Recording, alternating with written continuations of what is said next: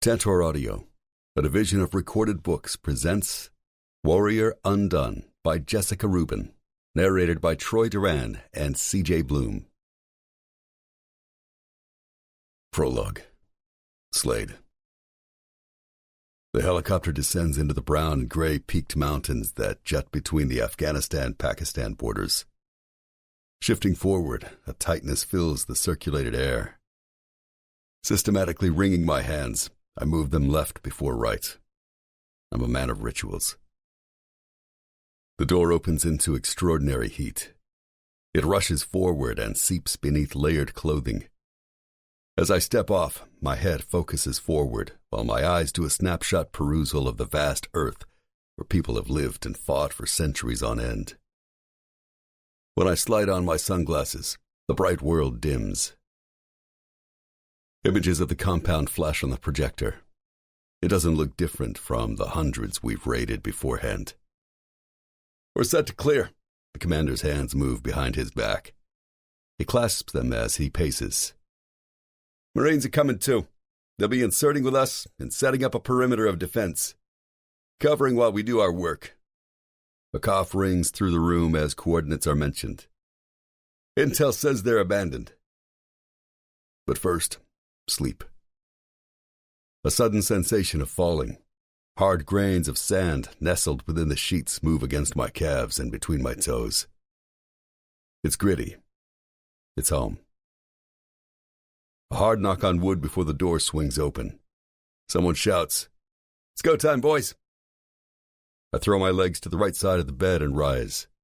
Water to the face and brush my teeth. Time to suit up. My heart settles to a steady rhythm as I gather my weapons. The methodical movements are where I find my peace. M24 is strapped to my back, heavy enough to make a dent, but not too heavy to slow me down. An American flag sits on my bed, pre-folded. I place it between my armor and uniform. It settles inside my chest cavity. My body is its cocoon, reminding me of who I am, what I love, and where I came from. As a team, we enter the thick darkness, a perfect cover. A few kilometers into our hike, we sit to break. Rex is to my left, his photographic and video equipment resting on his side. He grumbles, spitting on the rocky ground before taking a swig from his green canteen. "How you doing, brother?" I take a drink from my own. "Fucking A," he replies, but not for nothing. Rex hauls some heavy shit. Between the weight of his communications equipment and the high altitude, he is miserable. He looks up at me. It's so dark, but I can still make out his shining eyes and sharply gritted teeth. Rex is probably the angriest corpsman on the teams. Yet his complete stability in the face of a firefight has always transcended any anger.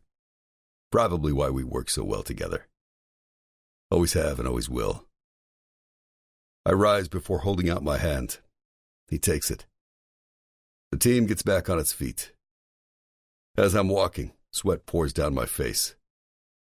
Our commander turns to me. "The caves are near, and we haven't encountered a single person yet. Luck of the Texans, eh?" The sun rises as we reach the complex. It's huge, circular, and wet with riotous colors. Looking up, I imagine who else around the world is staring at it too. We start in, 4 of us entering in formation. Before I step inside, my rational mind reminds me there could be an ambush ahead. This cave could be booby-trapped. I turn to Rex. His eyes say, "I've got your back." I clench my fists and walk inside. It's dimly lit, but my adrenaline, it burns. I pivot. Wooden chairs and desks are organized neatly in rows facing a chalkboard. I'm in a classroom. Posters line the walls, full of anti-American slogans. Bin Laden's smile graces the largest poster in the center as 2 planes crash into the Twin Towers behind him. Death to America. Lives are dictated with propaganda, the systematic washing of brains. We clear the room and step out to report. On to the next. It's a fanatical dedication. They're pursuing a brand new type of combat the free world is only beginning to understand. My father fought in the trenches. He rolled across deserts with huge ground forces. But us? We're up against decentralized cells, guerrilla warfare on a scale of infinity. The work is nerve-wracking and tedious. Sweat saturates everything from my wool-blend socks up to my North Face jacket. It cools me. Hours later, our job is complete. We gather what we need before stepping out. Phil rigged each room. When he clicks, it'll all blow to hell. We easily hike down in a comfortable quiet. Phil pushes the button. The explosion causes a wild fireball against the sky, rocking the ground beneath my feet. The world is an echo. Have I been here before? The gunfire begins and the ground shifts again. Liquid black oozes from Rex's mouth and then his face is ablaze. Through a flaming mask, blue eyes stare as his mouth widens in terror. I move to him but fail to go quickly enough. An enemy comes up behind me. A jump and turn, muscles pulsing. I grab his throat with my left hand and my gun with my right. My mind tells me to forget the gunmen and go to Rex, but my body is now on auto. Years of training take control away from my conscience. He's carrying an AK-47 and a brown wool blanket. Motherfucker is going to die. I squeeze my grip, the world zeroing in on the two of us. He's thrashing. The smell of burning flesh infiltrates my senses as I squeeze. Rex. Something in the recesses of my mind knocks frantically. He's dead. Your friend is dead.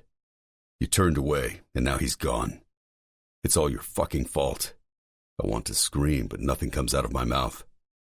I'm a dying fish. The cemetery is cold, and everyone is gone. I've killed him.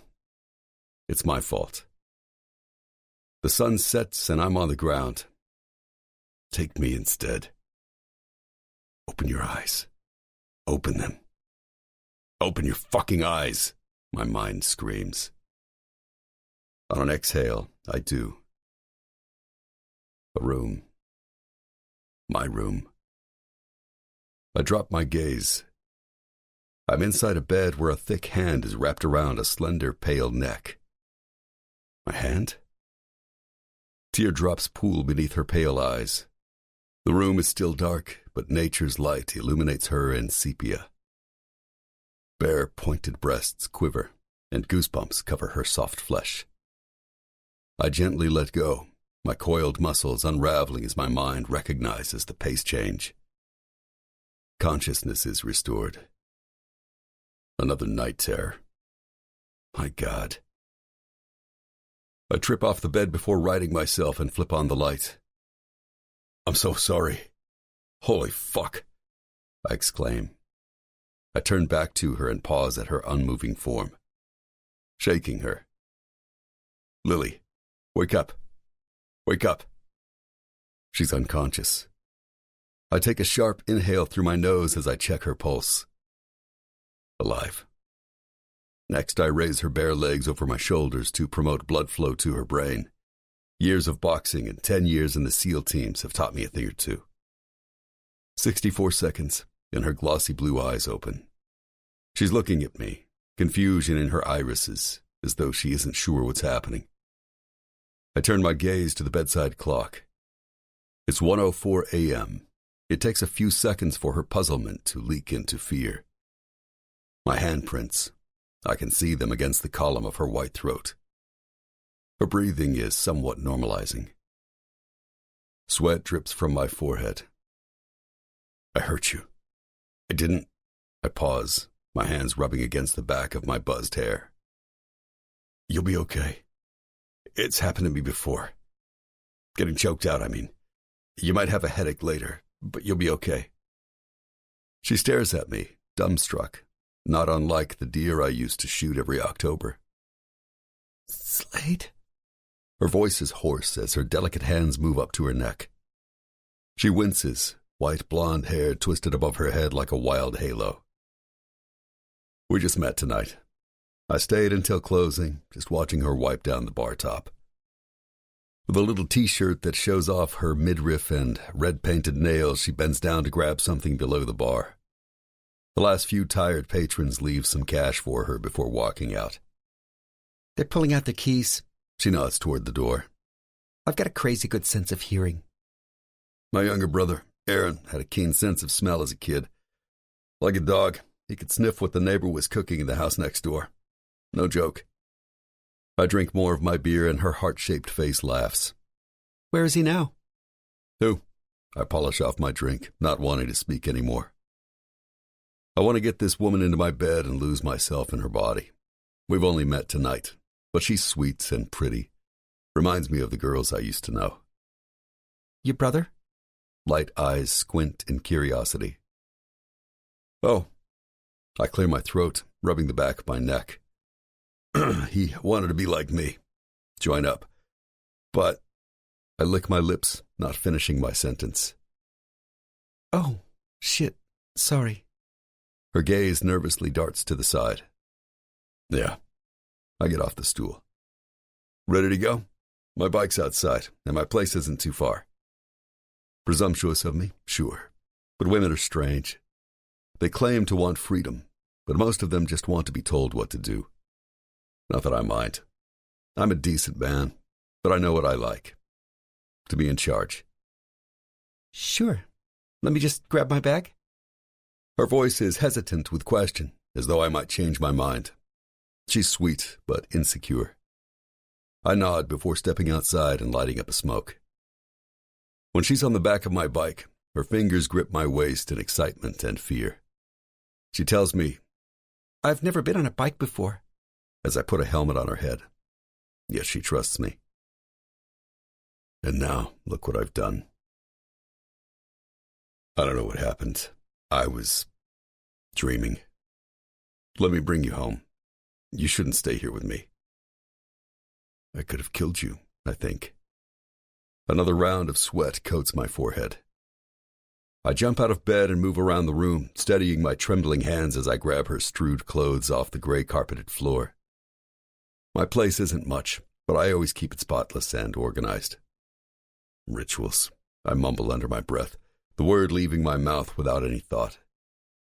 My dream hits me again, ricocheting around my brain. The force is so strong, it stops my breath. I exhale, focusing on the task at hand, dressing Lily. Slowly, I guide long and lean legs back into lacy black panties, trying to remain gentle. Her black miniskirt goes on next as guilt hits me like a freight train. She's moving slowly, but thankfully letting me help. Next, I clasp her bra behind her back and slide her white t-shirt over her head. It says, "Stumble in, have a drink." Millions of emotions threaten to take me down, but I tell them to shut the fuck up.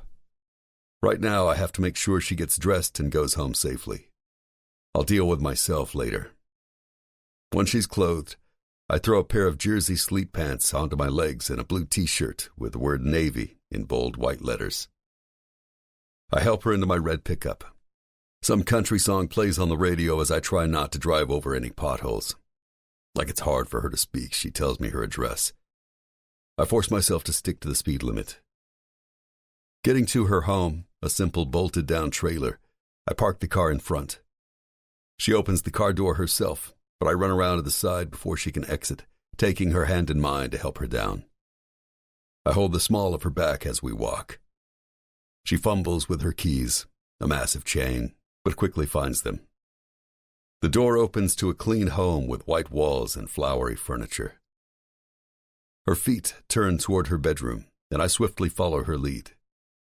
Hitting the bedroom lights, I lift her in my arms and gently place her on top of the bed, pulling off her short boots. The bedspread is pink. A large framed photo sits on her wooden nightstand. She is smiling in a blue cap and gown next to an older man with a wide, proud grin. Lily is someone's daughter. I head to the kitchen and find a glass in the cupboard, filling it with ice from the old white freezer and water from the sink. I take it to her bedroom before asking, "Any Advil?" Motrin. Bathroom. Her voice rasps. It hasn't returned. I immediately find it and remove 2 pills. Placing them in her hand, I finally ask, "Are you okay?" She swallows the medicine with a large sip of water, wincing, and then rolls away from me. My cue to leave. I hightail it back to my place. It's just been going south in my head for too long, but this is a new low. Dirt kicks up around the car when I pull up to my small home, but I don't wait for it to settle before jumping out. Within seconds, I'm rummaging through my own kitchen and pulling out a bottle of tequila, twisting the cap open. I need it to function. God is watching, my father loved to remind us at our wooden dinner table. He'd built it himself. Chewing his collard greens closed mouth and buzzed hair with his back ramrod straight, he'd lecture. I grew up well. Football captain, great friends, church every Sunday. Both my parents were hardworking and God-fearing. When kneeling for Holy Communion, I'd shut my eyes, just as I'd been taught, regardless of the fact that I was constantly restless from sitting too long. When I confessed to the priest, there was nothing I'd withhold. I believed in God back then. I still want to. But how can I now, amid the shit I've seen? I take a few more gulps, aiming to drown myself in liquor and old-time memories. Aaron beating me in a shootout. It was one time, damn it, but he never forgot. That time when Dad drove his truck into a ditch and the whole football team came to help push it out. Or the time Mom baked that zucchini bread for our new neighbor, but Aaron and I found it sitting hot in the oven, just waiting to be eaten. "She can make another one," I said, slapping each other 5. We used our hands like spoons, shoveling the warm bread into our mouths until there wasn't even a crumb remaining. It was so damn good. We didn't pause to get forks. Mom found us there with our hands in the oven, and boy did she yell. I take another swig, laughing. Aaron standing at the door next to my father, watching me as I readied myself to leave for boot camp. His blue eyes were full of hero worship for his older brother, who was willing to risk his life for God and country. As he was 3 years younger than myself, life with Aaron was a continual test of strength and strategy. And by that I mean we basically beat the living shit out of each other on a daily basis. Still, we were tight when it mattered. The Twin Towers had fallen weeks prior, and we'd watched a documentary on television about the strength and pride of our Navy. After all, good old boys like us had been raised to represent our country and do it proud. After I made my choice to go, he swore to join me after he turned 18. We shook on it. On the brick steps leading to our front door, my father hugged me to his chest. "It's what we do," he said into my ear. As a Vietnam veteran, he'd seen and done his share. My mother's tears weren't silent as I left home. She was proud, but terrified. "I'm proud of you. But what about school? Your football scholarship?" She reminded me of my old plans, worry etched within her words. "When I come home, I'll finish it all up, I swear." I hugged her, but she shook in my arms as I kissed her goodbye. 4 years later, Dad died of prostate cancer. 1 year after that, my mama died from breast cancer. And 2 years after that, Aaron was gone when a roadside bomb went off in Iraq. And my world turned. Some hearts are full of gratitude and joy, eager to make the earth a better place. My heart is disfigured, and it can no longer be trusted. I retired to an empty house with nothing inside but furniture, photographs, and ghosts. In my bed that first night, between stale sheets that smelled vaguely of my high school gym locker, mixed with my mom's detergent, I stayed up late to watch TV, hoping to adjust to the time change. A commercial came on for gourmet cat food, served in a shimmering crystal bowl. In my mind's eye, I saw children rummaging, barefoot, through trash, looking for scraps to eat. Meanwhile, here in the USA, cats ate salmon out of gemstones. What is this world coming to? I became angry. It took a few weeks, but I called friends to try to reacclimate. Reading the pamphlets, I was urged to reconnect. But it was all in vain. I called my high school girlfriend, Sally. She had been the cheerleader, and I had been the football captain. Cheesy, sure, but we had some real good times. We were innocents back then. Not that we weren't partying, having sex, and drinking beers from kegs, because we were. I'd always been the type to enjoy life. Still, we were innocent in our thinking. All I thought about were grades, college, sports, and getting laid once or twice a day by my sweet and super hot girlfriend. It had been a fun life. A simple life. I picked up the phone and dialed with hope in my chest. Turned out she was married with 3 kids. I could barely hear her over the sound of children screaming in the background. Next, I called Tex. He told me he was running the town auto shop and married to Jane, his own high school sweetheart. Let's get a beer sometime. Sure. Hanging up, I called Billy, a CPA now living in Connecticut with his wife, whom he'd met at Yale. Always was a smart guy. Hell, I am too, but with no college degree or work experience in the field, I'm behind. Shannon was next. His mom answered and told me he'd died in a car accident during his senior year in college. I was floored. No one had told me. Some friends from the SEAL teams wanted to connect, but I didn't. Could barely look them in the eye after Rex's death. Loneliness and guilt threatened to pull me under at every turn. Like my father, physical labor was a go-to. I refinished the wooden staircase in my family home, repainted the shutters blue, fixed some shaky white tiles in the bathrooms, and finally sold the house in an auction. It was time to hit the road. Bouncing from spot to spot, I found myself in New York City and did a little fighting for cash.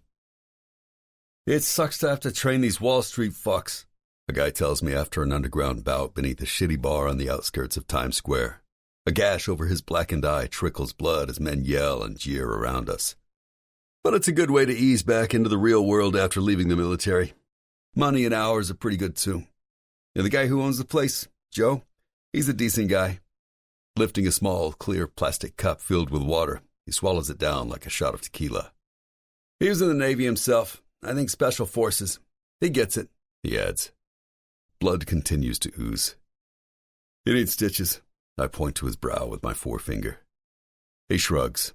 Whatever. He says it like it's the least of his worries. It's just one of many. I hand him my sweaty white towel. It's better than getting blood in the eye. Lifting it to his brow, he presses firmly to stop the flow. I pull the gun from my pants, spinning the black piece on the wooden table. What's the point of life, really? My bladder reminds me it's full. I lean against the wall, letting it support me as I make my way to my small, blue-tiled bathroom. I want to smoke, I say to no one. Unzipping my jeans, I lean my hand against the sink to keep steady. Heading back into the kitchen, I check the junk drawer by the fridge. I push random keys and take-out menus around until I find the pack. Shit, it's empty. I crunch it in my hand as my phone buzzes. On shaky legs, I make my way to the table where my phone and gun sit. It flashes red. I've got a message. Vincent. Yo, dinner at my place tomorrow night. Eve's cooking. It only took a few months of training and sparring with Vincent at Joe's gym, and I was lucky enough to call the man my friend. As it turned out, Vincent was living in New York while out on parole, but he was in the midst of completing construction on the Milestone, a large-scale hotel and casino complex out on Nevada's tribal lands. When he offered me the job to head security, I jumped at the chance. Even though I had no prior experience, Vincent trusted me to figure it all out. Luckily, my extensive military background easily translated into the security business. I connected with some of my brothers from the SEAL teams, and together we began VST, the Vulcan Security Team. Would I let Vincent down? The Milestone is his life as well as mine. Vincent gave me this opportunity on a silver platter. He and I have a good thing going, and more is yet to come. Bringing fresh water onto the reservation is next on our agenda, and hiring veterans to do the work will be a great thing. I continue to spin my gun, dark thoughts pushing through. I wonder, why wait? Others can take my spot with Vincent. I'm not afraid of death. In fact, it would be better there. Valhalla. No more nightmares. No more waiting for the last shoe to drop. I almost killed a woman tonight. She could have died. I'm a loaded gun. My hands shake as I lift my phone. I type and delete. Put it down. Spin the gun. Pick the phone back up again. Finally, I type. Yeah, I'll be there. Send. Chapter 1. Lauren. Las Vegas is completely phony, but fun if you buy into its game. When Sanam said she was getting married to the super-wealthy Reza Nader, everyone begged for a bachelorette party in Vegas. It seemed like it would be a fun idea at the time, but now I'm seriously regretting saying yes. They're all in amazing places in their lives, while I'm stuck in the same spot I've been for the last 10 years. A legal secretary at Cryer, one of the most prestigious law firms in LA, and completely single. I've had boyfriends, of course, but none to love. I'm 32 years old, and I want to settle down with a smart, intelligent, kind, and handsome man who loves me. Where the hell is he? I've dated men who checked every box in my credential list, and yet all of them have turned out to be utter assholes. The heavy rap music bounces against high concrete walls, painted to look like marble, and bursting against my eardrums. Bodies, costumed and practically nude, gyrate on the dance floor. A life-sized metal birdcage dangles from the ceiling by our table. A woman dances inside, if you can call spreading your legs and grinding against the bars dancing. It's Cirque du Strip. I don't want to stare, but it's hard not to. I mean, how the hell does she contort herself in these positions? The theme of the party tonight is turn a trick, get a treat. And my entire group, along with the rest of the club, is dressed accordingly. I turn toward my friends, simultaneously cringing at their antics and wanting to make sure they've had enough water. They're all rolling on Molly, and their happiness has reached Cloud 9 status. Apparently, Roxy and Allie got it from Sandy, who swears up and down it's as pure MDMA as you can get. The alleged result? The euphoria of ecstasy without any down. I know because I did all the research beforehand. Everyone's been texting for weeks about the party favors tonight, and of course, I immediately looked up all the details. I'm not planning to partake, but I'm also not one who appreciates a surprise. If everyone around me is going to be on drugs, I need to know what to expect. Sanam moves to where I stand, hugging me with more empathy and love than I ever thought she was capable of feeling. I'm furious with her for rolling on drugs, but her kindness right now makes it hard to be angry. Her expensive perfume moves through my nose, making my eyes tingle. It's the same scent she's been wearing since we were in college, reminding me of when we lived together during our senior year at UCLA. Memories of how we'd find lunch specials from the fanciest restaurants and eat there, waiting for rich businessmen to see us and ask us out for dinner. It was all fun and games for me, but not for Sanam. Over time, finding the man with lined pockets became everything to her. We used to be inseparable, but our priorities changed drastically over time, and at this point, we couldn't be more different. I want to still love her because of what was, but it feels as though I can no longer trust her. In fact, everything in my life these days looks and feels like filler, overstuffed with fleeting conversations and pretentious hellos. She pulls back, smiling. I know I'm getting married and you're not. I mean, not for a really long time at least. But we have to stay best friends forever, okay? Her voice is high-pitched and haughty. For the millionth time tonight, I ask myself if she has always been this bitchy, and I never really noticed, or if it's a new development in her personality now that she's about to be Mrs. Reza Nader. Pushing her thick black hair over one shoulder, she smiles like she just won the lottery. Technically speaking, she has. Reza is rich. I let out a, as I try not to slap her off the metaphoric high horse she's sitting on. Turning my body to the side isn't a choice, but done for her preservation. From my side eye, I see her duck lips purse. She clears her throat, as though she's trying to get my attention. I'm telling you this because I love you. You're getting older, and it's time to wake up.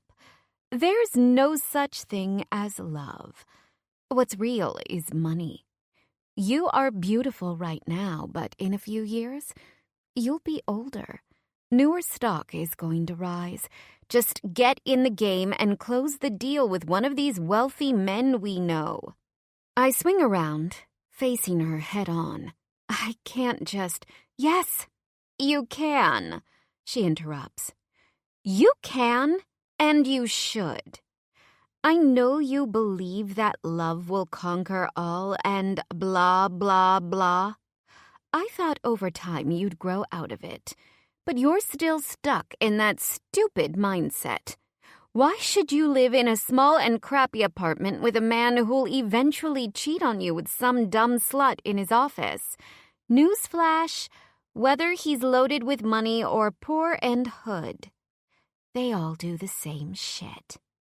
At least with the rich one, you'll be able to live an amazing life of travel, parties, dinners, private planes. Reza has a lot of friends I want you to meet at the wedding. She smiles excitedly.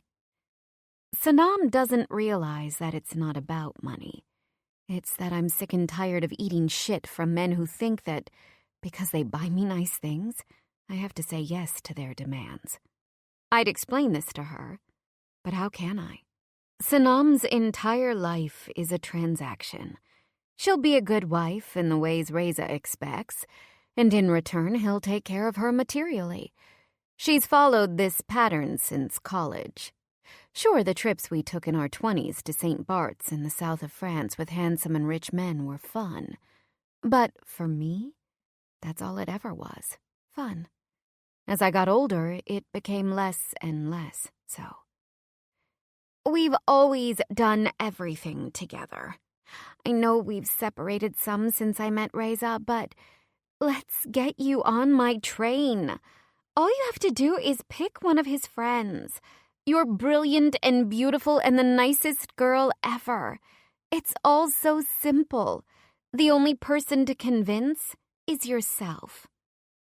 The look in her eyes is full of honesty. Before I can reply, Daniela comes over, long red hair and completely coked up. She's totally out of her mind. She just got out of rehab, but clearly it didn't help her. Anyway, I heard she's leaving for South America to help her father do some business. Good riddance. She opens the flap of her designer purse and dips a black manicured nail inside, slowly pulling it out so as not to spill a grain. She sprinkles white powder in Sanam's palm. I try not to cringe over their blatant drug use. I love Sanam, but I hate some of the girls she surrounds herself with. After she rubs the white crystals on her gums, it's only moments before a bright, demonic smile fills Sanam's face. Still, her crown continues to sparkle. On anyone else, it would look tacky. Bride-to-be, spelled out in shining faux diamond letters. But on Sanam, it's perfection. She's so attractive that, even drugged up and starving, she looks perfect. Most of Reza's friends are assholes, I add. They're all big in California and New York City real estate, and they come to my law firm for closings. Any chance they get, they hit on me. As the head legal secretary on the real estate transactional team, it's my job to know every single client who works with the real estate team. Unfortunately, it's also my job to make sure they're comfortable and happy. This means that oftentimes I have to plaster a smile on my face, even if it hurts. And they do anything to get into your pants. This has never bothered you before. What's changed? Her eyes plead before sparkling at someone or something over my shoulder. I turn my head and groan. There's a man behind me, tall and muscular, with an interested smirk on his face. He stares between the two of us, implication clear that he wouldn't mind some fun with us both. I quickly turn away, not wanting to give him any ideas. Anyway, she brings her focus back to me. I know your office has strict rules about dating clients, but girl, get a clue. Every secretary on earth is working to meet a rich businessman. No one is actually working to work. I'm not just a secretary. I'm a legal secretary, I huff, feeling defensive. And while I'm not crazy about my job, it isn't just to meet some whatever. Same difference. She interrupts, circling her hips to the music. I narrow my eyes, wanting to shake her back to reality, and then stab her with my red Louboutin stiletto. Sanam isn't cruel. She's just clueless. Or maybe it's me who's dense. No, it's her. The girls around me flit in excitement as some rap song I've never heard comes on. I can feel my despair seeping through my thighs, heavier than I wish they were. Should I just take some Molly? Maybe if I did, I could actually be happy again. I bite my lip, running through my usage checklist for the millionth time. I have no pre-existing health conditions. I am not taking any medication that interacts with MDMA. I'm aware of the dosage guidelines, and I know that the positive effects of this drug are maximized between 81 to 110 milligrams. I will be sure to drink 2 cups of water. My costume is thin, which should keep me cool to avoid heat stroke. Molly could be the pause my body yearns for, but my mind won't allow. Sanam brings her skinny, hairless arms high above her as the music thumps. I never really liked this rap music. She shakes her tiny ass as sweat beads at her unlined forehead. But I love the vibrations. Can you feel it? We're all one. Humanity is meant to become a single body, full of unity. I cock my head in confusion at her spiritual words, so unlike her. And I'm getting married. And that house he just bought me? God, can you believe it? She squeals. In front of us, Allie climbs up onto the rectangular table overflowing with liquor and ice. Lowering her own diamond-encrusted hand, she brings Sanam to stand up with her. A few bottles of vodka topple to the ground, the glass shattering near my feet and soaking the floor. The girls only laugh at the mess they made. Reza, of course, is footing the entire bill for the weekend. Meanwhile, they're dancing like they're starring in a porn, making come fuck me eyes at any man with a pulse. Okay, maybe not that bad, but still. Sanam screams to me, "Come up, Lauren!" She's enjoying the attention she's receiving from partygoers, her moves exaggerated and overly sexy. I click my tongue, turning away. No way in hell am I dancing on a table. Jesus, but I need an escape right now. Still, I wish I weren't the way I was. I want to just take the drugs and be happy like everyone else.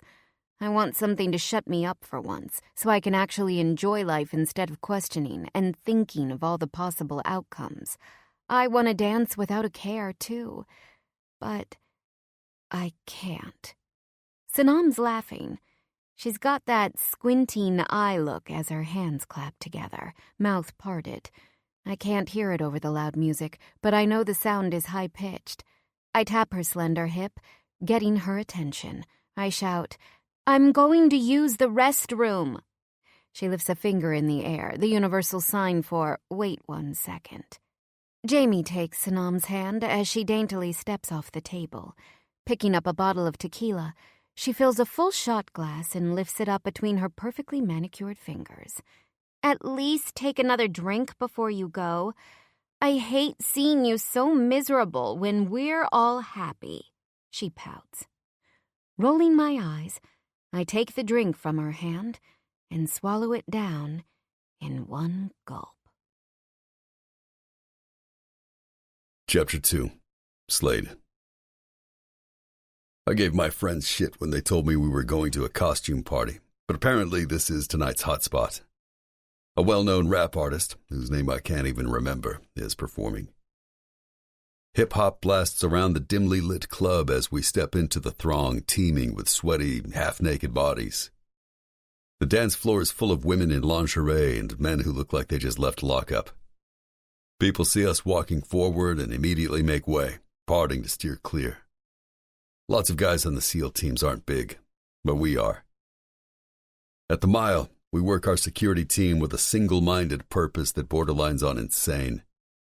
Working for Vincent Borignoni means staying in complete control all the time. But tonight, we're in Vegas to let out some of that pent-up steam, and we aim to tear it up. I lean on the black lacquered bar. 3 tequila limes. The bartender wears a black push-up bra and micro mini. She's got a throwback 1950s Playboy centerfold thing going for her. Retro, or whatever the word is. Jet black hair with straight-cut bangs. A black line on her eyelids that flicks up at the end, sort of like a cat eye would look. She's even got bright red lipstick. I let my eyes take their fill, her practically nude body on display. I'll be able to enjoy it more when I'm drunk enough to relax. Anything else you want? She leans forward against the shiny bar top, putting her massive fake tits closer to my face. Her question is filled with possibilities that have nothing to do with my drink order. I can think of a few things. Let's start with those drinks, though, yeah? My voice is gravelly. She smiles wide. I'm Candace. Slade. I want to grin, but my mouth refuses to turn up. I'm so damn tired. I drank my body weight in liquor last night and slept like shit.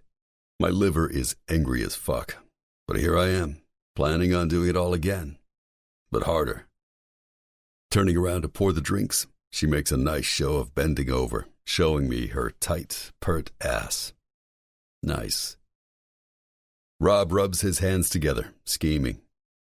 Bachelorette party, 12 o'clock. He points north, his white button-down shirt rolled up to his tattered forearms. Could be just what we need tonight. After I choked out Lily, Rob and I spoke. He hooked me up with some benzos a doctor prescribed to his brother-in-law for anxiety. Men like us don't need to be psychoanalyzed. I can take care of myself. I didn't spend the last 12 years engaging in prepping for war, only to come home crying to some doctor who doesn't know shit about shit when it comes to what I went through overseas. If I saw a shrink, he'd smash my head open. Memories that I never want to discuss, ever, would be called out and brought into the real world. And once those demons are freed, there's no putting them back. That would fuck me up more than anything, no doubt. Luckily, Rob understood me perfectly. The drugs have been a huge help, pausing the never-ending leak of memories that plague me at night. Still, I'm careful not to have any women or friends stay over. While the meds work wonders, they're not foolproof. I just need a little more time to get myself back under control. I can handle it. I'm going to find a hot girl at 2 tonight, get laid, and release some of this stress simmering under my skin. It'll work. I hear laughter next to me and turn toward it. Ultra-slutty attire has my eyes widening. Sparkling white angel wings, lacy white bras, and thong panties. I'm enormously enjoying the view until I see their faces. They're girls, and they all look about 16, smiling and taking selfies. My jaw drops. Tell me all the women here aren't teenagers, I grumble, rubbing the back of my neck and feeling like a creeper. I hope they are, Mike replies with an evil grin, doing his vampire costume justice. Sick fuck. I laugh, lifting my hand to slap him behind the head. He ducks quickly and chuckles as my hand makes a clean sweep, slicing through the air. Yeah, as if you haven't done some crazy-ass shit yourself, motherfucker. Who could forget candy, eh? We continue to talk smack when my eyes pause on the bachelorette party. I tune out my idiot friends and focus on the bride-to-be, wearing a sparkling crown. A one-night stand with one of these women would be good. Exactly what I need. I admire the half-naked nurse, the slutty devil. Oh, risky business. Always a good costume. And then I pause at the flight attendant, who might not be dressed as scantily as the rest of her group, but whose body is straight-up sexy. Legs for miles into a small waist. Perfect tits. I move my eyes to her face, marked with a scowl, and pause. Holy shit. Is it her? The strobe lights move across the group, making it difficult to be sure. I wait patiently for colors to shift. Finally, yellow hits her face in just the right angle, and I can confirm. It is her. Still hot as fuck, but angrier than before. A hand flies to her hip as she talks to her crown-wearing friend. Yeah, she definitely isn't happy right now. Luckily for her, I can change that. Her hair is long and wavy, like she just came from the beach. It looks damn good. Last time I saw her, it was pulled back tightly for Vincent and Eve's wedding in some fancy style. Actually, after I was done with her, it looked a lot like this. I can't help but chuckle at the memory. Was it really only a few months ago? She's just so beautiful. Something about the shape of her brown eyes, large and almond, makes my dick twitch. I adjust, but keep my eyes trained on the prize. I asked her what her ethnicity was, but she was shady as hell about it, playing around and never giving me a straight answer.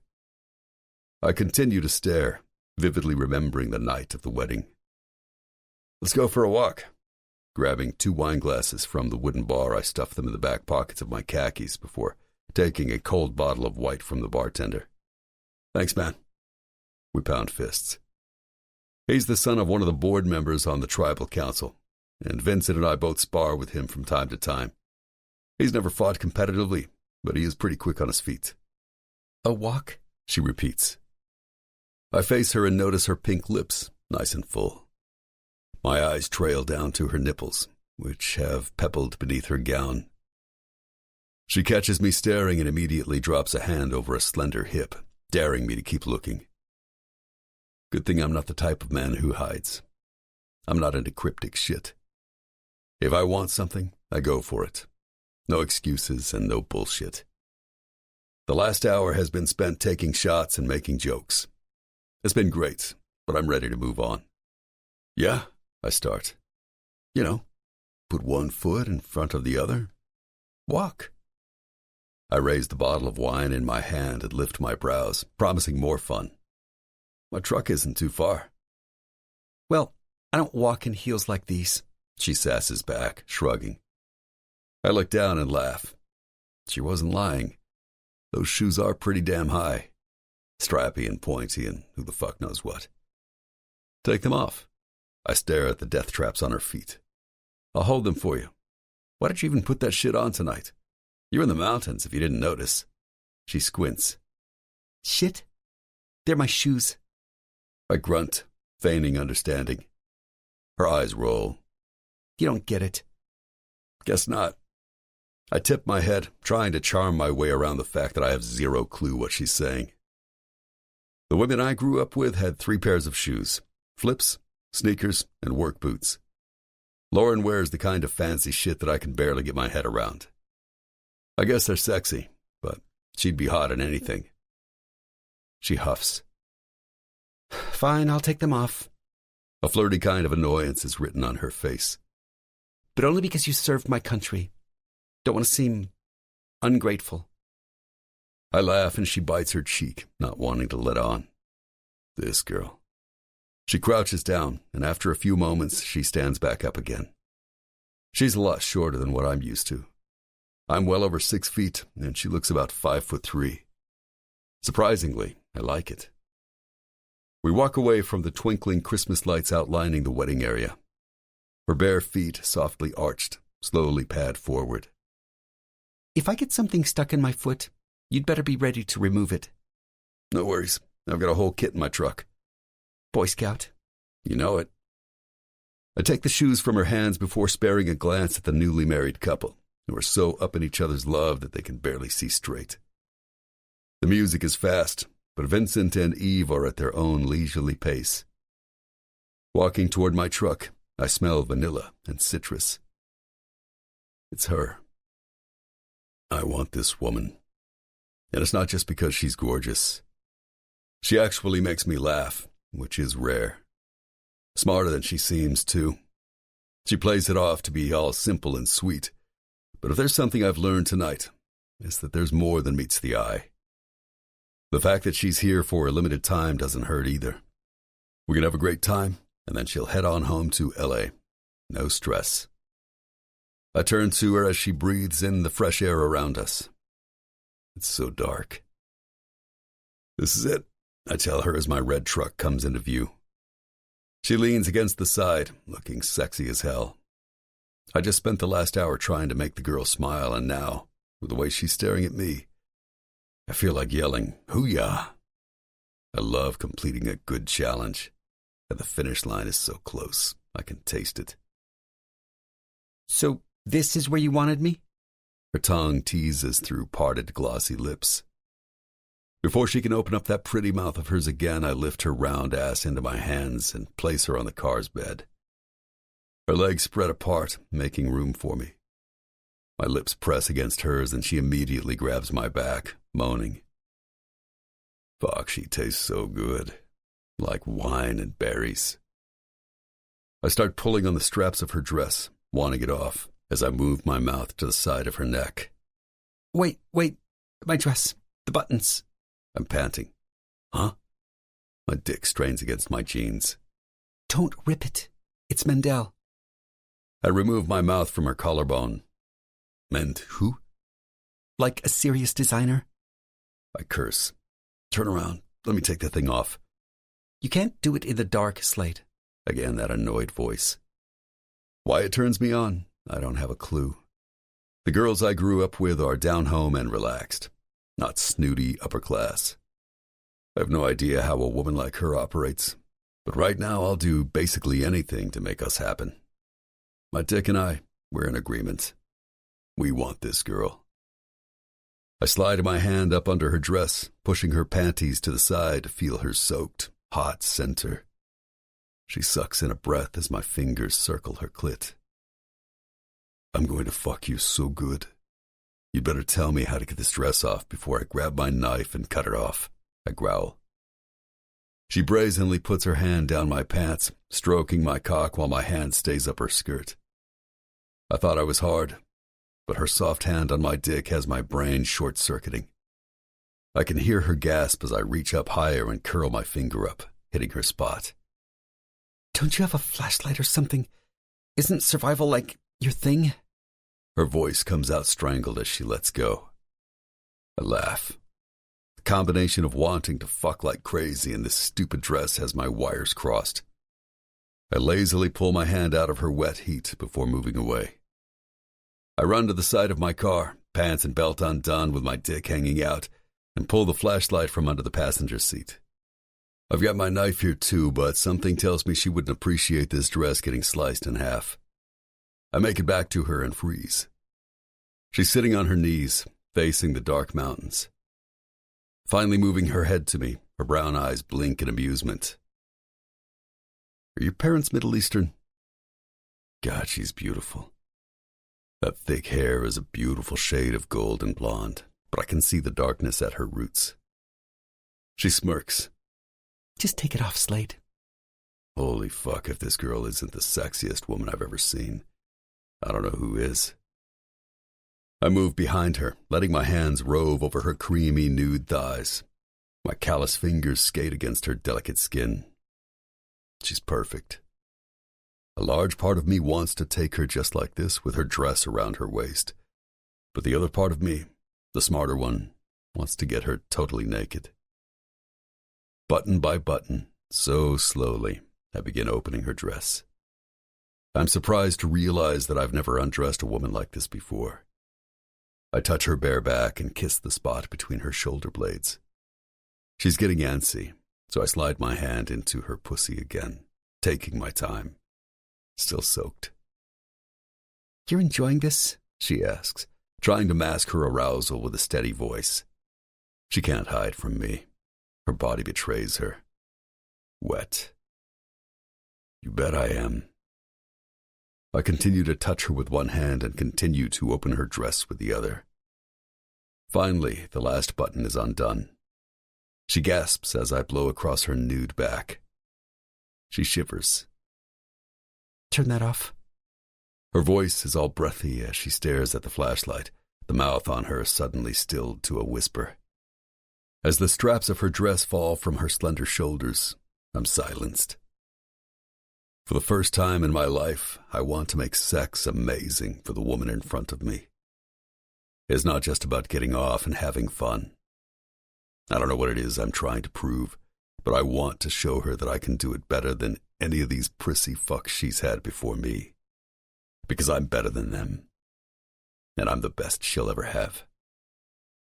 No, I shake my head from side to side. Stand up and pull your dress off nice and slow. For me. I step back to watch, shifting the flashlight to face her. She's on display, standing like a vision from my dreams.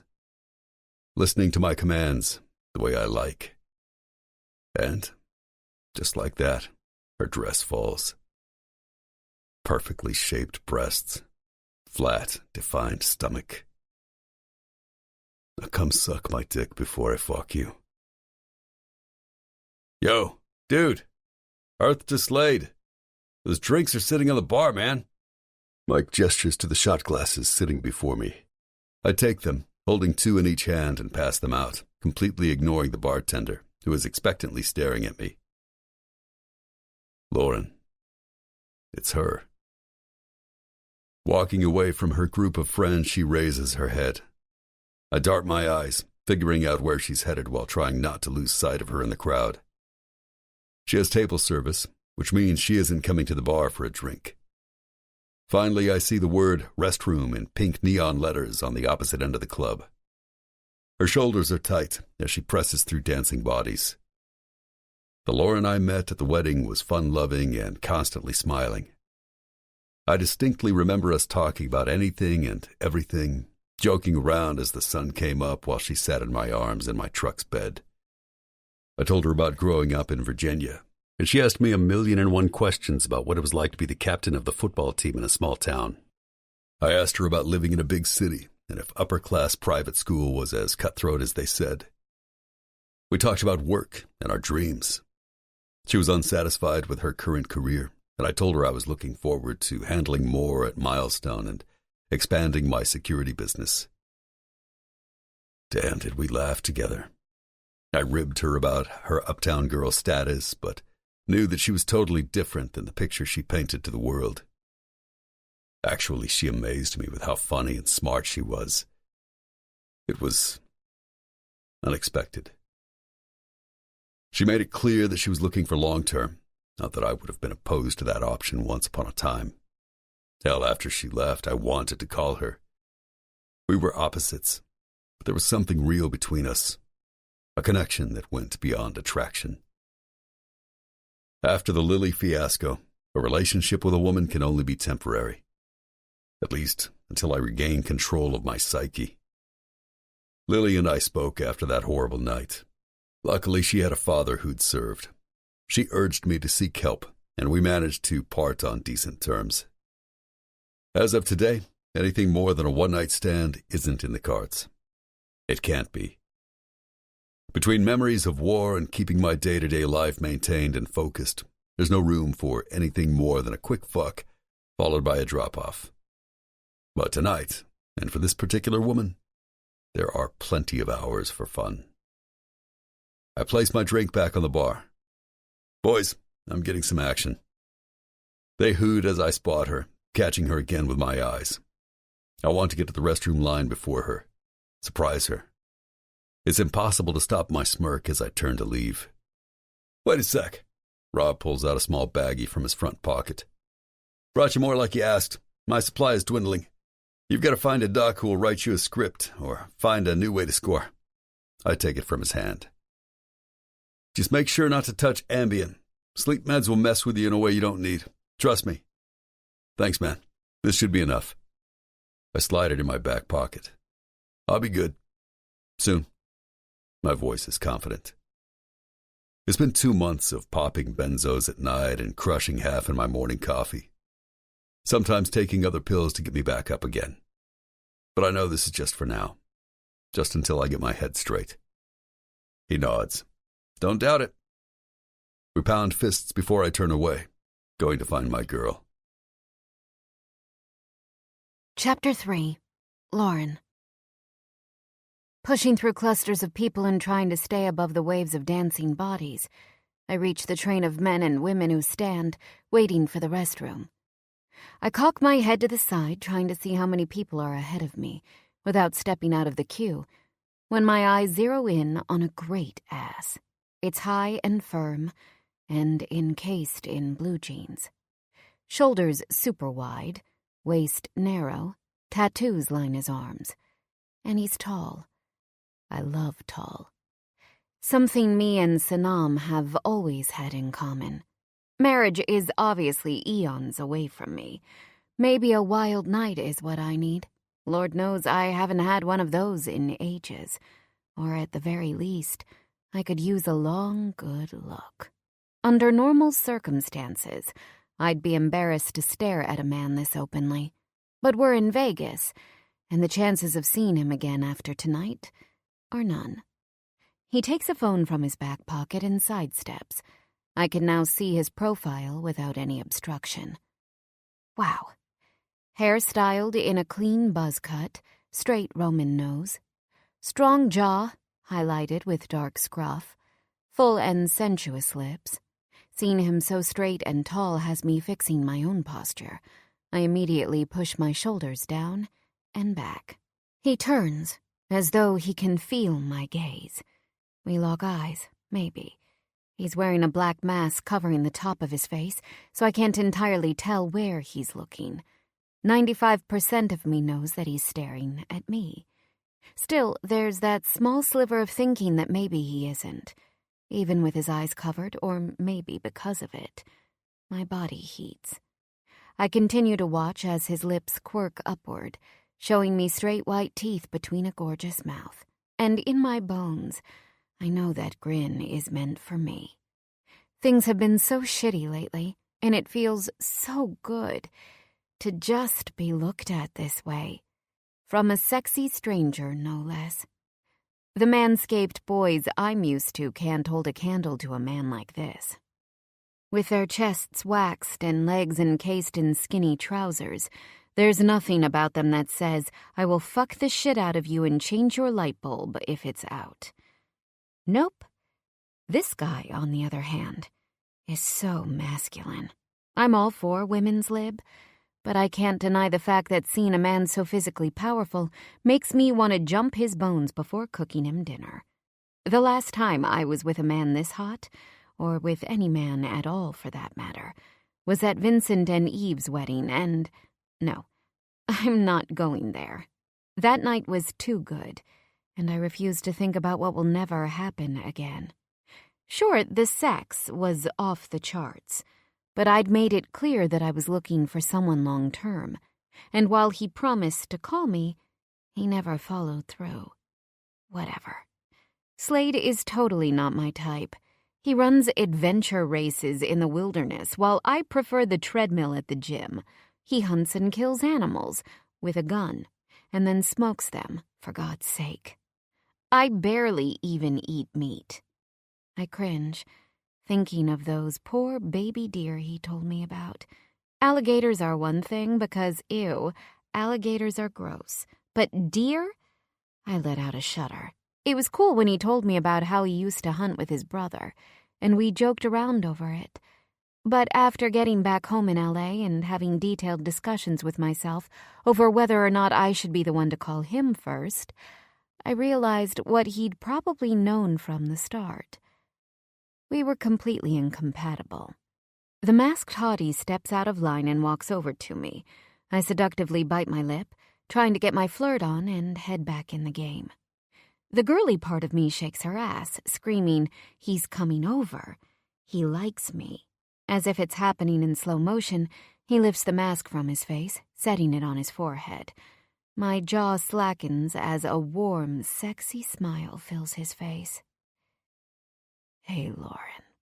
His voice is like an aphrodisiac to my senses. I blink, and, of course, that's the moment the alcohol in my bloodstream begins to really hit me.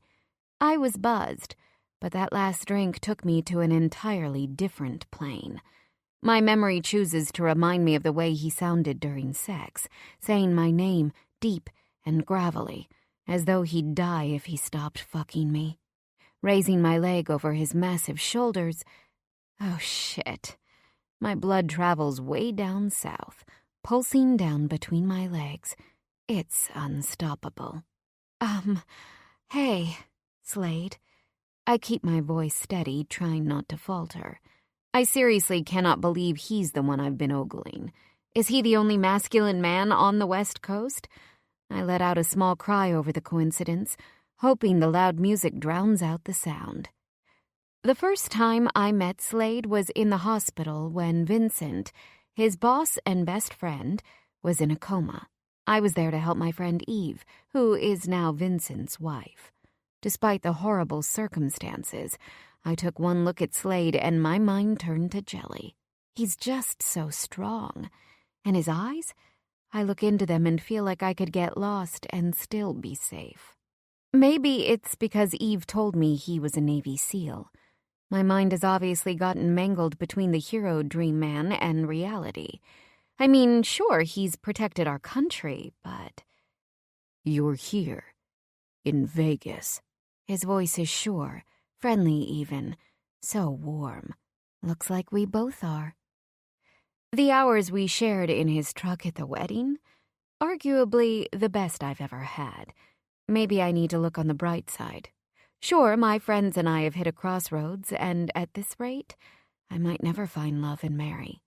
But I've got Slade in front of me, also known as the best sex of my life. He doesn't want anything long-term with me. This I know to be true. Maybe God is throwing me a bone for the night. Who am I to say no to a miracle? A finger taps the center of my back. "That one's free." I turn to the bald guy behind me, who points to the second door on the right. "Ladies first." Slade grins. "I'll meet you by the sinks." I walk into the hallway, lined on each side with individual bathrooms, and try not to sway.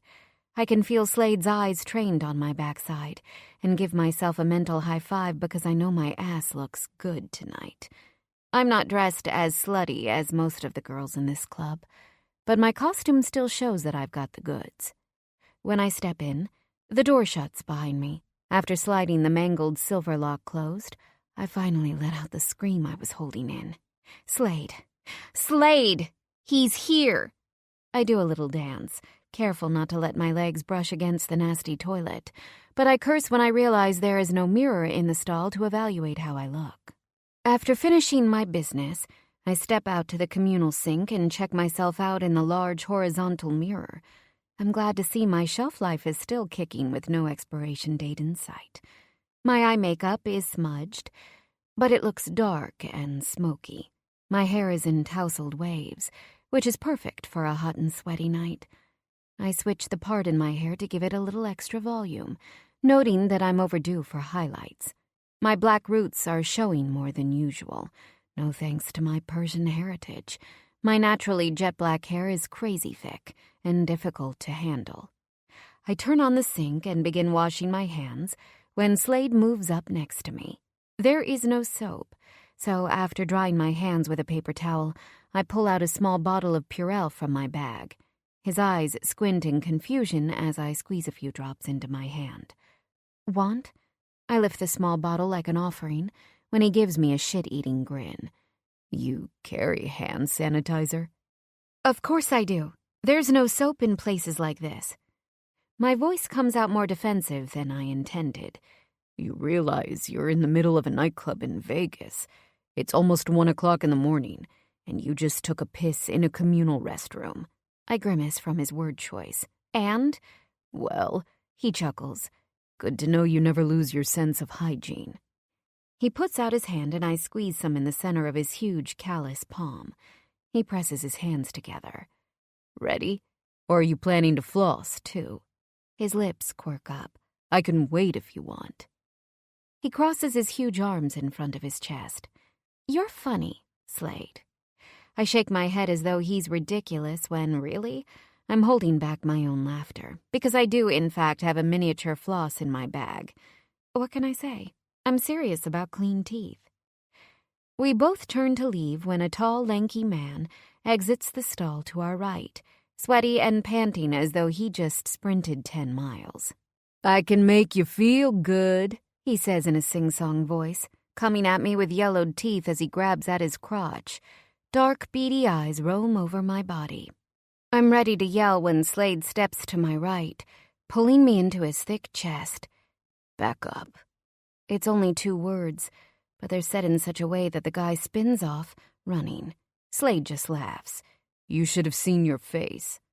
He could have killed me. He pushes an errant hair from my face. Don't you know never to worry when I'm around? I look into his eyes and know he's telling the truth. You need a drink. He smiles playfully, breaking the moment and throwing a heavy arm around my shoulder. He bends down, putting his lips near my ear. Let's go. I can feel his breath, hot in my ear. I should play hard to get, right? I take him in and pause. Oh, who the hell am I kidding? There's no way I'm turning him down.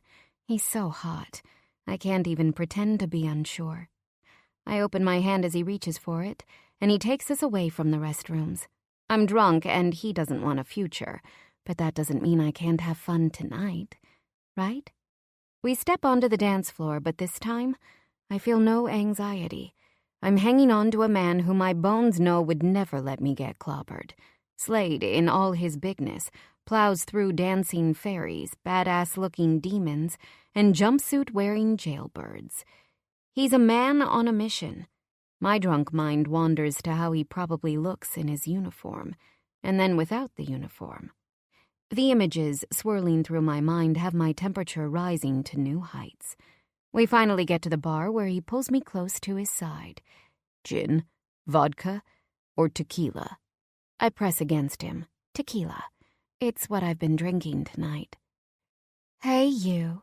The bartender purrs to Slade, cat eyes glowing with interest. I look between them, trying not to look jealous or territorial. The way she's staring at him makes me wonder if they've hooked up. 2 tequila limes, he requests, not unkindly. I step up closer to Slade, wanting her to know he isn't alone, at least not anymore. She takes a nice, long look at me, and I her. Her eyes are judgmental, telling me to step down. I raise my brows as if her wordless request is laughable. Pursing her red lips in annoyance, she grabs 2 shot glasses and fills them to the brim. My friends in L.A. are the hugest bitches on earth. If she thinks an evil glare is enough to shake me, she has no idea whom she's dealing with. I'll add it to your tab, she tells Slade, seductively inching closer to him. I've got to give her props. She doesn't give up easy. I put my hand on his arm to regain his attention. When he turns to me, a liquid smile moves across his face, and I know I've won. The bartender. No matter how high her tits are pushed up, or how little she's wearing, doesn't stand a chance. Clinking our glasses, we shoot them back. I make sure to look at her from my side eye. She's watching, and now she knows. I wrap my arms around his thick neck and press my lips against his. They're hot and full, and so good.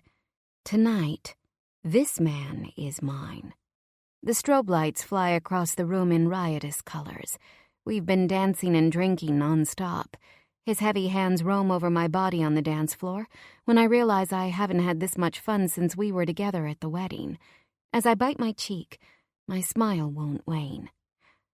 I'm the type of girl who pictures all possible outcomes before I get myself involved in anything. But with Slade, I'm somehow free. With him, I don't feel the need to know every detail or potential result. Maybe it's because he and I are so different, and a future between us is so improbable that there's nothing to think about other than the moment. Whatever it is, I love it. And by the way he's acting, he does too. "So fucking glad you're here," he says again, pulling me back to the bar to order more shots. We don't have time to sip on drinks. We want to get drunk and dance. Perspiration beads at his forehead, and I get another flashback of how he sweat above me in the back of his truck. His smile tells me he knows what I'm thinking. At this point, all embarrassment is gone. I'm glad he knows. I want it again. We clink our glasses together. I think it's my third and his fifth, and swallow them down before he moves his hands to my face and angles it upward. Our kiss is scorching. His tongue, so hot in my mouth, is a direct line to my panties. I'm soaked. Back on the dance floor, I give in to the hip-hop music, letting my body burn from the heavy beat and dirty lyrics. Bend over and spread 'em, girl. I drunkenly laugh because regular Lauren would be disgusted by what's coming out of these rappers' mouths. I mean, to call these lyrics raunchy is an understatement. But right now, I can't even be bothered to care.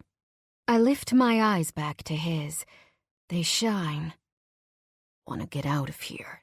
His masculine, deep voice is a growl. "Yes!" I yell, needing him to hear me. If I sound overly excited, it's because I am. His hand takes mine as we move back to the bar. Raising his hand, he nods to the nearest bartender, who immediately comes over. "Close my tab." The request is brisk. He signs the bill and my mouth waters from need. We start moving again through the throng, but a sound goes off like firecrackers around me. Is it just the music? Something feels off. In my gut, I know it's not drunkenness. My mind sobers as my internal alarm beeps. It's a slow and steady rhythm that won't let up. The air is restless. The faces of some partygoers look strange, too. Are they on drugs, or is it me? I rub the side of my head before I can squeeze Slade's hand, wanting to ask if he feels the change. He stops in his tracks and pulls me into his chest in a move meant to secure. He scans the room. He senses something is off, too. The music blasts while people around me turn left to right, seemingly confused as well. What's going on here? The strobe lights have the entire room painted red. My eyes pause on a woman dressed like a Catholic schoolgirl, dancing on a high pedestal. It feels like slow motion when she drops, falling to the ground like a rag doll.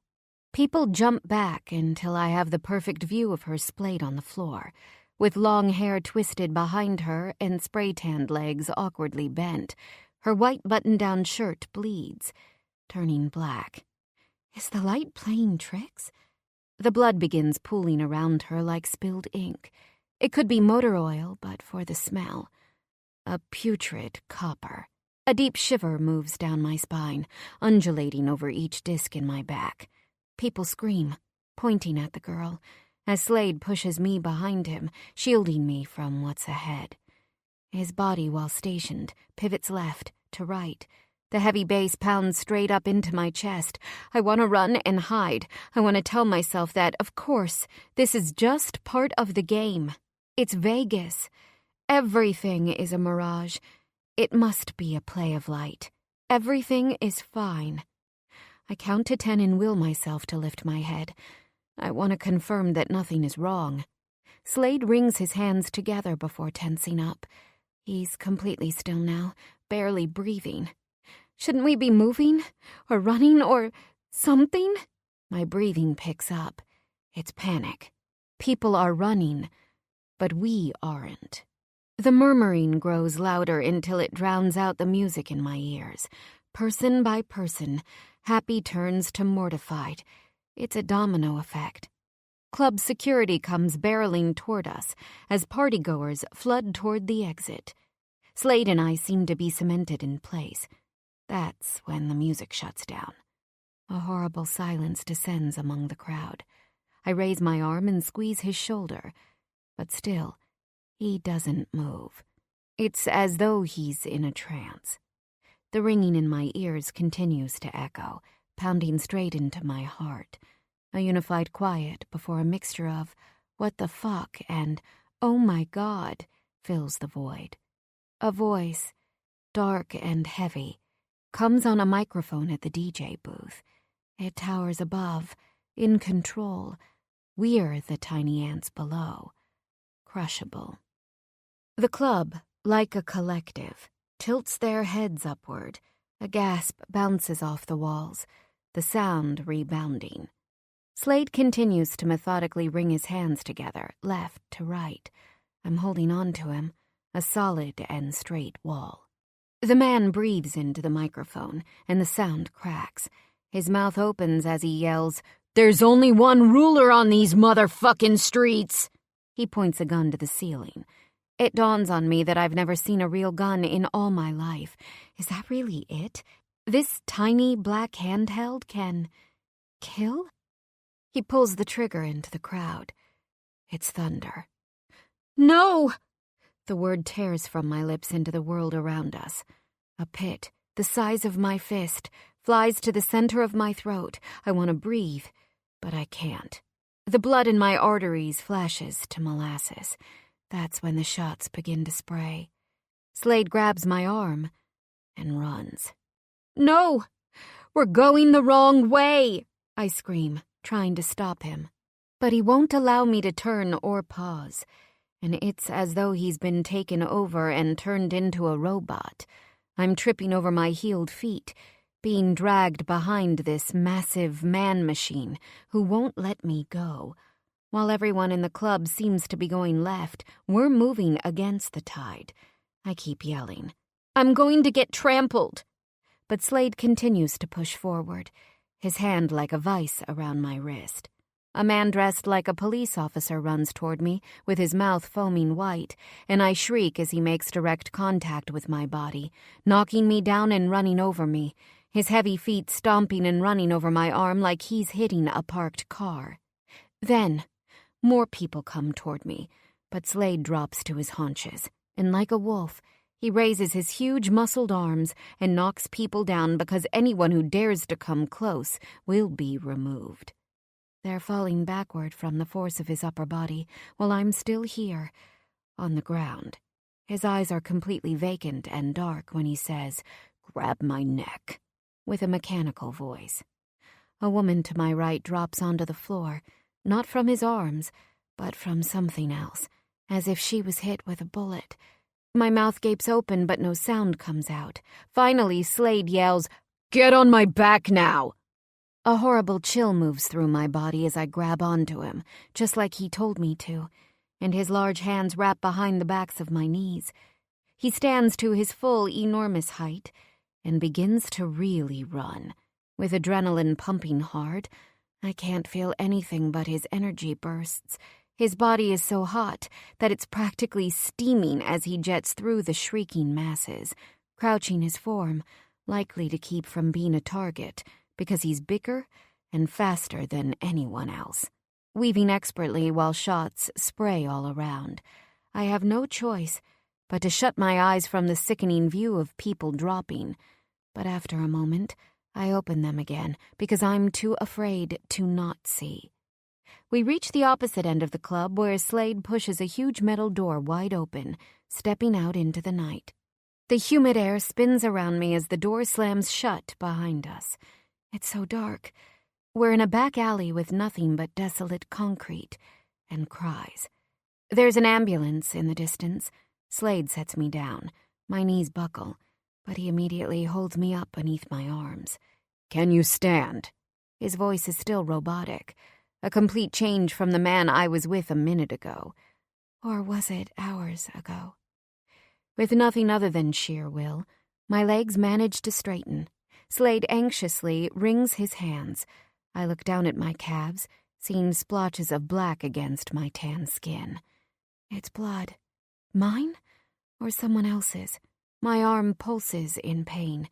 Chunks rise from the back of my throat, and I turn around, sprinting toward the alley wall, dropping to my knees. I vomit alcohol. I can feel his body behind me. "Shouldn't you go back in? Help people?" Trying to stand, I desperately grab his forearm, my voice cracking. I might faint. His eyes are asphalt black. He's Slade in body, but not in mind. The man I know is seemingly gone. He spits out the word, "No." My hands tremble as though it were 30 below, while sweat streaks down my face. What about the rest of the people in there? I saw a rush into the... He cracks his knuckles and blinks wildly. Exhaling, he turns left and right with his eyes in a squint before stuttering, Just try to relax. I'm sure the police have been notified. You're safe." The mechanical beast has morphed into a man. Bewildered. "Slade?" I'm dazed. What's going on here? He places a warm hand on my damp forehead, pushing my hair back, away from my face. I expectantly stare at him. "You're okay." With those words, his eyes soften. "I'm not carrying." He continues, keeping his hot hand on me. "But if I go in, all commando style, the cops will see a man they don't know who looks like he's got a plan. They might shoot me, assuming I'm an enemy. But you're okay, right? Are you hurt or just scared?" His eyes flit over me in assessment, as if he didn't see what just went on inside the club. As he lets out another long breath, his gaze bores into mine as though he's willing me to understand. His confused eyes now look... Sorry? A stray hair gets caught against my lip. I think so. And then it registers that I just threw up. My thoughts are jumbled and delayed. "How can you be calm right now? My friends," I gasp. "My friends are inside. I'm supposed to be with them." We turn around as a group of people comes flying out of the exit, panting and talking in unison over each other. A girl screams, "Where is Riker? He was next to me and now he's gone." Pause. "He isn't answering. Can you guys try him? I need to go back for him."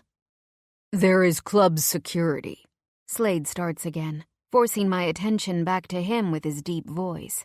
"Trust me." Trust him? Yes, he saved me. But something about him changed in there. He was cold and completely robotic, nothing like the man I'd thought I knew. Maybe it's me? I'm too out of sorts to think clearly. Everything is a horrible blur. My memory can't be reliable. No, it isn't. "I'm staying a few hotels down on the strip. Let's go." He moves to take my hand. "Now?" I ask, eyes wide. He takes my palm in his, lifting me from the ground. The sounds of ambulances and fire trucks increase in volume. Flashing red lights come closer as cold sweat pours down the side of my face. My makeup must be dripping. I turn back, seeing mayhem amid the giant, brightly lit buildings. "You aren't going back there." His voice is firm, "and it isn't a good idea to stay in this area either."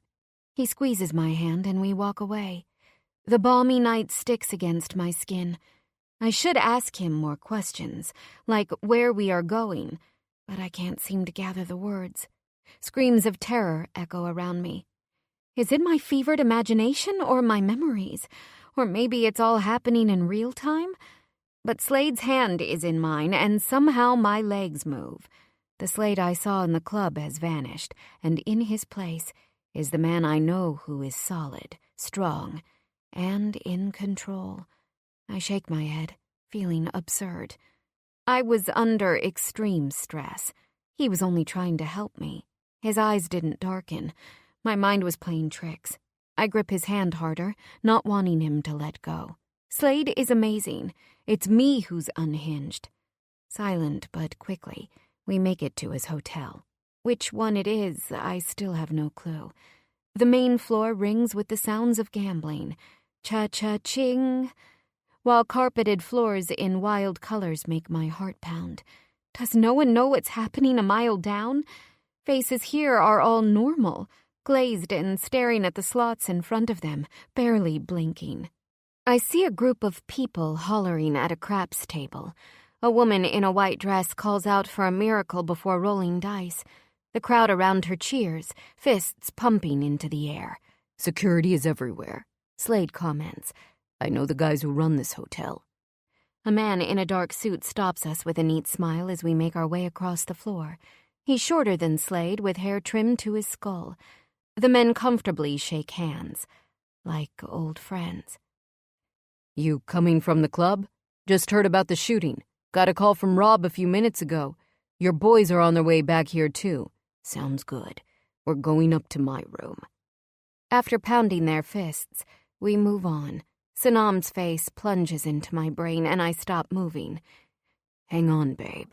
We're almost upstairs." "My friends—" "I know. When we get up, you'll call them." Entering the elevator, he slides a white card through the reader before pressing the number 19. Walking to the end of the corridor, we stop at room 1952. He swipes the card again in a reader on the door, and the light flashes green. Pushing it open, he holds the door for me to walk through. I don't. Instead, I wait for him to go before me. His brows turn down. I swallow hard. Can you go in first?" "No problem." His body softens in understanding. He circles the room. Rationally, I know everything is fine. I mean, the shooting wasn't even here. Still, I need the reassurance. "We're all good," he calls. I step inside. He holds the door as it shuts, avoiding a slam. Waiting in the middle of the room, on gray wall-to-wall carpeting, I'm awkward and upset, wishing I had a sweatshirt or something. I'm freezing in this tiny outfit. "Come here." His voice is so strong and sure.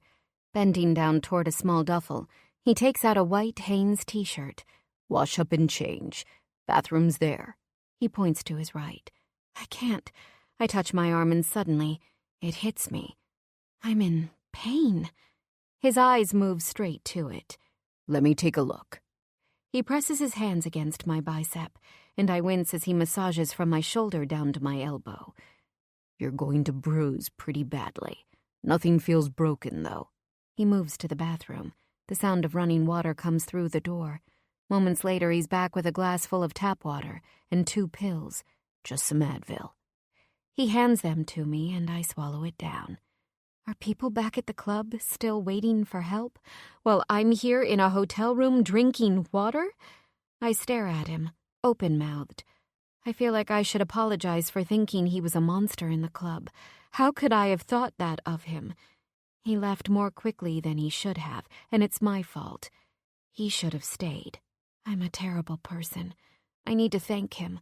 I need to say a lot of things, but most of all, I want to roll into a ball and cry.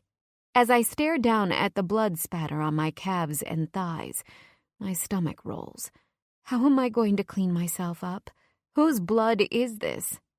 I feel dizzy. He takes the glass from my hand. "I can help you wash." His eyes are knowing yet gentle. No, it's okay. I can do it. My voice comes out shaky and small. "Your arm hurts. Let me help you." He turns around, re-entering the bathroom. Hesitantly, I follow behind. Moving to his knees, he turns the tub faucet on. He runs a hand beneath the spray, presumably to check the temperature. Satisfied, he lifts a small bottle off the bath sledge and squeezes liquid into the water. Bubbles immediately spring up. Blinking, I stand there, staring. Should I stop him? The smell of vanilla wafts through the air. "Don't worry. I've got you." His voice is strong, deep, and soothing, like a balm. I can't tear my eyes away from him. "You think you can get undressed on your own?" I shake my head, biting my lip and trying not to cry. My arm hurts so badly, and just the sight of my bloodied legs has my stomach turning. I can just get inside the bath with my clothes on. That might be easier for me. "I'll undress you. Looks like we've got a pattern between us, eh?"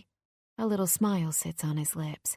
You realize you're making a joke right now? The smile finally reaches his eyes, greens with swirls of blue. Nothing about them is dark. He's gorgeous. Holding the top of my dress with his left hand, he drags the front zipper down with his right, not breaking eye contact. Trust me, his body seems to say. His hands don't rush, as though he's trying not to startle me. Still, I shake. The dress is undone, but his hand keeps it from falling. Slade takes a towel draped over the tub and presses it against my chest when I gasp. I was supposed to call my friends. He holds me in place. The police must have gotten over there quickly. Call now. He lets go and I jet back into the bedroom, finding my purse on the floor. I tear it open, pulling out my phone. I dial and she answers after the first ring. Sanam? My voice cracks with relief. Yes, it's me. Oh God, Lauren. Where are you? Keeping the towel up with a shaking hand, I turn to face the wall. This is my small attempt for privacy. Tears well in my eyes, tickling my nose. If I allow myself to cry hysterically, it will be impossible to stop. I swallow hard, trying to control my emotions when I ask, Is everyone okay? Yes, we were hiding under the table, but you were gone, she sobs. Shots were everywhere. It was gang-related. A rap feud. They said a gunman went into the bathroom. No, I wasn't inside at the time, I assure her. Wetness slopes down my face.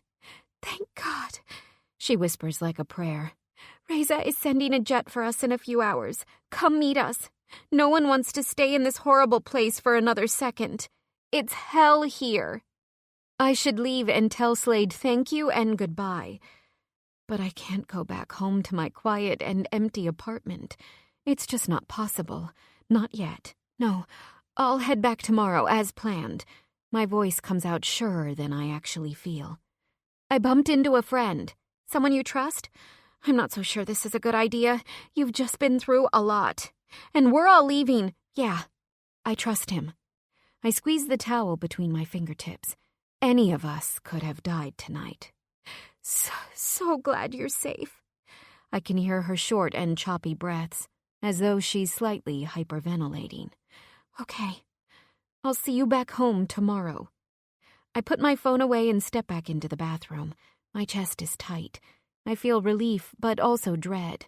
All the what-ifs are still fresh in my head. He reaches out, touching the side of my face. They're okay? I lean my head into his palm when I remember he wasn't alone either. Did you connect with your friends? He shrugs casually. I'm sure they're fine. You ready? His fingers dip inside the tub. I added some hot water. He puts his wet palm out to me before averting his head. I take a hard swallow and drop the towel. My dress falls off with it. Trying to remove my strapless bra, I wince. I stop and go for a second attempt. This time using only one arm. I move my upper body for easier access, but it's tricky. He seems to notice my discomfort. What's wrong? It's just my bra. It's taking me a minute with only one hand. Turn around. His voice is gruff. I slowly pivot. Not a second passes before his deft fingers settle on the center of my back. I won't look, okay? Unhooking delicate white lace, he removes the bra from my breasts. His fingers then move to the top of my panties. Oh, God. He slowly drags them down. I shiver as his callous fingers slide down the outside of my thighs. I bite my lip, both nervous and turned on. I could have taken off my underwear without his help. He's doing this because he thinks I can't.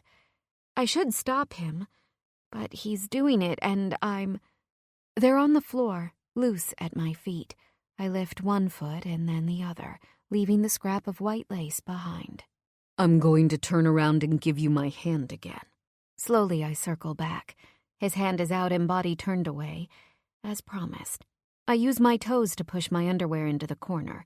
Gripping his fingers, I step 1 foot at a time into the steaming tub. Once covered in soapy suds, I sigh. I'm inside, Slade. Not for the first time I realize how good his name feels in my mouth. Did your friends have any information? It was a rap feud. Sanam thought I was trapped in the restroom, which I wasn't. We ran away. Again, it dawns on me that I'm safe and sound, while others are hurt or dead. And you left the scene because of me. We should go back. I shouldn't be here in this bath while others are... My voice breaks off as I grip the side of the tub, ready to sit myself up. I could have done something more. I should have pulled people out with me. His hand touches my shoulder, keeping me down. No, the only person's safety you need to worry about is your own. I know it's stupid to say. I laugh sardonically. But I really didn't think something like this could ever happen to me. He licks his lips. No one ever does, Lauren. That's how it always goes. Slade turns around, and I swipe the tears falling down my face with warm bath water. He sifts through puffy white towels, searching for something. When he doesn't find whatever he's looking for, he leaves the bathroom. Hello, I need hand towels, please. Pause. What do you mean you've run out? I need one. Pause. No, I can't use the large ones. Pause. Forget it. The phone slams. Coming back into the bathroom, he's rubbing the back of his neck. It's hard to use a huge towel in a tub. It gets wet and heavy. It will be hard for you to clean yourself up. It's all right. Just lift your leg up for me. I can do it myself, I whisper. My stomach churns when I remember my legs are bloodied. That's why he pulled off my underwear. He was trying to spare me the view. Oh my God. Let me clean you. Don't be afraid, okay? I can only blink, trusting him. I raise my left leg against the edge of the tub, cringing at the blackness strewed about my legs. Just close your eyes. Don't look at it. He grabs the soap from the edge of the tub, and my eyes screw shut. The towel presses warmly against my leg. I open my eyes, unable to stop myself from looking at Slade. Slightly open-mouthed and face in concentration, he wipes the towel against my skin, cleaning me. With careful strokes, bending forward, he asks, How is your arm? It hurts. Moving the edge of the towel up higher and higher, he reaches the juncture between my thighs. My body quivers. They're scraped up. I see bruising starting to form on the right. Can you lift your left arm for me? He coats the corner of the towel again with soap. I do as he said, letting him wipe off evidence of the night. How can a man so huge be so gentle? He moves methodically as though he's done this all before. I want to ask if he has. With hands so sure, without any trembling or fear, it's as though he was born for this role. Slade moves, walks, and stands with utter assurance. I'll take care of everything, his body seems to say. Soon, I'll be clean, and then we're going to sleep, and then I'll wake up and say goodbye. No! My mind shouts. His large form looms over mine as he turns the hot water back on. The sound batters against the older water. Warmer? I want to stretch out my arms and tell him to come inside with me. I want to feel him, his body, and his stability. Instead, I gingerly lower the first leg and raise the second. Some of the bubbles part as I lean my head back, reveling in the warmth. My nipples peek out from the water, but he doesn't stop to stare. Swallowing, he adjusts his seat and continues his task of cleaning me. Let's do the arm that's bothering you. I shake my head. No, it'll hurt. Come on, Lauren. He's so gentle. Trust me. Okay. Shakily, I lift it. Lathering soap on his own hands, he then touches my skin. His motions are whisper soft. All I can do is watch in amazement. All right. You ready to come out now? If you want to hang out here longer, that's fine.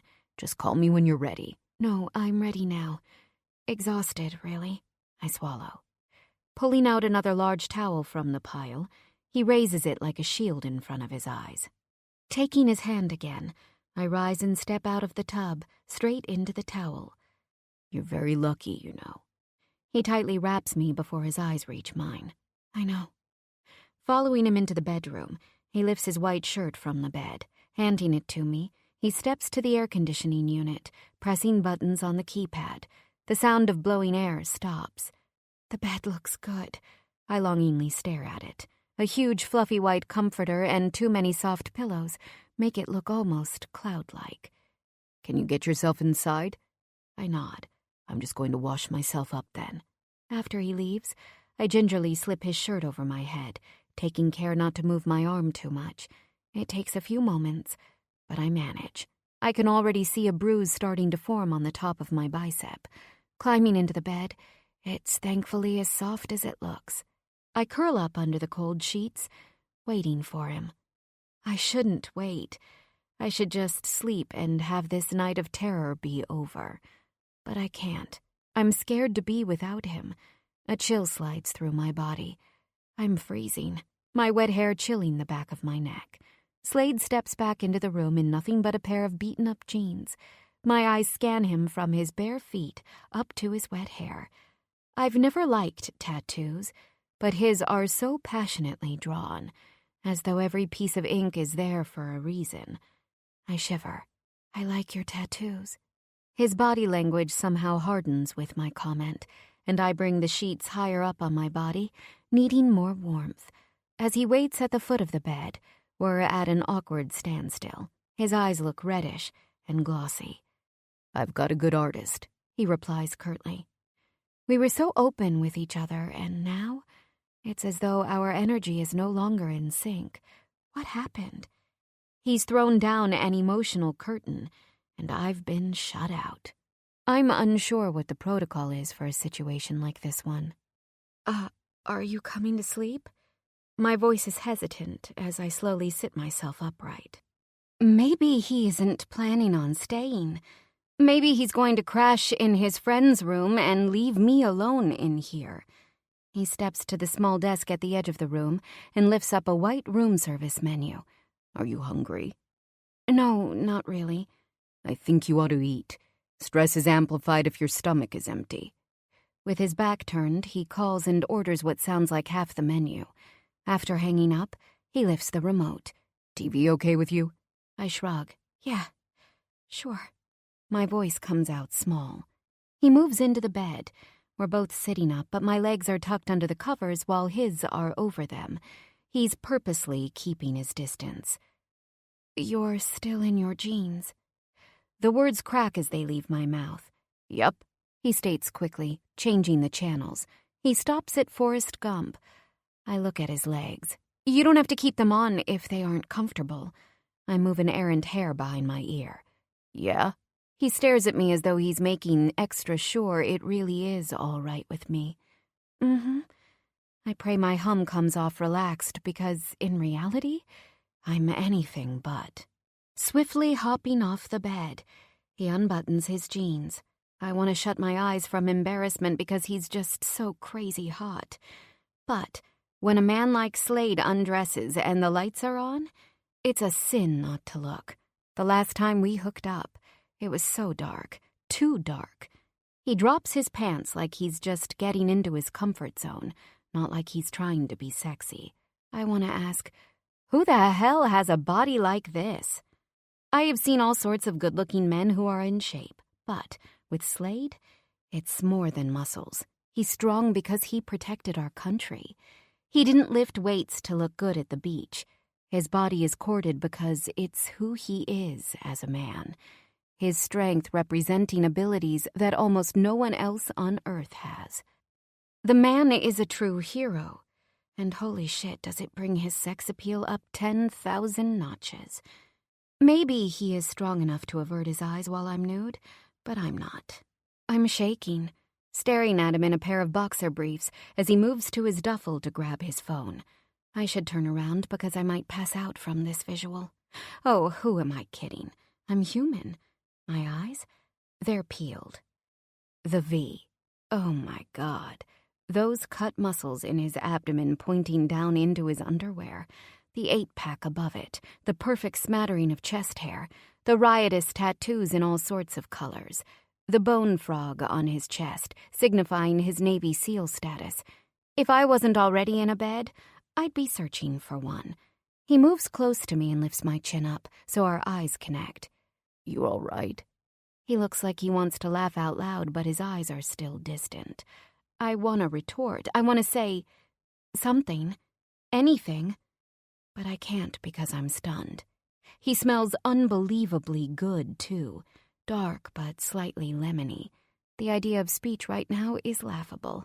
I just want him to lie on top of me so I can breathe him in.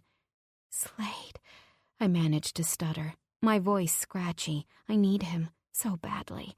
My core pulses. Lauren, we're not doing this tonight. Yes, we should. I nod my head because this is a great idea. I need to forget. Look, I know tonight was tense. You're going to have a lot of emotions, but this, he gestures between us, isn't happening. His face is completely relaxed, as though his mind is totally made. I search his eyes to see if there's more behind his words, but he's unreadable. I can't tell. I feel as though I'd been slapped. My fragile ego trembles, but considering what I've been through, I decide I've got nothing to lose. I'm an adult, and I know what I want and what I need. Right now, after what I've been through, I'd like nothing more than to lose myself in you. We're good together.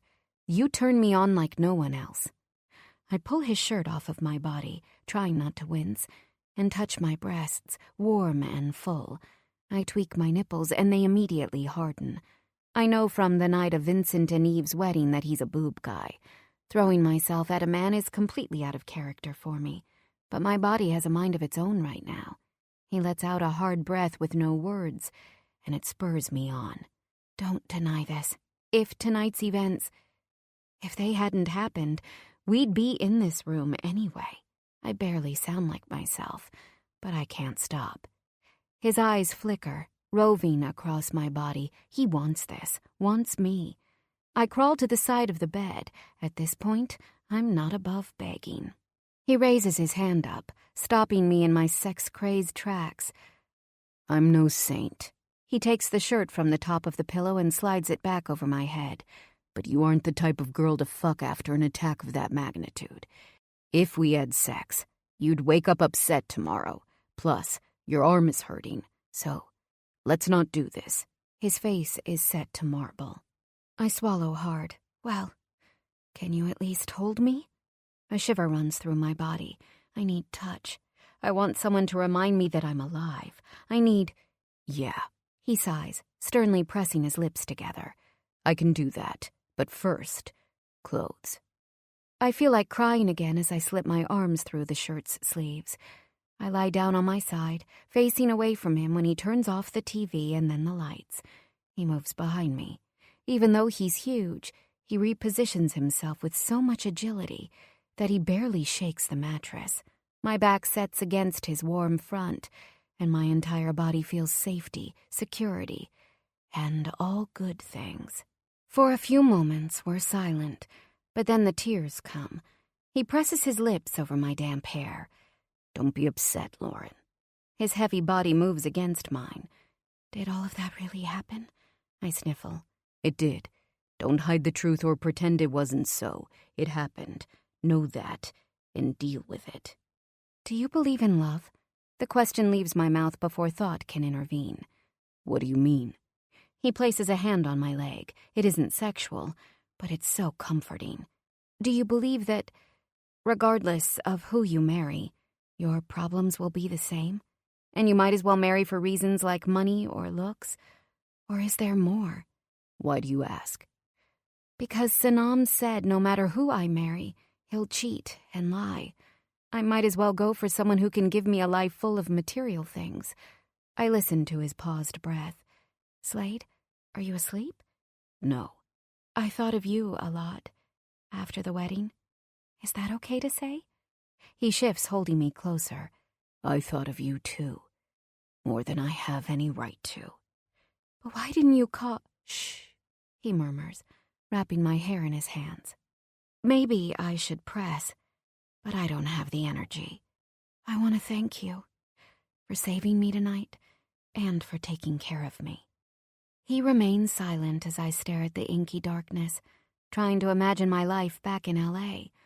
All I can see in my mind's eye is his strong body behind mine. His hand moves up and down my leg.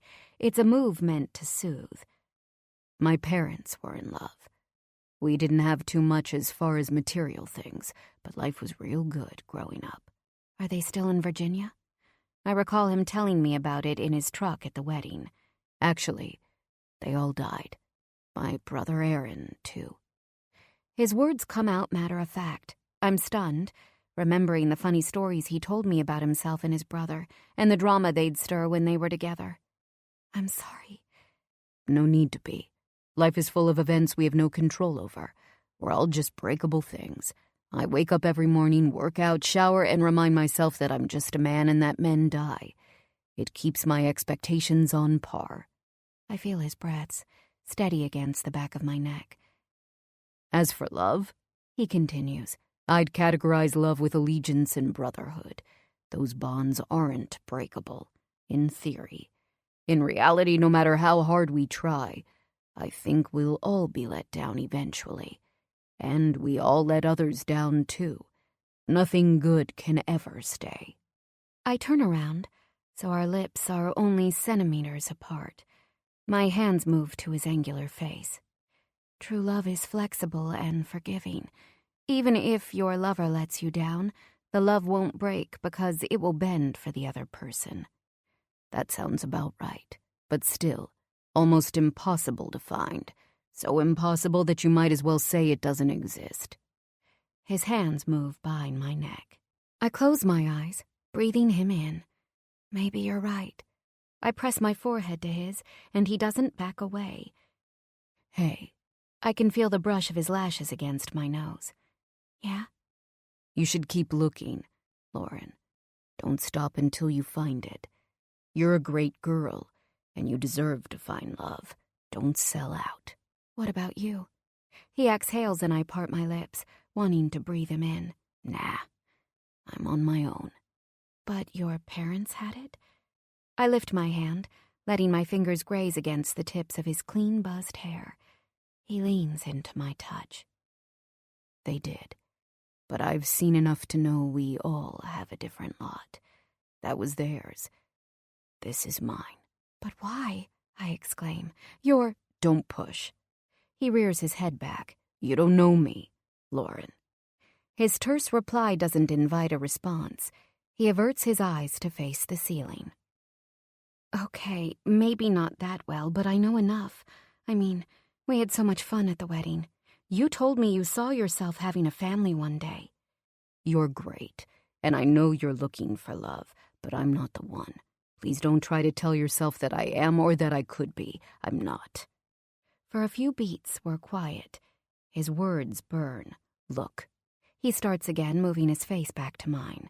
Now isn't the time to think about such things. You've been through tremendous stress. Just promise me that what happened tonight won't make you go from the funny, cool, sweet girl I know to someone more anxious. Find a way to let it go. Remind yourself that you were in the wrong place at the wrong time, but by the grace of God you escaped harm. Don't let what happened drag you low. My eyes water as I stare at him, because, even though his words and actions are incredibly kind, his eyes are so sad, tortured even. What's your story, Slade? He lets out a dark, contrived laugh. My story. I went off to fight for our country. Saw lots of crazy shit, and came back. Is that all you're going to give me? Yep, he says, the word clipped. So, why were you looking so upset tonight? And how do you know how I looked? I questioningly lift my brows.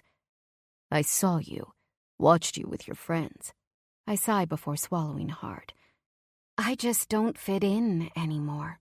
We used to all be on the same page when it came to having fun and going to great dinners and meeting guys. But now, they're all getting married and moving on. And the trouble is, they're choosing a type of man who isn't for me. Sanam wants me to marry one of her fiancé's friends, of course, but I don't want that. And so, I'm just in the same spot while everyone else is changing. What do you think you're going to do? Just turn your back on them and go your own way? No. Yes. I don't know. The thing about my friends is, you've got to stay in the same phase of life together. Otherwise, the relationship will end. At the same time, I can't just get married to stay within my social group. I guess our priorities have changed. Vacations and clothes are enough to satisfy them, but not me. He nods solemnly. Those don't sound like good friends. And the way you make them sound, I want to tell you to lose them. You're more than they are. Actually, you're more, period. My heart pauses. No man has ever said that to me. I've always been the hot girlfriend or the arm piece as a date to whatever gala. Never the more. He makes me want to be. Learn to stop hanging on to things that aren't working. Life will be much simpler. You're better than those girls. With his words, a strange feeling comes over me, like a warm hum. His thumb rubs the center of my lips. For Slade, they part. You'll find it. He pushes my hair back away from my face. Just make some new friends. For a woman like you, it's easy, right? I choke up as my mind roves in hundreds of directions. The shooting, this man. My life as it currently stands. All the friends. All the bullshit. I guess I'm not too good at change or falling behind. He smiles, his straight white teeth glimmering in the dark. You aren't behind. You aren't lagging either. You're at a crossroads. Gotta use more mental strength, babe. Is that Navy SEAL talk? I smile. You know it. Is it true that they tie your hands behind your back and bind your feet together and then dump you in a pool to swim? He smiles. Sure is. A hint of a southern accent peeks through. I feel absolute wonderment. But how? He laughs. You've got to get mind and body on the same page. Right now, my mind and body are scattered. I know. Just sleep. I press my lips to his. At first, he doesn't move, but when he opens his mouth, I have the strangest feeling. A sense that I'm meant to be in this exact moment in time. My hands grip the back of his head because I don't want to let him go. With Slade, I feel so alive. Our kiss deepens as he takes control. But then he pulls back, breathing heavy. He turns me around so that he's spooning me again. He puts his head into the back of my neck, inhaling. I shudder. We might not be having sex, but still, he holds me. The heat from his body transfers into mine, the connection soothing and perfect. I fall asleep with his mouth on my mind, and blessedly, my dreams are nothing but static. I wake up with a start. It's 6:03 a.m. The events of the night before come tumbling back. The club shooting, the dead girl, blood drenching her clothes, all of the screaming, Slade washing the blood from my thighs. I turn to my right. He isn't here. The pillow doesn't even have an indent. I sit up, spotting him on the floor on the left side of the bed. He's lying without a blanket or pillow, head directly on the carpet. I gasp. Am I that bad? I threw myself at him, and he denied me. And once I fell asleep, he ran away. The room service that I never ate sits untouched on a folding table at the foot of the bed. Slade must have stayed up. The smell of cooked burgers and fries makes my eyes burn. I look down at my wrist, stamped with the club's insignia. Hopping out of the plush white bed, I make a run for the toilet where I drop to the cold marble floor and throw up bile. When I'm finished, I lean my sweaty head against the tiled wall, knowing that I've got to figure out what I'm supposed to do. What if the police are looking for me? Would they do that? Have questions or something? What if Slade wakes up and things are crazy awkward? Actually, considering the fact that he'd rather sleep on a carpeted floor, in a Vegas hotel room, no less, instead of sleeping next to me, I'd say that's a sign he's completely uninterested or borderline disgusted. Our night together at the club was so much fun, though. He was interested then, wasn't he? And at Vincent and Eve's wedding, too. It was clear he liked me. Self-preservation tells me not to waste time thinking. I've got to get out of here before he wakes. I've looked pathetic enough. I couldn't even take my own clothes off or wash myself. And it all felt so intimate. He must have only done it out of pity. I need to leave Las Vegas as soon as possible. Whatever his reasons for leaving the bed and sleeping on the floor, they can't be good. I lift my dress off the ground. If I can call a scrap of red and white material a dress. Well, flight attendant it is. I won't waste time in going back to my hotel. Clothes, shoes, whatever I left, be damned. I need to get out of this city. After putting my costume back on, I slide the shirt I slept in over it. It smells like a mixture of Slade and myself. I tear up. The night was insane, but I thought we had something between the two of us. I guess I thought wrong. It's not the first time. The outfit looks ridiculous, but at least I'm covered. After rinsing my mouth out with mouthwash and scrubbing my face with soap, I use hand cream and a tissue to remove the mascara and eyeliner that's fallen beneath my eyes. I look like shit and feel even worse. My hair is a rat's nest on top of my head, and I don't even have a comb. It feels as though there is a timer on me. I need to leave. Rummaging through my purse, I find a lone piece of gum, still wrapped. I pop it into my mouth before checking my phone. A slew of missed calls from my parents cover my home screen. I've got a full voicemail box and more texts than I can read right now. I'll just go home and figure it all out.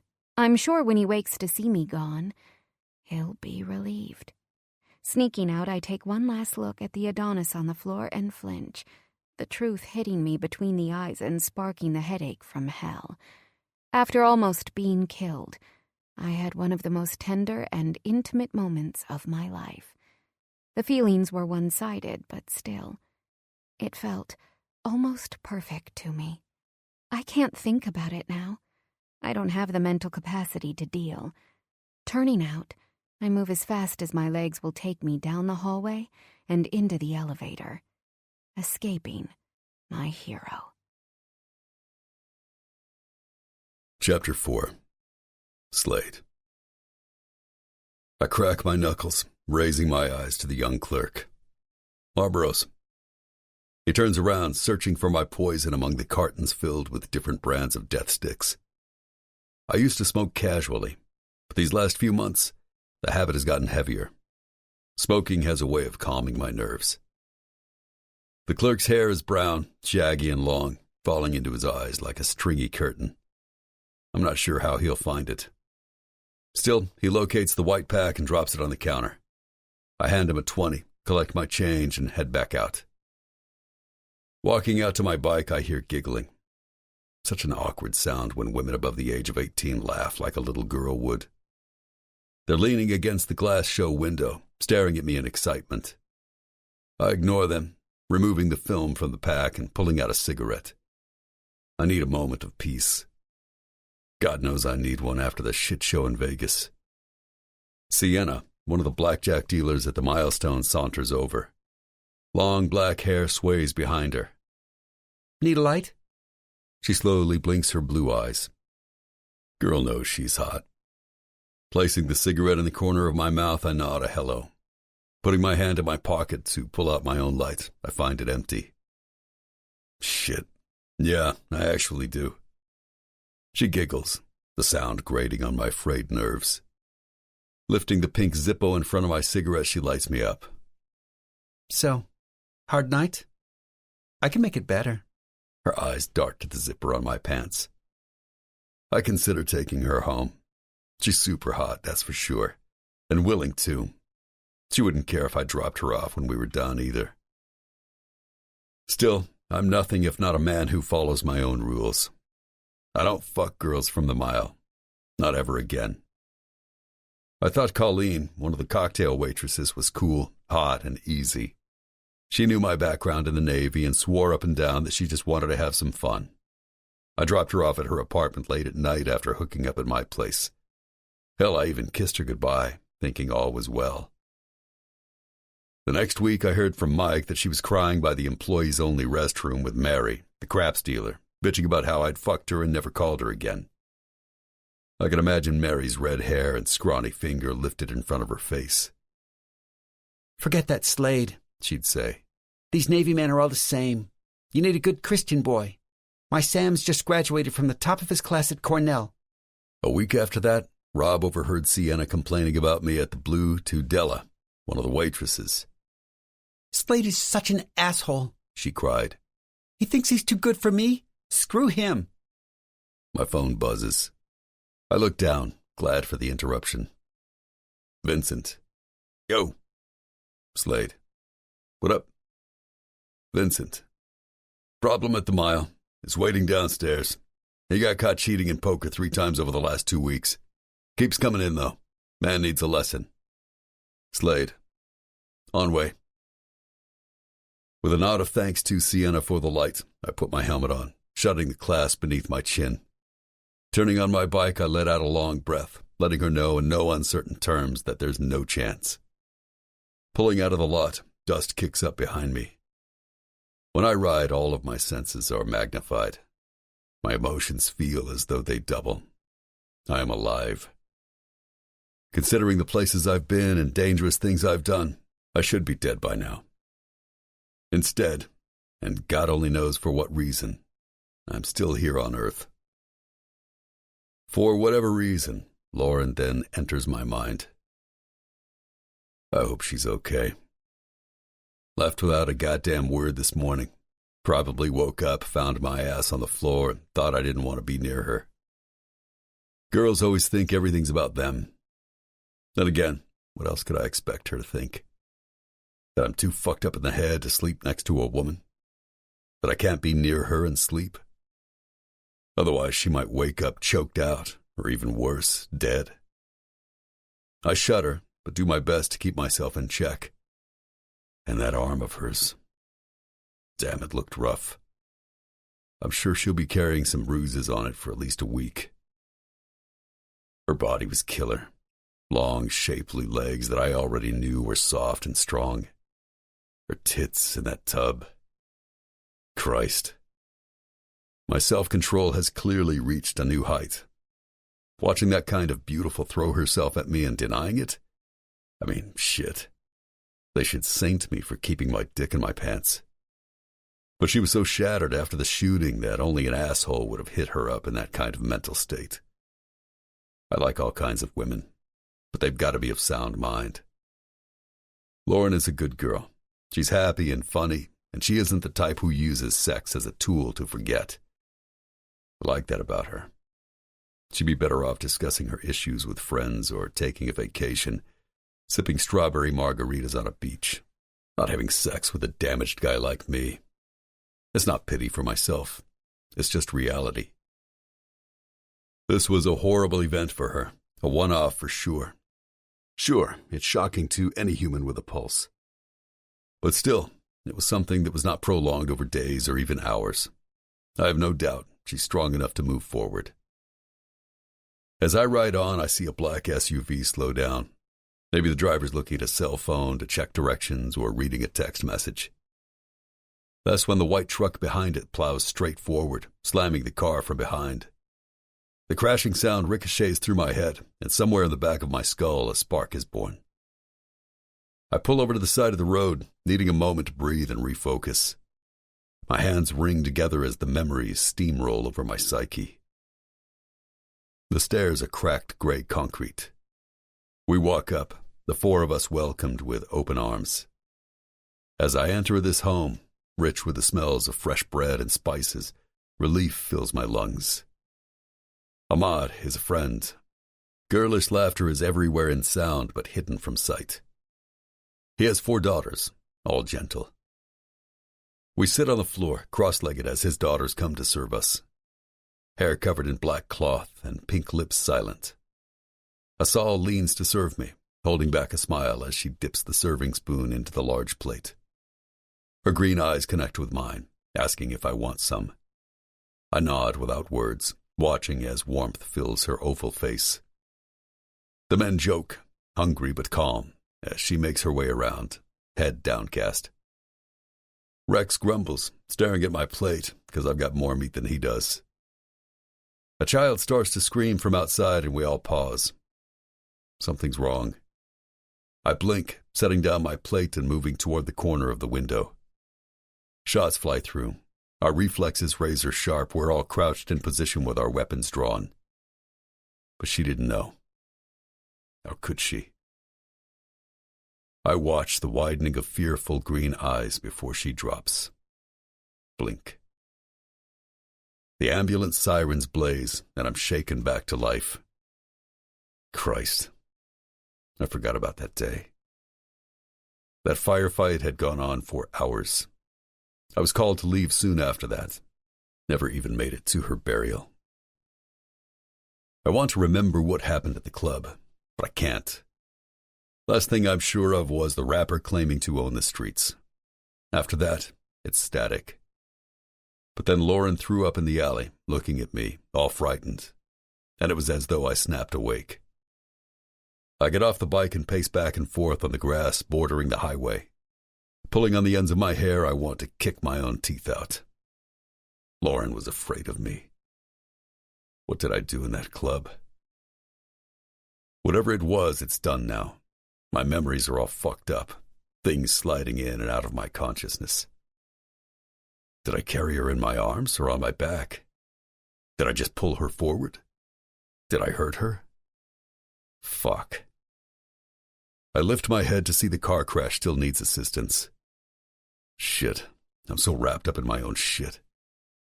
Pulling out my cell, I dial 911 and give them the coordinates of the crash. While I'm talking, an ambulance arrives. I gather myself and pull back onto the highway. The ride up to the milestone is smooth and fast. I do my best to think of nothing other than this drive. A floodlight blares down, illuminating the center of the employee lot. I make sure to park where it's good and bright, so no one will accidentally hit the bike.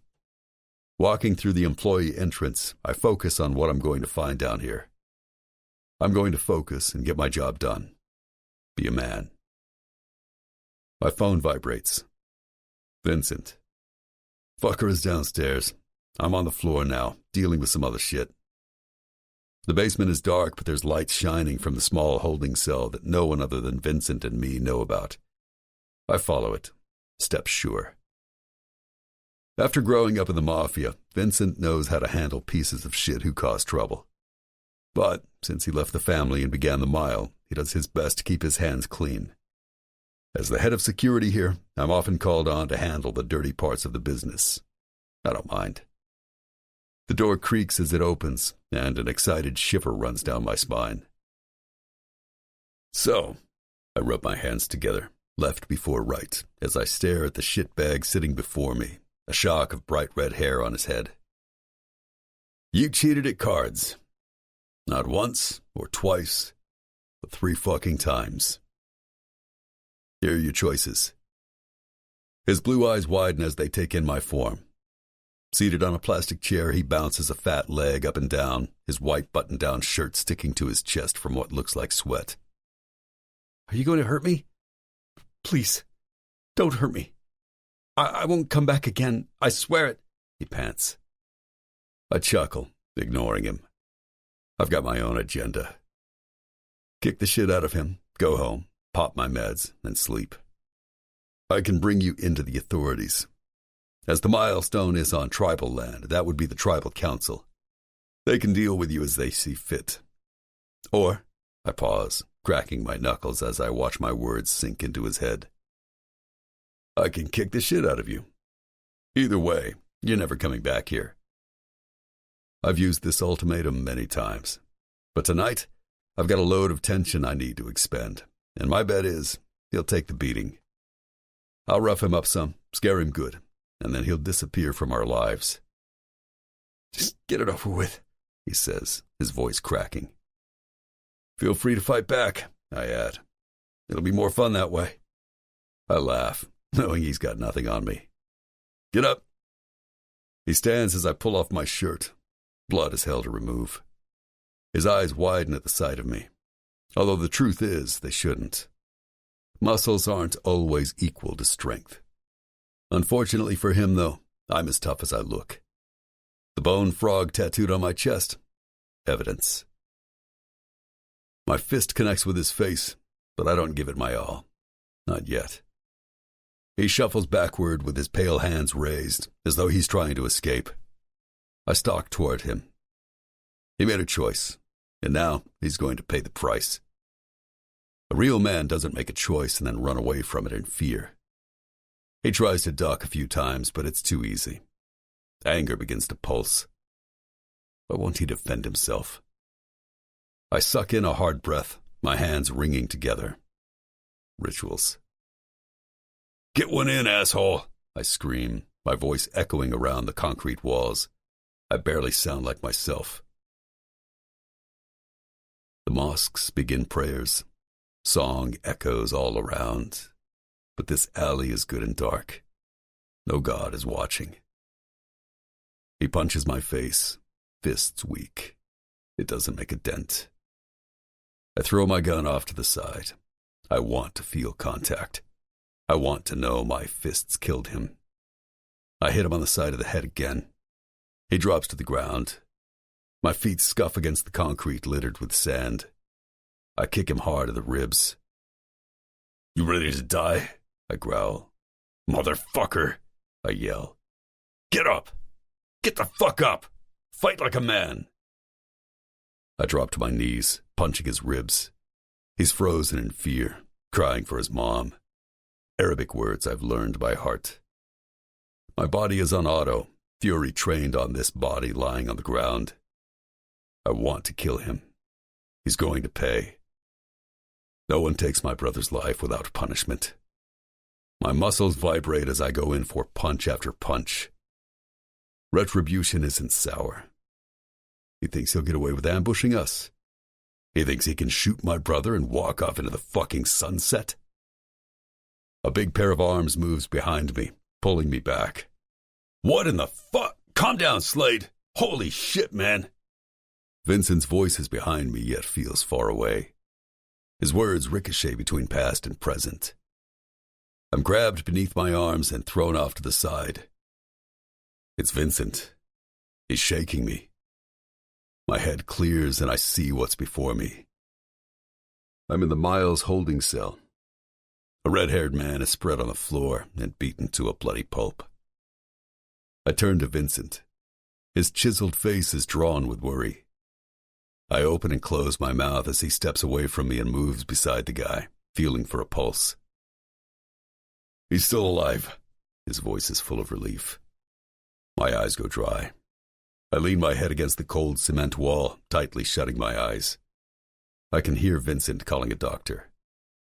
"What's going on with you?" He drops the phone into his back pocket and sits to his haunches next to me. "The last few months I've noticed changes. You aren't as focused. You're zoning out. Have you been sleeping?" I look up to see his dark eyes, shining, concerned. I don't respond because what the fuck am I going to say?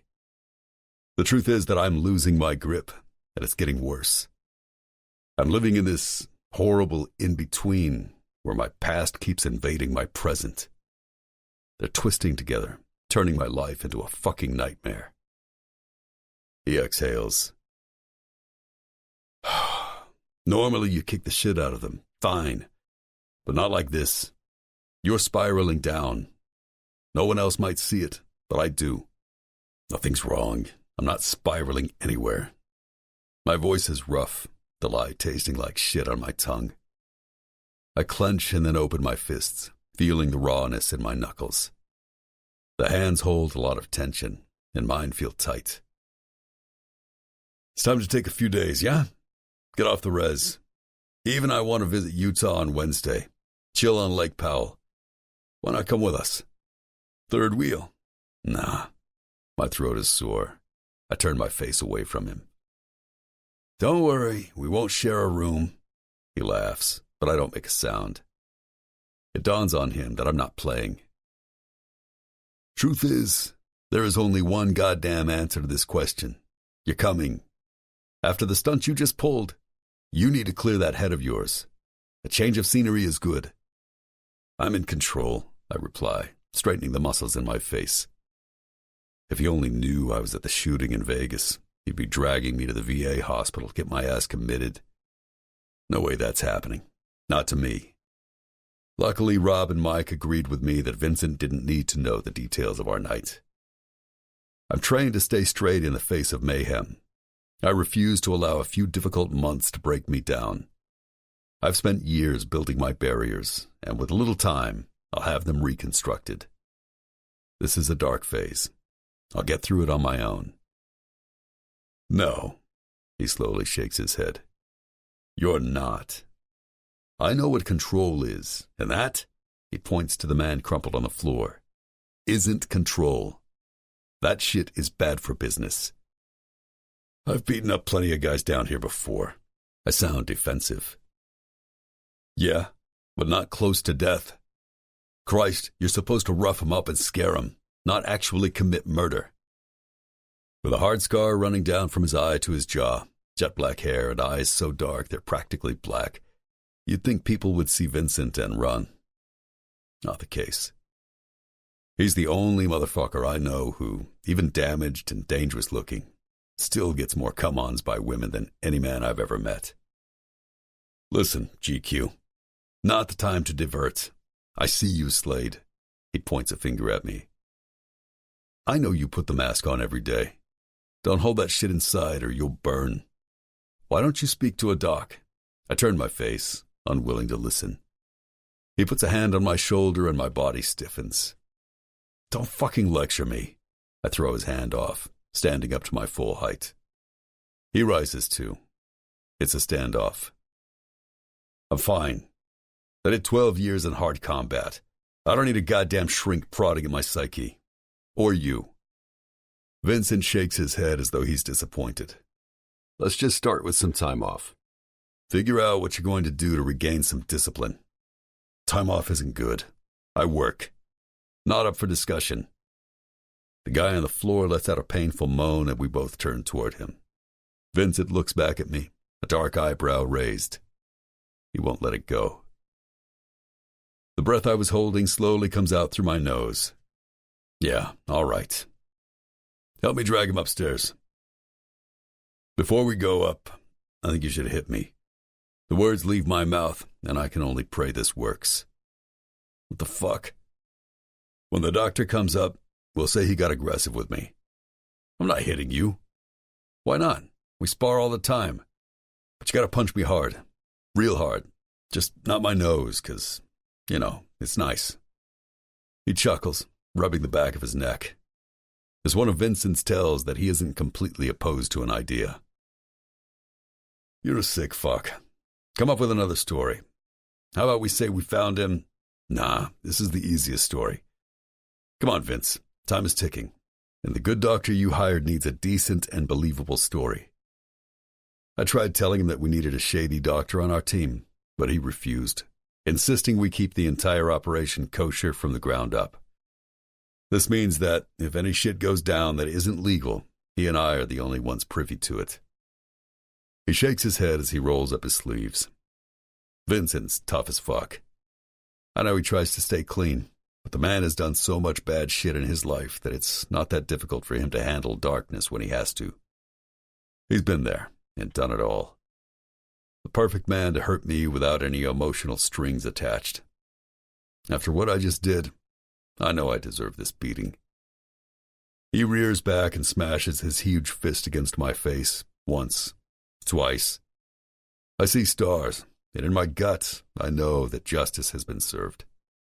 I keep my hands balled into fists at my sides because I need to bring my head back to focus. With a pulse of pain comes a twisted kind of relief, as though I've paid my price for fucking up.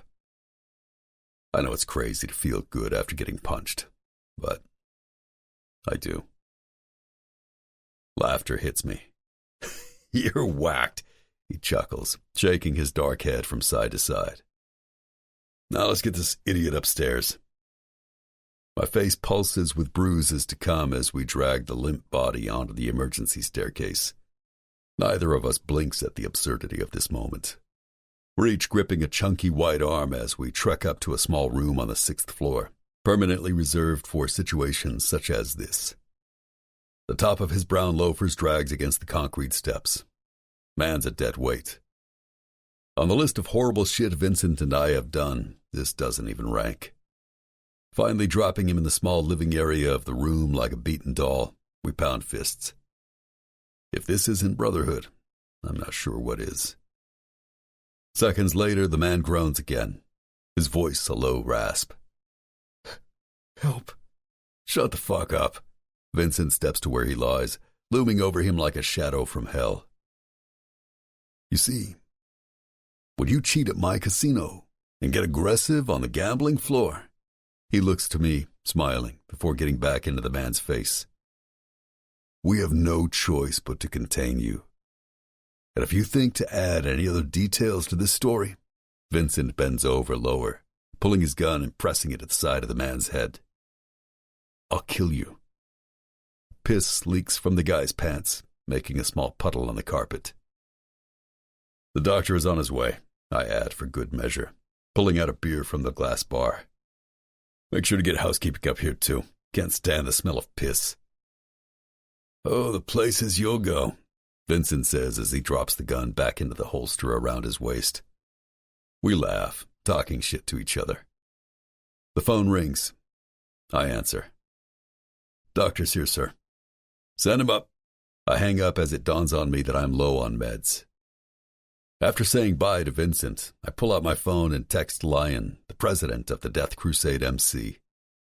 He's been asking me to gather some information for his club. Most of his boys are veterans, so we've known each other for a few months now. I've never agreed to helping him out, but now he's got access to something I need. I quickly type out the text, not reading it over before pressing send. Moving my phone into my back pocket, I realize just how fucked up I've become. The good old boy of my youth has been replaced. For now. Just until I straighten out. Soon I'll be back to myself. Soon. Chapter 5. Lauren. I came back to my apartment this morning and immediately showered under a scalding hot spray. My shoulder feels tender, but physically, I'm fine. The rest of my day was spent watching reality TV. Just needed to forget about my own life, if only for a little while. My parents are over now, having brought dinner. My round glass dining table is packed with food, my mom's way of making life better. Unfortunately, my favorite Iranian dishes taste like cardboard in my mouth. Do you want more? My mom points to a plate of saffron lemon kebabs. I want to say no, but Slade was right about one thing. A full stomach does in fact help level out stress. My freezer, once full of ice cream and now empty, is proof. Yeah, okay. Just a few, though. She stands, adjusting her cream-colored pencil skirt before adding a few more pieces of chicken to my plate. Her thick black hair is styled straight to her shoulders, skin flawless and perfectly unlined, and outfit beautifully matched. Did you speak to your boss? My father rolls up the sleeves of his blue and white checkered button-down shirt before my mother pours a ladle of hot tomato stew, overflowing with mushrooms and eggplant, over a bed of rice on his plate. I wonder if Slade has ever eaten Persian food. I sigh, dropping my head with the thought of him. He'd probably run screaming if he knew my heritage. Not that I have any evidence he'd react negatively. But there's a general bend against people of Middle Eastern heritage in this country since 9/11. And that's a fact. I still haven't called or messaged him to thank him for saving my life. As it turned out, 9 people died, 2 of whom were trampled to death while exiting the club. But I was safe, and it was because of him. My mind continues to replay how he knocked over anyone who came into my path, and then how he took care of me all night, his face in concentration and control as he cleaned me. Slade is a better man than any I've ever known. Did you hear me? My father's face is stern but worried. I'm not usually one to zone out, especially when he speaks. No, I won't tell him, I shrug. I went away for Vincent and Eve's wedding a few months ago, and even that was a huge ordeal. My voice trails off. Oh, right. Your friend Eve, who married the man who built the milestone? My mom smiles wide. She knows the answer, but is trying to keep the conversation light. She places a hand on my father's forearm. We should go there, Farzad. I hear it's amazing. Yes, that's them. I stick my fork in a piece of chicken and place it in my mouth. How is she, your friend Eve? Standing again, she pours stew in a bowl for herself. No rice. I don't think my mom has had a carbohydrate in the last 20 years. She's good. Really good, I swallow. Started this safe house for abused women and helps them legally separate from their husbands and get jobs. Talking about Eve makes me miss her. She is the one person in my life who is both strong and honest. She used to work at Cryer as one of the associate attorneys, but left for Nevada after rekindling her romance with Vincent. I brought the jokes, but Eve brought the real. I miss having that in my life. I agree with you. My father chimes into the conversation, voice decisive. Don't take any time off. You've got to just let this go and put it all behind you. Worrying about what could be won't fix anything. But, Dad, I shake my head. It's not about worrying about something that might happen. It's the memory of what did actually happen, and why don't we just take it all day by day? My mom chirps. I shut up, privately caving in on myself.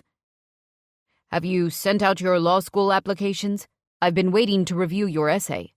He cuts into a piece of lamb kebab, the dark hair on his head perfectly gelled.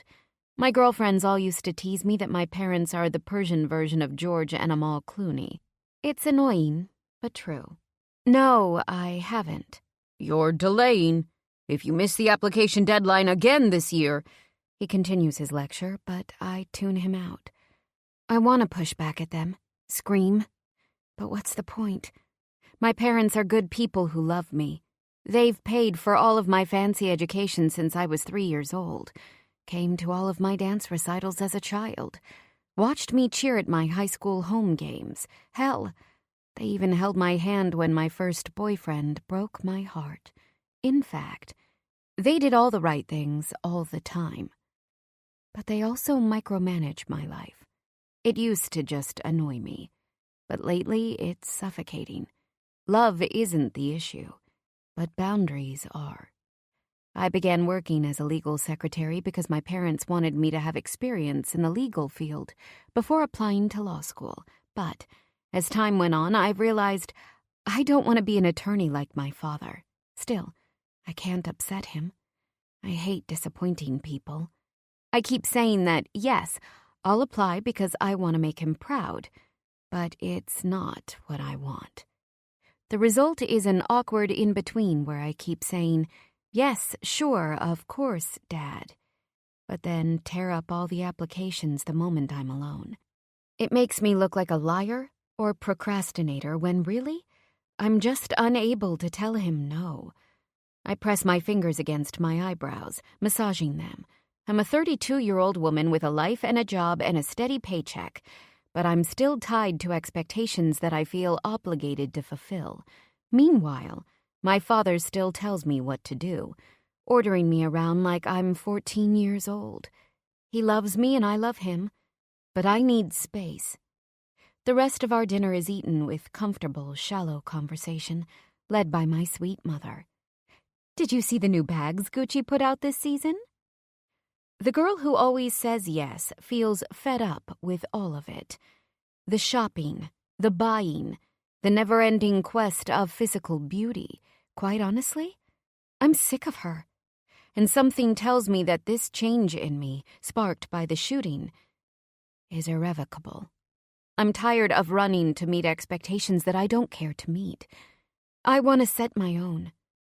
After a cup of freshly brewed black tea, my father stands to leave.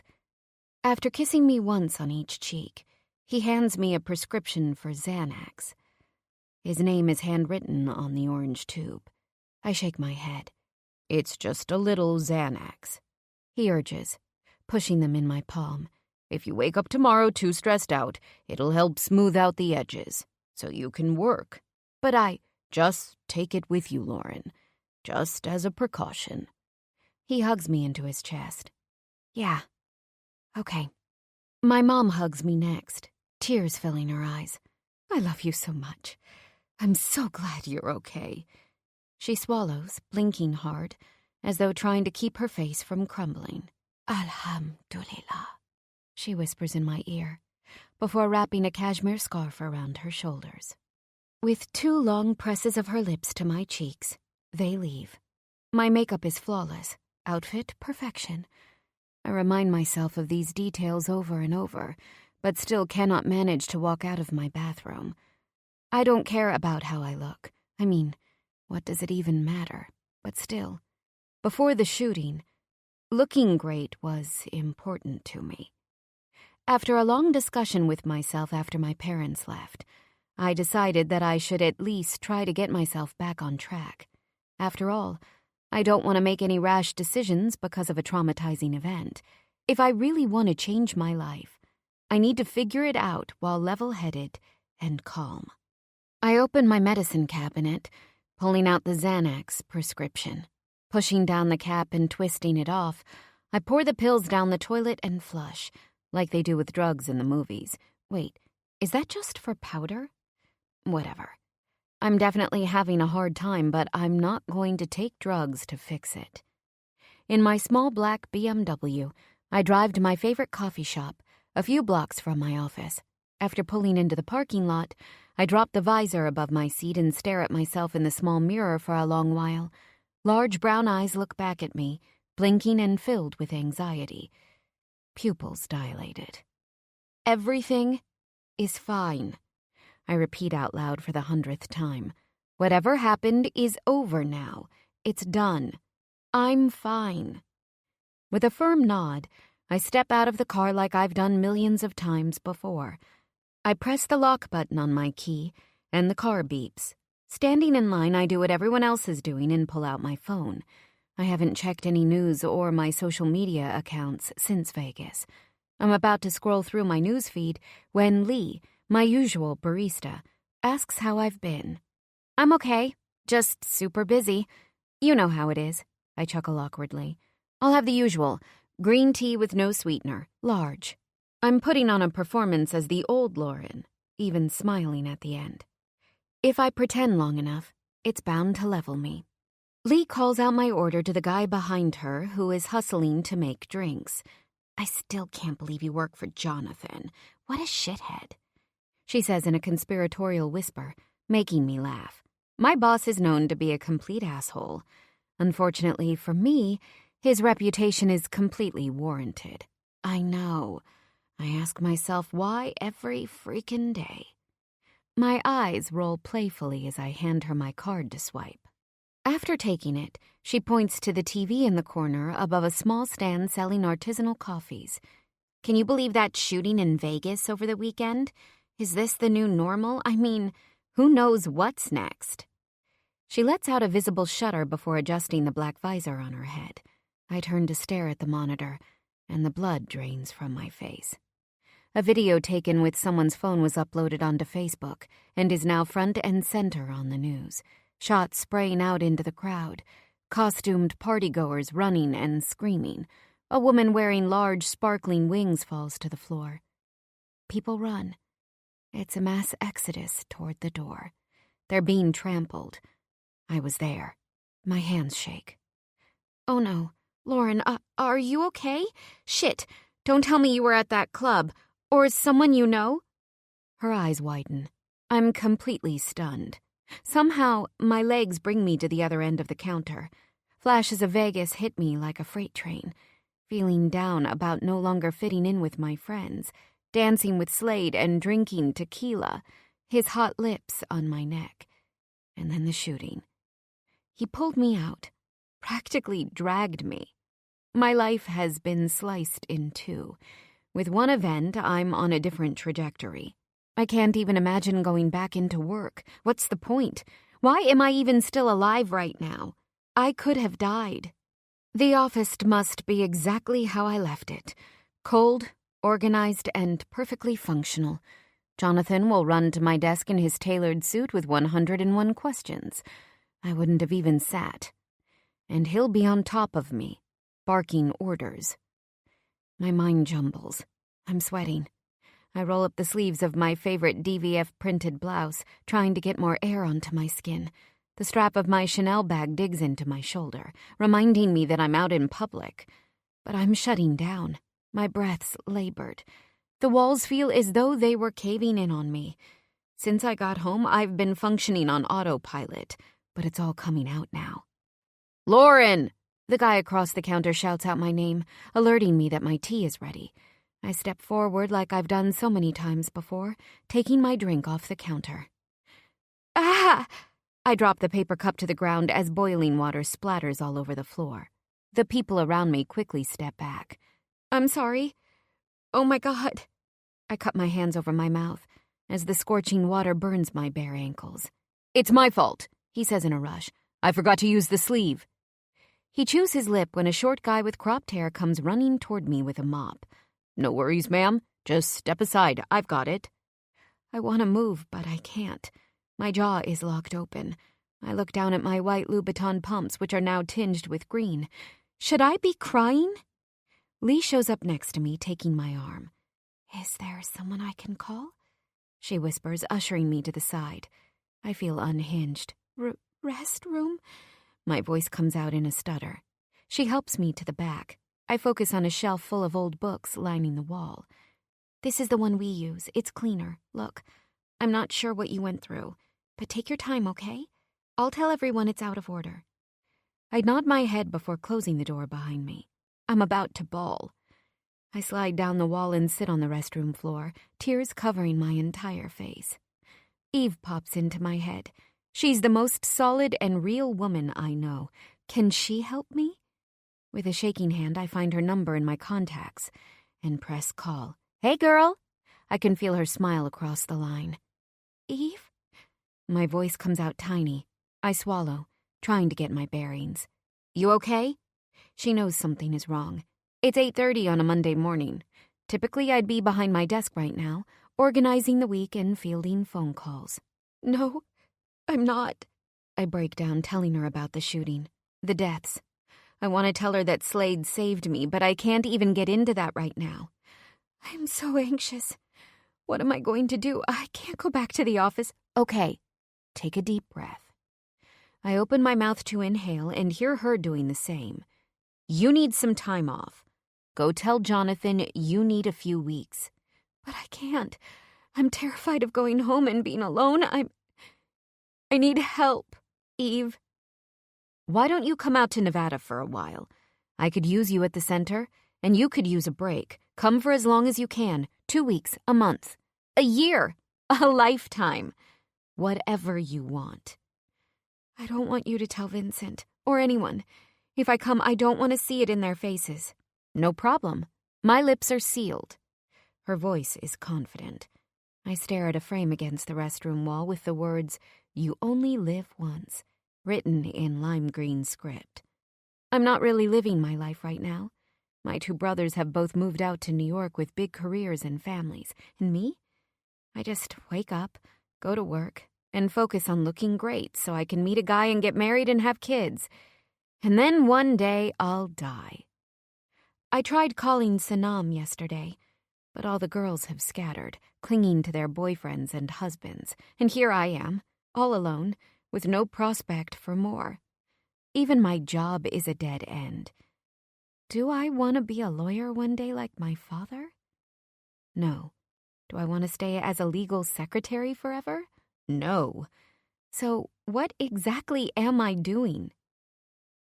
Okay, I finally reply. Yeah, I'll come. Good. Do you want the jet? I already know that the Milestone, being one of the most high-end resort and casinos in America, has a private plane. Eve clears her throat. You were there for me at a time when I needed it the most. Let me help you now. I just need to get out of my head, I stutter out. Trust me, I get it. More than you know. Okay, I say again, sounding like a broken record. Now go to work. Tell Jonathan you need 2 weeks. Actually, no, ask for 3 so he'll bargain down to 2. The flight will be around 5. Let me just make some calls and make sure it works. I'll call you back to confirm. Eve's no-nonsense voice rings clear, and it chokes me up. When we work together, she was always tough in the office. We used to call it her bitch mode. But the thing with Eve is, she's always a straight shooter. I've never had to worry if what she says isn't what she means. It's always real. In my gut, I know being near her will help me. I'll be ready, I reply with as much strength as I can. Good. Talk later. She hangs up and I clench my fists. I need to get through today. Just one step at a time. The black Toomey suitcase is opened up on my queen-sized bed, filled with 2 weeks' worth of clothes. My hands shook while packing, but I refuse to let it ruin my neat folds. I stare at my handiwork, feeling confident that I have what I need for this trip, readjusting a shoe to make space for a cashmere sweater that's waiting to be settled in. I notice a tag hanging on a shirt. I gently pull out the blouse, not wanting to upset the rest of the clothing. I turn the tag around and see it. $425. My jaw drops. How could I have spent this much money on a shirt? For the first time and maybe ever, I feel sick to my stomach over the amount of money I spend on material items. I pull off the tag, wondering just how much cash I have sitting in material items. I turn from the bed and enter my closet, tearing shirt after shirt off their hangers and flinging them onto the floor, shoe after shoe. And the bags. Thousands of dollars of Yves Saint Laurent, Chanel, Gucci. God, all of these things that I used to save up for. I used to covet these items. But what do they even mean? They're nonsense. And right now they're making me ill. My mom told me it'd get better. Will it ever? I walk into my kitchen, taking out 3 extra-large white trash bags before turning back around and grabbing a 4th. With a Sharpie pen, I write clothes, shoes, purses, and shoes again on each and begin to methodically fill them, making a mental note to drop them off at my local Goodwill as soon as I return from Nevada. I'm sweating by the time the work is done, but I feel amazing and somehow lighter. Relieved. That's when I decide that I'm going to get through this. I will take a little time and figure out what I'm going to do next, but no matter what, I'll be okay. This incident is causing me temporary suffering. Still, it's temporary. It might change me, but I'm still me, and I always will be. Chapter 6. Lauren. I'm drinking a beer with Eve at a restaurant and bar called The Blue. It's pretty cool, styled like an old-school New York City deli, with a long and high counter lined with red leather stools and dark wooden booths on the main restaurant floor. It's the kind of place to relax. I enjoy the comfort of my surroundings as Eve chats about a woman and her 3 kids who came into the center this morning. The woman's husband, who'd randomly dropped into their home during the week for check-ins, physically abused her. The cycle was endless, until she came to Eve for help. Have you filed the restraining orders? I flip my hair to the side and immediately feel oil gathered by my roots. Whatever, I can add it to my list of things gone to shit in the last 2 days. Yes, of course I filed them. But you know, she continues, straightening her black tank top. I can seriously use some help. It's crazy busy, and sometimes I get so bogged down in filing the necessary legal paperwork that I don't have enough time to spend with these women. I need to do more than the legalities, but I don't have the hours. An idea sparks. What about clothes? Clothes? Eve's face spells confusion. Well, I bet a lot of these women are trying to get back on their feet. They need to interview, but don't have the right wardrobe. Everyone knows that dressing the part is half the battle for both confidence and getting the job. While I'm here, I can work on that. I love that idea, she exclaims. Oh, you know what else? I'm excited. A haircut. I mean, imagine how these women must feel after the abuse they've endured. A fresh cut would give them that quick boost. I can speak to some stylists in the area. Maybe I can arrange for someone to come once a week. Brilliant idea. Eve claps her hands together. I'll handle the legal elements, but you can handle the personal ones.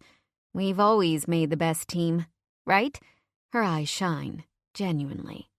Too bad I'm only here for 2 weeks, I shrug. Luckily, I did as you said and requested 3. Jonathan negotiated down, obviously. I'm just praying this break will be enough to get me back on my feet again. Maybe you won't go back to him at all. Crier is toxic. And at the center, you can use all your skills to actually better people's lives. Great for the resume when you go back to California. Imagine what we can do together. She raises her hands together in prayer. But, I sigh, trying to figure what I should say. It's not that I don't want to stay here longer, but I'm just not ready to throw down and quit work and tell my landlord I won't be back. It would be a huge change. Let's use these few weeks as a trial run. I don't know.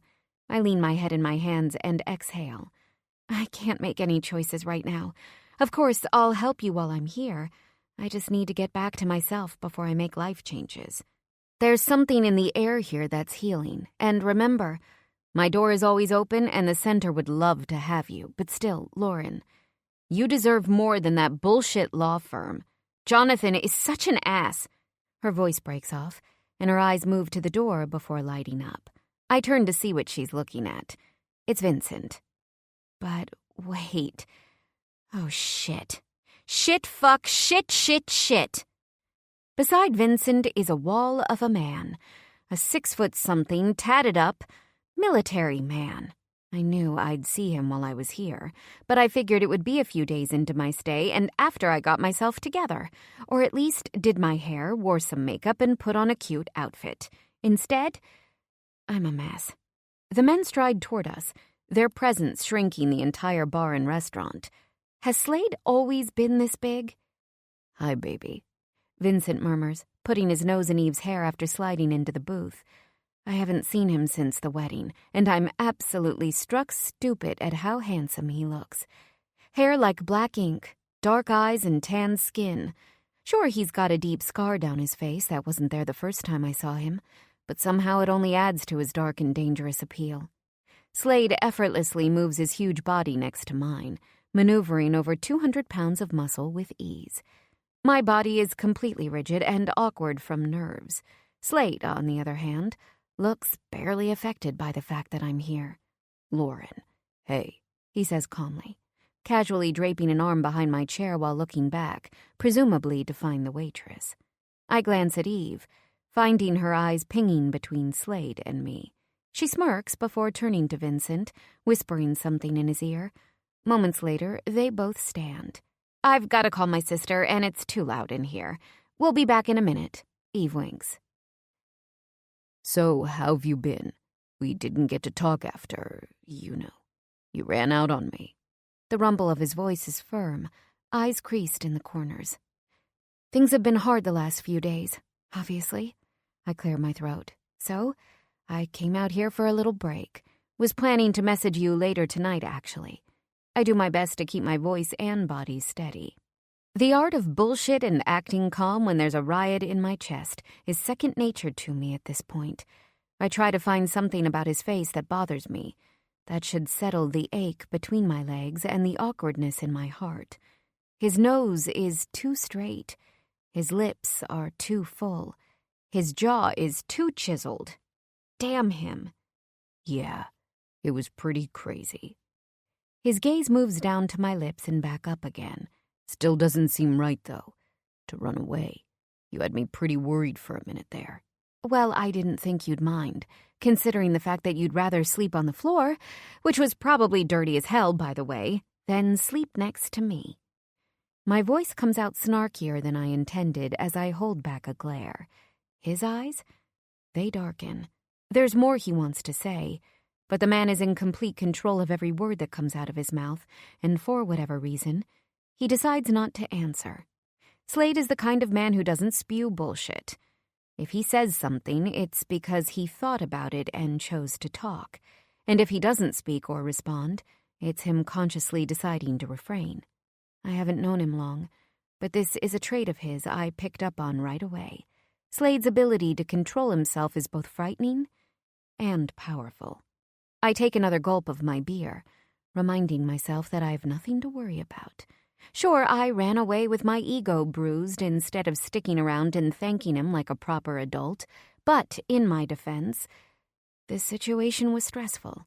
And what would any woman think after seeing a man she threw herself at sleeping on the floor of a hotel room instead of in the huge and plush king-sized bed? I mean, please. Suddenly, The image of his huge, hulking body cleaning me in the tub flashes before my eyes, and I feel like an absolute jerk. I can't believe I ran out on him after what he did for me. Guilt runs over my insides. I could have bought him breakfast, or, at the minimum, left a note. Another swallow of my beer, but this one goes down over a pit in my throat. The waitress brings another large pitcher, setting it on the center of our table. Before I can refill my glass, Slade picks it up and begins filling mine just as Vincent and Eve come back to the table. They are still preoccupied, talking quietly to each other. "Listen, angry girl," he starts, lip twitching. "You were under a tremendous amount of stress. Don't worry about the fact that you wanted to fuck. Lots of people do after something like that." His mouth quirks fully upward. Is he messing with me right now? Or serious? I turn my gaze to Vincent and Eve. Did they hear? Luckily, they're focused only on each other, seemingly in deep conversation. My head swings back to Slade. What? You... He slowly nods his head, looking all cocky and laughing under his breath. He's making light of the whole thing while I'm guilt-stricken. Asshole. I did not. I mean, of course not. I whisper-yell under my breath. "Yes." He fiddles with the watch on his wrist. "Yes, you did. You wanted me pretty damn badly. If I remember correctly, you pulled off your..." My hand slaps against his mouth, shutting him up. His warm breath coats my palm with his laughter. "You finished now?" I grumble. His eyes are green with flecks of blue, and they're amused. I'm either going to slap him or straddle him, but the jury is still out. I peel my hand away and a smile fills his face. "Did you tell her I was there?" His eyes flash to Eve before he leans back into the seat, completely nonchalant and in charge. "No, I didn't mention that," I reply, shrugging. "I told her not to tell him." My eyes quickly flicker to the couple. What happened to me either.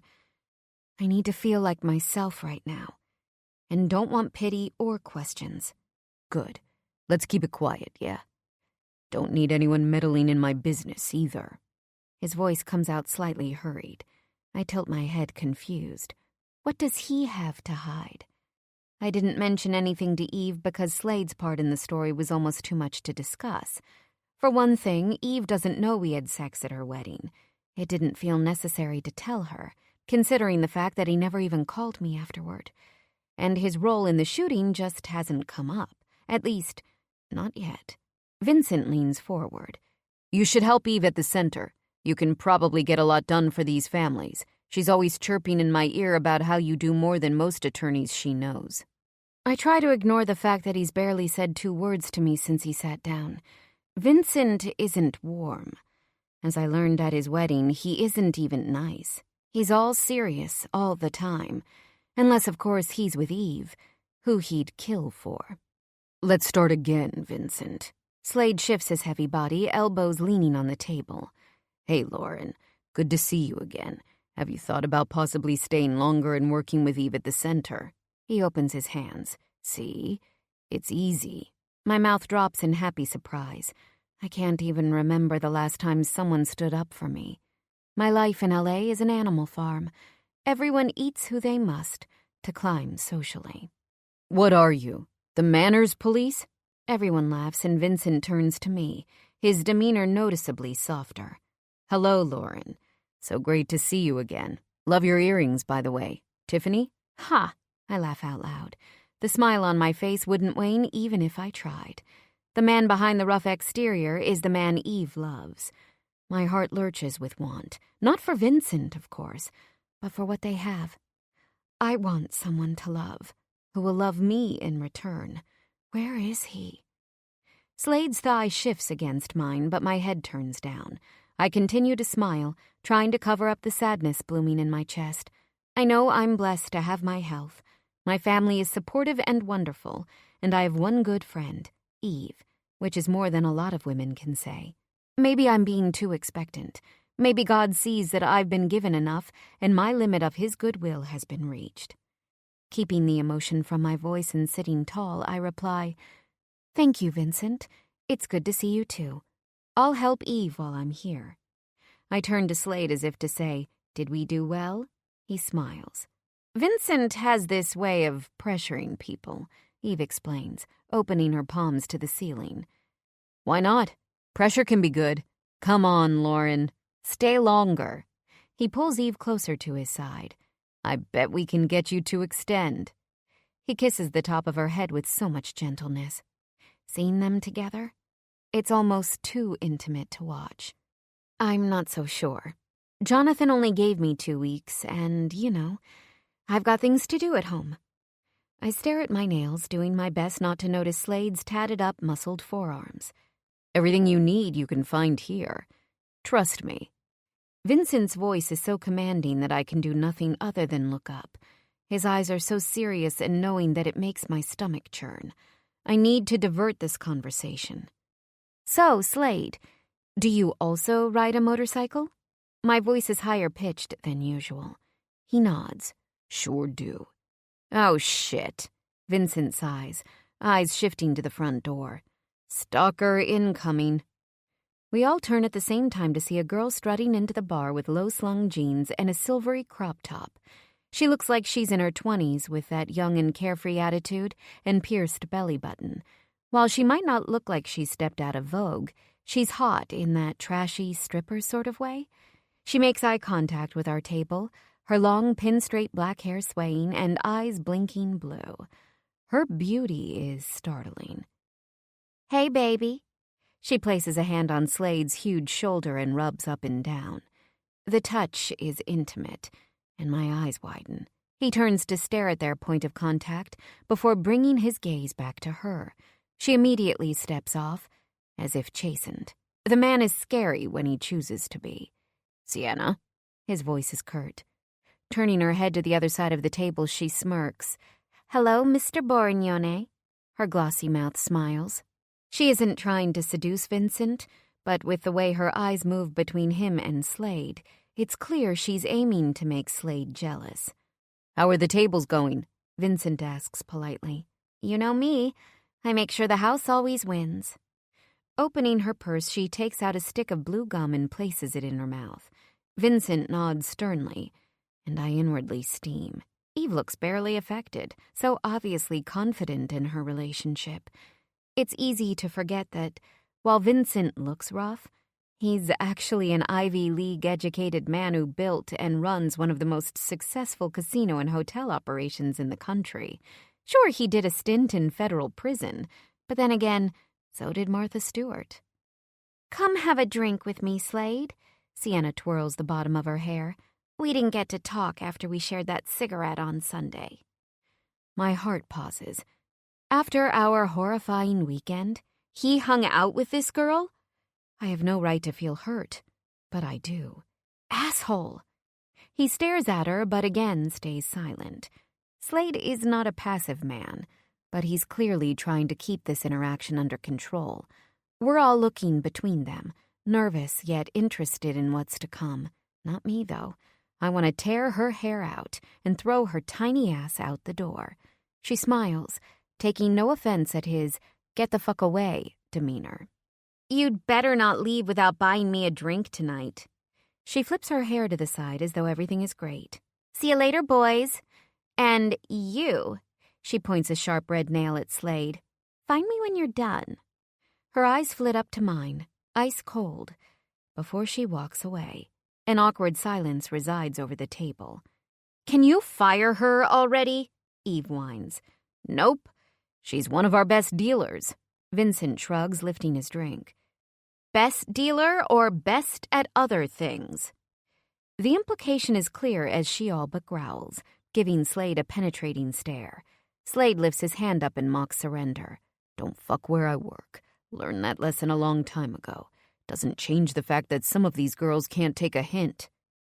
Am I one of those girls who can't take a hint? Shame washes over me. His pupils widen as if he knows what I'm thinking, and he feels bad. We're engaged in this weird staring contest, and I needed to stop before I lose myself. I'm going to use the restroom, I say out loud, diffusing the moment. Slade immediately slides out of the booth so that I can step out. Holding back my YSL purse tightly to my body, I make my way to the back of the bar. Before I can enter the ladies' room, I'm pulled over. It's the blue-eyed bitch. "You're hooking up with Slade?" she giggles, placing a hand over her hip. "I can see how you'd be something exciting to him. Rich girl you obviously are." Her eyes scan my clothes and I roll my eyes. Turns out girls like these exist in every walk of life, from the res to Rodeo Drive. I'm not hooking up with him, but even if I were, it wouldn't be any of your business. I push past her, making my way into the restroom. Unfortunately, she follows right behind me. "You can try all you want, but I know men like him. My brother was Special Forces, too. Delta," I hiss. "So?" I make a mental note to look up what Delta is when I get back to my room. "Slade was Special Ops over in Afghanistan. That changes a man. And a girl like you, all prissy?" She stares at my tight jeans and soft blue t-shirt in disgust. "You could never understand him and what he went through. For years he was prepping or engaging in war. He's seen things your stuck-up little brain can't even fathom. You should back up now before you find yourself under some rubble." I want to speak, but the words won't come. What could I possibly know or understand about Slade and his past? She isn't wrong. I can hardly imagine what Slade must have gone through. Does he agree with her? Out of my high school class of 150 students, 0 went into the armed forces. It's embarrassing how little I know. If not for a few random documentaries over the years and movies, my knowledge would be 0. Feeling satisfied by my dumbstruck expression, she turns to leave. I'm staring at the door when Eve steps in. "You okay?" She puts a hand on my shoulder. I smile. "Yeah, I'm cool." Lifting my back, I shake myself out of my daze. "I saw some sparks between you and Slade." She smiles wide. "I've always liked you two together. He's cool." I smile. There is so much she doesn't know. I have to fill her in, but not here in the restroom, and surely not now. She opens her mouth to ask more, but before she can, I enter a stall. Luckily, she gets the message. It's not like me to avoid discussing a man, but Slade isn't a normal guy, at least, not to me. What we went through in the nightclub was intense. In some fucked up way, it bonded us. We were there together, survived together. My feelings are conflicted, but he was literally my personal hero. After I wash my hands, we walk back to the table. Slade and Vincent immediately stand with our arrival, letting us back inside the booth. "No camping," Vincent says, sitting back down. "Sorry, man. I tried to convince her, but she's still scared of snakes after that small one we saw." "It wasn't small, Vincent. It was an actual rattlesnake, and this guy," Eve continues, pointing to Vincent, "jumps over it like it was nothing while I clung to our guide. I mean, who jumps over a rattlesnake? We're from New York, not the Amazon." He laughs, pulling her head under his chin. "Lauren's coming too, yeah?" I questioningly look at Eve. "I forgot to tell you, but we're leaving tomorrow to Undone, this gorgeous resort in Canyon Point, Utah. We'll stay there for 2 nights and spend the day out on Lake Powell. No camping." Eve's eyes sparkle in excitement. "Wait." I pause, looking around the table. "We?" "I'm supposed to stay here in Nevada and unwind. While I love traveling, it's something I need to mentally prepare for. I'm not the type who likes spur-of-the-moment anything. Even flash sales on websites give me anxiety. Like, what do they mean? Only 24 hours to shop these items, or they're gone? A girl needs time to weigh her options." "It'll be so relaxing," Eve promises. Slade shifts in his seat. "Are you sure? If you guys had plans, I don't want to impose." "No!" Eve exclaims. "I want you with us. We all do. Right, guys?" She looks around, silently asking them to chime in. "Sure. You should come along," Vincent replies. Still, Slade doesn't utter a word. I turn to him, waiting for his acceptance. "Not up to me," he shrugs. "You should come if you want. Don't come if you don't want." I lick my lips, deciding that Slade is right. I was invited by Eve. I don't need his permission or anyone else's but my own. "Okay, yeah, I'd love to come. Why not?" I turn my eyes back to Slade. "I'll be there." A small smile fills his lips as Eve claps her hands together. The waitress strolls over, pulling out her small pad and a pen. With skin the color of clay and lines around her sunken brown eyes, she looks exhausted. "What would y'all like?" Her smile is forced. I'd guess she is in her mid-40s, but then again, living in L.A., it's safe to say my age timeline has gotten skewed. With all the plastic surgery, strict diets, and workout fanatics, it's gotten hard to tell who belongs to what age group. My own mother looks 40 when, in actuality, she's in her mid-50s. Slade lifts a hand in greeting. "Hey, Candy, how's Jim? Hope he's doing better." She shrugs as her features darken. "He's all right. Still catching those damn dizzy spells." "Is it vertigo?" "Yep.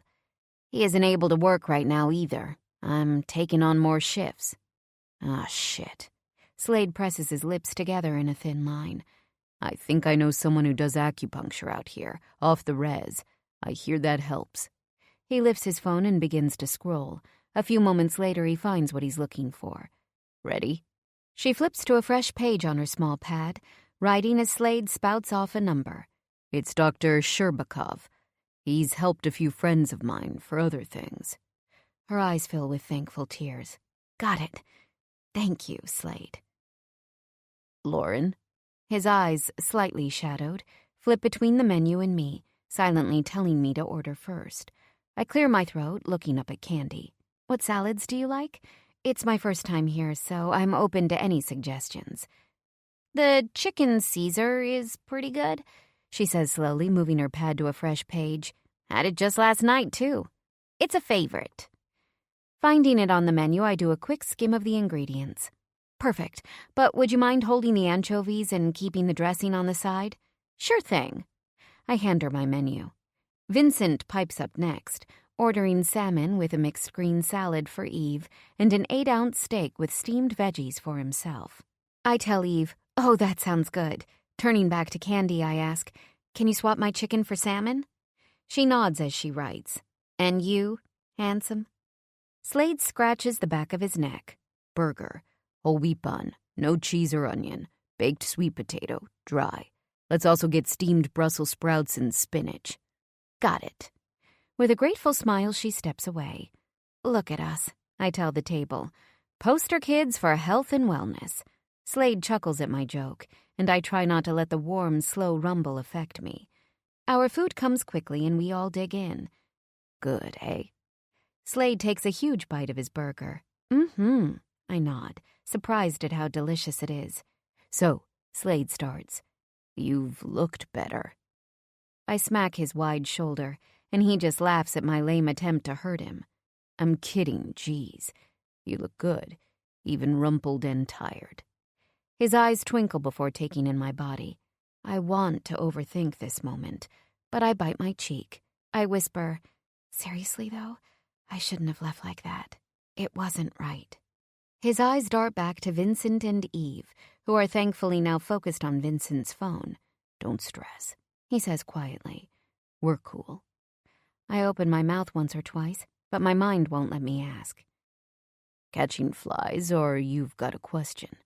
"You slept on the floor, and I thought you didn't want to be near me," I say in a rush. "I'm not good with sharing a bed. I kick a lot." He smiles jokingly, but it doesn't reach his eyes. Slade isn't about to explain himself or get into any truth. That much I know is true. It's a bullshit response. In that case, thank you for sparing me. My voice is sarcastic. "If you only knew how true your statement was," he mumbles under his breath. Instead of replying, I dig the fork back into my salad. Vincent and Slade begin talking about bringing water to the res and when the construction is supposed to begin. I'm enthralled by their conversation. Vincent and Slade work so hard and clearly make a ton of money, but they're also trying to better people's lives. Slade mentions hiring veterans for the project, and Vincent wholeheartedly agrees. "I'm getting tired," I sigh, taking my last bite. "I just got in today." Slade checks the sporty-looking black watch covering his thick wrist. "I'll bring you to your room." His reply is quick and easy. He turns to Vincent and Eve. "Going to bring this one to the mile. See you all tomorrow for the trip." He drops money on the table and slides from the booth, waiting for me to follow. When I put my hand into my purse to take out cash, Slade shakes his head. Nope. But why? I already paid for us. Let's go. Too tired to argue. I stand awkwardly with the table pushing against the center of my thighs as I lean across the booth, hugging Eve. She's half standing as well and squeezes me back. Sleep well. And if you need anything, call reception right away. They know you're there. Sure. Thank you, and bye, Vincent. Don't forget to think about staying, he adds, as I scooch to the left, exhausted but relieved to have someone bringing me home. Chapter 7. Slade. I just want to get one thing straight. Lauren starts, stepping through the exit and into the chilling night. We didn't have sex this weekend because... Her voice trails off. Because you were in a bad headspace, and I'm not a piece of shit. I open the passenger side of my truck, helping her in. Shutting the door behind her, I get into my own seat and buckle up. All right then, fine.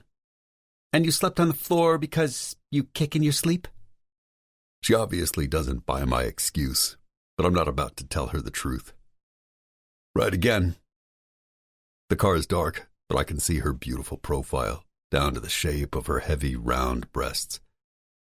I can't stop my eyes, taking glances at Lauren every other second. Everything about this woman just does it for me. You cold? I turn on the truck's heater, making sure the temperature inside is warm enough. Evenings here can get pretty chilly. Thanks. My eyes continue to flit between Lauren and the road. You're staring at me, Slade. She giggles, her voice half tipsy from the beer. No, I'm not. I reply too fast. By all means, look all you want. She sits up taller, smiling and sighing, showing her body off for me. Is that what you want? For me to look at you? My eyes stay on her for a moment longer. Even though it's dark, I can imagine her flush. Maybe. Her voice is whisper soft. Nervous, even. All thoughts of why this is a terrible idea flee from my brain as all the blood in my body moves south. I'll look. I'd like it more if you touched yourself, though. Would you do that for me? I lick my lips like a wolf. We've already hooked up once, and I know she likes the way I take charge. Her eyes shoot open in surprise at my request. What do you want me to do? Her voice trembles, but she'll do what I ask. I know I'm not the kind of man Lauren is used to, but she likes that about me. A lot. Spread your legs for me. Just sink into the seat and get comfortable. I've never done this before. Good. Don't want to think about you ever doing this with anyone but me. All you have to do is listen and do as I say. My voice is her command. I can do that. I want a visual of what you've got on underneath your clothes. Tell me. My bra and panties are matching. Just simple nude, lacy thong and push-up bra. Lift your shirt for me. Let me take a look. As she gingerly raises the soft cotton top, I harden, seeing all that girly cream lace from my side eye. She winces, and I pause. Your arm still hurting? It's bruised, but I'm okay. Take it off. My bra or the shirt? First the bra, then the shirt. And do it slow. I tap on the brakes to slow the car down as she opens the clasp. I'm not typically a man who appreciates a slow reveal. Something about Lauren makes me want to drag everything out. Savor it. I'm a lot of things, but dumb isn't one of them. A woman like Lauren offering herself to me in this way? It's once in a lifetime. It slowly comes off and I groan, trying to make out her large cherry-red nipples peeking through her thin t-shirt. I can see the natural slope of her heavy breasts and those hard, pointed peaks begging to be sucked. I slow down even more, letting myself drink her in as she finally takes off the shirt. She's topless and wanting. It's misery to my arousal. Now the pants. Quickly take them off, Lauren. I don't want to wait anymore. She unbuckles her seatbelt before undoing her jeans. They're tight as skin. She has to keep wiggling around to lower them in the seated position. Her breasts sway as she squirms, fumbling like an innocent. Christ, it's hot. Finally, the denim is down to her calves. Bending over, she pulls each pant leg off, one at a time. Laughing, she says, Sorry that took so long. I swallow my groan. She has no idea how sexy she is. The fact that I'm pulling her out of her comfort zone, making her do something those assholes she's had before me would never do, it turns me on like nothing else. Fuck this. I need her. Now. I pull over to the side of the road and unbuckle my belt. It's only seconds before I'm pulling her on top of me. God damn, Lauren. Fuck. I suck hard on the base of her neck, wrapping my hand around her breast and tweaking her nipple as she grabs the back of my head, urging me on. She's shaking, nothing but her panties on while I'm completely dressed. Need more space. I lift her to the passenger seat before jumping out of the car and into the back. Slamming the door behind me, I take her hand as she climbs over the center console to join where I sit. So close to nude, she moves directly onto my lap. I grab her ass, pushing down. She grinds against my rough jeans and hard dick. I'd drag her back onto the car's bed, but it wouldn't be warm enough for her. I can smell her want, and it's got my head muddled. Lie down, I instruct, moving myself to the far edge of the seat and lowering my mouth directly to her core. Moving the small scrap of lace to the side, I blow. Her legs shake. I let my tongue lap around her clit before sucking hard. Ah! She screams, the sound low and guttural. I lift my head. Yell all you want. No one here but us. I put my lips directly on her glistening heat and suck. She screams loud enough to wake the dead. I lick up and down and she moans, Slade, from the back of her throat. I don't normally go down on women. I always like to make them feel good, of course, but this act is intimate. For Lauren, though, I want nothing more than to inhale her.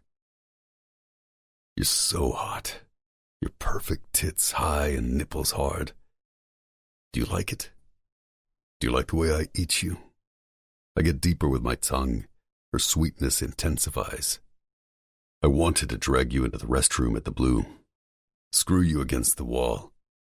Lick. You would have liked that. I suck harder and she goes almost wild, body so hot that the windows are fogging. The visual, combined with her taste, has me out of my goddamn mind. I move my hand to the back of my jeans, needing a condom. It's empty, so I try the next. Fuck, I curse. Fumbling up, I open the console, but it's empty. Reaching forward, I open the glove compartment. Empty again. What's wrong? She splayed out on the seat, naked and pink and quivering. So close. I don't have condoms on me. I lift my hand to touch the roof of the car, heaving with annoyance. I can drive us to a gas station. There's one about 7 minutes away. Let's go back to your place, she says, body quaking as she sits up. I lean back on the seat again as she crawls back to my lap, kissing me with absolute abandon, gripping the back of my head, moaning with her scent all over me. This woman. Her hot tongue sliding into my mouth with need. I want to pull off my jeans and slide inside her, but I won't. Couldn't disrespect her in that way. Let's just drive and pick those condoms up, I groan, wishing my car could fly. Okay. Kiss. And then how far to your place? Kiss. No. I grip the back of her neck, sucking on her bottom lip. Panting, she asks, Huh? Her eyes settle in confusion as she pulls back, away from me. I don't bring women back to my place. I grit my teeth, remembering Lily in my bed and what I did to her. Fury brews at the fact that Lauren wants more. It's irrational, but she's asking for things I cannot give her, and that pisses me off. We'll finish this here. Trust me, it'll be amazing. I press my lips to her collarbone, wanting to kiss this gorgeous woman who is somehow magical to me and say, I'm sorry, baby, but we can't. I'm dangerous and not to be trusted. Please just take what I can give. But she turns away, oblivious to my silent pleading. Excuse me? Her brows lower in the offensive. Bending down to take her clothes that have been strewn around the car, she turns her face away from mine, hands covering her full breasts. You heard me, I repeat, my voice low and deep. I want her, but it's got to be on my terms. For the sake of her safety, there is no other option. She leans down again, picking up her bra that hangs from the headrest on the front seat. So that's how you see me? Some easy lay? Good enough to fuck in a car but nowhere else? I pause. She's completely wrong. I'd like nothing more than to screw her brains out in my bed, in my shower, over my kitchen counter. But if she enters my house, she'll want to stay over. I can't provide what she wants. I'm incomplete and fucked up. I'm a man who's been altered by war. I'm not the man she thinks she knows. Oh, that's great, Slate. You're silent? Screw you. Lauren, come on. Her jeans come on first and then her bra and top. I can do nothing but watch her redress. We both make our way back to the front seat, and I bring her back to the hotel in silence. I can feel her angry thoughts stewing, but there is no defense. At least, none that I'm willing to say out loud. I can barely speak the truth to myself. When I pull up to the hotel, she unbuckles her belt. I've always been honest. I understand you aren't interested in me long term. I knew it when you didn't call after the wedding. I'm a big girl who can handle sex without strings, but I won't be disrespected or treated like a girl you just want to fuck in your backseat and dump.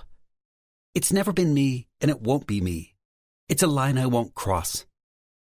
I grip the steering wheel and face forward, not wanting to see the look on her face when I deliver the truth. All I've got to give is this. If you don't like it, there's nothing I can do. So, now what? Her words are final, but also questioning. She wants me to fight for her, or change my mind, but it won't happen. It can't. We haven't known each other too long, but we've made it through a lot together. She deserves more than a quick fuck in the back of my car. But she also deserves a decent life. And that's something I can't give her while my head is in this state. My mind is made. Now, nothing. When I look at her eyes, filled with hurt, my chest freezes. Right now, Lauren's almost childlike. She's so trusting and open, waiting for me to change my mind. I want to yell, "Don't trust me. Don't come close to me. I'll hurt you." But I don't. Instead, the warning sits on my tongue like bitter acid. After a moment of hesitation, she leaves. I slam my hand on the steering wheel, cursing as she runs into the hotel, away from me, as she should. Suddenly, my anger starts to blow. I want to break something. I slam my hands down over and over again, yelling like a lunatic. Part of my mind knows this is crazy and irrational, but I can't stop myself. With shaking hands, I take 3 pills from my glove compartment and swallow them dry, needing to calm down. There is no other way. Chapter 8. Slade. The hotel is the epitome of rest and relaxation. The only colors around us are white and cream. Oh, and beige. Who can forget good old beige? And at the rate I'm being asked if I want a hot towel, cold towel, or my bags taken, it's clear there are at least 3 staff for every guest here. For a fact, Vincent hates this shit, but he's got it in his mind to take Eve to the best places in the world. Apparently, it's something he swore to do a long time ago. This is the second time they've dragged me to one of these fancy resorts, and I can safely say I officially can't stand them. I'm too big for places like these. Don't even get me started on the food. The plates are 2 bites each. Not least I can't take a step without worrying I'll knock something or someone over. A few months back, we flew to Paris to meet with potential investors for the milestone. Vincent and I stayed at the Four Seasons, where I made the mistake of sitting on a silver couch in the lobby. How was I supposed to know it was an antique and not actually for sitting? The concierge ran over to me, red-faced, cursing my American ass out. The trip over here this morning could have been awkward, considering last night's clusterfuck, but I did my best to stay out of Lauren's way while she zoned out on her e-reader. Last night, at the Blue, I'd wanted her to come on this trip. For Lauren, nothing could be better than a trip of rest and relaxation on the lake. Obviously, I'm regretting it now. After the car last night, I am twisted. I want her badly, but it can't work. She'd expect answers, as she should, but I'm not in my right mind to give her those things. I can't give more than what's available. Vincent and I step up to reception. A boy, suited up and dressed as a man, waits with a smile. He swallows hard, trying not to show anxiety. Hello, and welcome to the ANAM. We need another room, Vincent says brusquely. It's under Borignoni. We've got 2 right now, but we must have a third. Vincent pulls out his phone, checking emails, while I stand a step behind him and survey the area. I'm not technically his personal security now that the mess with his past life is behind us, but old habits have a way of sticking. The concierge types on the computer before blanching, eyes flitting from the flat computer screen to Vincent. I'm sorry, Mr. Borignoni, sir, but we're completely booked. There aren't any extra rooms, he stutters. Vincent was sure there would be space for Lauren, but as luck would have it, there isn't. I cross my arms, hoping that a little intimidation will magically open a room. You have 2 reserved, he continues. 1 master suite with a king bed and another suite with 2 queen beds. 2 beds, Vincent repeats before lifting 2 fingers up to me. I vehemently shake my head, mouthing, no. Vincent turns away from the concierge, whisper yelling with teeth gritted. Don't be an asshole, Slade. What do you want us to do? Send her back to Nevada? Both of us look at Lauren, who's relaxing on one of the white chairs in the lobby, holding her e-reader. Her brows are furrowed, as though in concentration. I try not to stare at her long legs, casually crossed. Is she in another lace bra and panties? I swallow hard before finding Vincent staring at me with a smile. The answer is no, I tell him, gathering myself. You should have thought of rooms before you brought us all out here. I'm not staying with her. Just a second, sir, Vincent says politely, obviously trying to soften his hard look. He throws a heavy arm over my shoulders, pulling me into a private corner of the hotel lobby. What's wrong with you? There are 2 goddamn beds. Grow a pair. You obviously want to get with her, and she wants you too. You should be fucking cheering right now that you have to share a room.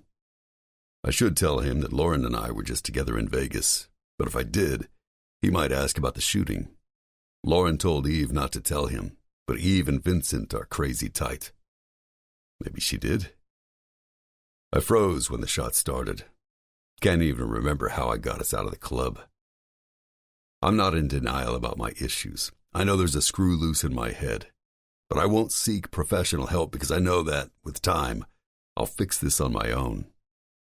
I don't need someone psychoanalyzing me, someone who doesn't even know me and has no idea about what I went through overseas. I can handle this myself.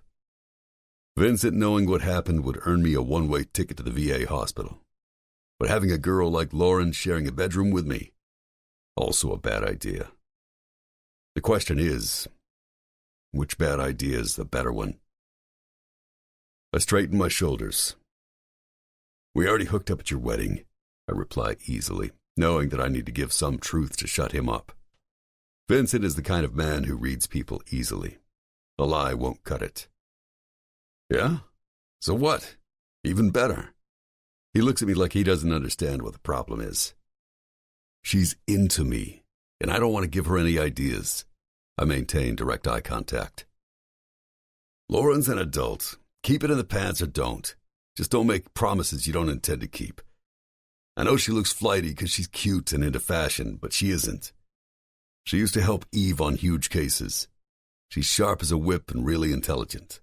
She's not some clingy moron. I look back at Lauren as she adjusts her white sweater. It falls over one shoulder, showcasing the smooth line of her collarbone. Vincent isn't telling me anything I don't know. There are 2 beds, he continues. It's just a few nights, not a big deal. Placing his hands on his hips, he waits for an answer. Vincent would be right if he were talking to a normal guy who didn't medicate to control dark memories. I need to weigh the shit show that would go down if he put the pieces together about Vegas versus having her and me share a room. My job would be in flux if he figured out what I'd been dealing with. Or worse, he'd throw me into therapy or rehab. On the other hand, Lauren could witness a night terror and be in harm. Then again, there are 2 beds in the room, so she wouldn't be directly next to me. And, with my meds combined with a good amount of liquor, I'd be able to conk myself out well enough to keep her safe. I try not to mix drugs too often, but it's okay. I'll do it. Staying with Lauren is my best bet at keeping the image of myself steady. Fine, I find myself replying with a silent, "Please, God, don't let this blow up in my face." Fine? He looks at me funny, as though my sudden agreement surprises him. Yeah, man, fine. We'll share the room. I dare you to argue with the fact that I agreed. He easily reads me and backs off. Chapter 9. Lauren. I slide my large round Chloe sunglasses over my eyes. Not that it's sunny, but I don't want Slade to see my face right now. I'm nervous to be staying with him. I'm good at faking things, but not that good. Plus, it dims everything around me. I don't want to see his huge body and handsome face. He's almost too much. After leaving me on the brink of a deep orgasm, followed by his admission that I'm nothing more than a one-night stand, unworthy of being in his bed, I feel frustrated, insecure, and angry. I begged Vincent and Eve to find another room for me, but the hotel is completely booked. The bellboy trails after Slade and me as he brings our bags to the room. My black suitcase is full-sized, while he has nothing but a small green Under Armour duffel bag. Figures. We enter our beautiful room, and I do my best not to clap in delight. 2 plush white queen-sized beds are on either side of the rectangular room, as serene black and white photography of a mountain sunset adorns the space between. A large white desk sits at the opposite corner, alongside a cream couch. A black and chrome Nespresso coffee maker sits atop a beautiful cream-colored dresser. "The bathroom," the bellboy announces, opening up a door to a huge double-sink marble bath. I peek inside, feeling utter relief. This is exactly what I need to relax my nerves. After the bellboy gives us a detailed description of the beautiful amenities of the property, including handing me a schedule of group workouts on the property, Slade opens the minibar. Leaning in, he seems to scan the items. I can see the top of his boxer briefs. The black elastic band is nice and tight around his firm waist. Everything in here is alcohol-free. Shutting the door, he turns back to the bellboy in fury. I'm taken aback by his attitude. I love a glass of wine as much as the next person, but Slade looks legitimately angry. That would be right, sir. I'd bet sweat is taking up residence beneath his uniform with the way his eyes have widened. I glance between the 2 of them, unsure. Slade crosses his arms, apparently waiting for a reply. Utah state law affects alcohol service, sir. The minibar must be dry because it is complimentary, and complimentary alcohol is illegal. Shit, he says out loud, clenching his fists. After pulling out a bill from his wallet, he hands it to the shaking kid, who hastily makes his exit. There's a moment of awkwardness as the door slams shut. His exaggerated response makes me feel uncomfortable. "Which bed do you want?" He calmly raises his brows, and I take his cue. Brushing the incident under the rug works for me. I drop my purse on the bed that is closest to the bathroom, staking claim. We need to have a conversation about the fact that we're stuck in a room together. I want to relax, and here I am, instead stressing out over my temporary roommate. Sunshine, you look like a bug right now. He chuckles. Sunshine? My heart pauses at this potential term of endearment, but then I process the rest of his sentence. Wait, did you just call me a bug? Yup. What are you wearing those ridiculous glasses for? The sun isn't shining in here. You aren't hungover either. I can wear my sunglasses any time I want to. I cross my arms over my chest. Sure you can. They take up half your face, though. Very round, too, he adds. So, round is stylish. My teeth grind together. Well, if you're going for bug style, you've done it. I tear the glasses off my face, and there he is, no longer darkened by my lenses, but full-blown. Perfect.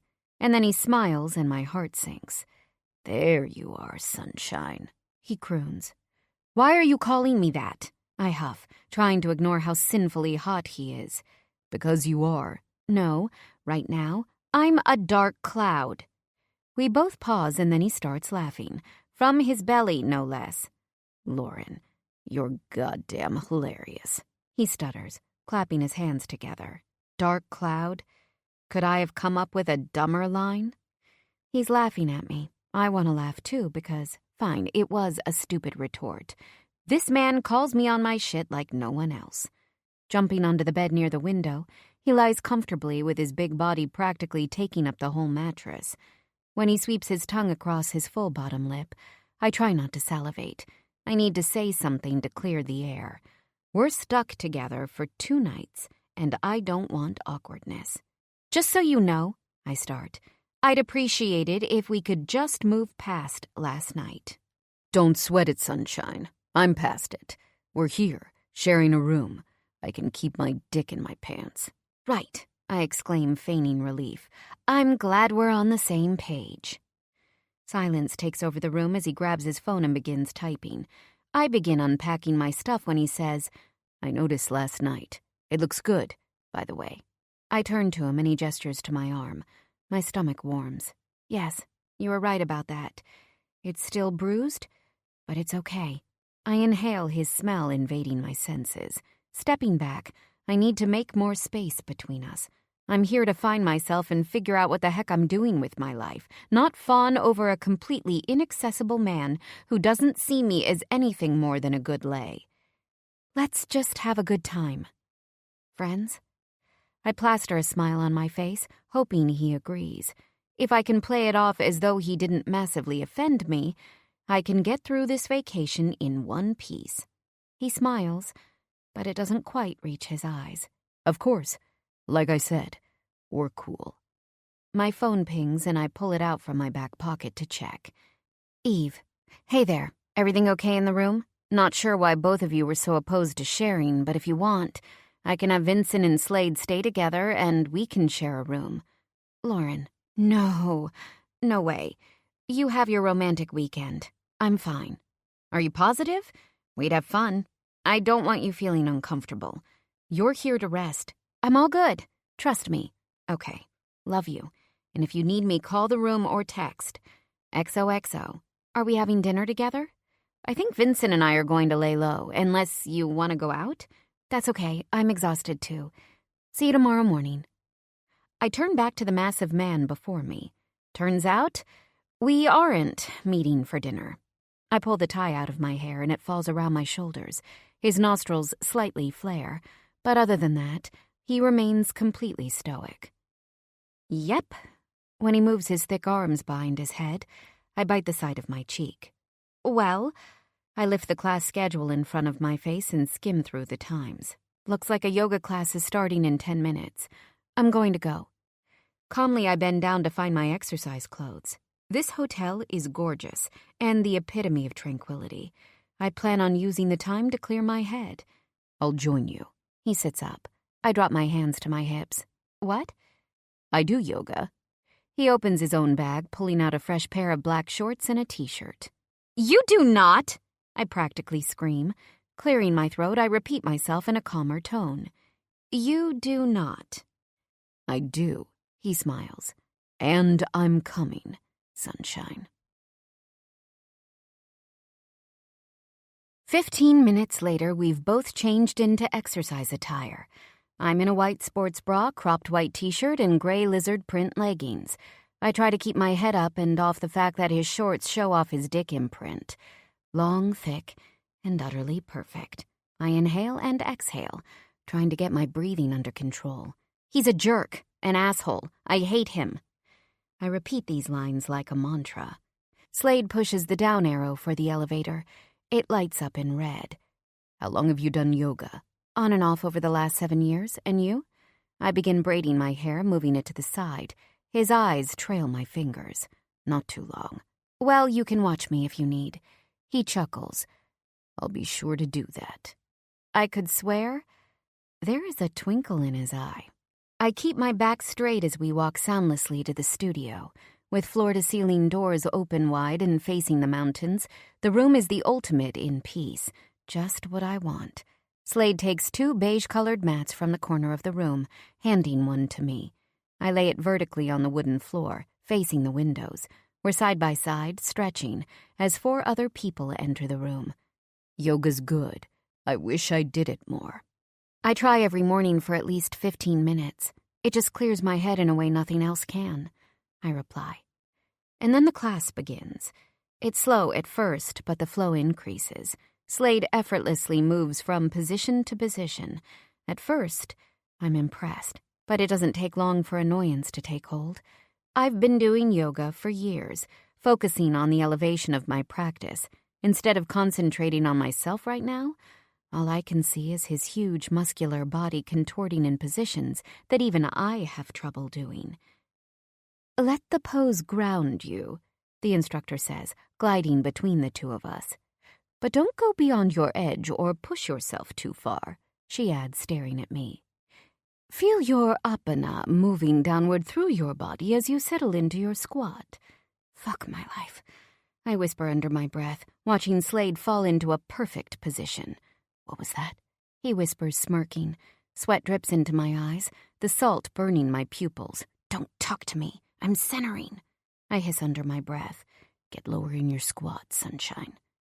I glance up just in time to see the tease coating his eyes. Asshole. That's it, I've had it. I pick up my mat and move behind Slade, so he no longer has the perfect view of me. Unfortunately, that means I'm the one with the view. When class is over, the instructor flits over to Slade, asking him where he studies.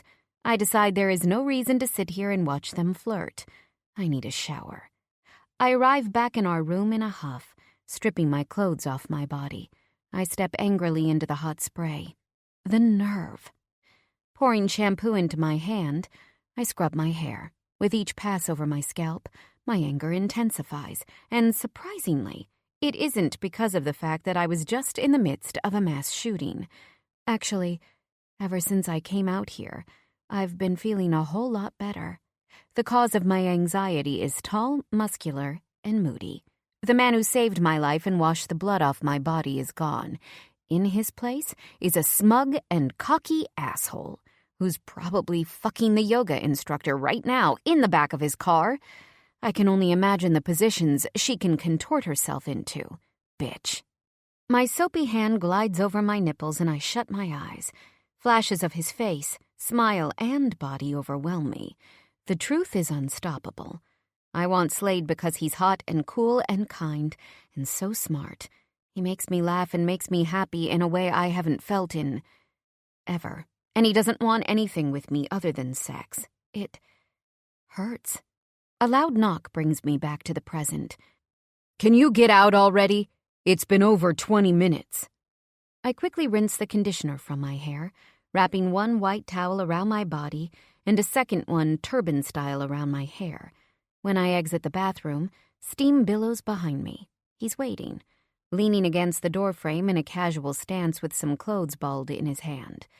It's about time, he drawls, a slight tinge of a southern accent coming through. His eyes wander from my toes up to my face. I tighten the towel around me, trying not to glower. I'm surprised you're back so soon with the way that yoga teacher was checking you out. I raise my brows. There's no reason I should be so furious right now. Rationally, I know this, but it doesn't change the truth. I like him despite the fact he doesn't think highly of me. I know I'm acting like a child with an unrequited crush, but I can't help myself. Deep down, I want to show him that I'm more than he thinks. Instead, it's all coming out as anger. I finally get out of my head enough to notice his gorgeous chest is bare. Don't worry, she's not my type. And with one last good look, he steps by me and walks into the bathroom. The door shuts with a thud. God help me, I moan, face planting on the bed. He comes out freshly showered and changed into a pair of soft, worn-looking jeans and a white t-shirt, feet bare and smelling clean and soapy warm. His hair has grown out some, the strands shiny and thick. The doorbell rings. Hope you don't mind, but I ordered us an early dinner. Can't stand to eat late at night. Slade says before opening the door. The waiter sets up the food on our small terrace where he pulls out plate after plate, each with a silver cover. He seems to have ordered enough food for 5. After signing the bill, he takes out a bottle of white wine from the minibar. I gasp. How did you get that? I've got my ways. He chuckles. And here I was thinking you were a good and honest, all-American boy.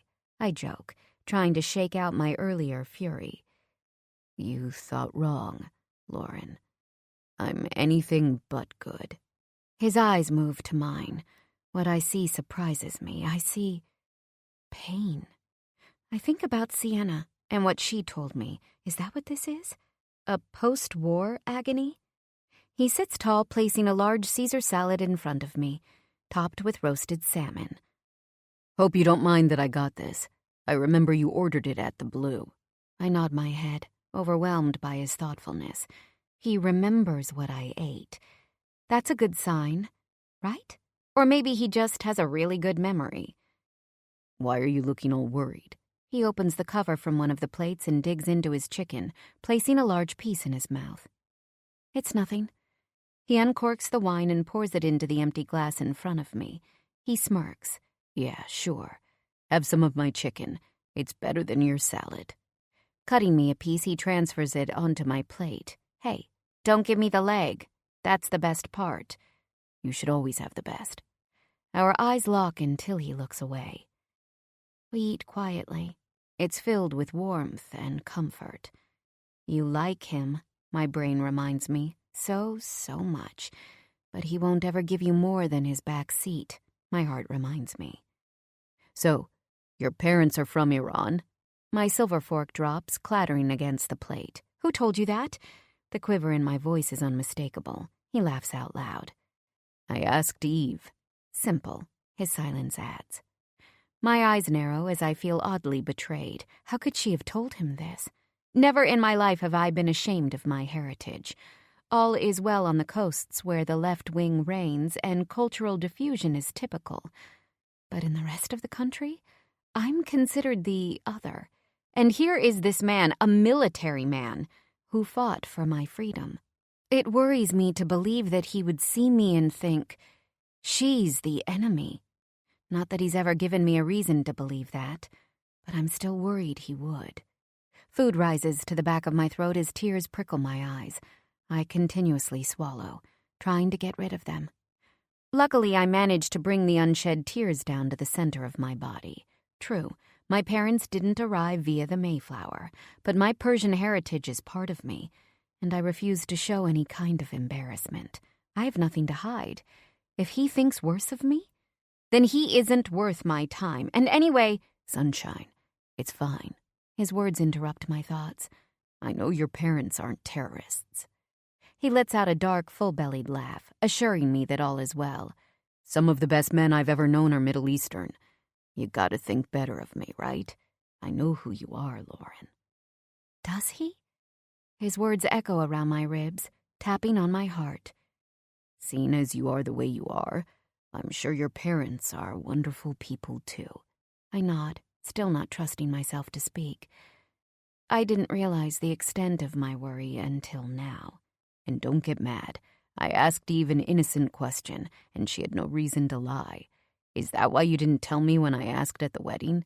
You were afraid I wouldn't like it? He teases me, smiling as he cuts up more of his food. I burn from embarrassment because he's right. I thought he'd run away if he knew. Don't mock me about this, Slade. I was worried. You're right. But there's a lot of hatred in the world, and how would I have known your views? I'll try not to be offended. He continues to eat, finishing his chicken and moving on to a steak with sliced beefsteak tomatoes on the side. I'm having my salad slowly and quietly, watching him eat every last bite until his plate is wiped clean. Standing, he pulls a pack of Marlboros from his back pocket. Pulling out a cigarette with 2 fingers, he drops it between his full lips before bringing up a lone match, lighting it up to a shining ember. You don't mind if I smoke, do you? He sits back down. No, I don't mind. With my agreement, he exhales. I'm not a fan of smoking. I want to live my best and healthiest life. But watching this huge man spreading his long denim-clad legs out in front of him, relaxing with a cigarette, does something to my insides. It's undeniable. With his huge muscular arms, tatted so well, and his heavy soldier's body, I find myself clenching my thighs together, intensely staring at him in the dim light. I swallow hard. You should talk to someone about the shooting. He takes a napkin from the silver holder and wipes his hands, cigarette dangling between his lips. Don't hold it in. His voice is low and deep. Actually, I think I'm doing okay. My voice comes out surprisingly upbeat. I had a bit of a breakdown before I came out here, but I feel a lot better already. How about you? I take another bite of my salad. Me? What about me? He wrings his hands together. Well, you were there too. And I thought I saw you freeze up for a... Of course I'm fine, he spits out. Never been better. He lets out a dark laugh as he takes a hard pull of his cigarette. His demeanor has my guard moving up, but I tell myself to stop my overreaction. Really? Because I noticed when the shots first went off, you... A stone face flashes to mine. Don't, he snaps. I questioningly tilt my head to the side. Wait. Why are you getting so upset? The chair scrapes against the ground, and he stands to his full, hulking height. My jaw drops at the outburst as my heart lurches in my chest. What the hell is going on here? Maybe he's the one who hasn't dealt with his shit. He's all about being helpful and doling out advice. But when the tables turn, it's complete shutdown. I hesitantly stand, unsure if I should run away or wait this out. I won't press. My voice is a whisper as I raise my hands in surrender. Part of me wants to run, but my heart won't let me move. His eyes are suddenly dark and so empty. There's nothing to fucking press. He bares his teeth and steps closer, raising the stakes and morphing into someone else entirely. He wouldn't hurt me, right? I know Slade would never, but this man isn't the Slade I know. I shiver, as though my body knows something that my mind refuses to register. Let's just enjoy our dinner, okay? Let's not talk about that night anymore. I'm okay. You're okay. Everything's great, I whisper, as though trying to calm a rabid animal. I should run, get the hell out of here. But I don't. The swirls in his eyes, normally flecked in gold, have darkened. Seconds pass in silence. I'm frozen while he continues to fume. A moment later, I ask, Slade? Taking a risk and reaching out my hand, I touch his arm. Suddenly, his eyes soften. He opens and shuts his mouth, eyes darting around our small balcony before settling on me. He's sad and angry and something else I just can't name. He retakes his seat, and I let out the breath I was holding. Whatever gripped him a moment ago has passed. Slade has a dark side with a temper. I know it, and my body knows it too. The night of the wedding, he seemed to be okay. But something happened, turning the fun and cool man I'd thought I knew into someone else. I swallow, my mouth feeling dry as he lights up another cigarette, blowing smoke into the night. I scared you. His eyes flit back over to my face, assessing me. My heart pounds because, yes, I'm scared as hell. Still, I don't want to back down, not from the man I know, who is filled with so much decency and kindness. I'm still here, aren't I? My voice shakes, and yet I sit taller. Smoky white wisps billow from his mouth as he nods his head. You need to hear me now. I'm not the man you think I am. I'm not a savior. I've done some horrific shit, and now, here I am, living my life. You want to meet a good man so you can get married, start a family? I can set you up, but it's not me. I didn't call you after the wedding because it would have been for nothing. You're a great girl, but I'll never be able to give you the white picket fence. A pregnant pause wedges itself between us. I don't even know what to say to that. Say you'll stay away. We had a few fun times, but we're not suited for anything more. I need to know you understand. He turns his head to mine, eyes blazing. I see the way you look at me, like you're dying to fuck, and then meet my mom for dinner. You've got to stop that. Seen as you're Eve's best friend, the last thing I need to do is screw around with you and piss her and Vincent off. So, do us both a favor and just back up. He casually exhales, as though he didn't just knife me with his words. I open and close my mouth in shock and hurt as heat rises into my face. Men see me as hot. They want my body, but they never want me. I thought maybe Slade was different, figuring we had a connection that went further than mere attraction. I was wrong. Tears well up in my eyes. I'm not asking for yachts and travel and fancy dinners. I just want someone who'll open the covers in our bed when our kids come in the middle of the night. Someone to know and love the real me. I'm sick and tired of all the phony bullshit that surrounds me.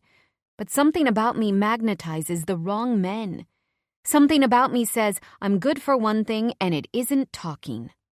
Do you hear me? Say yes, Lauren, he commands, sitting forward with his elbows leaning on his knees. His voice is sure, confident, and ice-cold as he stares at me like he wouldn't mind grabbing and shaking me. I feel so vulnerable and defeated by his anger. Yes, I sound scared, because I am. He went from calm to scary and then to cruel in a matter of minutes. He pours himself more wine, and I let myself back inside, leaving my food for him to clear. I turn on the water in the shower, feeling ill, as I take my clothes off piece by piece. I'm clean, but I need to clear my head. Soft black jersey leggings, white V-neck t-shirt, and a pair of lacy bra and panties sit in a heap in the corner of this luxurious white marble bathroom. All at once, I straighten my back and make another conscious decision not to listen to him. I'm an adult. I refuse to allow his opinion of me, or any man's opinion for that matter, affect how I see myself. I've spent too many years hanging my self-worth on a man's opinion, and I'm sick of it. I guess in some twisted way, I can thank the shooting for that. Slade believes I'm nothing more than a beautiful outer shell? Well, fuck him! Any man who believes that is missing out on me, a woman with intelligence and kindness and more love and loyalty in her pinky than any of them have in their entire bodies. The right man is out there for me. Somewhere. I just haven't found him yet. Just because Slade's decided I'm not valuable doesn't mean my fate is decided. He can kiss my perky ass. Chapter 10. Slade. Lake Powell is a sight to behold. White houseboats line the sandy shore while kids play in the water, drifting down slides and balancing on colorful noodles. Once upon a time, I would have wanted a life just like this. Beautiful wife, few kids. I crack my knuckles, refocusing. None of that is meant for me. I'm holding a plastic bag filled with 2 six-packs of Corona that we picked up from a bodega on our way. Vincent's got the bag of lunches and drinks the hotel packed for us to take on this excursion. Oh, my God, Lauren exclaims, pointing toward the boats. Those are so awesome, Eve. We should totally rent one of those houseboat thingies one day. Do you see how the slide is connected to the boat? I love it. I can't help but smile at her exuberance. Lauren's personality is bent toward happiness. Hands on her slim hips, she looks around with joy. Being near her reminds me of what I'll never have. She'll wind up happy, so long as she stays far away from me. I'm a shithead for talking to her the way I did last night, but it's for her own good. She needed to know the score. And my temper? I lost complete control when she asked me about Vegas. Just another event pointing to the fact that I'm fucked up in the head and losing control of myself. Once she steps off the balcony, I let myself out of the room and chain smoke off the property for hours, polishing off a six-pack of beer. When I finally get back to the room, she's sound asleep, curled beneath layers of sheets. Face calm and relaxed, as it should be. I pop a few benzos in my mouth, ensuring that I'll sleep like the dead. At 6 a.m., my alarm goes off. I'm on the carpeted floor and completely fogged up. Forcing myself awake, I drink a few cups of water out of the sink before changing my clothes and heading down to the hotel's gym. The machines look completely new.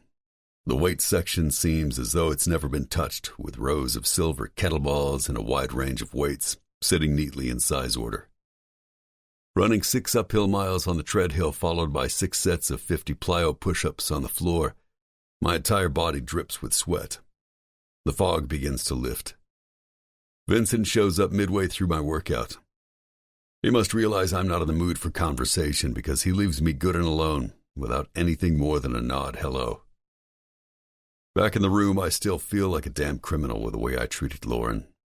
Coffee brews while I wash up in the hot shower, trying not to think about her as I soap my body.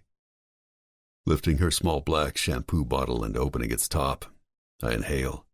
Leaning against the wall, I drop my head against the cold marble, trying to fight through the turmoil I feel inside. But I can't. My mind is shattered, not to be controlled. I curse, stepping back to the spray. I want this woman so fucking much, but I'm nothing but a lowlife. I refuse to live in some fantasy where Lauren would be enough to eradicate all the shit I went through overseas. In actual life, I have no choice but to drink and take meds if I want to sleep anywhere near her. I might have lost control, but I'm not delusional. Sitting on the terrace, I make sure to position my chair so I can see her, but she can't see me. After my third black cup, she wakes with swollen, bee-stung lips and perfectly braided hair. Lauren sleeps in soft pink cotton shorts and a matching shirt. I stare at her long legs and beautiful arms, the bruise still wrapping around the left. A small sliver of stomach peeking out between her top and shorts has me salivating. Pulling out a cigarette, I let the smoke push down my craving for her. I want nothing more than to mark her, establish ownership of her body and mind. She thinks I have no clue who she is as a woman, but she thinks wrong. She's intelligent, not selfish or simple in the least. I see how she acts to everyone around her with kindness and grace. Always reading, making sure to check in with work so that the girl covering her doesn't drown. Still, I need her to hate me. I don't deserve the love of a woman like her, nor am I in the state of mind to have it. She returns from the bathroom and glances around the room, presumably noticing my absence. Grabbing some clothes, she re-enters the bathroom. Is she blocking the door to keep the monster out? She should. The absence of her in my line of sight makes me strangely desperate, but I sit and wait. She comes out, looking fresh and gorgeous in a short yellow sundress with red strawberries that look painted on. Those round bug glasses I ribbed her for sit above her head. I stare at my phone, making her think she's far from my mind's eye. She steps onto the balcony. I'm leaving. Silence descends as she turns on a gold sandal. I nod, although she can't see me. Not that I deserve her eyes. A man wearing a captain's hat stands on a boat, waving us over. Even though I insisted we didn't need a guide, Vincent wouldn't budge. This way, we'll enjoy ourselves without worrying about where we're going, he tells me over the ridiculously nice breakfast buffet, complete with a section of rare, fresh fruits and cheeses, an entire spread of breads that would rival any bakery, and a section of different salads. An omelet station stands to the left where a chef is ready to make any egg concoction one could dream of. Of course, there is also a menu to order from, if you don't feel like getting up. The excess can be fun when in the right mindset, but sometimes it's straight up sickening. Just imagining the waste of this hotel while the world hungers makes my anger rise. Lauren eats a cucumber tomato salad on the left side of her plate and scrambled egg whites with spinach and feta cheese on the right. She drinks her coffee hot, with a drop of skim milk and no sugar. My behavior is obsessive, even for a man like me who is always paying attention to everything. But I can't stop myself. "Hey there," the captain greets us, white linen shirt bright against his leather-tanned skin.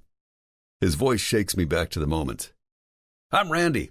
My boat is ready for you. We've got bodyboards, tubes, and water skis." He shakes each of our hands. Eve jumps up and down, unable to contain her excitement, while Vincent smiles like he won the goddamn lottery. Making Eve happy is his kryptonite. Lauren smiles wide, too. I'll never be the one to make her smile like that. I can't be. The thought is the ultimate in sobering. And yet, each time she blinks, my fixation on her grows. The happy couple gets on first, Vincent's arm wrapped around his tiny wife. I step onto the speedboat after them, putting out my hand to help Lauren on. She might hate me, but I don't want her falling. The boat shakes, but she refuses to take what I'm offering. I should be glad. Whatever it takes to get her to move on is a good thing. This is what I wanted, and this is what I got. Lifting the top of the cooler, I drop the beers inside before stepping to the back of the boat. "Who wants the tube first?" Randy smiles as he puts the boat in gear. In unison, Lauren and Eve scream, "Me!" Vincent laughs, and I try to smile, needing to act like a normal guy who's well-adjusted in the world. A regular guy who's vacationing with his best friend and a beautiful woman. "No problem, ladies. You're both small enough to share." The captain drives approximately 10 minutes into the center of the lake. The temperature outside feels around 85 degrees. He stops the boat to grab the tube while Lauren does a little shimmy out of her short sundress. I want to stand up and cover her or tell her to keep it on. She lifts it from the floor and neatly folds it, placing it down on the seat. Her bathing suit is cherry red and shows the tops of her breasts. I sigh in relief because it's a one-piece and not a skimpy bikini. Her fingers move deftly as she braids her shining hair to the side, laughing at something the captain said. Lauren weaves each section of her hair together until she looks like a bona fide mermaid. How she does her hair like that, I'll never know. Turning around to face the water, she holds the top of the silver ladder that leads to the lake. I stare at her back, and my jaw drops. The suit dips all the way down, reaching the top of her perky ass. The bottom isn't much either. It's not a thong, but it's small, like really fucking tiny, and barely covering. I want to run up with a towel and cover her before anyone can see what I see.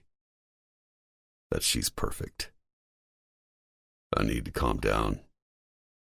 "Yo, Vincent, grab me a beer." He opens the cooler and takes one out. "Not too cold yet. It'll do." I catch his throat. It pops open with a hiss, and I drink. It's warmish, but I'll take what I can get. Leaning over the edge, I watch Lauren climb onto the black and white striped tube. On her stomach, she holds on to the small black grips, long legs behind her. I wish I'd checked the tube before he placed it into the water. What if it has holes? The girls scream their heads off with glee as Randy turns the engine on high, turning the boat left and right in an attempt to get them to flip. My throat dries as I continuously scan the lake. What if there are hidden rock formations and the tube hits one? A million terrible scenarios pass through my head, all ending with Lauren hurt. The tube pops up against the water over and over again, making a popping sound. My hands start to shake. "Get low!" someone yells as gunfire sprays. Rex and I drop down, the rocks on this dingy mountain digging into our stomachs. We've got a good spot, I think, as I tighten my hold on the gun in my hands. I'm ready. Whoever is shooting these guns doesn't know how to use them. I look over and Rex laughs, heavy equipment surrounding him like toys on Christmas. The shots ping past us, hitting nothing but air. I chuckle as we wait for the firing to end. I blink quickly, clenching and then unclenching my fists. I'm here, on Lake Powell. I'm here, on Lake Powell. Pulling out a cigarette from my back pocket, I quickly light it up. Hell isn't a place. It's memories, and I'm living in them. The nicotine helps to settle my nerves, but I wish I'd brought some extra pills with me too, just to soften the blunt edges. I popped 2 this morning, but clearly it's not enough. Not anymore. You've really picked up the habit. Vincent helps himself to a cigarette while he chastises me. I exhale. I guess you could say that. Nothing like a smoke and a beer in a boat. I light him up. Did you contact Veterans Affairs? Make sure you give them our timeline so they know when we'll begin hiring. There are always delays, so give them a few months out. Already done. On a scream, the girls flip over and my heart skids to a pause. I'm ready to jump in the water to grab Lauren when she pops up, giggling. My rational mind knows she's wearing a life vest. But until she's back here, next to me, I can't stop stressing. Vincent puts out his full cigarette into the cup I'm using as an ashtray and dives headfirst into the water. Eve swims hard, trying to get away from him. Within 2 strokes, he's caught up and grabbing her into his arms. The other day, Eve mentioned that it was Vincent who'd taught her to swim. The water sparkles around Lauren as she does the backstroke toward the boat. I feel relief in my chest when her soft hands grab onto the ladder. She's okay. After a few hard pulls, I put out my cigarette too. Randy points north. The slot canyons are there. We'll head over now. I finish my beer and open another as the girls dry off with fresh towels and scroll through their phones. Lauren mentioned something about skirts and dresses. They seem to be shopping. Oh, I love these pumps. She turns excitedly to Eve, handing her the pink crystal-looking cell phone. Comfortable too, because the heel isn't too high, and super classic too. It'll be perfect. What the heck is a pump? Lauren's got a vocabulary I just don't understand. Vincent gets on the phone, yelling to his attorney about rental payments from one of his retail spaces. The boat pulls over before Randy takes down 3 blue paddleboards and oars. She tucks her phone between the folds of her sundress before lifting her hands to the top of her eyes, shielding herself from the sun.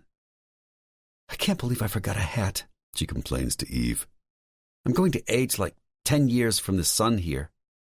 I immediately pull the hat off my head. Here, I offer. No, it's cool. I tighten the bag and hand it to her. You'll burn. Who wants sunspots? She tries not to smile. Are you messing with me right now? No, just wear it. Hesitantly, she puts it on. Navy, in bold letters, stares back at me. Looks good. I clench my fists, trying not to enjoy the fact that she's wearing something that's mine. Thanks. She gives me an undeserved smile. I eat it up like a starving man given a morsel of food. I never knew how hungry I was until Lauren. We paddle through the slots as the girls marvel at the colors and light play. Vincent once told me that this part of the country made him believe in God. I finally understand why. It's centuries of evolution written in rock formations. Every detail here was made by nature alone. Basically what happens, Eve's voice echoes, is there's a crack in the rock. A heavy rain comes down and seeps into that crack, along with sediment and natural debris, which then carve away at the inside edges. Sharing aboard, Vincent quickly paddles himself and Eve around the bend as they continue their discussion. I slow myself down to brush my hands against the red and orange striped wall. It's so smooth. Lifting my head, I notice that Lauren's no longer ahead of me. Turning my head, I see she isn't behind me either. Still, I didn't see her rush ahead with the others. Lauren? I call out. No reply. Fuck. I want to spin my board around, but the slot is too narrow. Paddling faster, I try to find a wider section but can't find one. I get off the board, starting to swim. The water is cold as shit, but I couldn't care less. Did she fall? The light dims as I swim around, dunking underwater and swimming deeper to see if she's there. I can't see her. I pop back up. "Boo!" she screams. My eyes widen in surprise as I turn. "You..." Her laughter is song. You were zoned out, and I hid behind that section. Never thought I'd get you into the water, though, she says happily on her board, pointing to a small bend on the right. Looks like you're too slow, Slade. I want to grab her, tear her clothes off, and show her how fast I can be. Instead, I climb back on the board and tightly grip my oar. It's dangerous. You should never sneak up on someone, especially not on a man like me. My mouth dries out, words sounding like a threat. "Oh, is that right?" she sasses. "You might have scared me last night with your temper and tough guy attitude, but in the light of day, I see you're nothing but an asshole. You don't scare me, Slade. Not one little bit. Oh, and here's your hat." She throws it at me, and it lands straight at my chest. Eve calls out, "You guys coming or what?" Lauren paddles away, ahead of me, cursing under her breath. Shit. Back on the boat, Vincent pulls out our lunches, packed by the hotel. Mine is a crusty baguette filled with ham, cheese, and honey. Lauren seems to have taken one with vegetables and cheese. "Vincent, you were right on this one." I take a huge bite while the sun beats down over my shoulders. Bringing food from the hotel was a total win. We're sitting on the couch beds in front of the boat while the girls scroll through their phones, showing each other some more clothes. Finally, Lauren opens her sandwich, picking out the vegetables inside like a bird might do. "You have something against bread?" I open my beer, my third. Of course I do." She shrugs, munching on a sliced cucumber. "My body doesn't process grain." "What the hell does that mean?" "It means that bread makes her fat." Eve laughs, and Lauren grabs a white pillow, hitting her in the shoulder. "People are hungry in the world, Lauren. You shouldn't waste." I'm back to acting like a dick, but I need to stop my feelings. She yelled at me a few minutes ago, and it only makes me want her more. Her strength and confidence are a turn-on like nothing else. I'm protective of her. I want her, but I can't have her. And that makes me mad. Seriously, that makes no sense. Regardless of whether or not I eat this bread, children are still hungry. Vincent takes another bite of his sandwich, staring at me a little too closely. The fuck does it matter to you if she eats the damn bread? "Yeah, Slade, what does it matter?" Lauren parrots, picking up a sliced tomato and placing it in her mouth. She's taunting me. I take another drink. You're wasteful. There are people around you who are unfortunate, but you couldn't be bothered. Girls like you are selfish, sitting on an expensive boat, barely touching the fresh food prepared for you by a chef, and shopping for fuck's sake. Her face guts from my insult. I'm branding her as a materialistic and selfish bitch with my comment. It's fucked up, and it's mean. Most of all, it's untrue. But I need to create distance, and I don't know how else to keep her away. It's a sick attempt at short-circuiting the electricity I feel for her. "I can't stand you," she spits out. "All right, you guys, let's all relax." Eve comes over, placing her tiny self in Vincent's lap before whispering, "I hope this is your version of flirting, Slade, because you're being an absolute asshole. Lauren doesn't deserve the way you spoke to her." I take my food and walk to the back of the boat, uninterested in hearing shit from Eve. Vincent's glare reaches me, but I pretend not to notice. Lauren leans against the front, seemingly watching the water. I want to force her to turn her body so I can watch her face and not her back. I hate her hiding from me. I watch her like a stalker, memorizing the way she stands with one foot slightly ahead of the other. I can't look away. My mind teases me with memories of how she moaned beneath me in the backseat of my truck. The way she tastes, like soft, salty caramel. Dancing at the club, her sweat slick between her full breasts. My dick pulses. I'm in a trance when she steps in front of me, bringing me to the moment. I was going to ignore your disgusting comments, but I can't. I've been looking at clothes all this time with Eve because I'm planning on helping some of the women from her shelter find appropriate attire for job interviews. I'm not selfish, and I do realize there are people much less fortunate than I am. She's on the defensive, obviously hurt. And the bread? She huffs, brown eyes shaded by her hand against her forehead. I saved it for you to eat. See? No waste. She practically throws it at me. I stare at it, feeling like shit. The way I've been acting isn't me, but how can she know that? She was supposed to hate me for the way I'd behaved, not save the bread for God's sake. I want her to understand that my life is not my own. My memories have a strong hold over my life. I swallow hard, feeling every bit the asshole that I've been. I don't want to be a dick. I just don't know how else to keep her away. Look, I didn't mean that. My behavior, it was fucked, all right? I've been going through some rough shit lately. Work's been hectic. It's not about you. Yeah, but when you treat me like shit, you make it about me. You think I'm nothing more than fluff. I hear you loud and clear, but get this, Slade. I couldn't give a shit what you think about me. So stop trying to shove your opinions about who I am down my throat. I won't swallow them. She stands up tall, daring me to argue. I'll stop. I know you aren't fluff. I inch closer to her, but she doesn't budge.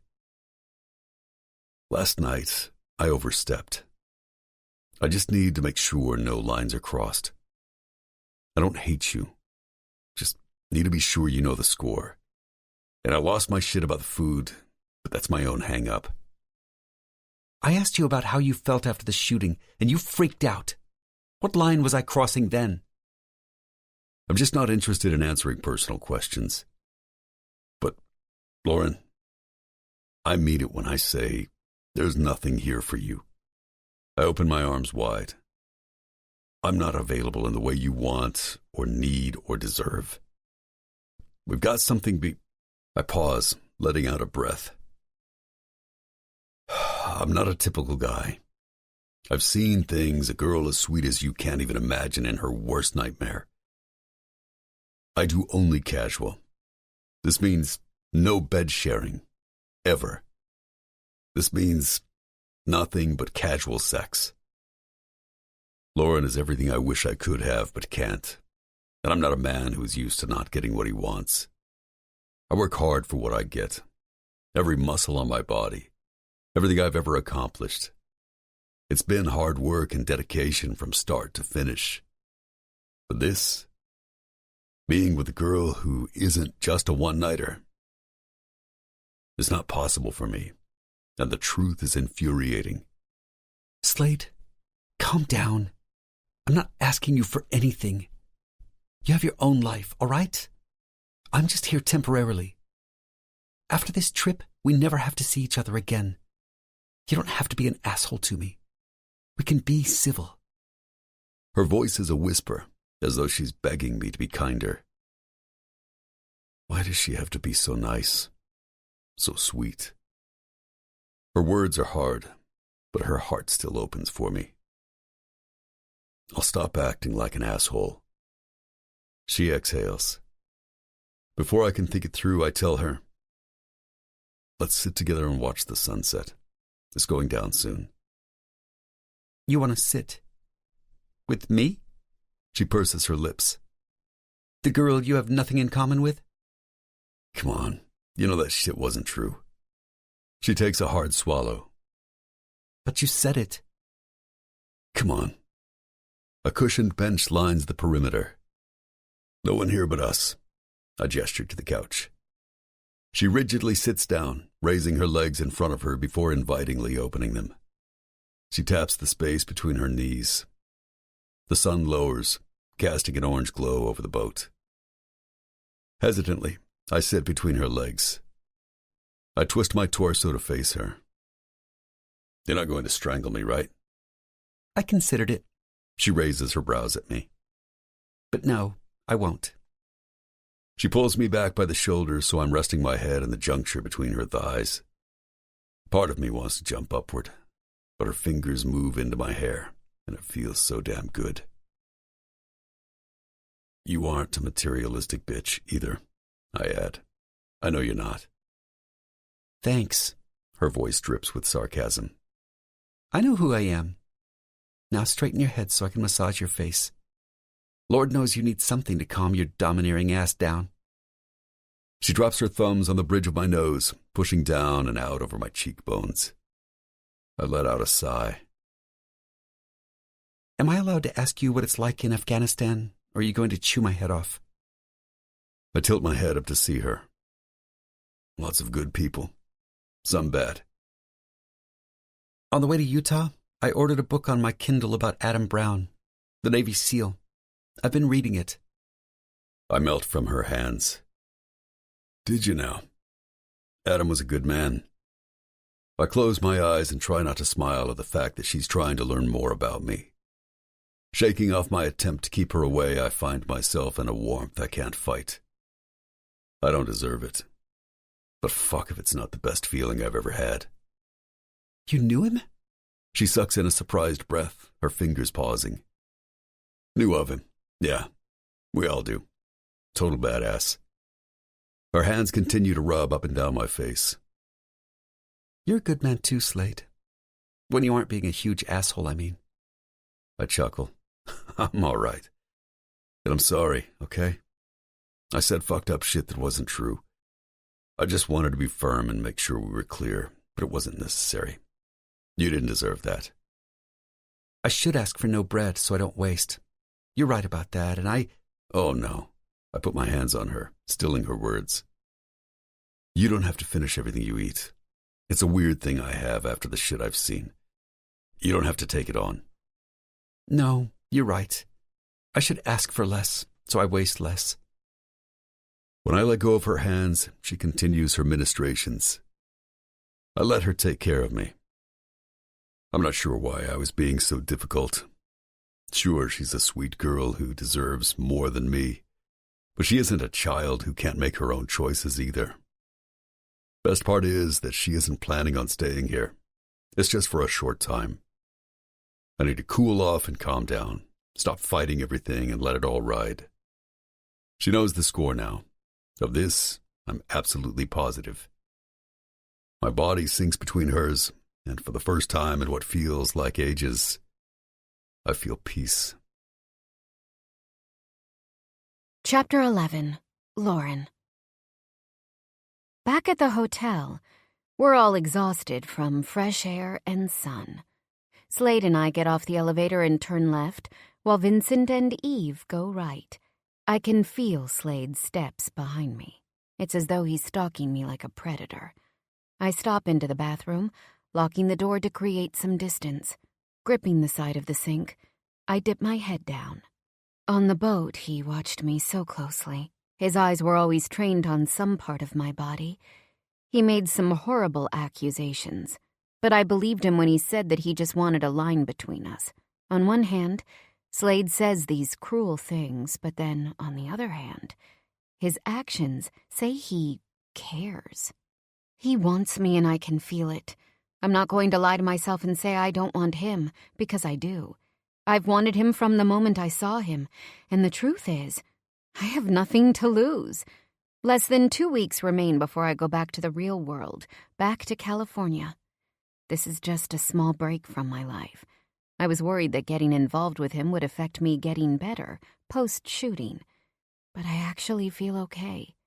In fact, being with him might do me some good. My body is my own. If I want a meaningless fling with Slade, why can't I have it? He doesn't want to share a bed? Well, that's okay with me. We have 2 beds in this room, and I like mine just fine. I haven't been with anyone since Slade at the wedding. I never did the drugs with my friends, but Slade might be the exact trick. He can be the one to calm me down and give me a modicum of happiness before I have to re-enter the lion's den at Crier and go on date after bad date via the 5 different websites I'm subscribed to, each promising to find my perfect match. I step back outside the bathroom, wanting to make my move. His shirt is off, and he's in nothing other than board shorts, rippling abs, and that perfect, hard ass. Like an athlete. Can I really do this? Maybe not. But I want to try. You all right? He scratches the back of his neck. His chiseled face is colored with sun. He's so sexy. I hesitantly lick my lips. I was thinking, why don't we just hook up? My voice falls out in a rush, as if my mouth knows that, if I don't get to it quickly, it'll never happen. I know you don't do anything serious, and right now, that's the last thing I want in my life. Less than 2 weeks to go, and I'll head back home. I think we both want each other, so why not stop the asshole routine and just give it a... In just one step, he presses me into his arms, and his lips fall on mine. The first thing I feel is warmth. It's consuming. Can't stop this, he groans, pressing his dick against me. It's hard, and so good. I open myself, letting him take. He lifts me up as if I weigh nothing, pushing me up against the cream-colored wall. Just while you're here, he pants between laying heavy kisses down my neck. Yes, comes my breathy reply. 2 weeks. A shudder moves through me as his hands make their way up my dress. He pulls back. Shit. The bathing suit. After he lowers me, I undo the bathing suit's halter top tied behind my neck. Keep the dress on. I love it on you. He drops to his knees, pulling the suit downward. It's around my feet in mere seconds. The fabric of my dress rubs against my nakedness, brushing against my hard nipples. Lifting the dress up around my waist, he sucks and licks around my belly button. I'm whimpering as his big hands dent into my thighs, spanning from the inside out. Grabbing his hair, I pull him closer, wanting and needing more. I ache from the way we left things in the back of his car, but my desire burns me from the inside. It rages like a wildfire. His hands rove down to grip my ass, and all I can do is pray he'll touch me exactly where I need. But he doesn't. Instead, he stands back up, cupping my face in his huge hands. Wait, what? What are you doing? I'm confused and frustrated. He'd better not tell me he's stopping, or that he doesn't have a condom. Remember back in the truck, after the blue? He kisses me again, deeper, undoes the zipper of my dress. It falls as his tongue plunges into my mouth. I'm completely nude before him. Fuck, you tasted so good. I remember how tight you were. You were so close to coming in my mouth. I wanted you to come on my dick, though. He presses a muscled thigh between my legs, pushing slow and deep. Oh, God, I gasp as he takes my hands, holding them hostage above my head, so I'm pinned to the wall. My brain is shocked by his words, but my body has a different reaction. I'm completely soaked, gyrating against his heavily muscled thigh as my wetness drips. I want to reach forward to bring his body to mine. I want more and can't wait. He doesn't budge. You think I don't know what you want? He whispers again into my ear, tongue darting out before his teeth nibble on my lobe. I know exactly what you need. The question is, are you going to be a good girl and listen to what I say? He brushes my hair out of my face with his free hand. Will you listen like a good girl, Lauren? He repeats. I want to scream yes, but my mind-mouth connection has been severed. I can't stop my body from swiveling against him.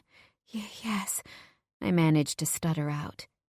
His hazel green eyes hold mine.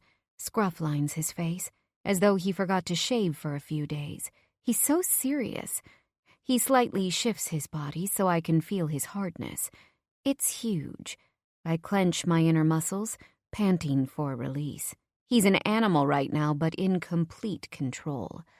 I want you begging for my dick. I want you shaking so hard you can't speak. I am going to ruin you. He growls. He brings his mouth closer to mine. I snake out my tongue, needing to taste him. Oh. He's pure sex. The ache he brings out in me is so acute. I could cry. His mouth attaches onto my nipple, and he sucks hard.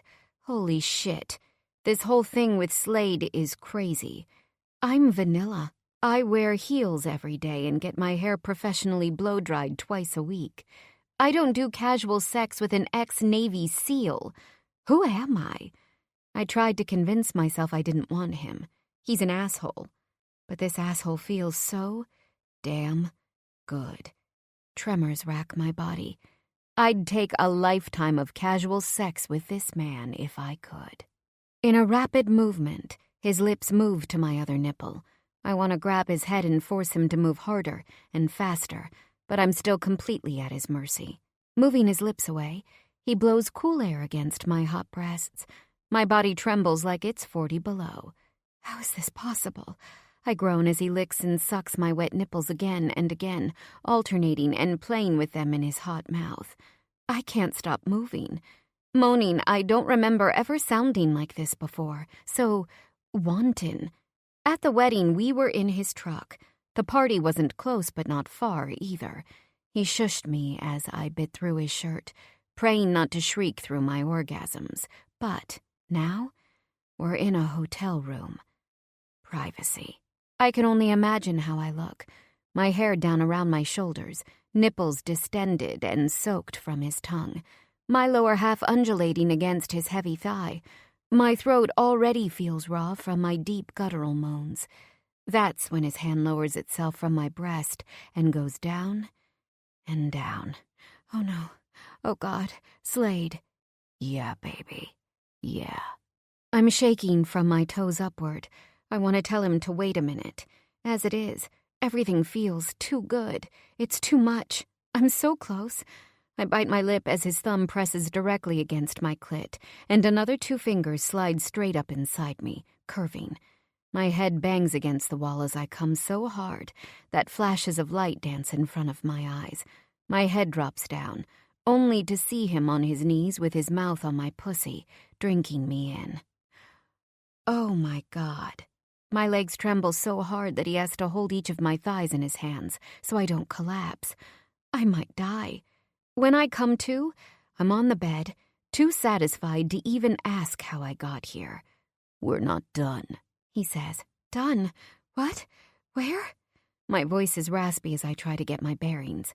I turn to Slade and can't stop my smile. I have the hottest man I've ever seen next to me right now. Whoop! He chuckles. You make me laugh. You know that? Like, ha-ha, we're laughing together, so funny, or like, ha-ha, your face? He claps his hands. Who are you? I swear I've never met anyone like you. Surprise? His huge arms pull me into his body. When I finally notice he's still in his shorts. I thought you didn't do the bed. Well, it's not to sleep. I hum. I'm so tired.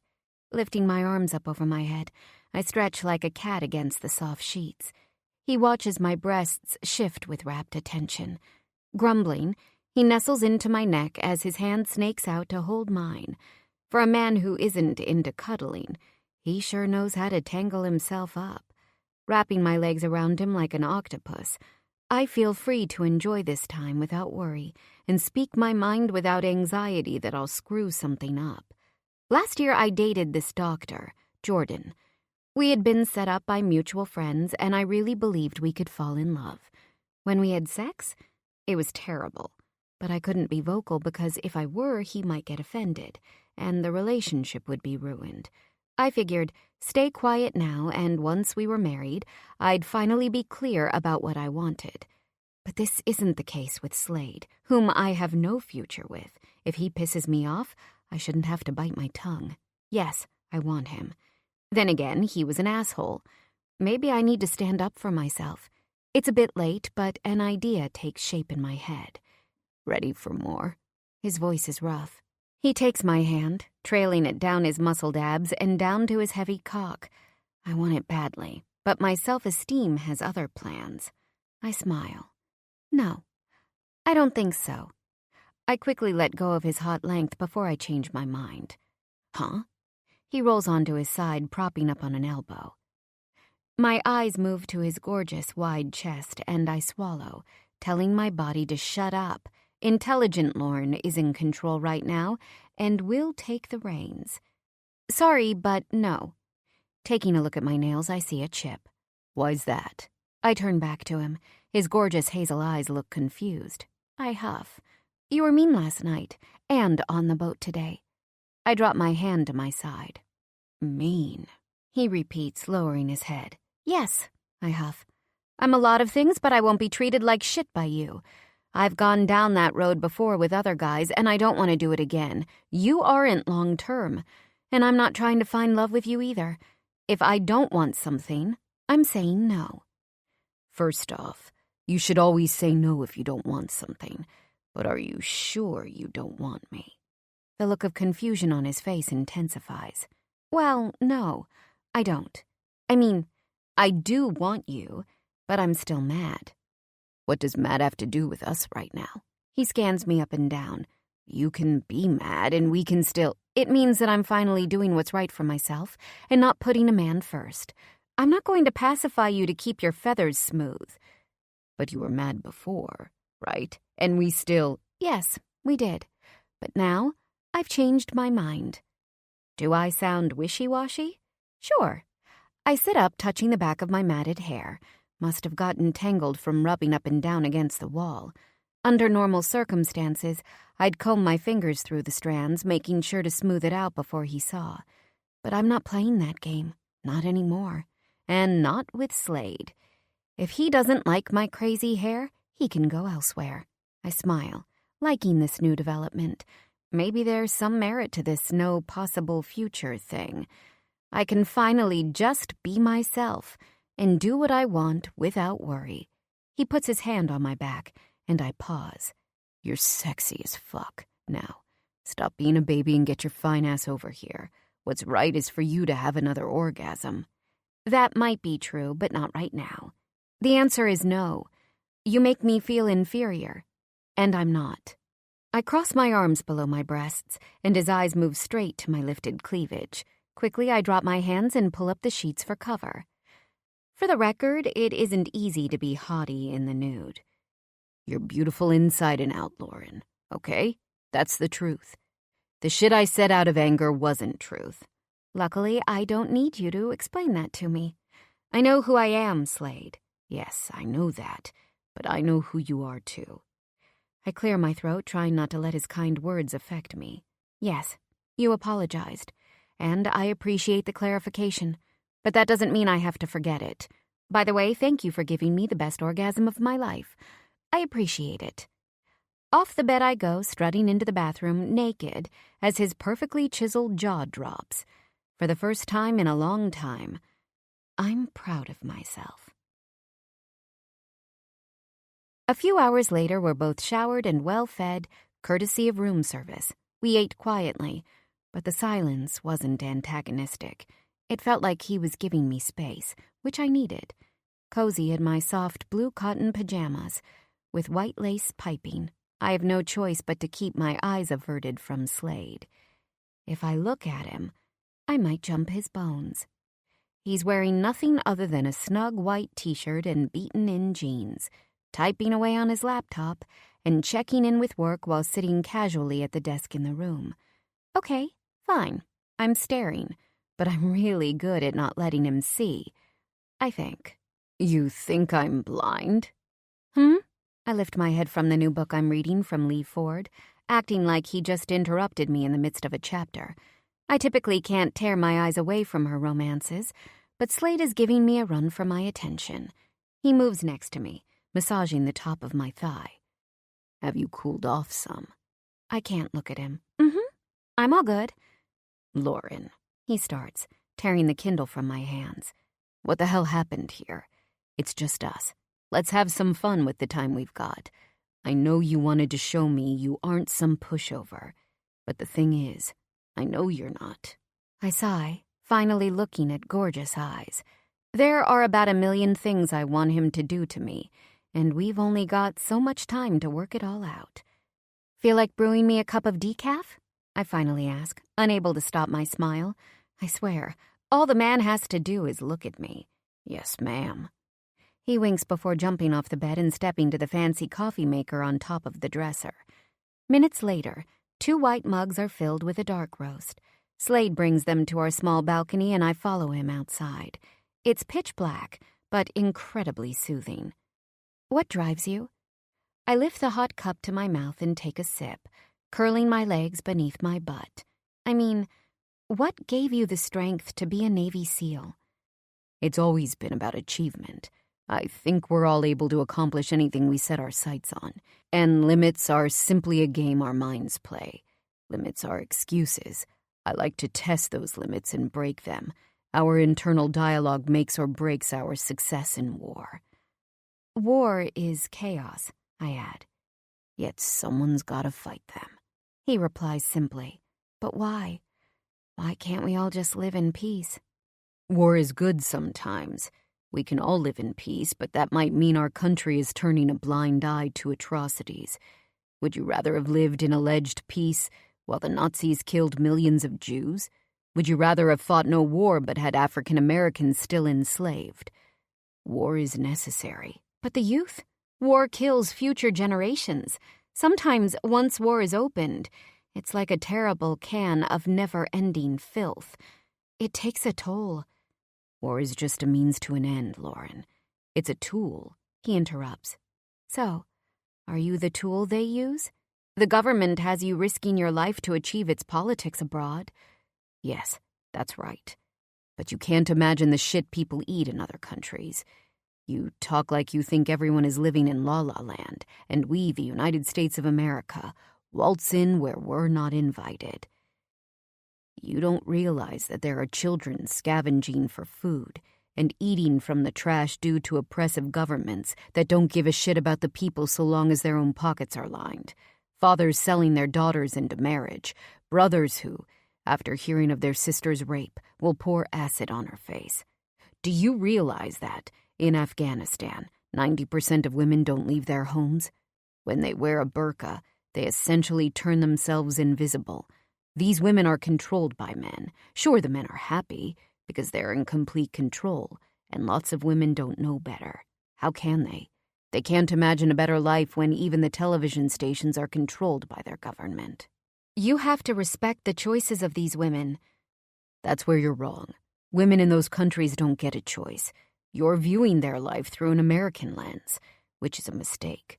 Getting involved hasn't always worked. I mean, look at what Jimmy Carter did in Iran. The fall of Shah Pahlavi put the entire Middle East in flux. The Shah's government was secular and pro-Western, not communist. Disaster of an administration. Absolute disaster. He shakes his head in disgust. So are we supposed to just go with the whims of these politicians? What if they're wrong? Yes, that's a risk. But what about all the amazing things that happened for women here in the USA due to the fact that the men were off fighting? Women finally left home and entered the workforce. Yeah, but that's over now. Is it? We don't need our men off at war to finally be able to be independent. Yes, but we did initially. So, war has had benefits both here and abroad. I mean, war has helped pull us out of recessions. I'm not going to agree with you. I mean, I'll always support our troops. God bless you guys for going out and fighting for our freedom. But that doesn't mean I agree with sending you all off in the first place, especially under a regime that Americans do not understand. You can't walk into the Middle East and say, voila, welcome to democracy. The people are so far from that, they wouldn't know what to do to handle the freedom. A few beats pass in silence. I want to say something to soften our conversation. More coffee? My voice is hesitant. He chuckles, and I sigh from relief. Nah, let's go inside. You must be getting cold.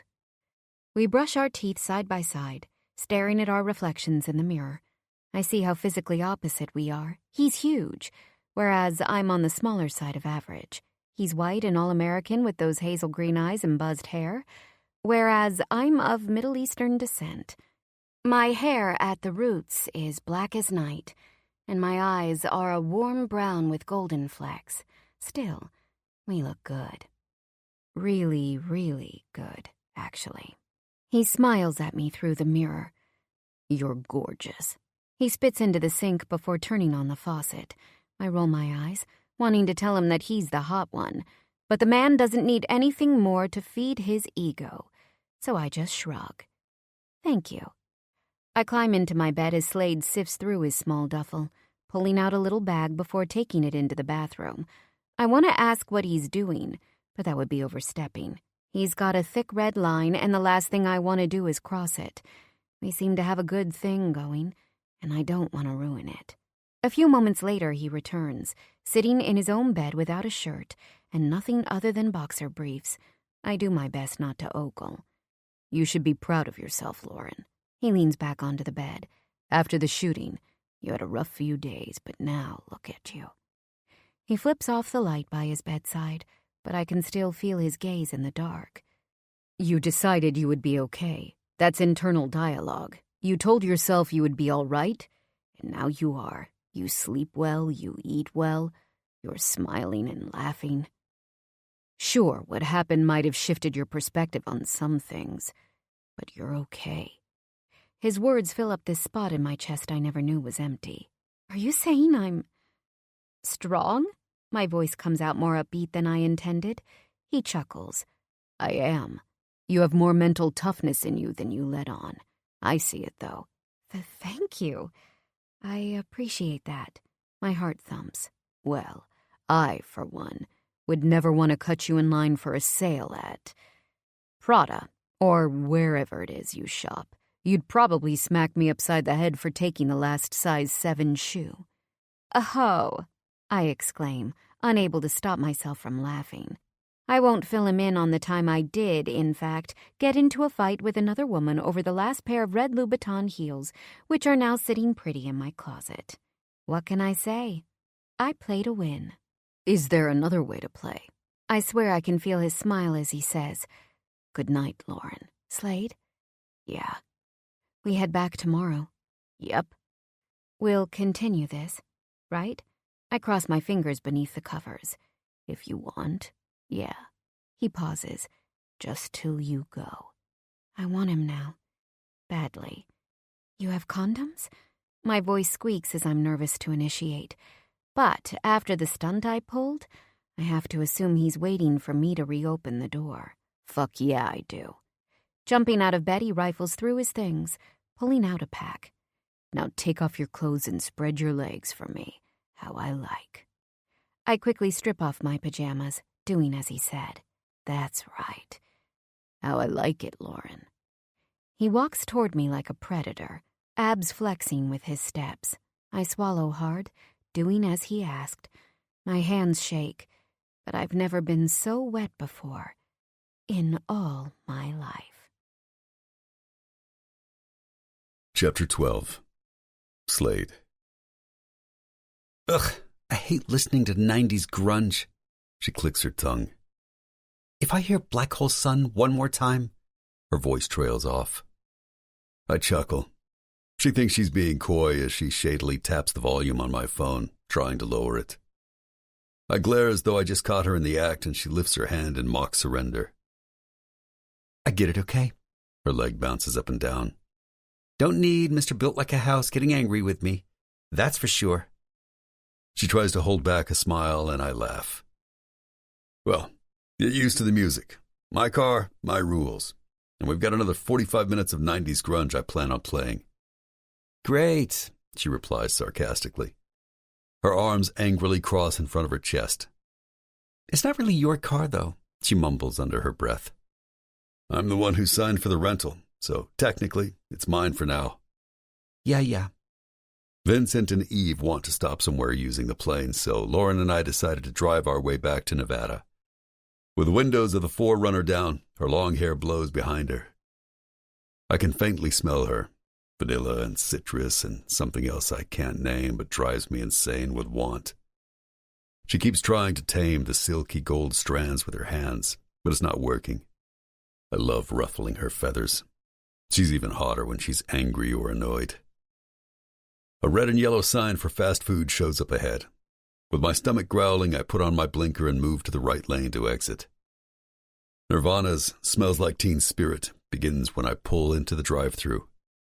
Ordering half the menu, we get our food and park. The paper bag crinkles as I stick my hand inside, pulling everything out. Your side salad and Diet Coke. She grudgingly takes it from my hands. I took the liberty of ordering her a chicken sandwich and 2 more burgers. I know she likes to eat well and clean, but once in a blue moon, enjoying food is all right too. I unwrap the foil. Have some of my burger. I take a bite and lift it toward her. She adamantly shakes her head. No. Her eyes are both hesitant and full of longing. Come on, it's so good. I eat it and still maintain my figure. I shrug, taking another huge bite. Her eyes follow the food as it enters my mouth. She licks her lips. Fine, give it. Eyes widening at first, she moves closer to me. Shutting them, as though she can't bear to look, she opens her mouth and bites. She moans. So good. When she's done chewing, I hand it to her. Please, eat the rest, I beg. But only if you keep moaning like that with every bite. She giggles. Oh, Slade. She takes another. There's meat. Her eyes move from the food to my dick, and I start to laugh. Just want to taste, she sings, licking her lips. That's it, Lauren. You've really gone and done it now. I unclick my belt and grab her by the ass, dragging her onto me.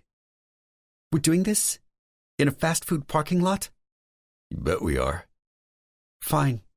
But only if you'll buy me another burger when we're through. Now that I've committed, I don't want to eat it cold. I drag her hand into my pants, and she grips the base of my cock. See? I ask, voice strangled. Still hot. I tickle her ribs, getting a roar of laughter.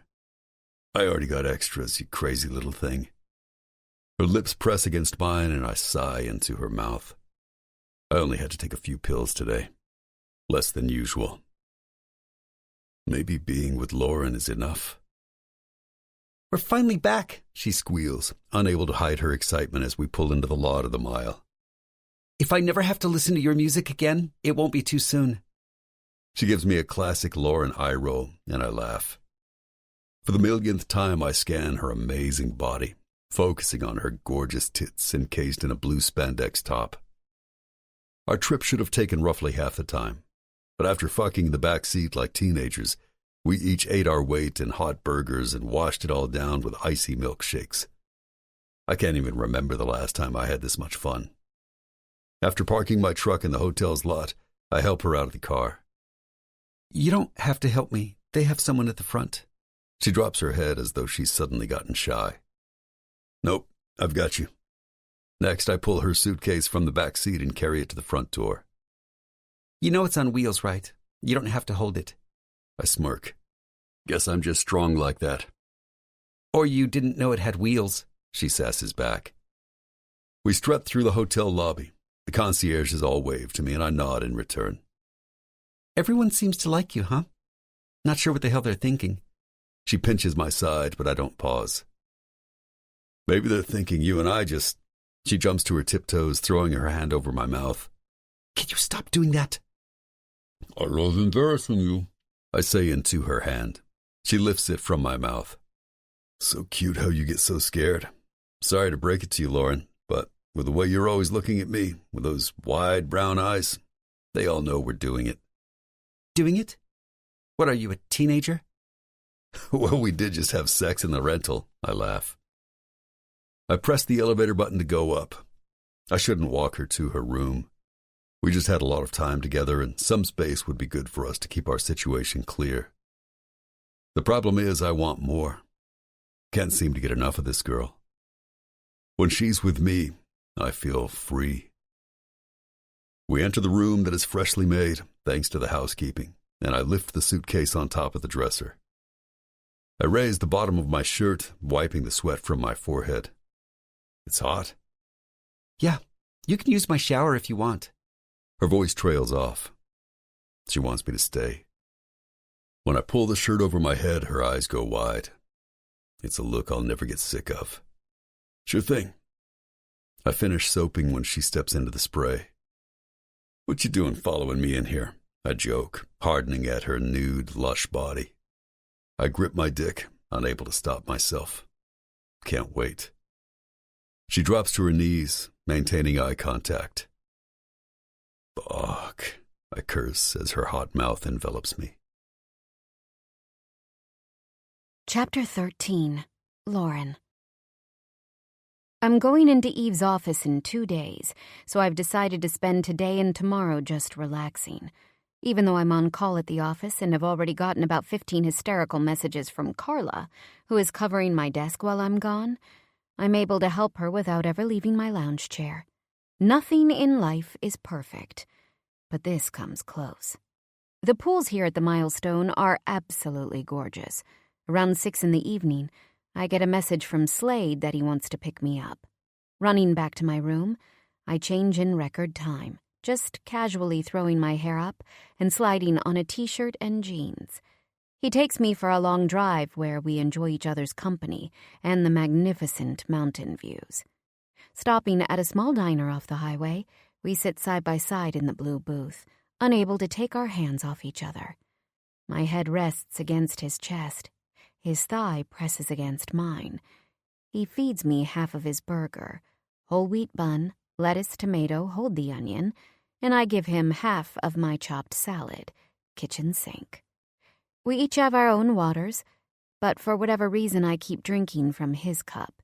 Eating only lasts 20 minutes before he drops some cash on the table and drives us straight back to my room where we don't even bother to turn off the lights. His body is so amazing. I've decided to forget about my own insecurities and just enjoy what it is I've been given. This gorgeous man, for a short time. It's after midnight, and that means it's time for him to go back to his own place. I'm wishing he could just stay the night, but it is what it is. There's no way I'm going to do something to jeopardize the great thing we've got going on together. Bye, Slade, I sigh, leaning against the doorway. We've been saying goodbye for the last 10 minutes, but keep derailing his departure with kisses. His mouth presses against mine before he says, "Tomorrow night, kiss. Let's do something, kiss." The man is a flood. Once I opened the gate, he found his way into every part of me. "What kind of something?" I ask excitedly, grabbing his shirt and hoping that he has some plan for us. I know our time is limited, and it makes me want to spend every available moment with him. Sure, I haven't forgotten the other darker side, but it seems that so long as I don't cross any of his boundary lines, he'll stay in his natural state, cool, calm, controlled, and sexy as hell. "I could take you to a nice spot for dinner." "Okay. Well, what should I wear?" I bite my lower lip, trying not to appear too eager. "The less, the better," he winks. "I'll be back to pick you up at 9. He pulls out his phone from the back pocket of his jeans and scrolls through something. "I've got a meeting that should end around 8:30. "Okay, that sounds good." He backs up away from my mouth, and I sigh again, dazed. The next day is perfect pool weather, so I spend it again just lounging and answering emails. Around 5 o'clock, I look down at my nails and sigh. So many chips in my polish. After heading back into my room, I dial the spa and make an appointment in 30 minutes for a manicure. Jumping back into the shower to actually wash my hair, I do a quick shampoo. The conditioner sits in my tresses as I shave from my ankles upward. I typically prefer to wax, but there's no time for that. After blow-drying my hair in waves, I run downstairs to take care of my nails. "What color would you like, miss?" The manicurist smiles, her white uniform perfectly pressed. With beautiful long black hair braided like a rope down her back and high cheekbones, she is a true Native American beauty. I feel a surge of pride for Vincent, whose hotel and casino has employed so many tribal members. I'm scanning the rows of colors, like I've done millions of times before, but nothing feeling right. Actually, no color. I just want all of my polish removed and my nails buffed. "Are you sure?" Her eyes widen in surprise. "Not even something simple like ballet slippers or marshmallow?" I smile. "Absolutely. Sure. I'm Lauren, by the way." I take a seat in the cream-colored swivel chair as she fills a small green bowl with warm water from the sink behind her. She sits in front of me. "Tina." As she takes off my nail polish with white cotton balls dipped in remover, we chat about what I'm doing here in Nevada. I spill about the shooting in Vegas. how Slade saved me and cleaned me, and then held me all night. I also mention how amazing he's been, lightly dropping in the fact that he's had a few random outbursts, which terrified me. But overall, it's been dreamlike. She places my left hand in the warm water as she begins pushing back the cuticles on my right. "You need to be careful, Lauren." Her face darkens in warning. What do you mean?" She holds my free hand in hers like a mother would. "Some men go off to war and come back and can adjust. Others? They can't manage life back at home. Don't you think that maybe he's pushing you away for your own safety? Or possibly acting in a way he can't control?" I shake my head. No way. I don't think it's as serious as you're saying. I smile, but somehow it all feels rehearsed. Yes, he has been through hard times, but I think he's just a man who likes things a certain way, and he doesn't want commitment. Okay, so he doesn't want a woman in his bed, but maybe that's his thing. I know he can get aggressive, but maybe that's just how these types of men are. Right? My voice is jovial, but my chest tightens. The truth circles around my insides, but my heart won't let it enter. No, that's not him. Anyway, in Vegas, he hurt others for me, but he'd never hurt me. She looks at me, face tight but eyes slowly narrowing. There is more she wants to say, but she doesn't. With a hard swallow, she lifts my left hand from the water, dries it off with a plush white towel, and places my right inside the water bowl. When she's finished, I'm happy to realize that I don't need to sit under a dryer for 20 minutes. With clean nails, I exchange phone numbers with her and promise to get lunch while I'm here. "Lauren, please be careful, okay? You're a great girl, but I'm not so sure you understand the gravity of—" "I'll be careful," I exclaim with a smile, cutting her off mid-sentence. Back in the room, I plop on the bed feeling absolute relief. How long has it been since I've just gone natural without all the fuss of makeup? In L.A., there's so much emphasis on my looks and attractiveness. Sitting at the front of the real estate department, a client walks in, wanting to see the girl so that he can feel like the man. I lift my gigantic silver makeup bag, emptying it all out on the beige bedspread. Highlighters and bronzers to show off my cheekbones, kohl and liquid liners for my eyes and creamy nude liners for lips. 7 separate brushes, all for different parts of my face. I turn from the pile of makeup, frustrated at what I have to do to maintain my womanhood. Always, I plaster makeup on myself, but tonight, I'm going to say, fuck it. No one on earth cares what a man looks like. All he needs is some swagger and the world swoons. Sticking with my why the hell not philosophy, I apply a moisturizer on my skin and tinted pink balm on my lips. I feel pretty good. Without the mask of makeup, I'm only myself. Shuffling through my clothes now hanging in the room's closet, I decide to go with tight jeans, a white tank top that shows off my boobs, and short rag-and-bone booties in black suede. Am I ready? I hope so. Slade knocks on the door exactly on time. I open it, wrapping one foot behind my opposite ankle. He lets out a long, slow whistle as he stares at me from my feet up to my face. I shrug happily, bending my head down almost shyly. Now that he's here, I'm wondering if I really should have done more with my face. Some lip gloss, at least. Meanwhile, Slade looks sexy and casual in dark jeans and a navy shirt, his hair freshly buzzed. Ready? After a flicker of a moment, his eyes lower. What's wrong? I open and close my mouth a few times, but nothing comes out. What to say to this man? Oh, I normally never walk out of the house with so little makeup, but had this weird epiphany that I didn't care. But now that you're here and I want to impress you, I think I might have gone the wrong route. I straighten my back. Well, what's done is done. If he doesn't love the way I look naturally, then there's nothing I can do about it now. I won't be ashamed of myself. I grab my bag off the edge of the bed as we head out toward the elevator. I wanted to bring my bike, but thought you'd be more comfortable in the truck late at night. My chest inflates at his thoughtfulness. Either is okay. I tried to be casual tonight. I risk a look at his face. His eyes are warm and happy. The monster from days ago is gone. Yeah, I like it. He nods slow, taking me in again. You look hot no matter what, but this laid-back look. His voice trails off as I wait for his answer. I like it more. I like to see you. You do?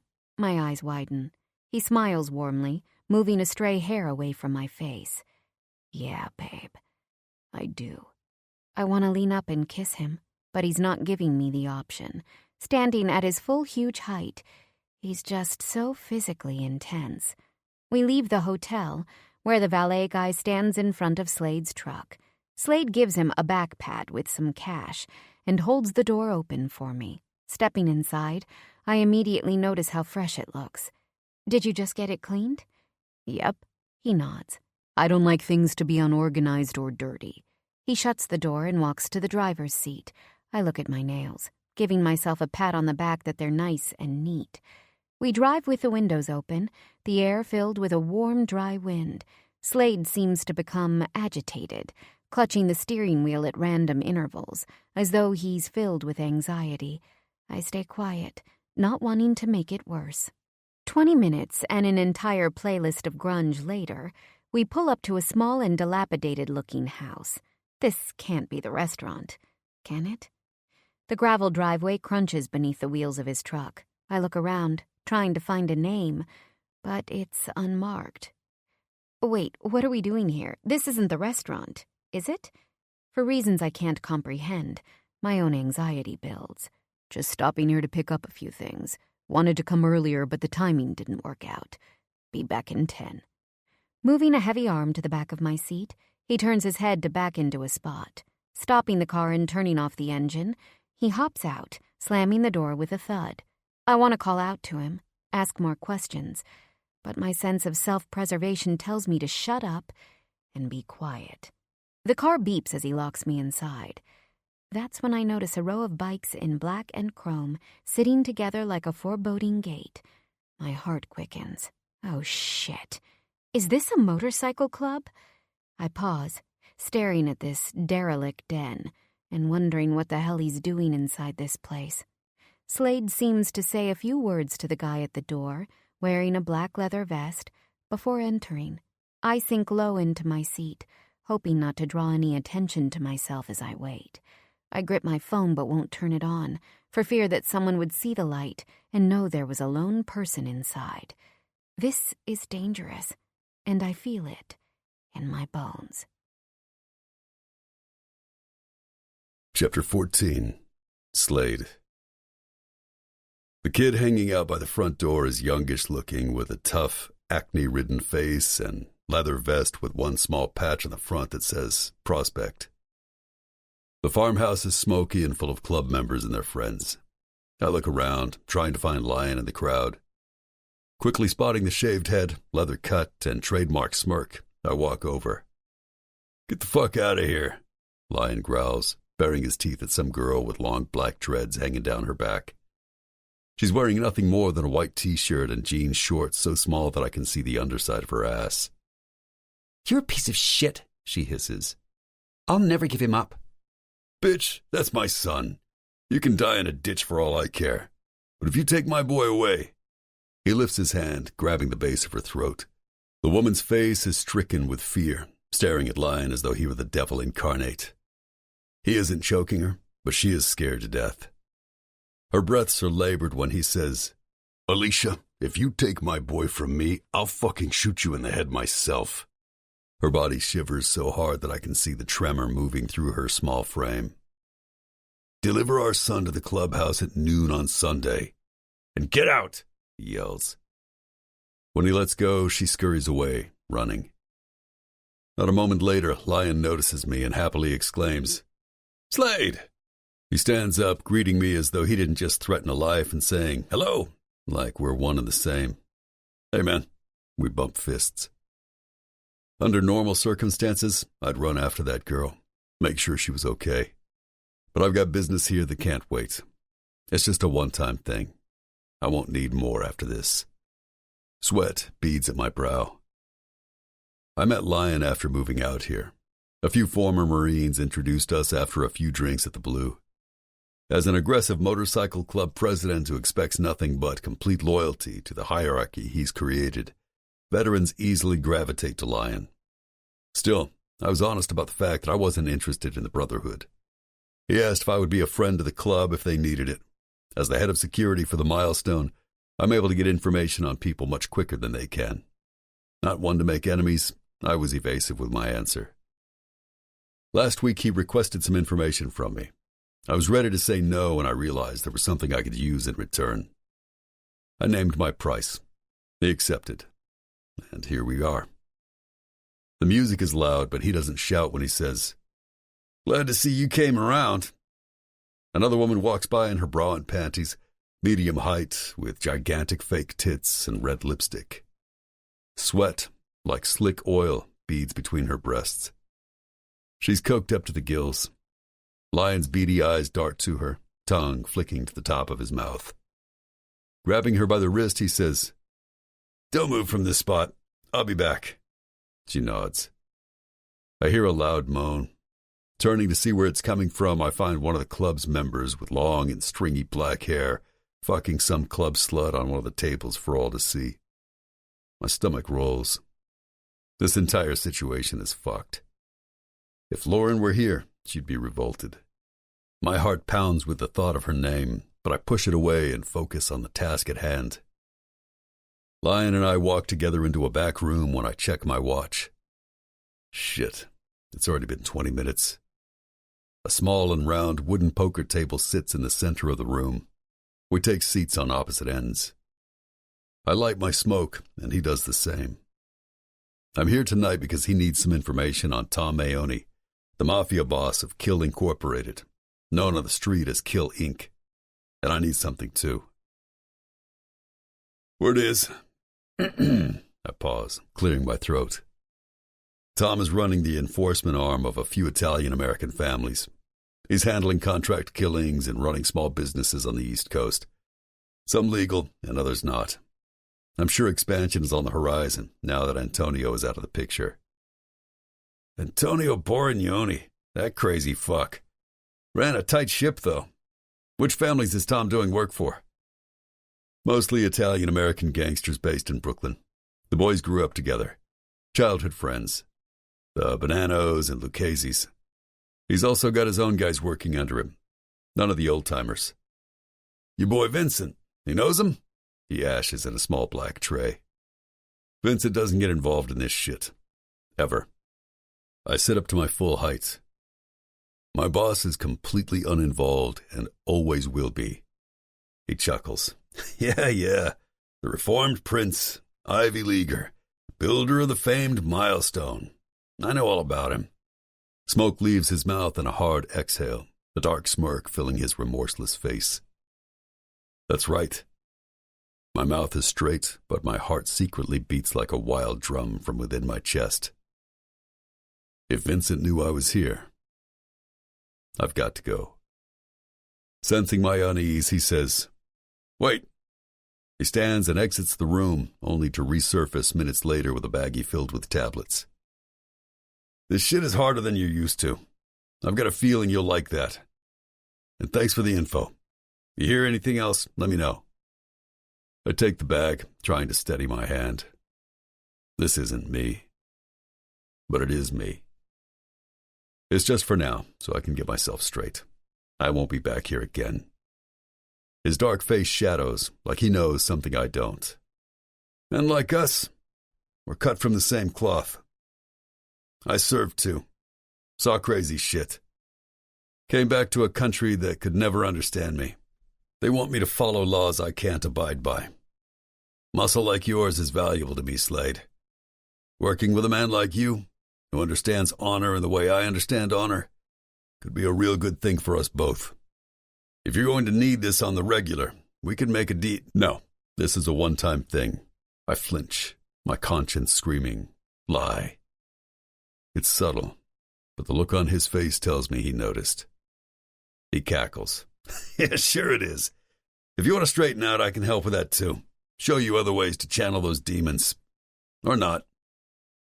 I turn to leave the room as his voice calls out behind me.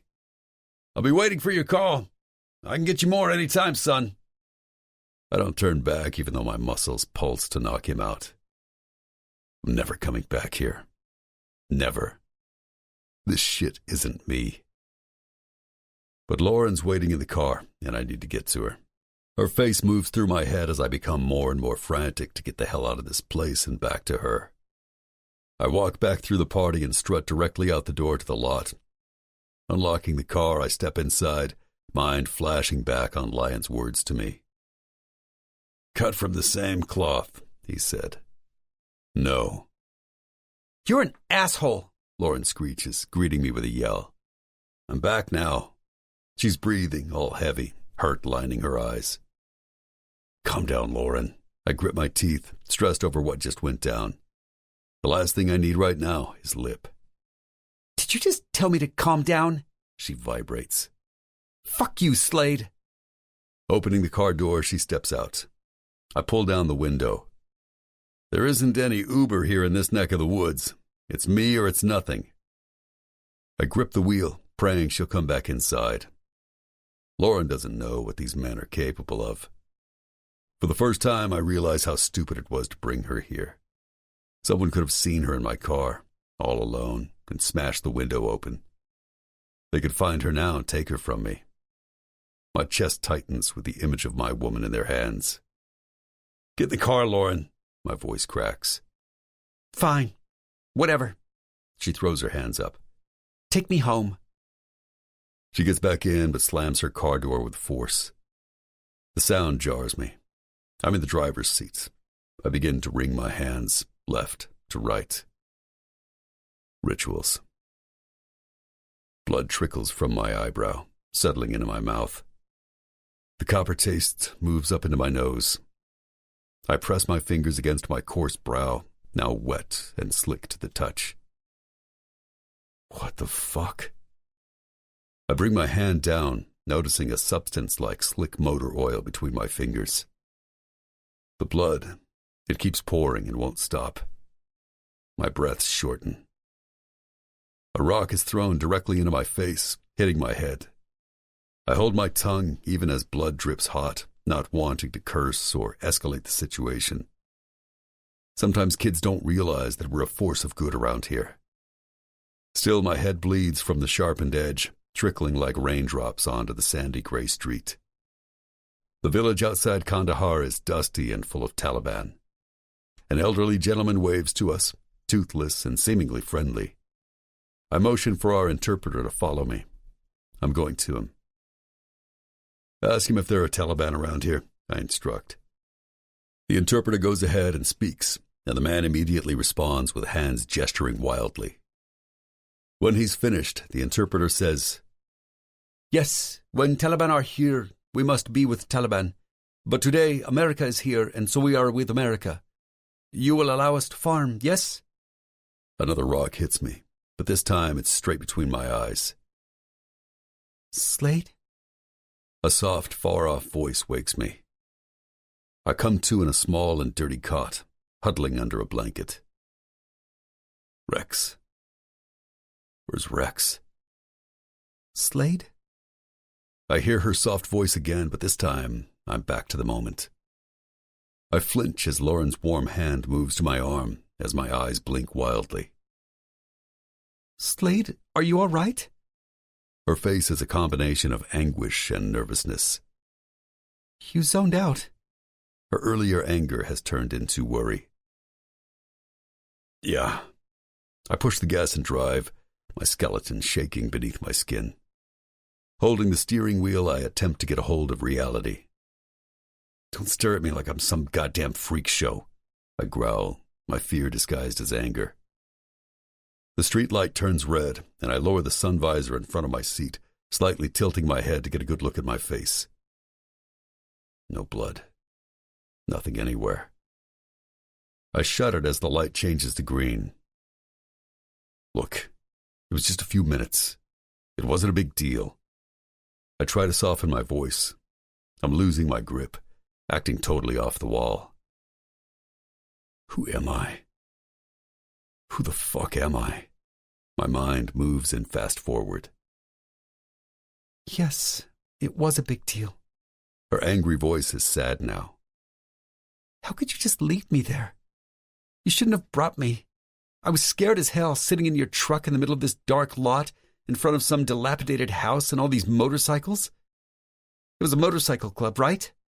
The question rips from her lips. Most of them are decent guys, I lie, clenching my fists around the steering wheel. I wouldn't have brought you somewhere dangerous. My chest palpitates.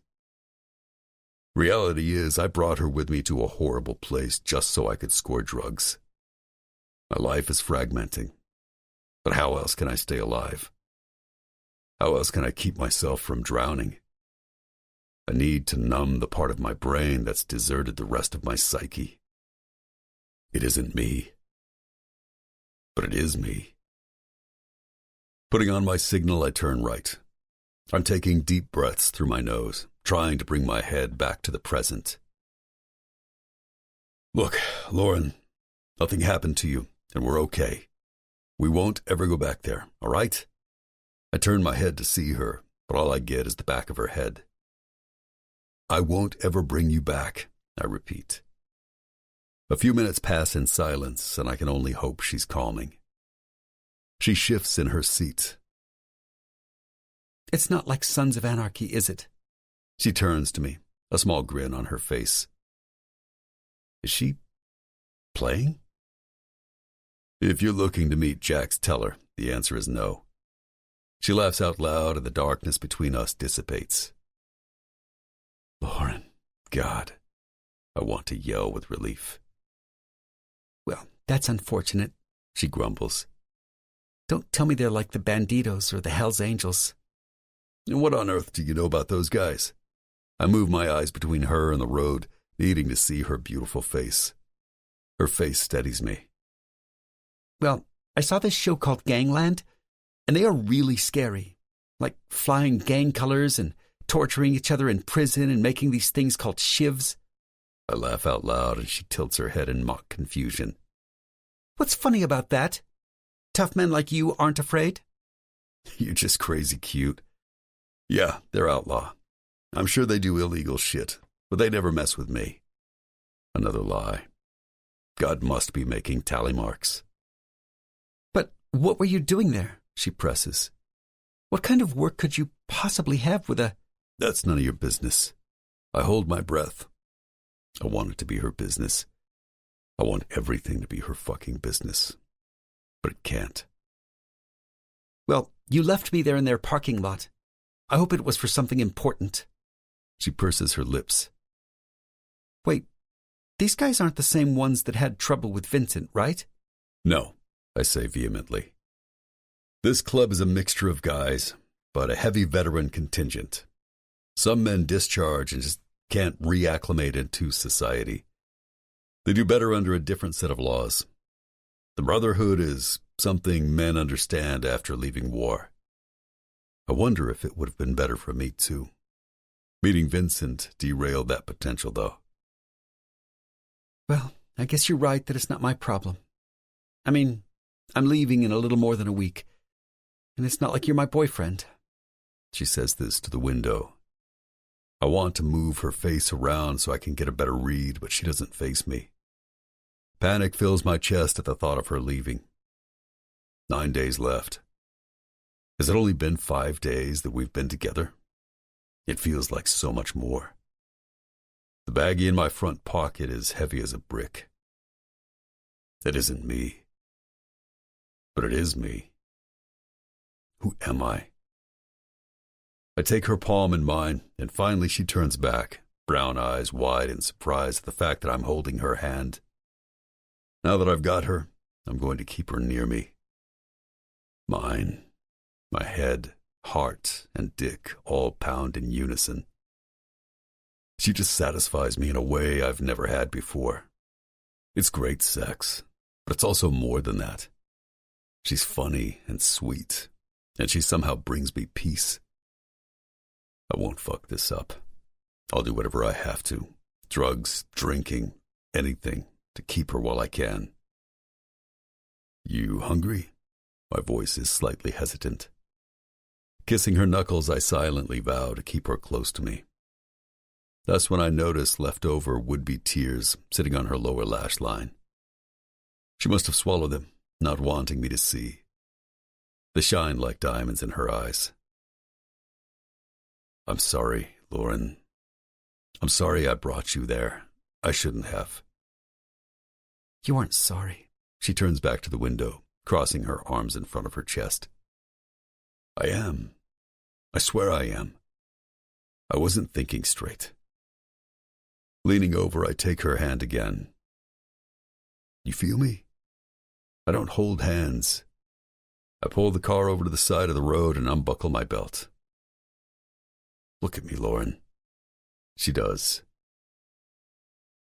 I'm sorry. I haven't been good to you the way you deserve. I won't fuck up again, okay? I wish you'd stop doing and saying things you don't mean. I lift the ends of her hair, soft and like painted gold. I know. She doesn't reply, but her hand tightly squeezes mine. There's a small Italian place nearby that we can go to. I don't think so. I'm actually really tired, and I have to wake up early to work at Eve's center. Would you mind just taking me back to the mile? Her expression is so pained, I can't fucking stand it. I shift my body over the console and unbuckle her seatbelt, bringing her into my arms so she's in my lap. I'll bring you back to your room, but tell me you forgive me. I grip her head in my hands. I forgive you, she whispers, finally giving me her eyes. They swim with emotion as I bring my mouth to hers, kissing her lips. I'm worried about you, she whispers against my mouth. I don't reply. It takes every ounce of strength in my body to push back and not take her here and now in the seat. But I put her through enough tonight. When I pull back, we're both breathing heavily. I really like you, Lauren. I want us to have a good time together. She pleadingly looks at me. Okay, but you can't pull this shit, Slade. It was wrong on so many levels.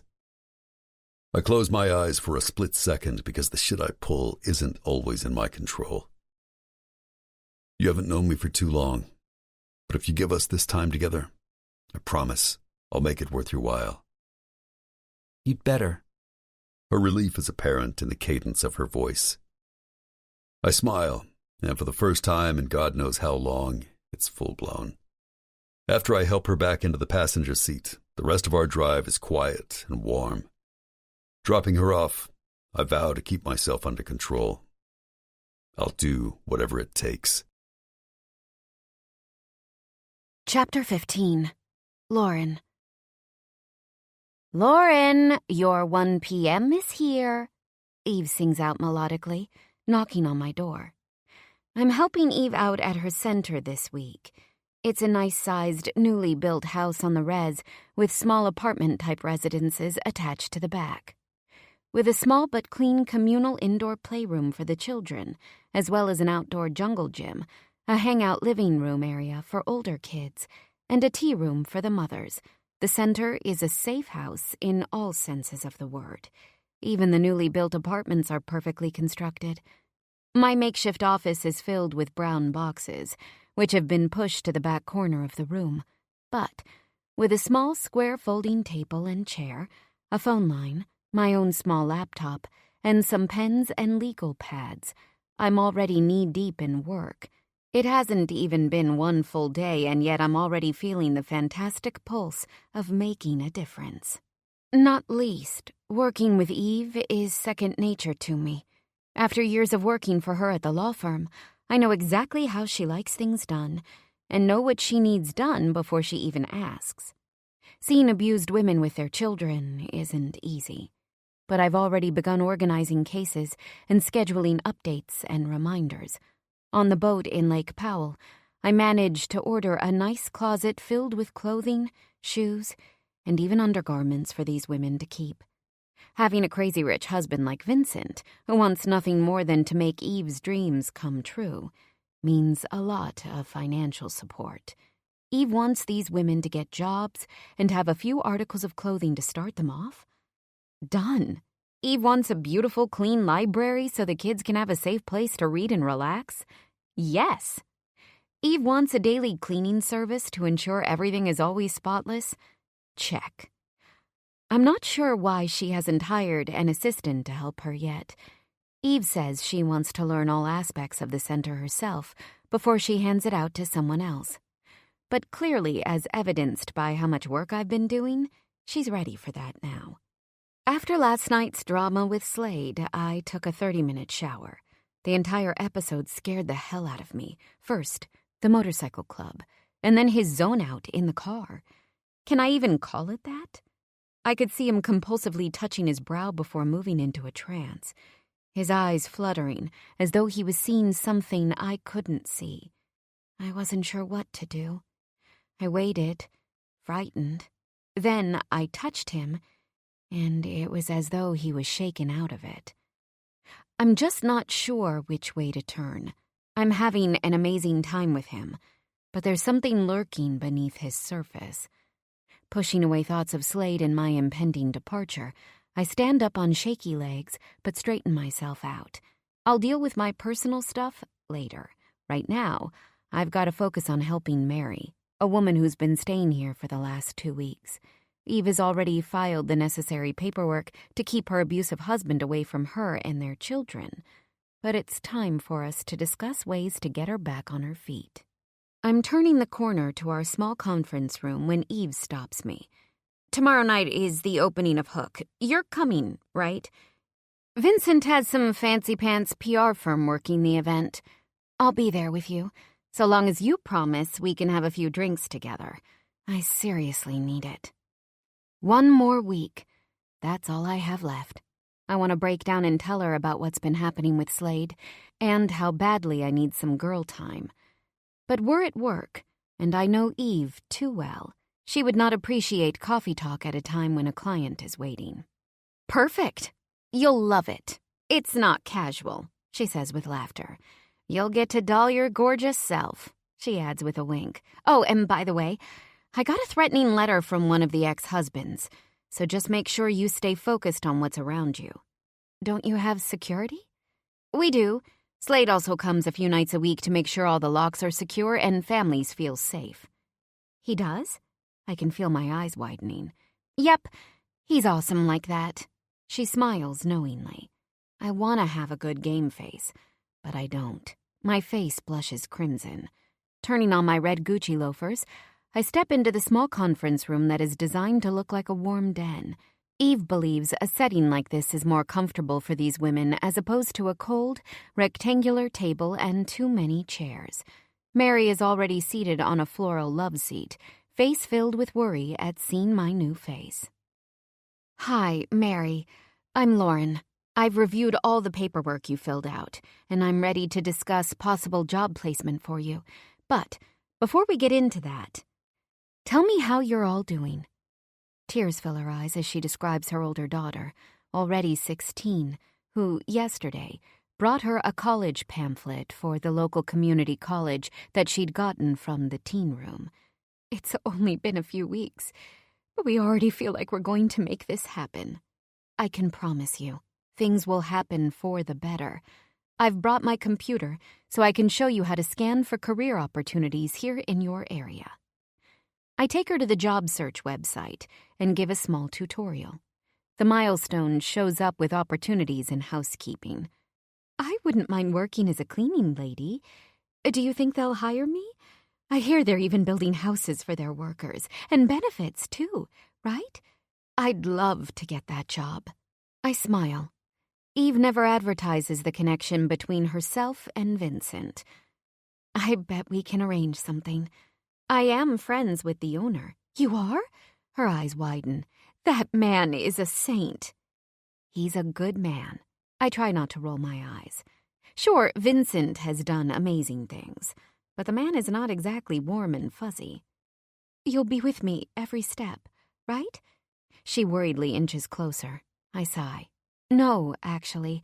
I only have another week, so I'll do the best I can until then. But why? I'm only here temporarily. My voice trails off. That's a shame. You seem so sweet. Well, we'll work together while I'm here. Let me just print out the application form for the Mile housekeeping staff, and then we'll call and hopefully get an interview date." She nods vigorously. "Eve already told me that these women were looking for kindness plus strength. They want us to be kind and gentle, but they're also in a sensitive place and need someone strong to trust, who they can hang on to. Who would have thought it would be me?" By 4 o'clock, I'm desperate for a coffee.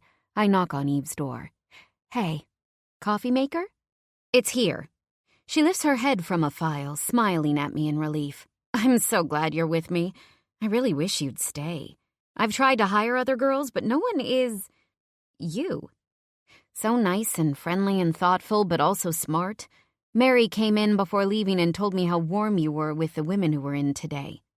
I flush from her praise. But it is what it is. I add water from her liter bottle of Poland Spring before adding a paper filter and scooping in the ground beans. My apartment is sitting there, collecting dust. My parents are there. My friends. I try not to choke on the word. I haven't heard anything from any of them. It's not really a surprise. We have nothing in common. All we had was our looks and our mutual enjoyment of shopping and parties. That kind of glue always stays wet. "What about Slade?" She presses her lips together. "It's obvious you guys have something going on." "You don't know the half of it," I swallow. "Well, start talking." And so, I do. Sort of. I tell her the general story from her wedding, the outline of the shooting, and skim through the drama without giving too much away. As much as I want to tell her every gritty detail, it would be a betrayal to Slade for me to give too much information about what I'm sensing about his internal life. And anyway, what if I'm wrong? I'd be spreading things to his friends that might not even be true, and that wouldn't be right. Her eyes widen with worry when I run through last night at the motorcycle club and his erratic moods, but otherwise she stays completely quiet.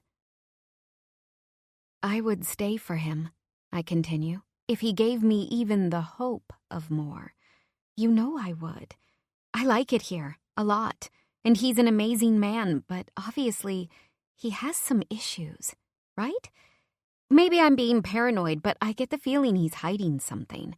And anyway, our entire relationship right now is built on the fact that when I leave, we're done. I'm getting older, though, and I need to meet someone real. I want kids. I want a man to love me back. I want more than 2 weeks of no strings, and that's something he's made clear he isn't willing to give." I finally pause my rambling. Honestly, I agree. You deserve a future, Lauren. You really do. If you want to go back to LA, I'd never blame you. And if you change your mind and realize you'd rather be here, you always have a spot at the center. There are other men here, too. I know Slade is special, but at the end of the day, you've got to be on the same page. I'm convinced most of life is timing. You're right, but with Slade, it's different. I feel that electricity between us, and it's not just sexual, it's more than that. I exhale, letting my voice trail off. Then again, maybe I'm just not used to a good man who's authentic. Like, maybe this is just how he is? Yes, he's a great guy, but you aren't one of those girls who imagines things. If you feel that connection, it's because it goes both ways. But that doesn't mean he's ready to face the fact that he is the best girl ever in front of his face. I know Eve has my best interest at heart. I pour us each a mug of coffee, and we drink in a warm silence like the best friends we are. But Eve? She takes a sip before replying. Yeah? Don't tell Vincent what I'm telling you. It's Slade's private life, and if he wants to tell Vincent, he should be the one to do it. The stuff with the motorcycle club sounds shady, but I'd never interfere. Slade is like a brother to me. I haven't noticed anything out of the ordinary with him. Then again, I've been so involved in my own world that I'm not paying attention. I'm going to start, though. I'm sure Vincent already knows anyway. They're so close, right? Right. Best friends. Whatever is going on, I'm sure Vincent is on top of it. She bites her lip, mannerisms opposite from the confidence in her voice. We turn to a hard knock at the door, Eve questioningly looks at me and with slight anxiety. Is it an angry ex-husband? She stands tall, pulling out a gun from her drawer, and my eyes widen. Holy shit, Eve has a gun? My immediate instinct is to hide and pretend we aren't here, while hers is to take out a weapon. Do I know this woman? She moves toward the door. I flail my arms, mouthing, "No!" Eve ignores me and quickly opens the door, as though she needs to act before changing her mind. It's Slade. He sees the gun and immediately raises his arms. Whoa. We both stare, open-mouthed and shocked. Speak of the devil. Eve lowers her gun, hand shaking. What's wrong? He looks between us in confusion and we burst into laughter. We thought you were a killer ex-husband, but instead, it's you. I speak between fits of laughter. A few seconds later, I get a hold of myself, but Eve cannot stop laughing. I know she has this issue. When she starts with the nervous laughter, she can't stop. Here we go again. Slade chuckles. Lauren, get this woman some water. For God's sake, Eve. He laughs himself. She wipes tears from the corners of her eyes, but her body is still going at it. Care to tell me what's so fucking funny? I'm not the psycho husband. Maybe we should do a special code word, so you know it's me. How about just a text letting us know you're coming? He smiles to me. Smart girl. It's you, Eve laughs. We thought... She's cackling as Slade and I roll our eyes. The girl is losing it. Well, I'm here to check up on you all. Not kill either one of you. But Eve, I might have to take matters into my own hands if you don't stop laughing. Christ. His body shakes from his own laughter. This shit is contagious. Eve turns to face the window, taking large, heaving breaths. So, all is well? Slade asks me. In unison, Eve and I say, we're great. She looks at me, ready to crack up again. I point a finger at her. Don't laugh, Eve. Take another breath. I speak slowly, wanting to keep her from another giggle attack. Oh, you. Get to work, she stutters out. Yes, boss. I leave her office. Let the music unwind the tension of the day, making space for the next chapter to arrive with clarity.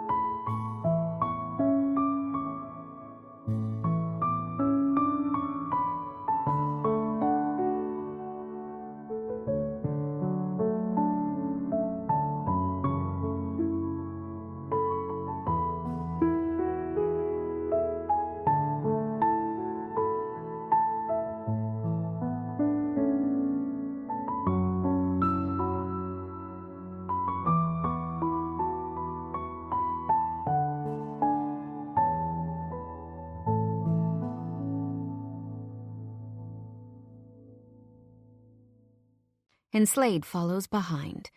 Come to my place for dinner tonight. You want me to come over? To your home?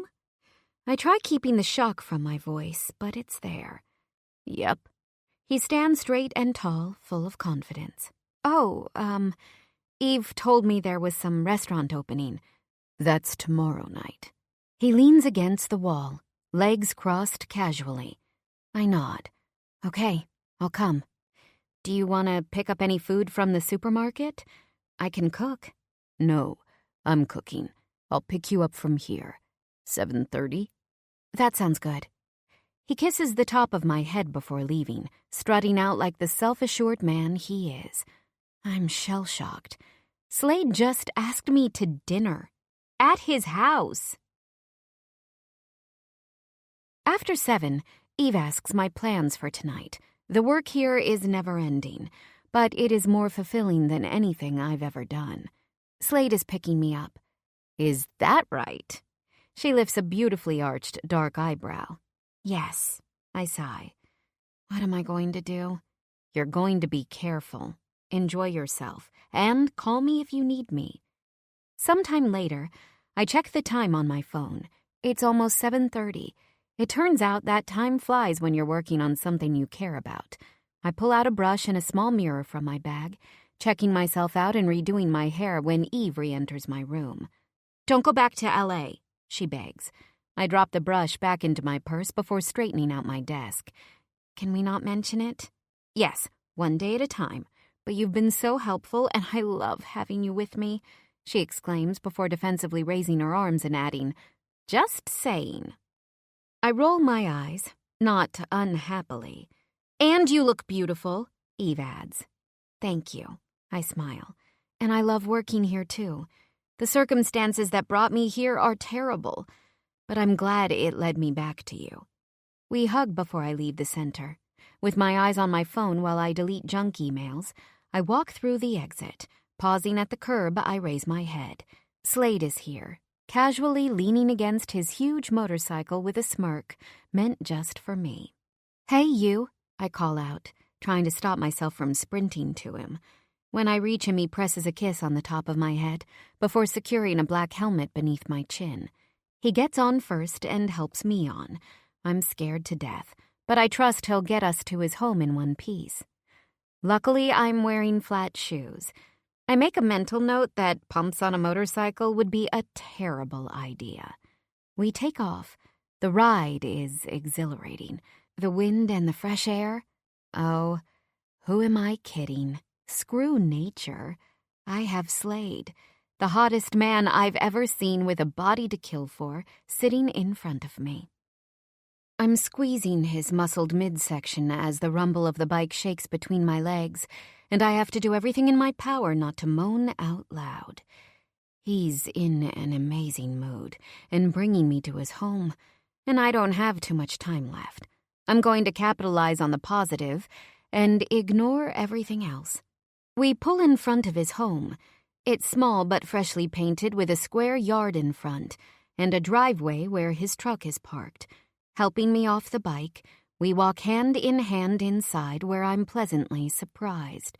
Slade's home is clean, tidy, and organized. It smells like a delicious dinner has been cooked. The living room has a nice, large gray couch in an L shape with a big screen TV mounted on the wall. I poke my head into his kitchen on the left. At a quick glance, the appliances look brand new. Left is the kitchen. Here's the living room. And on the right is my bedroom. He points to the back of the house. I've got a porch and grill out there. Do you mind if I use the bathroom? He walks me into his bedroom. No clothes are strewed on the floor, and the bed is neatly made. There's one over here, on the right. I head inside, locking the door behind me. As I stare at myself in the mirror, my bliss is so extreme that it's all I see. You hear about happiness shining through? Exhibit A? Me. When Slade and I are good, we're so good. I re-enter the kitchen to find Slade with black oven mitts, pulling food from the oven. Can I help? My voice is cheery as he puts the hot glass dish over a hot plate. He asks, Red, white, or beer? White. In the fridge. and the opener is in that drawer." He nods to where it is before pulling out extra virgin olive oil and white vinegar from a cabinet. "Would you mind grabbing me a beer?" I open his refrigerator, shocked to see the detailed level of organization.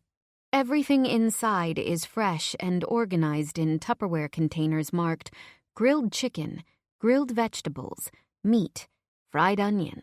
On the lower level, there are larger containers filled with cut-up vegetables, shredded cabbage, and carrots, spinach. Lots of hard-boiled eggs. No wonder his body is so good. Typically, in my fridge at home, I have hummus, condiments, and wine. My pantry is filled with rice crackers, chia seeds, fiber thins, and other shortcuts to skinny. My girlfriends and I always tote about health and fitness, but the truth is, all these diet fads are just ways to control calories. "Did you get lost in there?" He laughs. I need to take notes on how you organize. I pull out a bottle of Stella and a small bottle of Pinot Grigio before shutting the door. "Oh, yeah?" Yes, I mean, you pre-make everything? "Sure do. Sunday nights I take care of food for the work week." I open the beer and hand it to him, noticing a few black mugs on the windowsill over the kitchen sink. "Why don't you mix the salad and grab some silverware from the drawer next to the oven? I'll get the chicken and rice on the table outside. It's pretty warm out still, so I figured we could eat there." Sure. I use the spoons already in the salad to mix it all up as he props open the door. When we sit down, I notice how much food he's prepared. 2 whole chickens, perfectly browned and surrounded by carrots, celery, and potatoes. A large plate of brown rice, and of course, a salad filled with spinach, cabbage, celery, carrots, and cranberries. For all his gruffness, the man obviously has a way in the kitchen. How did you learn to cook all of this? I hated eating out all the time. Learned some recipes and then figured it out from there. He lifts my white ceramic plate, filling it with food. My parents cooked a lot, also. My mom had a huge book of her recipes I brought with me. After giving me back my plate, he takes care of his own. I dig in and smile. It tastes even better than it looks. "So, how was work today?" he asks, all domestic-like. "I actually loved it," I exclaim, unable to stop the smile from filling my face. I tell Slade about all the work I accomplished for Eve and how I met with one of the abused women. She wants a job at the Mile. I've got to talk to Vincent about that. "Sounds good. Nevada suits you." Does it? He nods, seemingly pleased. The rest of our dinner is full of laughter and jokes. He tells me a bit about his years overseas and the different trainings he's done. I sit in utter awe of this amazing man in front of me. "Lauren, I know we don't have much time left together, but while you're here, I want to be with you, and when you leave, I want you to know you can always call me." Is that what you are, Mr. Dependable Friend? I sit up and lean forward to get closer. I'm not expecting him to say we're more, but right now, it feels like it. "Yes. Everything good starts like this." He puts his hands on the small wooden table as though getting ready to stand. "I've got some fruit for dessert. Interested?" "Let me get it." I rise. "Grab me another beer, too, will you?" With a polite nod, I head back inside. Chapter 16. Slade. She comes back to the patio and hands me my drink, already opened. I look down at the beer before staring back at her, my chest expanding when I say, "Thank you." It feels good to have her with me. "So when did you have your last girlfriend?" She asks quickly, words laced with curiosity. I take a long pull, the need to be truthful rising above all else. Not since high school. When I joined up with the Navy, I had someone. It felt good to think she was at NYU studying and waiting for me, but it turned out she wasn't actually waiting. I learned from another friend that she was cheating on me with some New York City stockbroker. After we broke up, there were women who came and went during my time off, but nothing steady. Was it lonely? Her brows lower with worry for me. Sure, I shrug. taking another pull from the bottle. But for my friends who had wives at home, it wasn't too easy for them either. They were always worrying, waiting by the phones, emailing. I was more comfortable being on my own. Helped me to focus.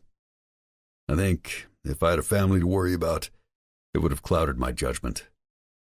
She takes a sip of her wine before I ask, "And what about you? What's the trail you've left behind?" There have been men in my past, but no one too serious. I think I always picked the wrong guys. They looked like the right ones, but then, somehow, they weren't. The truth is... Her voice trails off. I sit closer, waiting for her to finish. There has been no one since you at the wedding. She nervously looks up, waiting for my reply. Is that right? For whatever reason, this sounds like good fucking news to me. The best news, actually. Lauren's epic eye roll is followed by, "Yeah." "I knew I rocked your world," I exclaim, my voice exaggerated. She laughs out loud, throwing her napkin at me. It sails onto the table and falls back on her plate. "Let's clean up and go inside. Movie?" "Sure." We clear the table together and head back into the kitchen. I take the serving platters, leaving them on the counter while Lauren picks up the plates and silverware off the table. She moves to the sink, rinsing off the dishes and putting them in the dishwasher. She moves so comfortably, as though she belongs here. After I put the extra food back into the refrigerator, I grab a cigarette from the junk drawer. "I'm going to step out and have a smoke. You make yourself comfortable on the couch over there. Remote should be on the side table by the couch." She looks over her shoulder, smiling at me while continuing to rinse. "Sure." Outside, I light up and listen to her movements in the house. It feels so good to have a woman with me. A spot in my chest that I never knew was empty seems to be filling, and I feel it. I know it in my fucking bones that having her with me is right.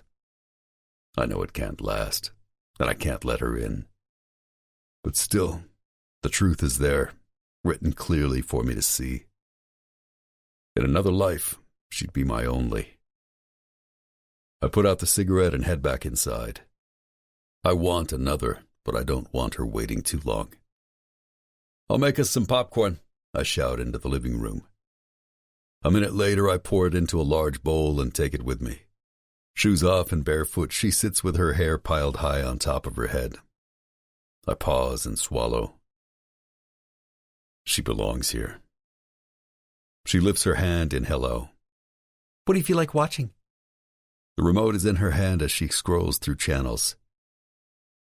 "Why don't we go somewhere?" I speak before I think. "Where?" She looks between me and the bowl of popcorn. "The sun is setting soon. There's a spot." "Yeah, okay." She stands up, sliding her shoes on. "Let's do it." It's about a half an hour west of the Strip. Red Rock Canyon. You cool with riding for that long? She nods enthusiastically. We get on the bike together and ride. Her hands trail all over my stomach as I drive. Her touch is a brand. It moves like fire straight into my dick and my heart and even my brain. We get there just as the sun sets over the canyon, painting everything in shades of orange. I help her off the bike, walking us away from the parking lot and the highway. "It's like God is putting on a show for us," she tells me, almost breathless with awe, staring at the mountains. "The rocks are incredible. And these colors." Time and erosion does wonders. Taking a long inhale of mountain air, she smiles at me. "Wish I'd brought a tent for us." "Oh, no." She nervously shakes her head. "I don't do camping." "Why not?" I lean back against a large boulder, bringing her between my legs. "Well, you've heard Eve before. I don't like snakes and the wilderness. All those noises.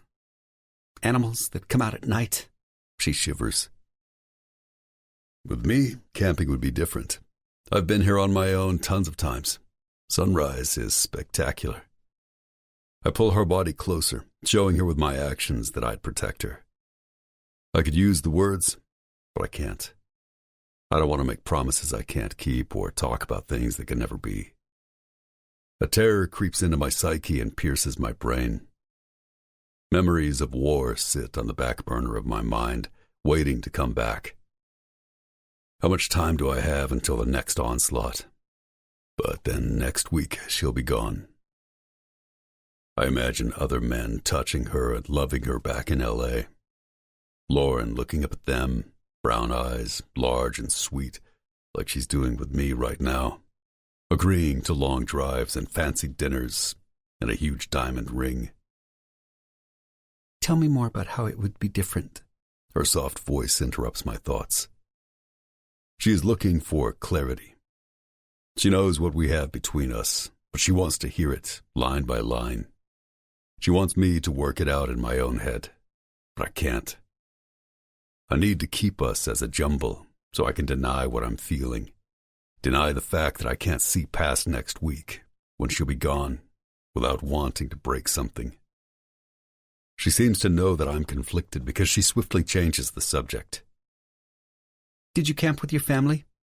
I always wanted to do that, but my parents weren't the type. She smiles. We've traveled all over the coasts of the U.S., Europe, and Hawaii, but we've never done something as simple as pitching a tent. Yeah, I nod. We used to camp all the time. Dad, Aaron, and I used to love building fires. Mom didn't always want to come along, though. It was our time. If we stayed here together, give me a play-by-play of how it would be. She nestles into my body and leans her head against my chest, the smell of her skin filling me up.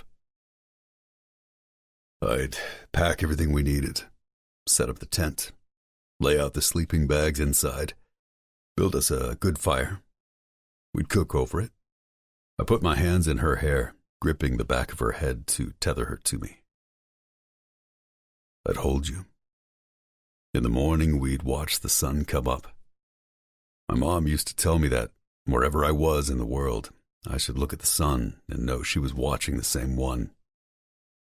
I bend my head, gently kissing her lips. For the first time since I've been home, I feel it like a hole in my gut. I miss my mom. That's beautiful, Slade. She must have been a special woman. I nod because my mom wasn't just special. She was incredible. She was a nurse, but never missed a football game of mine.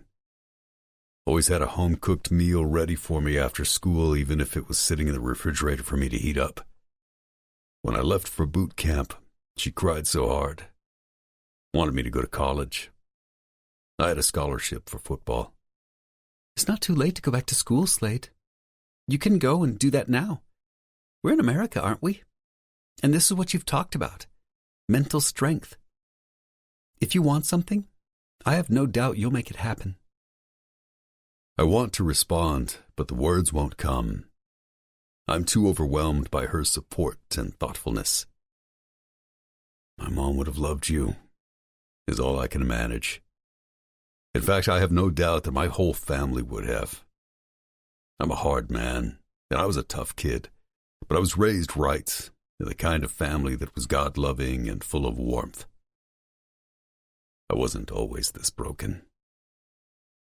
Lauren expectantly looks back up at me. If I asked her to camp with me now, she'd say yes. What if I asked for more? Instead, I say, let's head back. I pull her back toward the bike and lean her against it, sliding my hands over her shoulders and beneath her loose blouse. She tilts her head, and I can see the vulnerability in her face. This is the innocent side of Lauren. Her eyes, they yearn. Maybe I can't wait for home, I whisper in her ear, playing with the buttons on her ladylike shirt. Impatience thrums through my blood. I want her so badly. I can't stand it. It's a basic urge to mark her and take her as mine. Before I can kiss her, something passes over her face. It looks something like disappointment. Before I can think of another thought, I say, Home. Let's go home. She lets out a tiny exhale as I fasten her helmet and get on the bike, helping her on after me. Back in my driveway, we barely get off the bike before we lunge for each other. The softness of her mouth sends chills down my spine. She pulls back for air, but I don't let her go. I can't. Lifting her into my arms with her legs wrapped around my midsection, I bring her into the house, our mouths fused as I hold her gorgeous ass in my hands. She whimpers as I shut the door behind us. I bring her into my bedroom, dropping her onto my black bedspread. I lean onto her, and her legs spread to make room for me. Palming her breasts over her shirt, I know I need her completely nude. With the way she's shaking, she needs me too. We have a response to each other that's off the charts. I wish I could find a girl who means nothing and expects nothing and have this kind of heat. But I can't. It's Lauren. She groans as I stand up, pulling down my jeans and my underwear at the same time. My cock springs free and I fist it in my hand, watching her eyes widen and smolder. I take off my shirt next, pulling up from behind my neck. She sits up, peeling off her own clothes. When she's undressed, we both pause to stare, breathing heavily. She's looking at me like I'm her king. I drop to my knees in front of her. "You're beautiful," I whisper. She moves her hands around my head, hugging me into her chest. I can't remember the last time I was truly hugged, skin to skin. Yes, she's stunning. But she's more. Lauren is everything. I sit back up, finding lips while gently rubbing my thumbs over her nipples. They harden from my touch. So fucking hot. I let my dick slide up and down over her bare pussy, coated with slick wetness, until we're both groaning. I want to shift and get inside. Just one more minute of this perfect torture. I keep sliding, my dick passing over her clit back and forth, driving us both insane. The sound of her juices is a goddamn aphrodisiac. "Condom," her voice breaks. I curse, spinning around and opening the small drawer by my bedside. Pulling out and opening a square packet, I unroll the condom over my swollen length. The sound she makes when I enter her is enough to turn me mindless. I'm growling like an animal, my need so desperate that it's shocking. I want to mark this woman and take her over on every single plane. I'm dizzy with the thought of her being mine. Mine. Oh, her pussy tightens, squeezing my dick so hard that I'm shaking. I grip her firm ass, plunging into her, and my movements become more erratic. Her full, big, nippled breasts, and the heat of her moans. Christ. She's whimpering now from the pleasure as I throw her legs over my shoulders to get deeper, but I don't slow down the force. Can't even if I tried. My finger moves down, and I know what she needs, and it circles around her clit. She screams out as sweat breaks in the valley between her breasts.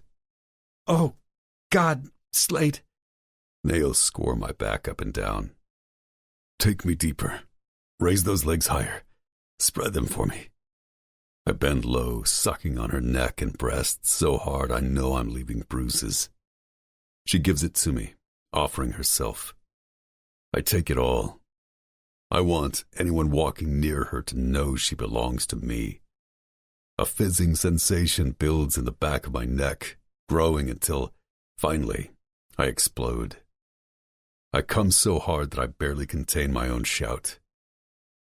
While we steady our breaths, she caresses my hair and kisses my shoulder and runs her fingers up and down my chest, as though she can't stop herself. I'm so overwhelmed with this feeling, like she's flowing into me. Clear as day, I know this woman has the power to give my life meaning, but also to utterly destroy me. I stand up, taking care of the condom before getting back into the bed. Bringing her into my arms, I press her warm, sweaty body to mine before rolling back on top of her, kissing every inch. She squirms, laughing and asking me to stop tickling her. Stop. Kiss. How can I stop? I lick a circle around her tiny belly button, waiting for her eyes to connect with mine. Have you seen yourself? Down her perfect body I go. If I ever wanted to stay away from Lauren, I should have drawn the line at Vincent and Eve's wedding. I never should have brought her into my truck. Once I got a taste, it was as though I physically and emotionally bonded with her. There are depths within Lauren I haven't even begun to understand. But God, I want to. I move between her legs, spreading her wide, wanting to inhale her essence. My last rational thought before I press my mouth against her heat is, 8 days left. She replies with a guttural moan. I finish her off before kissing back up her glistening body. Lauren has a figure that's straight out of my dreams. Heavy breasts, small waist, toned hips. I squeeze her thighs and she says, "You're killing me, Slade." Just the beginning, baby. I grasp the back of her head, locking our eyes. Stay, I silently beg. Her eyes smile, but she stays quiet, just as I have. So we're in your bed, huh? She can't resist the question. I lean up on my elbow. We are. In my bed, with the thin shades lowered, we spend 2 hours talking about everything. Joking around and moving to serious topics, and then laughing again. We have another round of sex, but slower and deeper. My nose, eyes, hands, all full of this woman who feels made for me. Do you feel my heart? She whispers beneath the covers, lifting my heavy hand and putting it against her chest. It beats so quickly. No, babe. I think that's your stomach growling up into your chest cavity. I joke, feeling her stomach rumble. She laughs, swatting my chest. Her body is so hot to the touch and coated with our sweat. The steady beat of her heart against my hand has me lightheaded. I can put some food together for you. Just gotta get out of this jail you've set for me. Sure. She untangles her legs from mine, and I immediately feel the loss. I get out of bed, sliding on a pair of shorts before leaving the bedroom. Opening the fridge, I pull out some already cooked taco meat and a pack of soft tortillas from dinner 2 nights ago. I toast the tortillas while I warm the beef and then put together 2 overstuffed tacos filled with saucy meat, shredded cabbage, and carrots. It's nothing fancy, but I know it's delicious. After filling a cup with ice water, I bring it all into the bedroom, expecting to see her gorgeous, naked body in my bed. When I enter the room, she's gone. A rush of adrenaline surges through my chest. Where the hell did she go? I put down the plate and water on the desk by the bedroom window and put a hand on the wall to steady myself. Our mingled scents are still on the bedsheets, turning me to fury. Did she run? But where? I break out into a nervous sweat, my hands shaking as I practically sprint to my front door. Did she leave while I was warming her food? I turn the door handle, but it's still locked. That's when I hear the faucet running from the bathroom. I drop into a seat at my kitchen table, pulling out a cigarette and smoking it in record time. And then another. I don't open any windows, but just smoke and smoke to calm my nerves. I need to keep this woman near me. How can I let her go? I know I'm fucked up, but I've lost the strength to push her away. With her soft body and eyes, I'm done for. I fill a glass with vodka and quickly drink it down before grabbing a few mints from my junk drawer and chewing them. With a fresh cigarette dangling from the corner of my mouth, I go back into my bedroom and open my bedside drawer, popping 3 white and yellow-coated pills and chewing them quickly. Need this right now. Need to keep her with me tonight, next to me. How else can I do it if not this way? I finally knock on the bathroom door, wondering what's taken her so long. Lauren? She opens it, smiling, crazy sex hair piled up on top of her head in a sloppy bun and completely clothed. I lean against the door frame, brows raised in confusion as to why she's fully dressed. Inhaling the smoke, I try to keep myself from unhinging. Where do you think you're going? Her face turns down. I thought you'd take me back to the hotel after we ate something. No, get back in the bed. I slowly shake my head because there's no way I'm sending her home right now. I've already taken the drugs and had a drink. It should be enough to put myself out completely. She'll be safe, and I'll get to keep her. Win-win. Really? Her voice is full of nervous question. You'll stay here tonight, with me. But I thought you said you didn't do sleepovers. Her voice is small but hopeful. Well, tonight that changes. The happiness that fills her face is so beautiful that I'm floored. She walks back into the bedroom, pulling off pieces of her clothes as she moves, her gorgeous heart-shaped ass twisting with her steps. My heart rate begins to slow as my body calms. I'll be okay. She'll be safe. Please, God, I need her right now. I pull off my shorts and get into the bed, bringing the food with me. Slade, I seriously love you right now. She smiles, pulling the taco from the plate. My heart pauses. She's just joking around because I brought her tacos, but love. The word is like a small seed, pounding against my rib cage and then expanding into something more. She moans, biting into the food I've made her as the saucy meat drips from the other end into the plate. She's messy and fucking gorgeous. Want the other? She asks. Sure. I lift my thumb, wiping the corner of her lips. She blushes shyly. I go ahead and take a large bite. When she's finished with hers, I offer her the rest of mine. She tries to take it with her hands, but I shake my head from side to side. From my hand, she eats. The drugs begin to settle into my bones as I put the empty plate back on my desk. She drinks from the glass of water I brought. When that's done, I drag her into the center of my chest. Having her near me is relief and warmth and joy, all rolled into one. Lauren. She's here right now, and she's mine. Slowly my thoughts crackle, fragments of memory join together like magnets as I'm pulled down into a heavy sleep. I hear a woman's voice, but it sounds muffled, as though she's talking through a sheet. I think I know who it is, but I'm too tired to confirm. Has cotton filled my ears? The voice is more urgent now, but I only sink deeper into my bed where sand sits between my toes. I want to tell whoever is talking to just stop. I'm here where I'm supposed to be, with Rex in the cot next to mine, snoring. Lead coats my bones, turning them into an unimaginable weight. And there's nothing to do but let it ride. Chapter 17. Lauren. I woke up this morning while Slade was still in a deep sleep. I've already showered, made coffee, cooked eggs, and still he sleeps. Tiptoeing into his room, I take a look at his face, paler than usual. His breaths are so light. Too light? Slade! I whisper, yell, shaking him, but he doesn't move, and then he opens his bloodshot eyes, oozing redness. Slade! He grabs my upper arm and pulls me to his body as a gun moves to my head.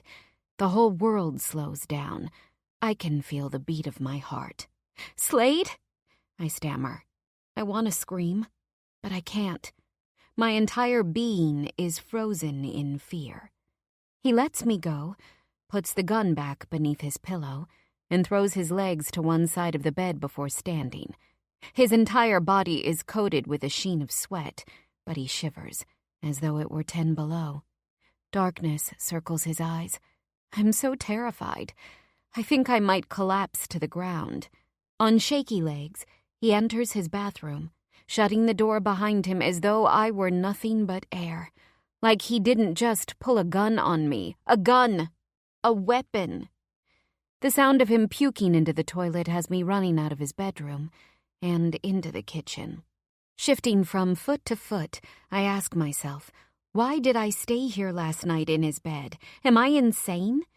He warned me to stay away. He told me he never shared a bed, but I ignored him like a fool. I need to get out of here and never return. My life isn't perfect, but I'd like to keep it. Slade is the best man I've ever known, but something is wrong. All of this between us is just temporary, and sure, I like him more than I should, but the truth is, I'm scared of him. Should I be? He pulled a gun on me, but I was the one who surprised him. I should have known better. I should know that shaking a sleeping man like him would be dangerous. Like poking a bear, right? I start to laugh. Something in the back of my mind tells me I'm losing it, but I just shake my head. I had the best night of my life last night, and sure, this morning has been frightening, but it's nothing I can't handle, right? Because he's fine and I'm fine, and all is well, but no, it's not well. A gun was pulled on me. Shit, my life doesn't make sense anymore. My thoughts are on speed, denial battling with reality, when he casually walks into the kitchen, huge and imposing with spiky wet hair, low-slung black jersey pants, and a white t-shirt, showcasing his tats and muscles. The red in his eyes has somewhat cleared, but he looks hungover. He looks hungover, and we didn't drink last night. This means nothing. That's what it means. Or it means everything, my psyche reminds me. Leaning against a wooden cabinet, he pulls out a glass and fills it with ice from the freezer and water from the sink. The coffee I made sits hot in a small carafe.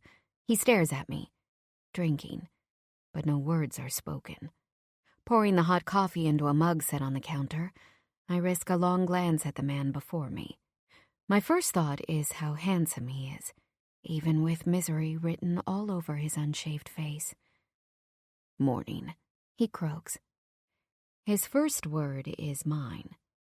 A cigarette moves into his lips. He lights up. I bring my own coffee to my mouth, needing something to do. He stares, not giving any indication whether or not we're going to discuss what just happened. I'll take you to your room at the Mile and then drop you off at the center for work. You're working today, yeah? His eyes are now guarded, silently adding, "Don't say a word about it." I want to ask him, what are you hiding? My inclination, though, is to smooth it all over with a smile and brush problems under the rug, not let him feel bad or awkward, or push him where he doesn't want to go. But how can I do that? Something dark is happening with this man, and the fear I feel is real. Am I allowed to discuss it with him, or will I lose him if I do? His good parts are so good, but this is way beyond the realm of okay. I hum my assent as he lets out the breath he was holding. We have to talk about this, but I want to think it all over before I speak. I care for Slade more than I have any right to. Still, I don't want to lose this time we have. I've got to just get out of this house as quickly as possible. I'm going to grab my stuff? It's a comment, but I'm so nervous that it comes out like a question. He nods, and I scurry into the bedroom, gathering my things like a bandit. The drive back to the Mile is quiet. He sits and waits in his truck as I run upstairs to the room to wash up and change. I use a shower cap, no time to wash my hair. Dry shampoo will have to be enough. Quick makeup, black shift dress, a nice pair of black heels. When I come back downstairs and into the parking lot, he's smoking against his truck. I wait, watching his movements. He looks as though he's deep in thought, staring at the mountains. When he's done with the cigarette, he takes out another. How many has he had? I could swear that each day his smoking increases. I pull out my phone. Should I tell him I'm getting a ride with Eve? With tentative steps, I walk toward him. It's just a ride. I'm a big girl, I can handle it. Hey, I wave, making sure he sees and hears me from a decent distance. He nods, opening my door and throwing the cigarette stub onto the floor, stepping on it. I climb in. Again, the ride is quiet. His strong hand holds the gear, gripping it so firmly that I see the flexion in his muscular and veiny forearms. I'll come get you from the center at 6 to bring you back to the mile. His voice is firm and non-negotiable. He's the warrior right now, in complete control. He pulls up in front of the newly built stucco center. The opening of Hook is tonight. I'll have to work during it, but I'll pick you up from your room at 9 and walk you down. I turn to him to reply. I want to tell him that we should take a night off from seeing each other. I want to scream, "You pulled a gun on me! What the fuck?" Before I can get a word out, he grabs me and kisses me. Baby, I'm sorry. Kiss. I won't ever do it again. Kiss. I lost control, but I've got this. Just wasn't used to having a woman by my side. He tightly holds me as though, with sheer will, he can erase the memory of what I witnessed this morning. All my words and nerves are swallowed in his mouth, which begs me not to let us end. I find myself pressing inside his chest, simultaneously wanting to run, and yet never wanting to let go. It's okay, right? We're cool. He's so soft right now, warm. I want to believe him so badly. I don't answer because I can't. I turn mindless from his lips. He erases my dark thoughts with the rhythm of his tongue. The trusting side of me gives in. I want this. I want him. And he's sorry. That's enough, right? My chest softens as his kiss deepens and slows. We're okay, cool, just like he said. I raise my hands, dropping them to the back of his neck. He lets out an audible groan of relief. "I'm here," I tell him with my body language. He pulls me closer, up into his lap. I open my eyes to see his are shut tightly. His mouth is at my neck when I see the time flashing on his dashboard. I'm late, I grumble, wishing he'd drag me into the back seat of his car. He pulls away with a flushed face.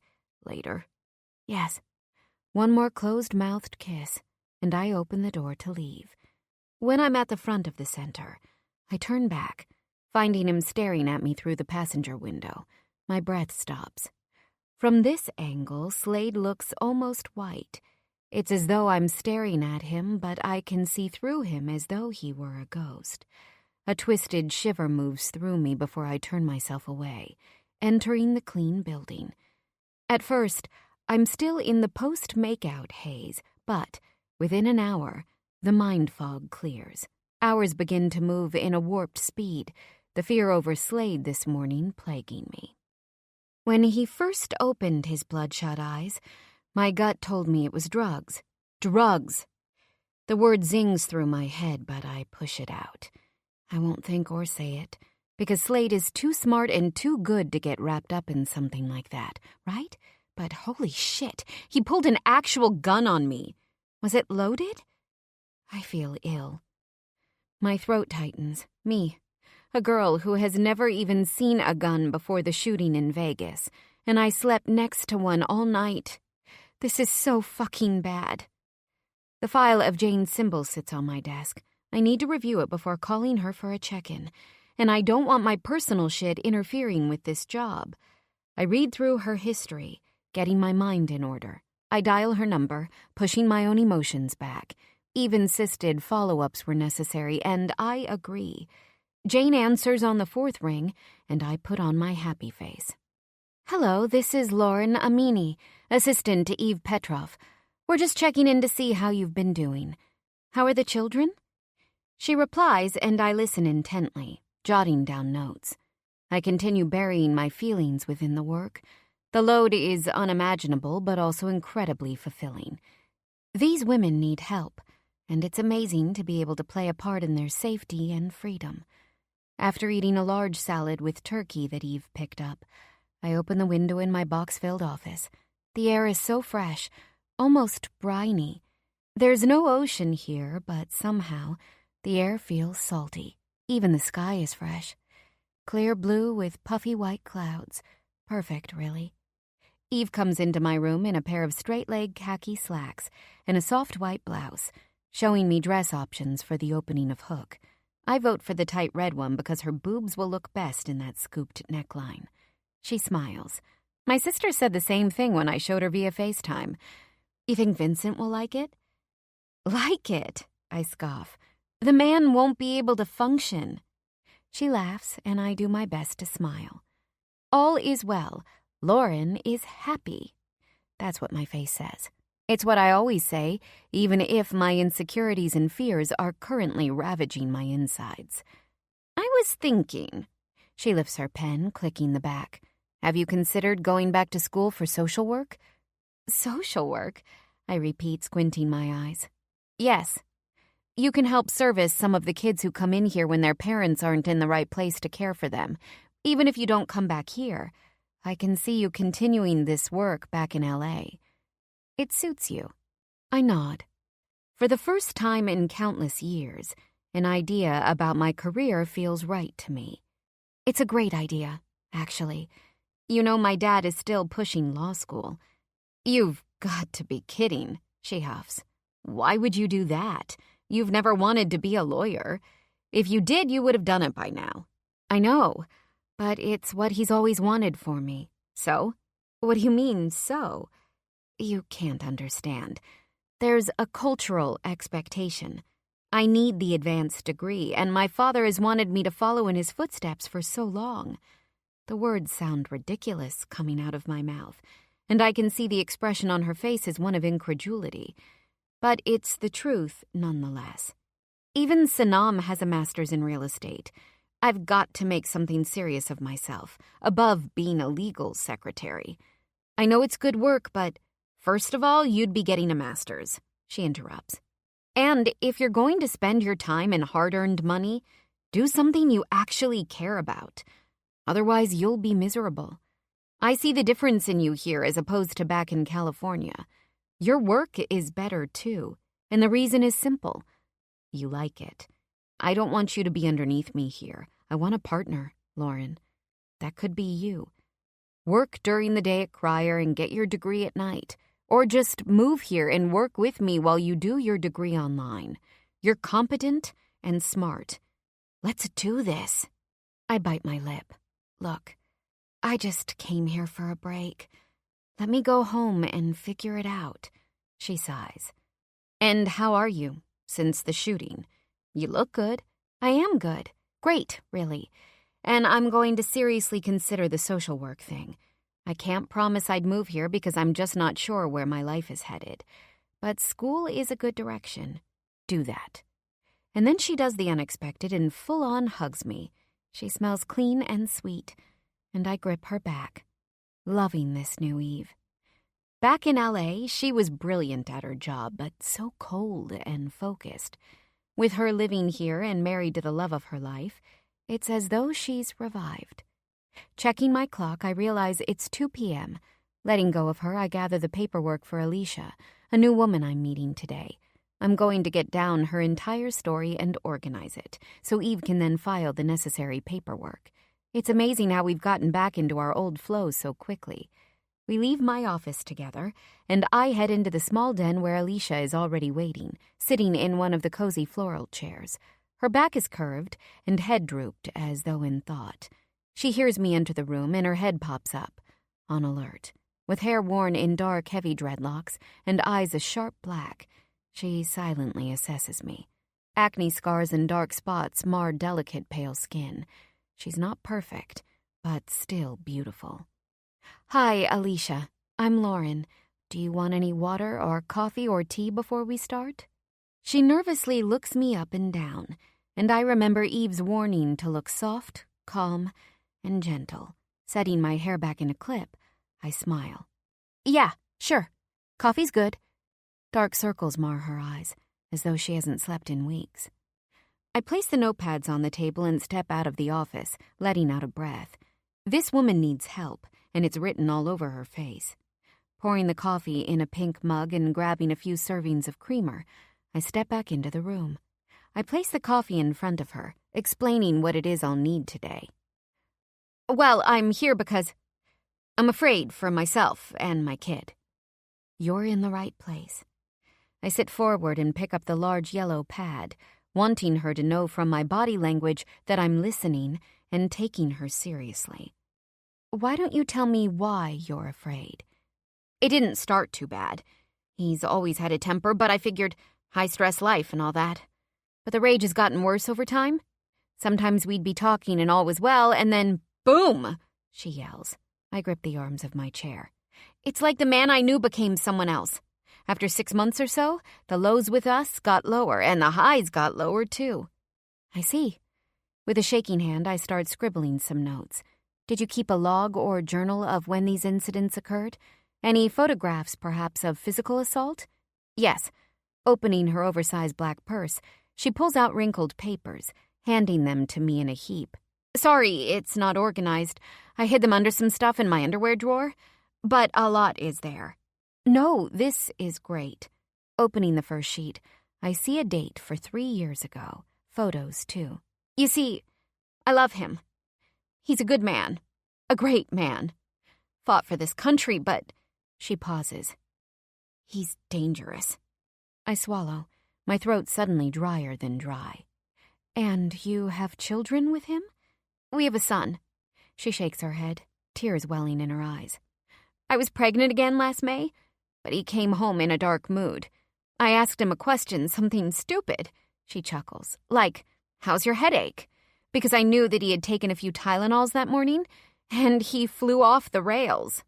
I swallow hard, moving the pen to keep myself focused, although my hands are shaking uncontrollably. My handwriting is turned illegible, and he threw me against the table, stomach first. Bile rises. It wasn't always like this, she says in a rush, eyes wide as though she's ready to defend him. He's an incredible man, so loving. No one takes care of me like he does. I don't want to run like this, but my life it's gotten out of control. He's so possessive. It used to be flattering, really. He'd pick me up and drop me off. He'd always come to check on me. But then it became crazy, like he'd just show up at my work to watch me and send his friends to check on me, and I can't live like this. The tears drip down her face. I want a life. A new life. I know it might be impossible to leave, but I have to try. And Devin? She visibly shakes. I can't have him near his father. I can't. Even if he's never laid a hand on Devin, I don't want his influence, and I don't want Devin paying for his father's sins. In our world, there's always payment. I shake my head, trying not to emotionally crumble from her charged words. I hear you, and we're going to take every step we can to keep you safe. I take her hand, and she looks up, eyes filled with water. But if he knows I'm staying here, she continues, he's going to look for me, for his son. He won't let us go without a fight. He told me to come over and bring Devin to him. I texted him to get out of it. Said I was going to visit my sister on the outskirts of Vegas. But my sister doesn't live in Vegas anymore. She used to dance, but then she married Jacob, and he made her quit and move to Utah. But Marcus doesn't know. Not yet, at least. She raises a skinny arm, staring at a thin black watch on her wrist. And he's already threatened me. He knows I want to go. Listen. I know it feels like you're the only one, but you're not. Eve Petrov runs this place, and she has helped so many women just like you escape abuse. You have to trust in her. The rooms are clean and fresh. You and Devin will be safe here. There's security, too. I quickly jot down a note that will need increased security for Alicia and her son. What about school for Devin? He's in 1st grade. Once we file the paperwork, his current school will be notified that he is not allowed to be picked up by anyone other than you. How quickly can that be done? Very quickly. Eve has connections at the courthouse. She'll handle it today. But Marcus, he's not your average bad guy. There's something else you need to know. Her face darkens. What is it? I ask, my voice a strangled whisper. He's a biker. His road name's Lion, and he's president of the Death Crusade, MC. Most of the brothers in the club are veterans. They're good at tracking. They'll find me. We both pause, but before my silence can be construed as fear, I tell her, you'll be safe here. Trust me. He'll kill me and take my son. He wasn't always like this. We're going to set you up and make sure we do what we need to ensure your safety and your son's. Give me a few minutes to sort all of this, and I'll be back. Do you want another coffee?" She shakes her head, crying into her knuckles, and I step out. Locking myself in my office, I lean against the door. The parallels. I feel them. Is this Slade? Is this what I'm doing too? Slade has a temper and a dark side. Slade is erratic. Dangerous, even. "No," I say out loud. I'm totally fine, and Slade is nothing like this biker lion.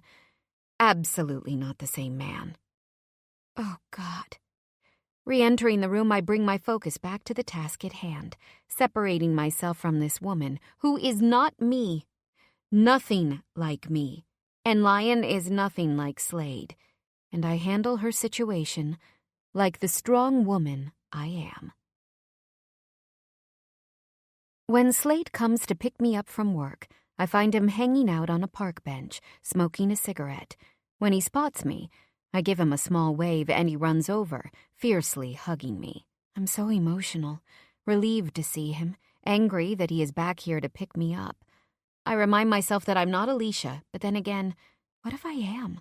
What if I'm just like her? And Slade is just like Lion. "Missed you," he says into my hair. I dig my nose into his chest. He smells like laundry, smoke, deodorant, and something uniquely him. In his warmth, I calm down, reminding myself that Slade isn't long-term. He's just for now. In this moment, things are fine. I want to enjoy it. I smile up at him, wanting to be enough for this man, wanting to heal him, wanting him to talk to me about last night and this morning and to tell me I'm just overreacting. He's nothing like these disturbed men I've been hearing about. He made a mistake, letting me sit alone in a shady parking lot. I surprised him by waking him up, and he sleeps armed because that's how he's been trained.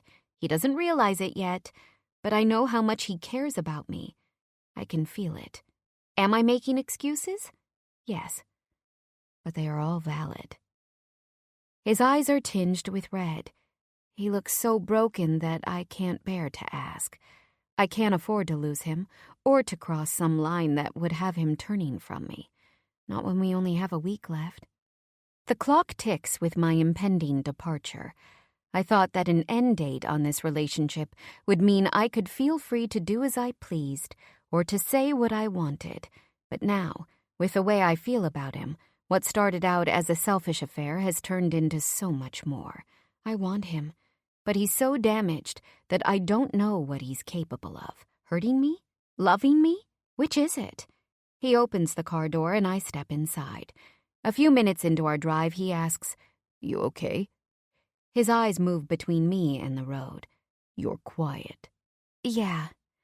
Just met this woman today, and it shook me up." "Wanna tell me about it?" I shrug. She came in near hysteria. Her husband is this guy Lion. He's the president of a motorcycle club. His eyes show nothing, but a small tremor moves through his neck. Are these men connected somehow? "I don't want you anywhere near that woman." His voice is hard and worried. "Why?" I poke. "That's the work Eve does. She helps women like her. I need to know if there's something between these men. I see their parallels. But what if it's more than that?" Abruptly, Slade pulls the car over. "I said, stay away from her. Do you hear me? I know that guy. He's fucked in the head. Did he threaten to find her?" His brows lower, breaths shortening. I nod, staying silent. He's anxious for me. He curses. "I'm going to add some of my guys to do rounds in the area at night and during the day. You call me right away if you ever feel off." "You're worried?" My voice comes out breathy and confused. "Of course I'm worried. I care about you, Lauren, more than you know. I realize you're helping these women and they've got bad lives, but I happen to know that Lion is worse than most.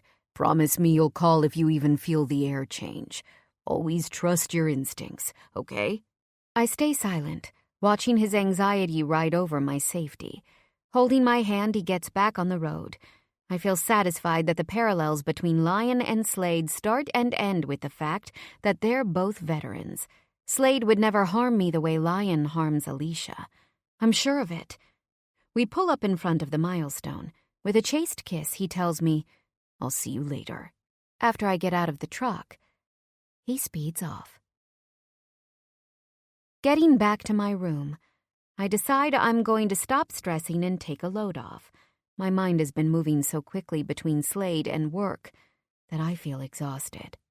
I order a spread from room service, strip off my clothes, and put on one of the hotel's soft terry cloth robes. It feels heavenly against my skin. When the food comes, I eat the roasted chicken with grilled vegetables and a hummus plate with pita chips while watching back-to-back episodes of Real Housewives. It's as though all my years of borderline starvation have caught up to me. Maybe it's the fresh mountain air or all of the incredible sex. Oh, who am I kidding? It's the stress of Slade that's gotten me so turned inside out. Nothing but food will settle me. Whatever. I'm absolutely famished and enjoying every single morsel entering my mouth. Guilt, calorie count, and stress be damned. Meanwhile, the show has me simultaneously laughing and yelling at the TV. It's keeping my mind occupied on nonsense instead of focusing on reality. 2 hours later, I'm plucked, shaved, and completely made up. My hair is ironed, sleek, and straight, and my outfit is a simple short black dress and strappy Manolo heels. I didn't bring any fancy outfits other than this one.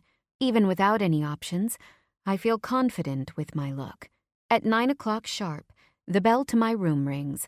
I slowly open it, only to see Slade's mouth dropping as he takes me in from my heels to my eyes. He's wearing a black suit and white shirt, which is what I assume is his work uniform for events like these. Slade is typically so casual that seeing him all dressed like this turns my insides to fire. He stands there, still, without saying a word or taking his eyes off me. Finally, he says, "Lauren." My name rolls off his breath. "You ready?" I nod, clutching my black purse to my side. "Do you have a shawl or jacket or something? Eve was complaining that it's chilly in the restaurant." I turn back and take out a folded black pashmina scarf from one of the cabinet drawers. It's not what I would choose if I had my full wardrobe in front of me, but it'll do. He takes my hand as we walk into the elevator. The ride downstairs is quiet and warm as his thumb rubs up and down over my knuckles. "You look incredible. I had to physically restrain myself from stripping you in your room." Is that right? Beneath my question is a dare and request. My insides clench. "Yes, but I know all about you and your fancy dresses." His voice trails off as he checks me out. I laugh, because my wardrobe isn't the easiest to put on or take off, and no one knows it better than Slade. Well, for your information, the elevator door opens and we step out. There are no buttons on this one, not even a zipper. Easy access, eh? Maybe. For the right man, I sass. He laughs again. "Baby, I'm the only man." I raise my eyebrows, but he ignores my attitude-laced in question, holding my hand harder to his. We walk through the gorgeous, serene lobby to see a long red carpet outside of the entrance to the restaurant. Slade clears his throat. "I'll be working at the party, but you enjoy yourself. Some big celebrities and fashion people are here." His demeanor shifts as we get closer to the restaurant, but not in a bad way. His chest inflates and his stride quickens. This is Slade in his element, focused and razor sharp. He cracks his knuckles and my insides clench. He's so hot. I can barely stand it. He bends down to kiss my lips, and I lean up into him, wrapping my arms around his neck. His warm tongue is slow, deep, and delicious in my mouth, full of promise for more later. I should be afraid, but with the way he's treating me now with so much kindness and love, it isn't hard to tell myself that this morning wasn't as bad as I thought.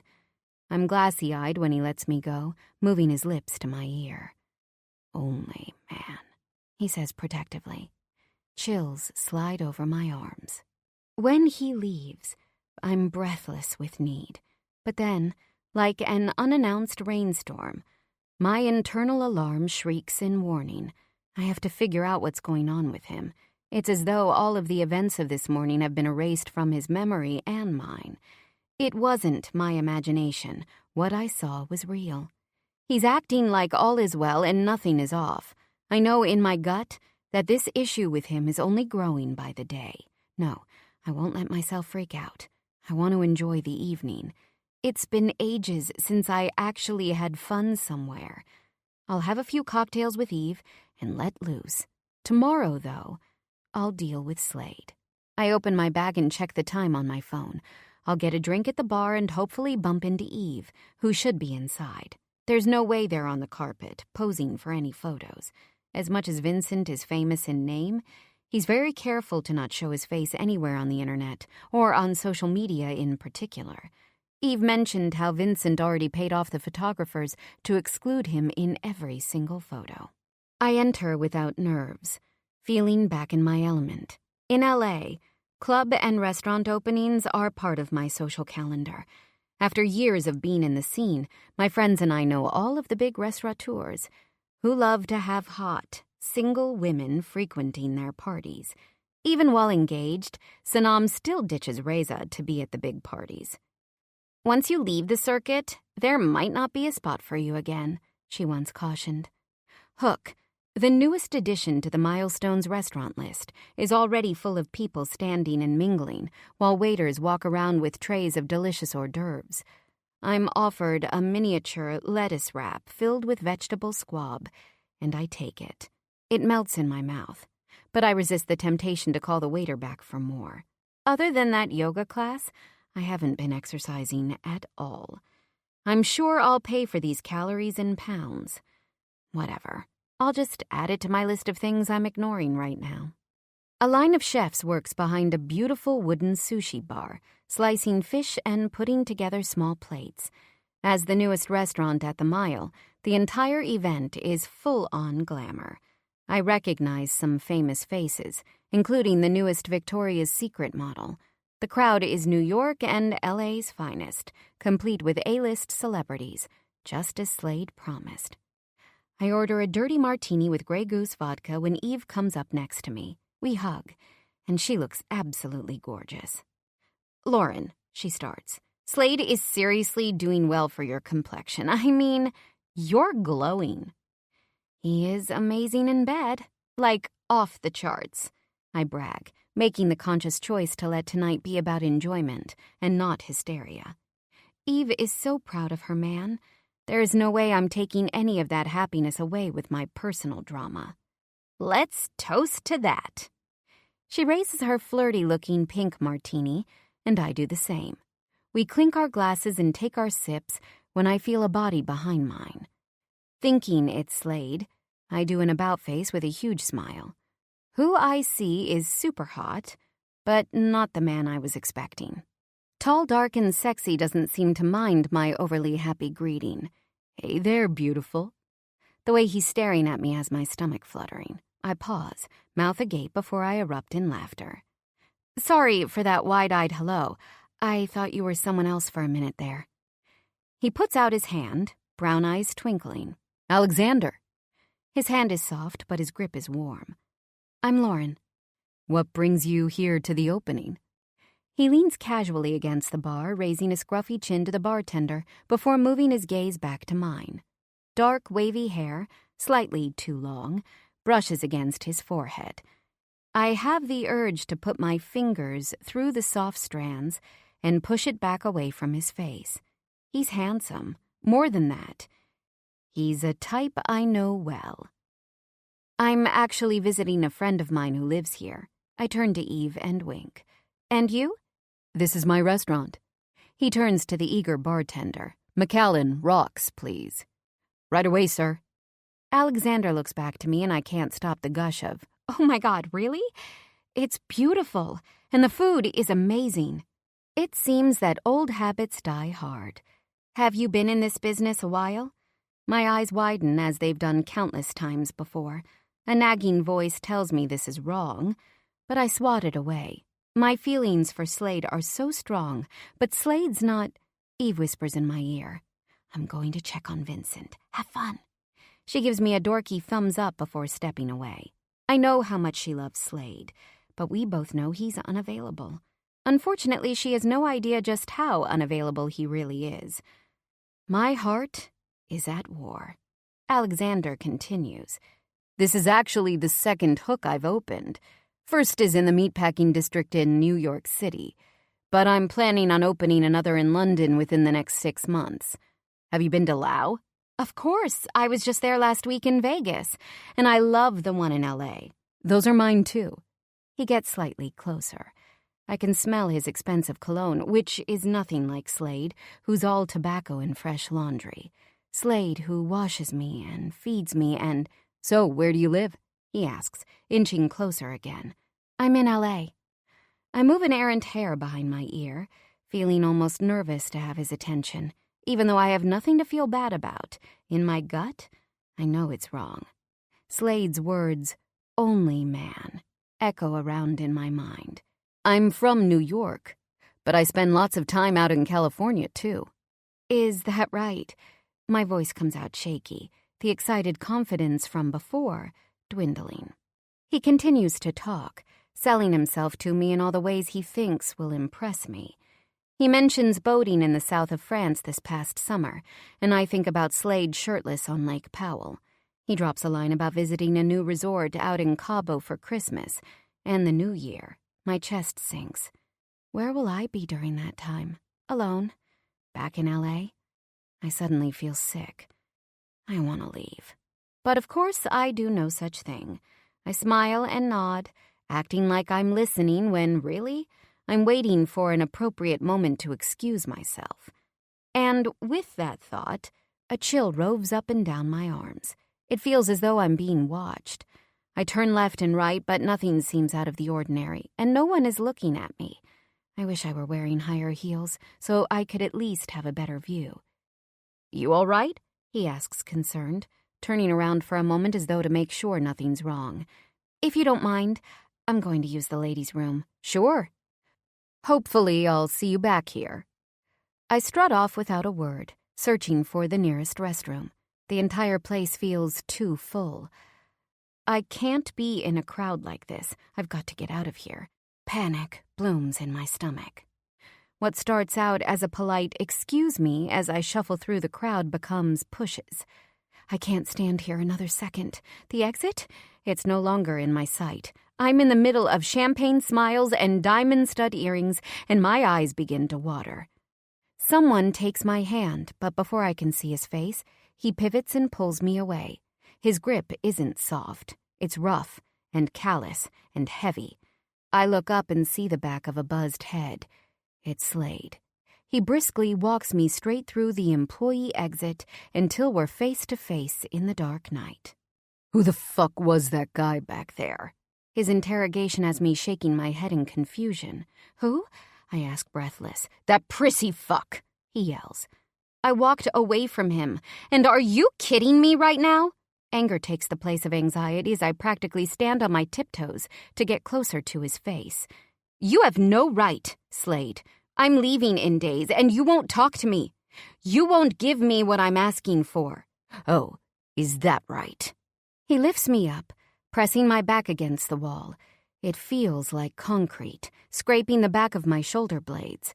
I'm too riled up to tell him to put me down, to tell him that it hurts. I don't want to admit how soft I am or how fragile I feel. Last I checked, I've given you exactly what you asked for, he growls, putting his nose on my neck and breathing in, sending me up and down my neck and down between my breasts, palming my ass and spreading me open. Oh, God, I can feel myself dripping. Angry, confused sex is a very bad idea. I'm mad, but so turned on. My entire brain moves to static. I grip the back of his neck, shivering with want. He takes one hand to unbutton his own pants before tearing the bottom of my dress. You're bare, he whispers, licking the tops of my breasts. Underwear lines. Chuckling, he pulls down on my neckline, tonguing the lace over my nipples.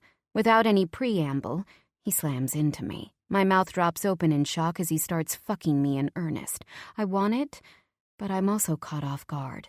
My back painfully rubs against the wall. I want to tell him to wait a second, because all of this is happening almost too quickly. But my body has its own thought process.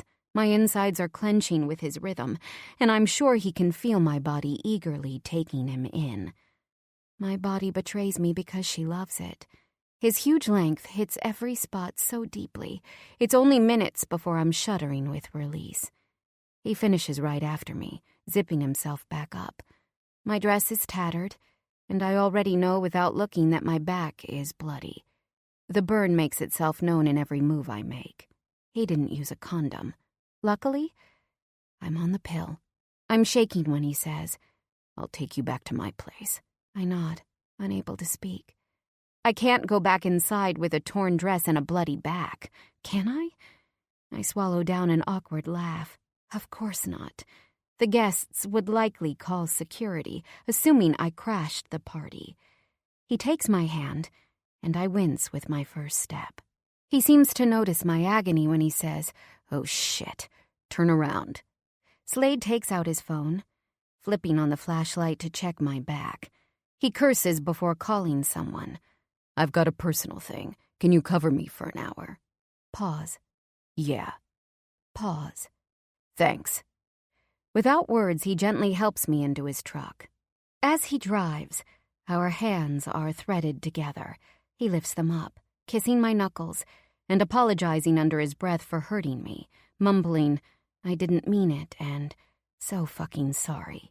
Alicia's words bounce through my head. He wasn't always like this. I think back to the shooting in Vegas. He didn't have sex with me that night because he didn't want to hurt me or take advantage. It's my fault that I didn't speak up this time. I should have told him no and used my words. Instead, I just moaned. How can I blame him? Excuses. I turn to my right, and I hiss from the stinging pain. In his warm home, he brings me into his bathroom and wipes down my back with a washcloth dipped in hot water and soap before covering my abrasions with Neosporin. Gathering me into his chest, he brings me into his bed and tucks me into his sheets. I haven't said a word since we got here, but he doesn't seem to notice. When I'm set, he puts his shoes back on. "I'll be back in a few hours. Do you need anything else?" I shake my head, and then he leaves. I curl into the fetal position in his bed, smelling his sheets, when I finally break down and cry. Chapter 18. Slade. I get back into the truck, cursing. I'm a total fuck-up. Even when I'm straight, I continue to hurt her. I tore up her back, for Christ's sake. What's wrong with me? Speeding back to the mile, I ask myself what it is I think I'm doing with a woman like her. My head pounds as my demons begin talking over one another. I need to go back home, have a few drinks, and take more pills if I'm going to survive another night. With a shaking hand, I flip open my glove compartment and take out 3. I'm not sure which ones they are, but whatever. Just need something to numb my brain. What are my options? I could tell her why I take them, so she can stay in safety. I can just be honest, tell her what's going on in my head, and stop the hiding and the lying. But do I trust her to keep my secret? If she tells Eve and Eve tells Vincent, my career is done. Vincent is my best friend, but after Eve, work will always come first. He's ruthless when it comes to cutting shit that's bad for business. Why would I be different? No. I slam the steering wheel. I'll keep popping the pills. They'll keep me afloat until this issue I've got disappears on its own. I have about a month's supply right now. That's enough. It's got to be. I pull back into the restaurant, my eyes not far from this asshole Alexander. I know exactly who he is. Before Vincent gave him the lease to Open Hook, I did a full background check. Vincent only wants the cleanest businessmen involved in the mile. In addition to Hook, he owns restaurants all over the United States and abroad. He's also in the club business. Never been married. Went to NYU. Began with small club promotions and slowly built up his own brand. The guy is completely kosher. and I want to wring his goddamn neck. He's exactly who Lauren should be with. Successful, good-looking, and fucking sane. I'm looking around the room, heart pumping wildly. "You doing good?" Vincent asks, eyes lowered. He sees something's up with me. "Yep, I'm going to watch the back entrance for a while." I move away, walking the perimeter of the restaurant until I find a nice dark corner to watch the crowd. He follows at my heels. "I didn't say I was finished talking to you." He turns me around. "Where the fuck is your head, Slade? You're falling, and don't think I don't see it." "Falling?" I repeat, laughing. "I'm straighter than ever." He crosses his arms in front of his chest.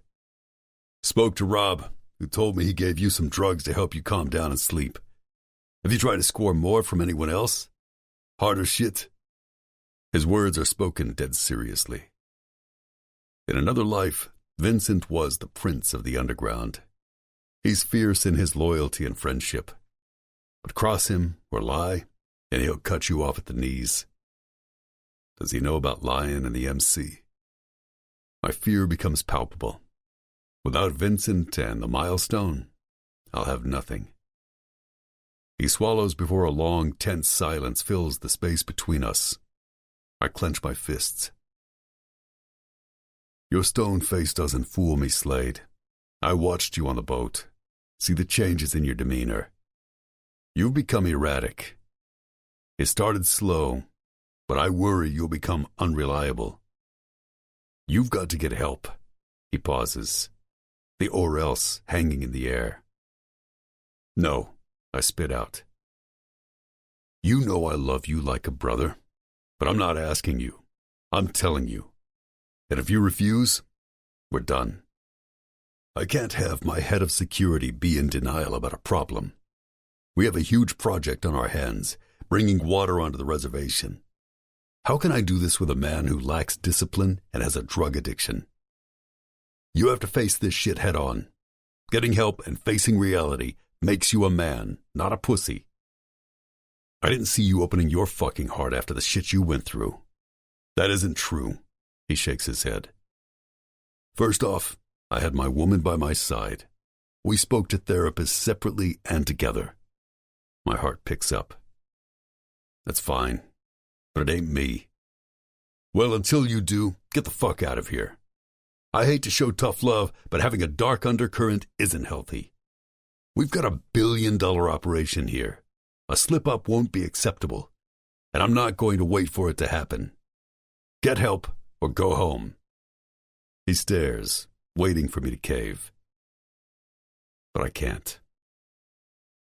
Instead, I turn away. It's time to go.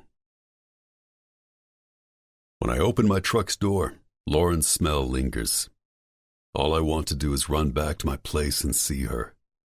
My life continues to unravel. But at least I've got a few more days where she's near me. My heart beats straight through my chest. What did I take? I'm not even sure. I open the car window before pulling out a cigarette, smoking in a chain until I pull up to my driveway.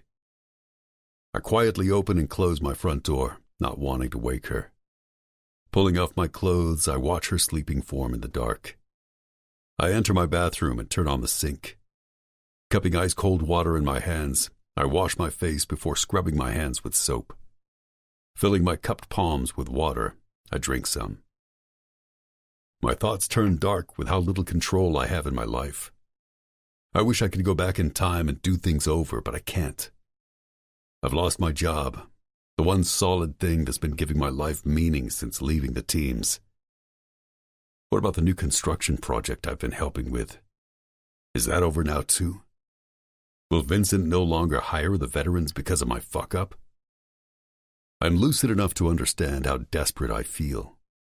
Getting help can't be the answer. It would only make shit worse. If I spoke about how I killed Rex, if I spoke about my past and all the shit I'd done, it would unleash the hardest memories. And that's something I can't do. I shiver, wishing I could add a padlock to my memories. I swipe across my eyes with my forearm, feeling the wetness coat my cheeks. Initially, the move to Nevada was phenomenal. My memories of war were sealed in a large compartment to the back of my brain, buried securely between the fresh mountain air and heavy workload of starting a business. I was obsessed with working. I slept at nights, only to be ready the next morning. I exercised and trained my body so I could be efficient for the job. I took a few days off to rest. My coffee maker beeped, and an old memory sprang from some hidden compartment in my brain, pushing itself to the forefront. Since then, the random drip has turned into a flow. It's been an endless cycle of horrible nightmares, followed by restlessness as my memories continue to strike at random. I try to ignore them, but they're pecking on my subconscious and looming above me, just waiting for another moment to attack. I can't get relief, except with the drugs. Lauren helps, but I'm afraid for her safety when I'm not medicated. I grip the sink, dropping my head low. This isn't me, but it's me. God, I never should have brought Lauren into this. She senses everything and is trying to excuse my behavior. The temptation to cry rises, but I splash water over my face, forcing my body to calm down. Men don't cry. Climbing into the bed, I pull her soft body to mine, trying to enjoy this moment with my head lucid before the drugs go into effect. My hands glide into all that gorgeous, thick hair and soft, lush skin. It's overwhelming, how good she feels in my arms. I love this woman. I just want to close my eyes for a few minutes, and then I'll get up and take my pills. Just a few minutes.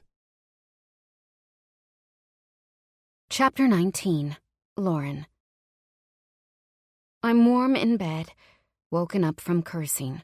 White puffs of smoke billow outside his bedroom window. He must be sitting on his small stoop outside, smoking. Climbing out of my warm, blanketed cocoon, I try not to shiver. The clock on the bedside table tells me it's 3:02 a.m. I unlock the window before sliding it upward. Come inside? My voice cracks into the night. The cool air runs beneath his t-shirt I'm wearing and over my skin, prickling at the deep scratches on my back. He turns his head and pulls out another. I'll be in when I'm fucking ready, man. His voice is hard and brusque. A new cigarette enters his mouth.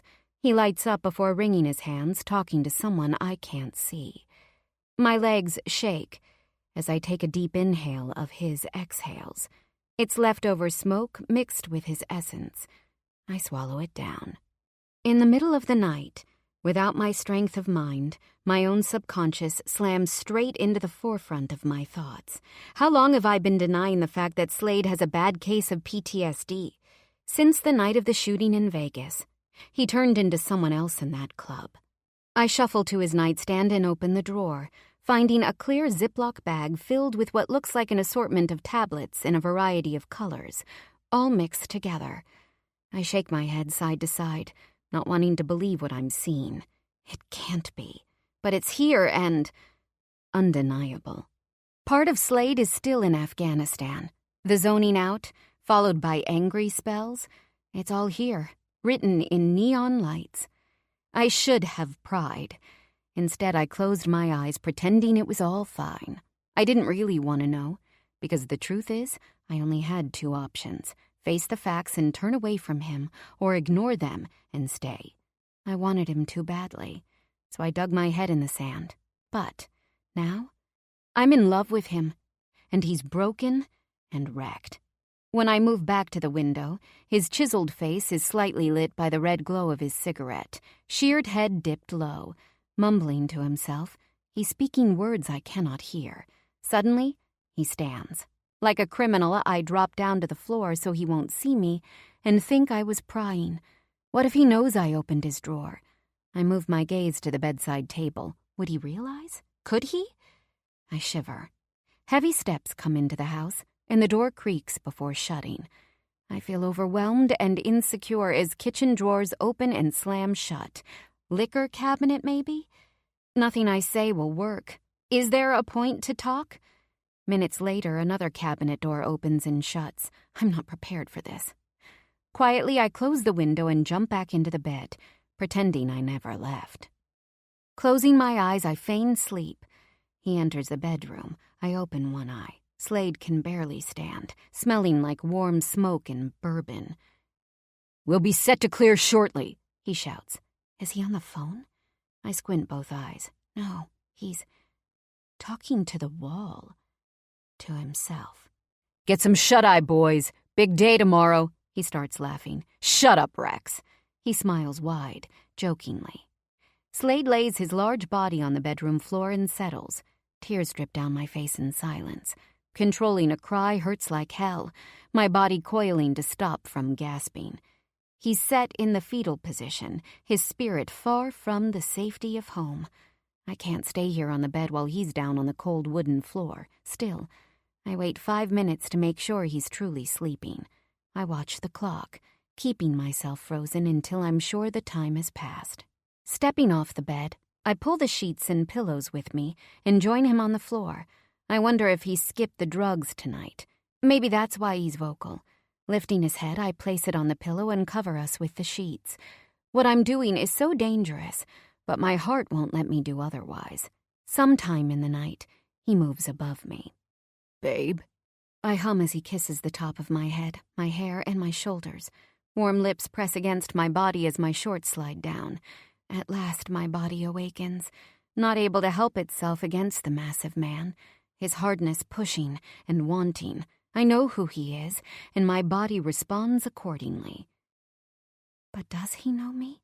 Slade, I whisper. Who am I? You're mine, Lauren, he replies, pressing his forehead against mine.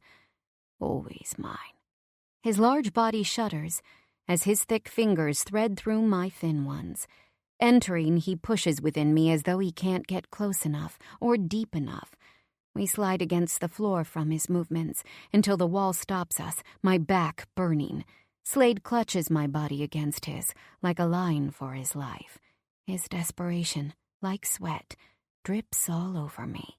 I score his shoulders with my nails, replying with my body. I'm here, and you're with me. My back burns, but I know he wouldn't hear me even if I spoke. He holds me tighter, so tight, too tight. I can't get out of his grip. Do I want to? It hurts to love him. He needs me right now. And while my thinking is screwed up, I want to be the woman he possesses. This entire night has been horrible, I think, as he slams into me again and again. How much will I sacrifice? I whisper blindly into the dark. His hot, muscled body replies wordlessly as he continues to pound my body. Suddenly, and without any warning, I splinter into a million pieces around him. My body has betrayed me. Mine, he shouts shortly after, exploding within me. Heavy hands squeeze my torn back. He's pressing me so hard into his chest, my tears start to flow, salty and heavy. He rolls over, and then, immediately, he falls asleep. I gingerly stand up, taking myself into the bathroom. I clean up before staring at my back in the mirror. Blood is everywhere. Chapter 20. Slade. The next morning, I wake up, Lauren's gone. She's not in the shower, and she's not in the kitchen. I pick up the phone, calling Vincent. My heart is in my fucking throat. Yo, where's Lauren? I ask without preamble, pacing back and forth across my bedroom floor. Hang on. The phone momentarily breaks before I hear. Eve? Yeah, babe. I hear her soft voice in the background. Where's Lauren? A muffled response. The phone crackles before Vincent's voice comes back on the line, clear as day. You okay? Where are you right now, Slade? There is an undercurrent of worry in Vincent's voice. Home, I grunt, my heart pounding. I'm stopping over. Like hell you are. Where the fuck is Lauren? I can feel my muscles vibrate. We don't know, but you sound like shit. Let me just come over and... I hang up the phone and wash up in record time, riding my bike over to the mile. Lauren cannot leave my home. No fucking way. She owes me more time. She swore she'd be here for 2 weeks, and she still has days left. I expect her to spend them in my bed with me. I'll convince her to come back. She has to. I park right in front of the main entrance, not bothering to park in the lot. Sprinting through the white marble lobby, I jump in the elevator. Luckily, I go directly up to her floor. Strutting down the hall, I get to her room and knock. The door swings open. Hey! She pauses in shock. Clearly, she didn't think I was the one knocking. I step inside. Where the hell did you go? My voice comes out louder and angrier than I intended. But fuck that shit. I'm mad. How dare she just get up and run? We've got a few days left. You've got to calm down, Slade. Her voice quivers. Calm down? I'm not going to calm down when you ran out on me in the middle of the night after making me wild for you, I yell, pivoting left and slamming my fist into the drywall. She jumps and I turn back toward her, taking a step closer. I can't control this. My feelings are bigger than I am. She looks so scared, like I'm a goddamn menace. I swallow, shaking my head. She's misunderstanding. I need to get her to understand. Just wait. I'm not going to hurt you, Lauren. Stay away from me, she pants, backing up. Her fear riles me up. How dare she be afraid of me? I'd never hurt her. She continues moving away. Just fucking stop running from me. Her head shakes side to side, and then she spins around, running into the bathroom and shutting the door with a slam. I bang against the door, screaming, "Open up! Open the fucking door!" Get out, Slade. I'm leaving this place. I refuse to stay here near you, she yells. I walk up and down the small hotel room, fury boiling in my veins. I just need some benzos. That'll calm me down. I feel in my pockets, but they're empty. In my anger, I left without them. You're a junkie, my conscience chimes. You're fucked up. I drop myself into the corner of her room and begin doing push-ups. I need to calm down. I have to relax. I repeat this to myself as I pump out 50 reps. Finally, I settle some. I walk back to the bathroom door, knocking. I'm not going to hurt you, Lauren. I won't. Come out. I keep my voice steady, clenching and then unclenching my fists. My emotions are haywire. You're not stable, she answers through the door, her voice stronger and more confident than before. When I'm with you, I don't know which version of you I'm going to get. Yes, I have feelings for you. Her voice trails off on a stammer. I want to hear the words, I love you. I realize it's too soon. People don't normally fall in love so fast, but we did, and I know it is the truth. I see it in her eyes, in the way she moves. Lauren loves me, and I love her. Still, I hold my breath, waiting for them. What if she needs more time for the truth to reach her? I know what I know. Can she see that I would do anything for her? She must know at least that. We're good together, she continues. But you aren't dealing with your issues, and it's too much for me to handle. I'm getting scared, she gasps. I see these women come in and out of the center, and what's the difference between them and me?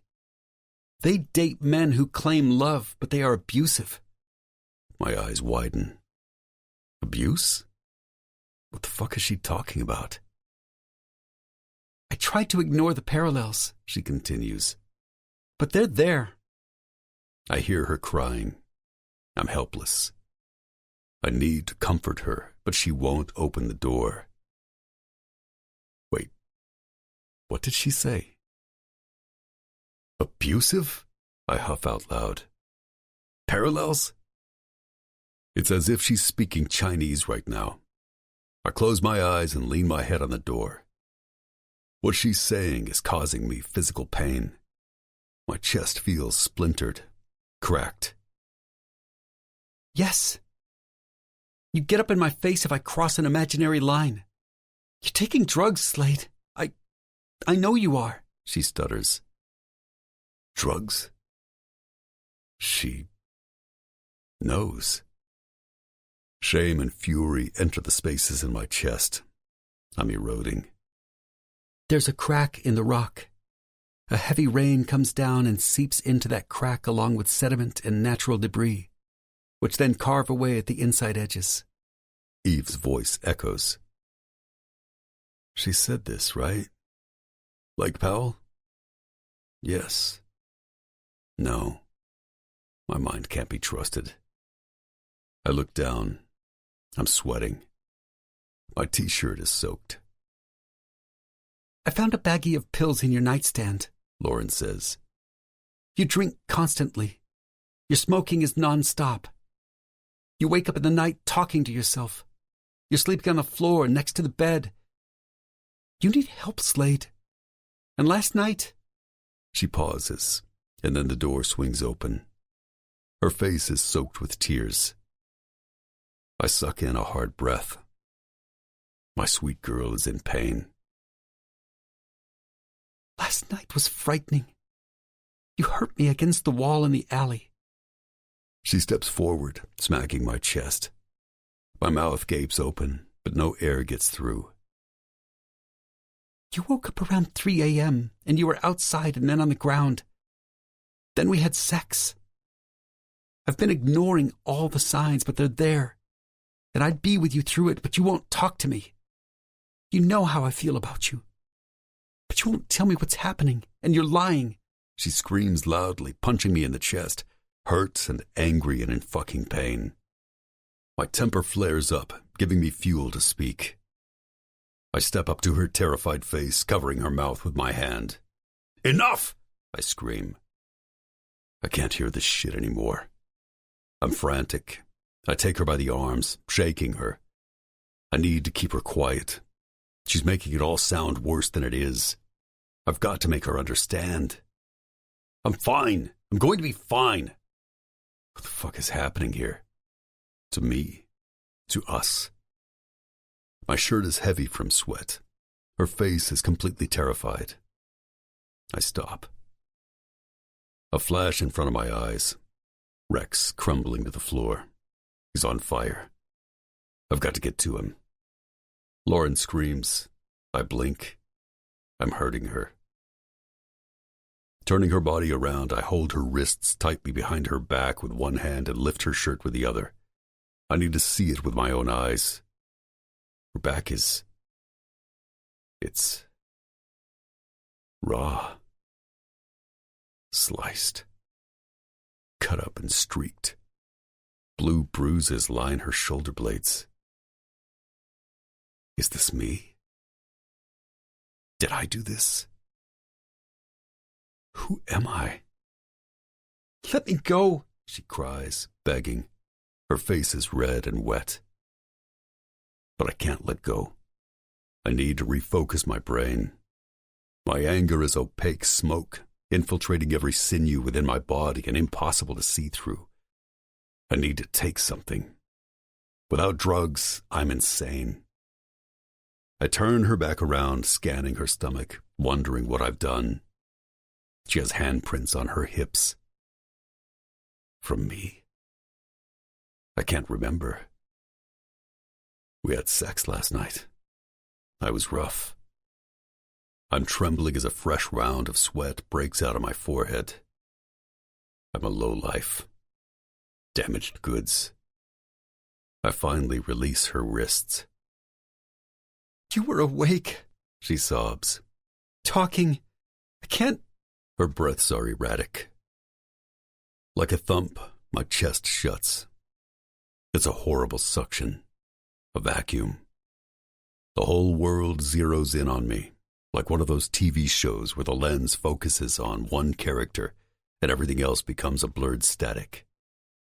Everything I've been hiding, maneuvering around, and controlling has been slammed back into my face, as though every private truth of mine has been scooped out from my lungs and then flung from Lauren's mouth for me to eat. Emotional force-feeding. I stepped backward. I made a mistake and should have listened to my gut. I don't deserve Lauren. I don't deserve anyone. I'm nothing but smashed glass. She puts a hand to her mouth, as though realizing I'm falling to pieces. Slade, I don't... Just wait a second. We can... Lifting a hand in the air, I tell her, "Don't talk to me." I turn away, walking swiftly out of the room as she follows at my heels. Please, Slade. I ignore her. I can barely hear her, actually. All I hear is a loud swooshing sound between my ears. Somehow I find myself on my bike, turning on the engine. I see Lauren from my side eye, her quickly moving mouth, but no words are coming out. I take off into the mountains, leaving her in the dust. When I get to the base of the mountain, I pull out my gun from my saddlebag, along with a flask full of liquor. Walking up the trail, I ask myself how I got here. My mind wanders to last year at Joe's gym. That's where it all began, I suppose.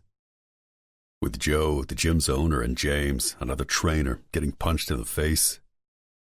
How many times do I have to tell you? These men who come in here to train with us aren't actually trying to fight. Jesus Christ, Slade. For $175 an hour, they just want to sweat a little bit and then go home to tell their friends they train at a boxing gym. They want to tell people they box. They don't actually want to box. His jaw twitches as he raises his hands in the air in an animated gesture. All you need to do is make them sweat. Can you do that for me? Yes, sir. I can feel my nostrils flare as I take a deep inhale and exhale through my nose, the black t-shirt I'm wearing stretching against my chest. The last thing I would do is tell them that Leon, the asshole finance guy I'm paid to train, kept talking shit and asking me, no, begging me, to take a good swing at him. The idiot thought he could take it. From an ex-Navy SEAL, no less. These Wall Street types think they own the goddamn world. They want to prove their superiority every fucking where. I've got to keep this job. The money from the house sale has been floating me, but I need an income. Joe is right. These guys are here for a good sweat. It's glorified cardio, so they can look chiseled at the beach in the Caribbean or wherever these rich guys vacation. They don't actually want to fight. God forbid they damage their pretty faces. Regardless, I'm not a man who gives excuses. At the end of the day, I hit that asshole too hard in the face. Sure, he'd asked for it. But I did it, and now my job is on the line. Can you? He asks again, angrily. I gave you this job as a favor. I know leaving the service is hard. I remember it, son. But you cannot take out your aggression here. One more wrong move, and you're out. He points an old finger, crooked from probably multiple breaks, over his shoulder. Don't make me regret taking you on. I can see it in his eyes. He hopes it won't come to that. Still, Joe has a business to run, and he can't have a loose cannon on his staff. We both turn to find James grumbling loudly as he leans against the window facing the street. He's holding an ice pack over his eye. What happened to you? Joe asks, thick white brows furrowed together. Borignoni. He spits out the last name like a curse. I can't work with him anymore. He's too big, too strong. Find someone else, Joe. Boy got out of prison, and I swear he's twice the size as he was when he went in. He throws punches like his damn life is on the line, and I'm not down with that. Plus, Maria swore she'd divorce me if I came home with another bang to the head. What the fuck am I going to tell her now? The right side of his face pulses red, the bruise threatening to be nasty. Why'd he hit you? You don't spar. Baring his teeth, he yells, I couldn't hold up the damn pad. His face flashes red, anger covering up embarrassment. His eyes dare us to laugh. Joe chuckles despite the threat. I try not to, but my smile stretches wide. It's funny. Like Joe, James's accent is thick New York. Growing up on a farm in Virginia, I never thought anyone actually spoke like these men in real life. Maybe just in the movies. But as it turns out, the accent is real. A fire engine goes off somewhere outside and my heart skips. I'm still not used to the non-stop noise of Manhattan. Close to a year in this city, and sleep is still impossible. I need to leave, but the main question is, where to? Joe faces me, a smile moving from ear to ear. Well, son, looks like today's your lucky day after all. Between the two of you, he points to Borignoni, who's doing push-ups on a corner mat. Not sure who's angrier. I walk into the gym toward the back. Here he is, the Mafia man, ex-convict, son of Antonio Borignoni, boss of the largest mafia on the East Coast. What if I piss him off and he decides to throw his goons on me? I shrug to myself. That would be an ironic way to die. Borignoni thinks he's dangerous, but I've got nothing to lose other than my life. I win. I push my emotions aside as I step over to the hulking lunatic. He hooks two 16-kilogram kettlebells onto a weight belt around his waist. Pull-ups. I'm impressed, but my face shows nothing. He completes his set and drops to the ground for push-ups. After that, he asks, "You the new guy? Hope you're ready to spar." His black eyes are hard, as though he's seen some serious damage. I know the look well because I wear it myself. He doesn't look over 30, but it's obvious he's lived heavy. There's just something about him that's different, commanding. Got to get permission from Joe. My voice comes out strong and sure. He laughs. The motherfucker actually cackles at me like I'm some brown-noser. Joe knows what I do. If he told you to work with me, it's because he knows you can take a punch. He looks me up and down as though he's estimating my weight. 205. I crack my knuckles as he moves to tape his. Don't. I gesture to the white roll in his hands. It'll weaken your grip. He looks up at me in silence before nodding. He places the tape by the grimy window and enters the ring. He's bouncing from foot to foot while I confirm with Joe, who shrugs and tells me it's my own life. It's on. I pull my shirt off, and he does the same. His shoulder is tatted up with the infamous Borignoni insignia, surrounded by an intricate tribal design. We go at it, and I get some good punches in. I fucking love this. Boy is a beast, but it's a damn good thing I am too. I'm in my element, smiling as my body starts to pound from the grind, the motion's natural. Minutes later, and we're both soaked in sweat. Holy fuck, man! He drops his hands to his knees, panting. You're good. Where'd you learn to fight? I throw him a towel. Navy. Moving to the water cooler, I pour myself a swallow. He follows behind me. Vincent. He puts out his hand to shake, knuckles red and angry. I take it. I walk to higher ground, remembering how it only took a month for Vincent and me to become good friends. Vincent took a chance on me when I was lost, offering me a job any guy on the SEAL teams would have killed for. Head of security at the soon-to-be-famous Milestone. The opportunity spurred me into action, causing me to reconnect with Rob and Mike. The three of us started VST, the Vulcan security team. We have plans to expand our operations beyond the Milestone, but with my head all fucked up like this, that obviously can't happen anymore. This job grounded me for a while, though, kept me straight and focused. Finding a tall and flat rock about a mile uphill, I sit. It's time to face the haunting truth. I'm here, but I'm also still there. Building my career at the Milestone kept me afloat, but that's done. And then Lauren. I thought maybe I could make it work. For just a little while at least, she'd be mine. When I was with her, my hurt was washed down and shrunken. Her beauty and intelligence. We had something. That's ruined now, too. I'm taking drugs to stay buoyant. But what for? What's even left for me here? I pull on the ends of my cropped hair before screaming out at the top of my lungs, my skin breaking out again in perspiration. What's the point in waiting? I'm exhausted and humiliated, out of my mind. I've got no one left. I break down, crying and cursing the earth. Staring down at the gun in my palm, I know what I need to do. Chapter 21. Lauren. I immediately call Eve, and she curses when she hears my tears. I can barely get a word out, but she lets me know she's on her way to my room. 20 minutes later, she shows up with a cold bottle of wine and a cozy sweat outfit. "I've done something terrible," I stutter out as she sits next to me on the bed. "There's a side to Slade I haven't really discussed with you in detail. But when he came over, I sort of just opened my mouth and told him so many things at once, and I think I..." She places a warm hand on my shoulder.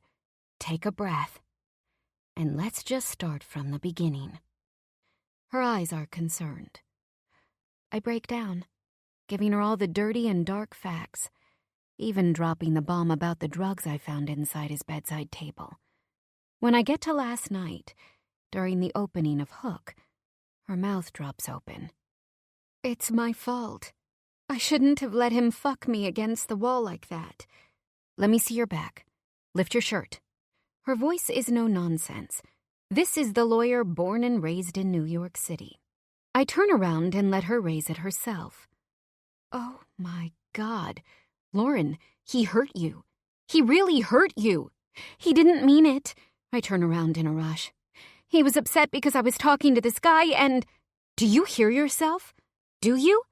You sound like one of the women at our center, trying to make excuses.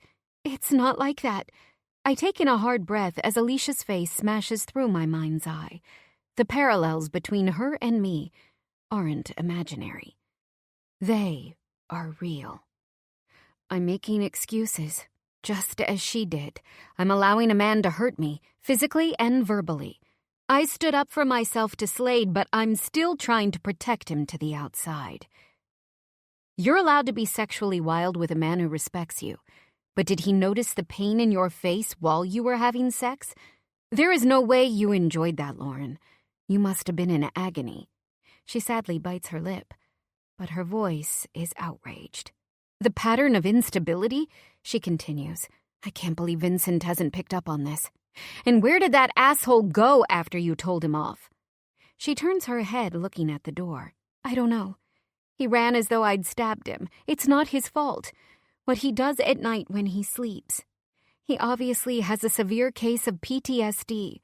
But the drugs I found, obviously illegal. The drinking? I think about all the words I said to Slade only moments ago, and the words I didn't say. He needs help, that's for sure. But it's on Vincent and me, not you. Why not me? Because you've got a life to set up. You've been through enough shit these last weeks. Go back to California and straighten yourself out. That's what you came here for. Look up degrees in social work. Think about your options. As I said before, there is always a place for you here, regardless of Slade. You should have a good life, Lauren. More than good." "But he would give me a good life," I exclaim. "He just needs a little time, maybe. I know I have to leave here, but I don't want to give him up."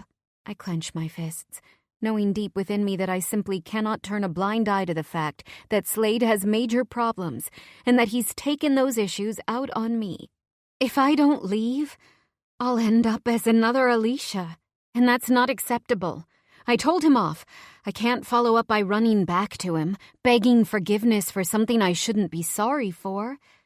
Slade is an incredible man, but he's abusing drugs and getting up in your face and hurting you. You need to step away from him. He's got to work out his problems. Let this be a new start for you, a fresh start at life. You survived the shooting in Vegas, and now all of this. She shakes her head, decision made. You've got to move on and see if he'll get better, and then you'll see if the timing works. Right now, he doesn't deserve you.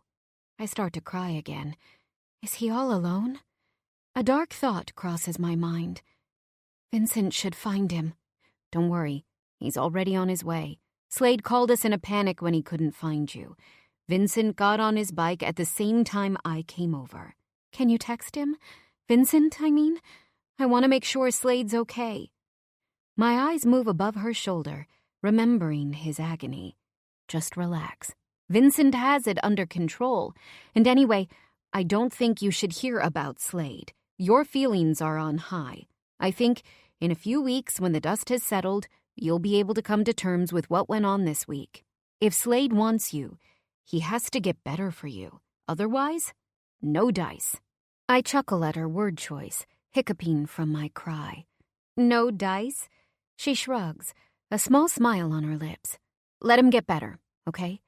Then you can try again. Everything about this is so fucked up. Maybe you're right. I'm not feeling so well. My head swims as Eve makes her way to the minibar, pulling out the wine opener. She uncorks the bottle and pours 2 glasses. I should tell her, I think. I might be falling in love with him. My body sways with the words said out loud. There's more we need to learn about each other, but the base is there. We're just right for each other. No, it wasn't a lot of time, but I knew we'd get there. I think he feels the same. Her eyes tear up. I know, honey. But the reality still stands. You've got to let him get better. Otherwise, there's no chance for a healthy future. Think about your kids and family one day. Slade needs to get professional help if he's going to be that good man you know he can be.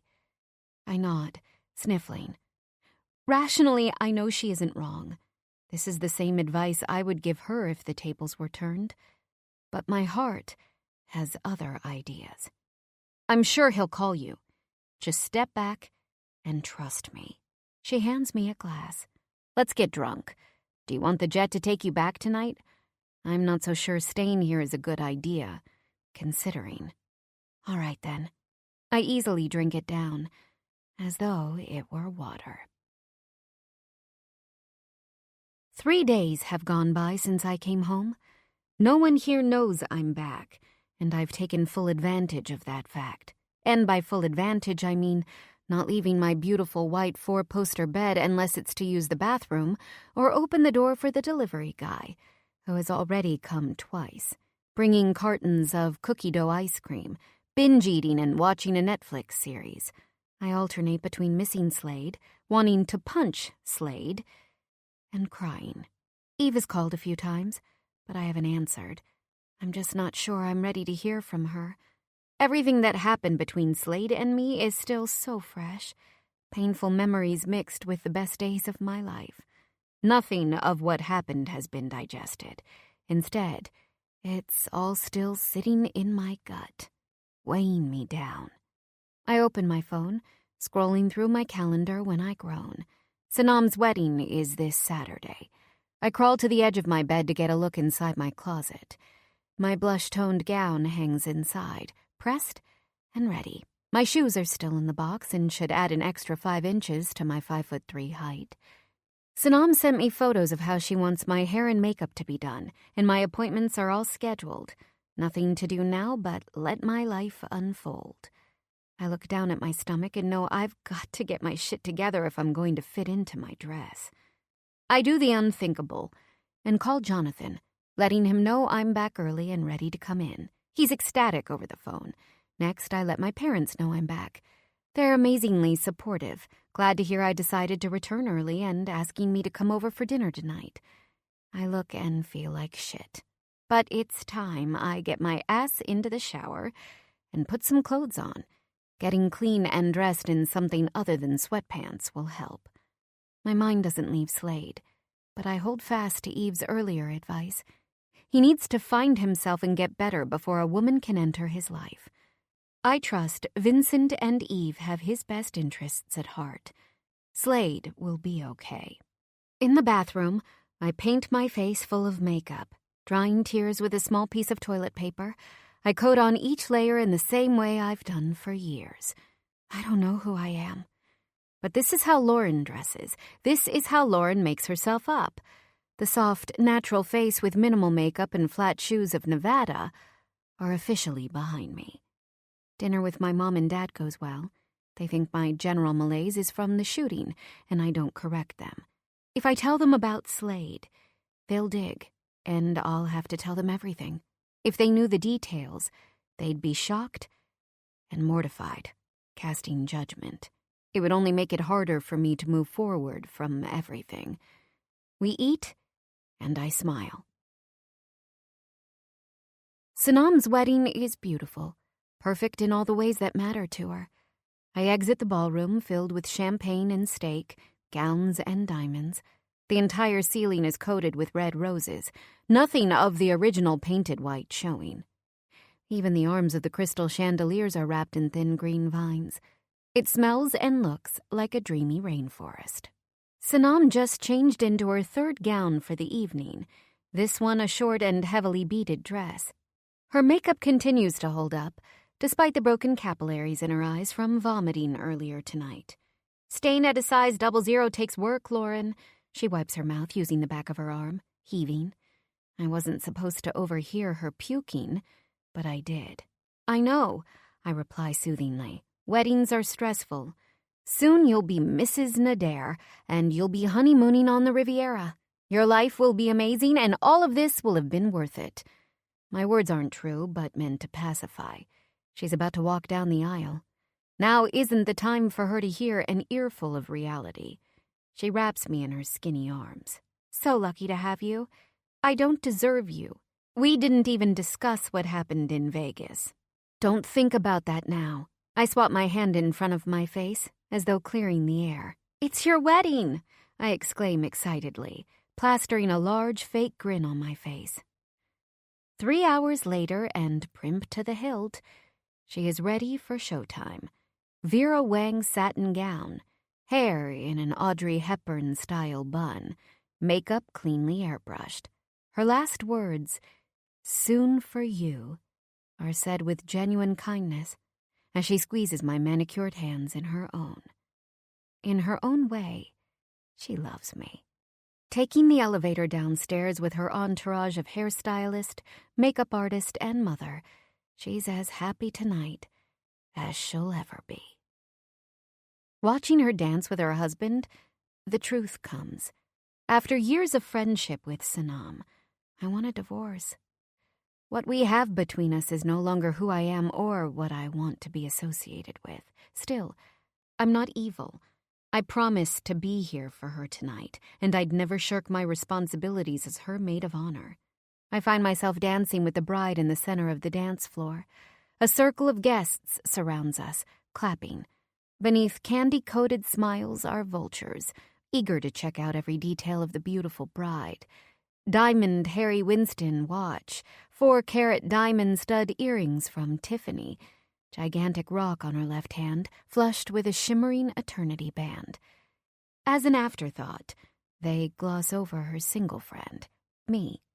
One of Sanam's cousins is pushed to where we are dancing, and I take it as my cue to leave. Thank God. Finding the exit, I step out and deeply breathe the fresh air. I look down, seeing a man sitting on one of the steps off to the right, smoking. Leaning forward onto his elbows, he looks familiar with his broad shoulders and longish dark brown hair skimming his collar. He moves, and I can clearly see his profile. Alexander? He blows out a puff of smoke before turning. His eyebrows rise as he gives me a megawatt smile. Hey there. He quickly puts out his half-finished cigarette, as though not to offend me, stepping on it with a shiny black shoe. I wish he hadn't. The smell reminds me of Slade. I miss him so much. It's been a week. 7 painful days of burying myself in work and preparations for this wedding. Slade hasn't called, and I refuse to call Eve for information. I deserve an apology from him. I can't be that girl who calls her best friend for scraps of information on a man. I spent my 20s doing that, and those days are done. I'm looking for the man of my life, and I refuse to play games. Still, my heart feels on the verge of shattering. Do you have another? I ask, gesturing to his pack of Marlboros. He opens it in offering. I bend down to slide out a cigarette before he stands, lighting me up with his silver Zippo. He sits back on the step, and I unceremoniously plop myself next to him. My gown pools around me. If my dress gets dirty, I'll live. How did you get your start in the restaurant business? I need him to change the subject going on repeat in my mind. Slade and the fact that he hasn't reached out. Alexander, not shy in the least, starts talking. But as opposed to the last time, it doesn't sound like he's boasting. I'm honestly impressed with his rags to riches story. He started out doing small-time club promotions at NYU. After befriending one of the club owners, they partnered up. Alexander would run the operation and his friend would find the money. Over time, he made enough connections in the business to raise his own money for ventures. 7 restaurants and 4 nightclubs later, he's still going strong. And what about you? He turns his dark gaze to mine. I can feel his interest, but I ignore it. I don't want to give him any ideas, but I'm also not ready to return to the party. I'm actually considering getting a master's in social work. I've been working as a legal secretary for a while, but I'm not really liking it anymore. And I don't want to go to law school either. Good plan, he nods. Every lawyer I know hates it. Don't I know it? I inhale the smoke into my lungs, and it turns me slightly lightheaded. Perks of being a non-smoker, I guess. Taking a moment to assess the man before me, I ask, "How old are you?" "Just turned 28 last week." "Oh my God, you're a baby," I exclaim. "Hardly." He doesn't smile. "You are to me." I shake my head, feeling miserable over my number. "And how old are you?" My inner voice screams, almost 33. I could be his big sister, but there's no way in hell I'm telling him that. I'd just be opening myself up to scrutiny. By my reaction, I'm sure he's figured out I'm older than he is. Alexander doesn't need to know my concrete age, so I do what any woman would do in my position. I shrug and smile seductively. I look at my watch, realizing we've been outside together for too long. I should go back inside and check on Sanam. Our friendship might be over, but I would never disappear at her wedding. "How do you know the bride?" he asks. "We met in college. Our parents are Iranian too, so that's something." "Ah," he nods. "I get it. I'm here for Reza. I've opened up a restaurant in one of his buildings in downtown LA. "Of course you have," I reply dryly. "How about you give me your phone number? I'd love to take you out." His grin is breathtaking, but still wrong. I don't think so. I've sort of been through a bunch of stuff, and I feel like right now, I need to take it slow. "This means no dates?" He opens his hands to me, all charm. "Nope." "Well, give me your email at least. I'll invite you to my next opening." "Sure." I give it, and he nods. "Bye, Alexander," I say in a sing-song voice. "Bye, beautiful," he shouts to the back of my swaying, blush-toned gown. Chapter 22. Lauren. Work today is insane. Jonathan has been driving me crazy all morning with bullshit tasks. Nothing is complicated, but it's all tedious. On a good note, I've already begun studying for the GRE exam, so I can apply for a master's degree in social work. Those few days I worked with Eve were enough for me to realize that helping women and children is where I see myself growing professionally. The jury is still out as to whether or not I'll work with her out in Nevada, but regardless, I want to take this path. My parents are happy too, that I've found something that fulfills me and finally made a move toward it. My father insists that it wasn't law he was hell-bent on, but he wanted me to be settled in a career. I apologized for always giving him the runaround in regard to law school, but he understood. Once I stopped avoiding what had happened with Slade, Eve and I got back in touch.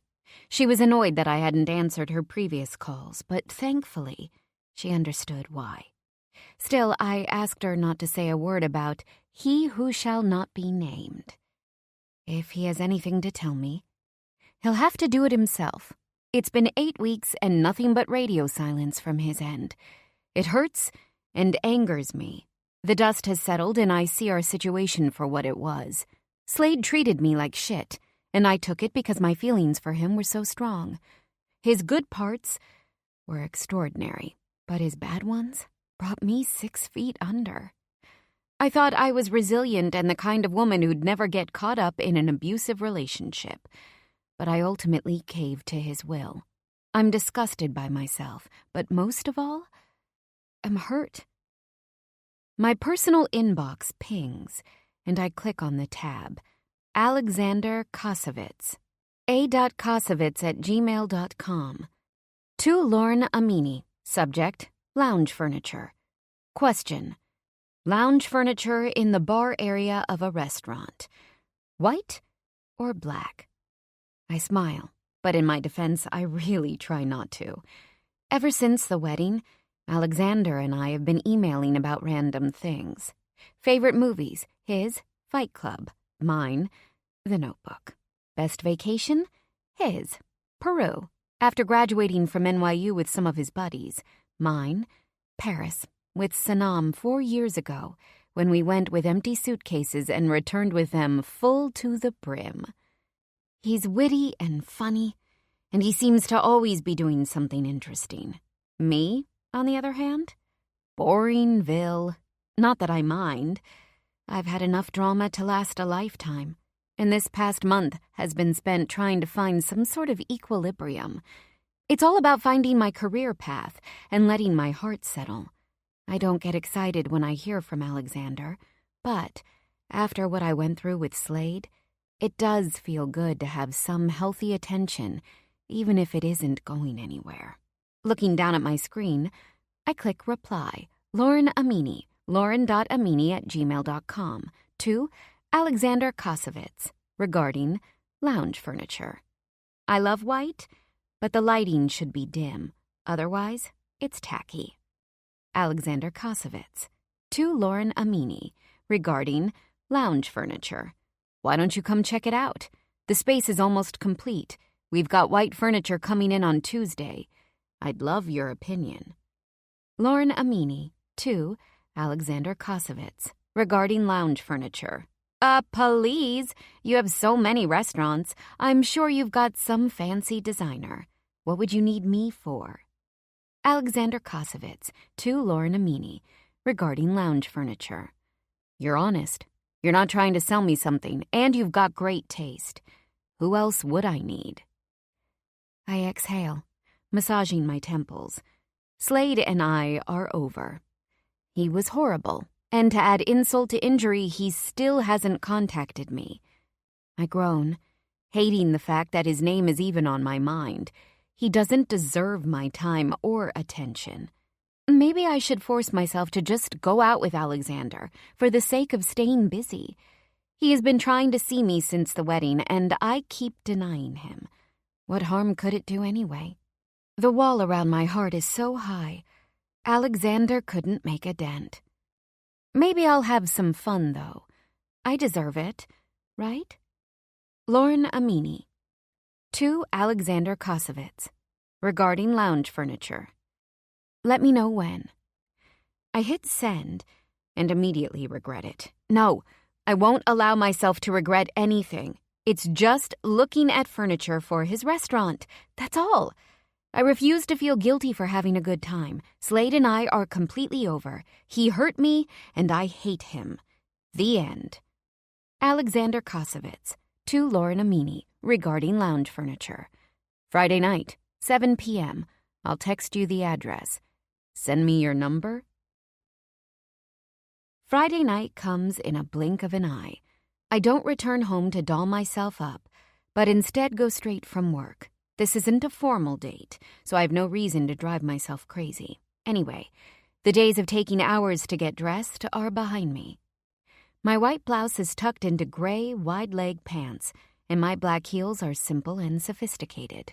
With my makeup subdued and clean, there's nothing about me that screams sexy, and I prefer it that way.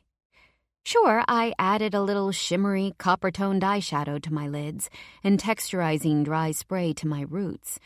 Thankfully, back to blonde, before stepping out of the office. But that's just because I want to look presentable. The drive over is quick. I'm in awe as I walk into the space that's to be the newest and hottest restaurant in LA. It's stunning. There are already reservations booked up for a month out, and it hasn't even opened yet. The only reason I know this is because, before leaving work, I caved, Googling Alexander Kosovitz and this new restaurant. And then I called Eve to ask her opinion on me going out with Alexander, a younger guy. Age doesn't matter. Do you like him? If you do, you should go. And if you don't, you shouldn't. But, Lauren, there's something I think you should know about Slate. No, I snap. Please, just don't. I bite my cheek, trying to maintain calm. The whole ordeal is just embarrassing. He treated me like shit the week I was there and hasn't contacted me since. Of course, I'm dying to know what you want to tell me, but I can't play that game. I know, but there are things you don't know. I think if I told you about them, you'd feel better. Please don't make excuses. I don't need you being Slade's mouthpiece. If he can't tell me himself, then I'd rather just delete him from my thoughts. I'm not letting him off the hook by speaking through you. If he wants to talk, he can be a big boy and call me himself. She blows out air as though exasperated. So what did Vincent say about him? Slade? No, Alexander. Oh, he told me he's cool. Does that mean like he's a 6 out of 10? I worriedly press my lips together. It's not a date, but I also have no patience to see a guy who's an asshole. It means that Vincent doesn't do business with shady guys. I'm sure Alexander runs a clean operation. Anything more than that? I don't know. An uncomfortable silence moves between us. I clear my throat. Okay. Well, I've got to get there. I'm just going to go and have fun. I don't need to marry the guy. Slade might have gone through some stuff, but he was on drugs and he is a liar. I can't even believe you're trying to discuss him with me after you saw what he did. Do you know I have discoloration on my back? I look around the office floor, relieved that no one seems to be listening to my conversation. Don't be mad at me for wanting to tell you, she says in a rush. You know I love you. I understand you're still angry and you have every right to be. Slade is in a bad spot, but he's not a stranger. You guys had some amazing times. You know who he really is. I know you do. I'm going out with Alexander, okay? Slade cannot be part of my thought process right now. I grab my purse and strut out of the office. Just trust your heart. If you want to date with Alexander, go for it. I'm friends with Slade, but I'm friends with you too. Best friends. I'm not the enemy. I exhale through my nose. I'm sorry I got upset. I know you only want to help. I get it. I really do. Go and enjoy your date. You deserve it. My heels click against the dark wooden floor. There is a lounge in the front of the restaurant, complete with a bar and low white couches, and then a separate dining room in the back. The shiny wooden tables in the main restaurant are already out, large to accommodate big groups, and smaller ones around the perimeter. There is also a long rectangular table in the center of the space, which I assume is for communal dining. Raising my head, I count 7 huge chandeliers hanging from the massive ceiling. Well, I'm impressed. Suddenly, the lights dim. Hey! I hear a masculine voice behind me and I turn around, startled. Sorry, I was playing with the lighting. Don't want you thinking it's tacky. He laughs. In a trim navy suit and white shirt, unbuttoned at the top, he looks like casual elegance personified. I realize what I'm about to say might be too much information way too soon, but I just want to get it off my chest. I bite my lip. He nods, waiting for me to continue. There was someone else, recently. And we didn't date long, but he did a serious number on me. I'm not in the state of mind to get into anything real with anyone. Whatever this is between us, it's capped at fun. He raises his dark eyebrows. Lauren, you don't even know me. Why not give us a chance? I'm not asking for love right now, not yet. If fun is what you need, I can do that, for now. He gives me a sexy grin, and I know Alexander's got the patience of a saint. He's already invested a month into coaxing me to go out with him, and he's accomplished it. My little speech didn't seem to bring him down at all. If anything, he looks like a man ready for a challenge. Just a little time, okay? But it will be temporary. I'm older than you, if you haven't noticed, and eventually, I want to find someone to settle down with. Once I'm back to myself, of course. So right now, with us, it's just fun. Fun and temporary, he repeats in all seriousness. I get it. There's a sheen in his eyes like he doesn't actually believe what he's saying. Let me show you around. I nod. We spend about 30 minutes walking through the restaurant. My body tightens with nerves anytime his hand grazes my back, but I do my best to stay relaxed. Did you notice the second entrance outside? That'll be for the nightclub downstairs, but there's also access via the restaurant, if you want to have dinner here before heading down. Oh, I love that, I exclaim, clapping my hands together. Old ladies like me hate driving from spot to spot. I love the idea of one place for dinner, downstairs for dancing, and then back home. He chuckles. That's the plan. Not bothering to respond to my old lady comment, he guides me out of the restaurant. Ready for dinner? I roll my eyes. How presumptuous of him. I check my phone and there are no missed calls. I click on emails next. Nothing but clothing flash sales on my personal account and correspondence from the lawyers on my work email. If I were in a movie, I would hear from Slade right now. I hate him for what he did to me, but I hate him more for not calling me to explain. I need to move on, but instead I'm stuck in this painful in-between. I still love him, and I despise myself for it. How can I love a man who treated me the way he did? I'm no better than the women from the center. I'm sure Eve could give me some sort of closure, but I refuse to take it from anyone other than the offender. He shouldn't have a get-out-of-jail pass. If there's something he wants me to know, he's going to have to tell me himself. Sushi work for you? I know a place. He smiles. Swallowing hard, I tell Alexander. Okay. Dinner is easy and fun. He makes me smile and laugh. He tells me about his crazy family in New York City and even mentions Mafia connections. It's all said in jest, but something tells me there's truth within his jokes.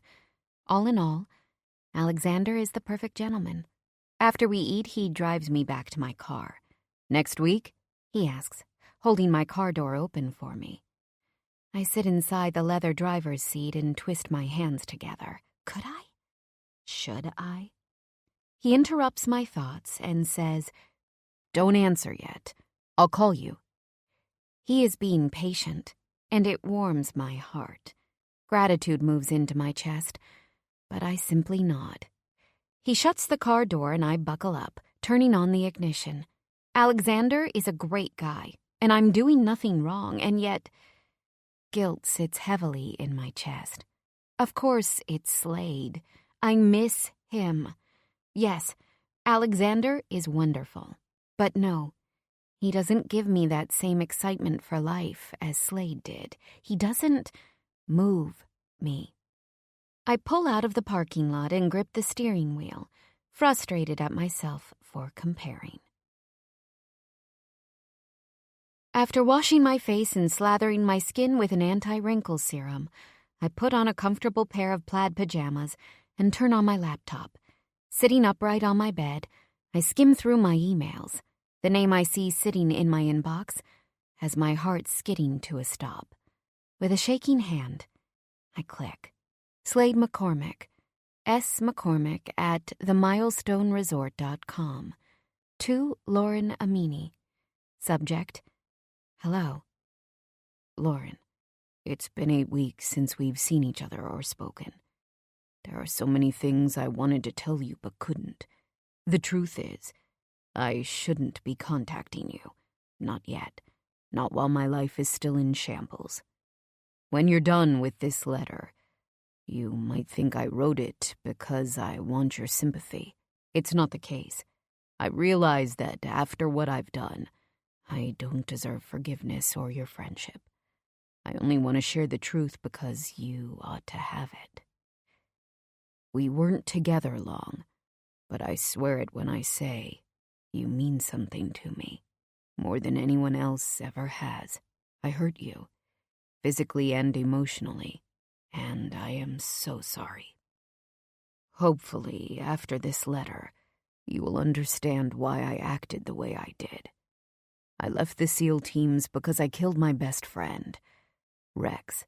It wasn't my bullet, but I didn't stop the one that shot him. My failure caused his death. After he died, I couldn't go on. I wasn't acting straight. Doing my job became impossible, and I retired before they could discharge me. I came home to an empty house. Not only were my parents gone, but my brother had also recently died in combat in Iraq. After selling my family home, I got on the road. Stopping in New York City, I met Vincent at a boxing gym.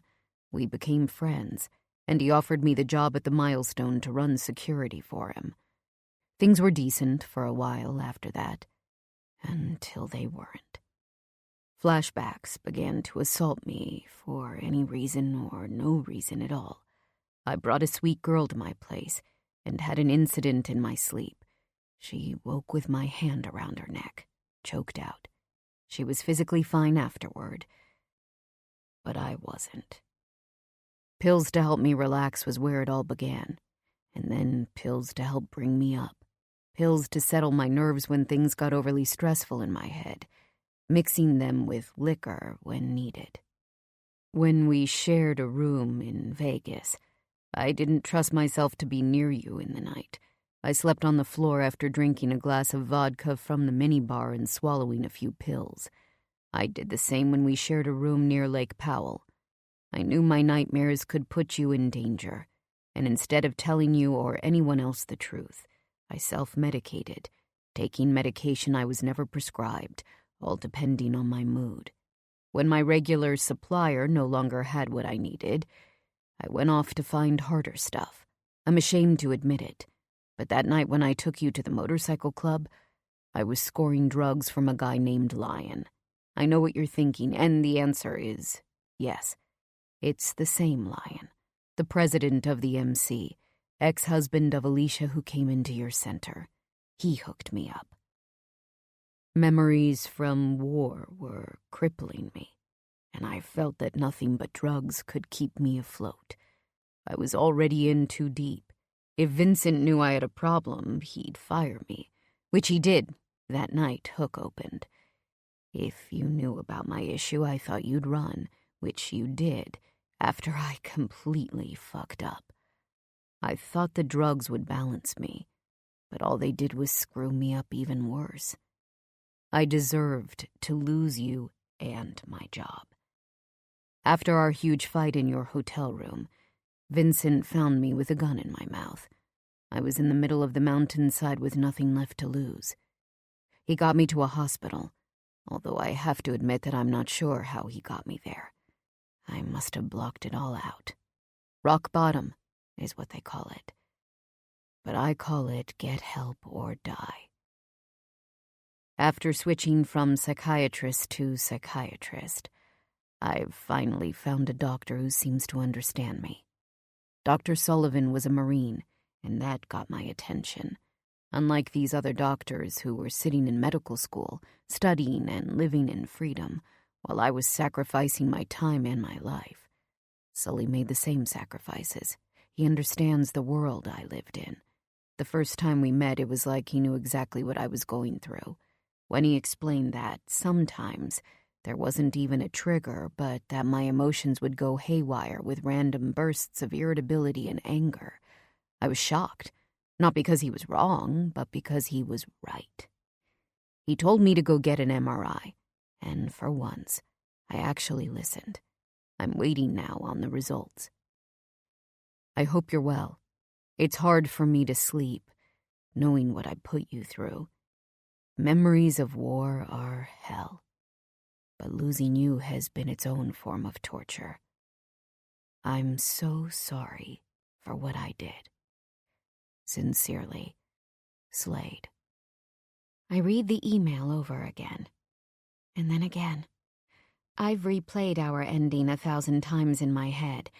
This past month, I've fantasized about him returning to me, his huge, heavy body on top of mine in the night, tracing the bone frog tattoo on his damp chest, sweaty from sex. His lips groaning against mine. Slade saving me and loving me. Sitting on the back of his bike when he takes me to the mountains, cooking dinner, laughing. I imagined all the things I wished we'd had time for, like watching a movie on his couch, more meals together. Tears fill my eyes. Because I don't think any of that will ever happen. I was furious at his disappearance, but it wasn't his fault. He's sick. Written in his own plain language is the truth. Slade is an addict who tried to kill himself. I'm in love with a man who's broken. Beyond repair, maybe.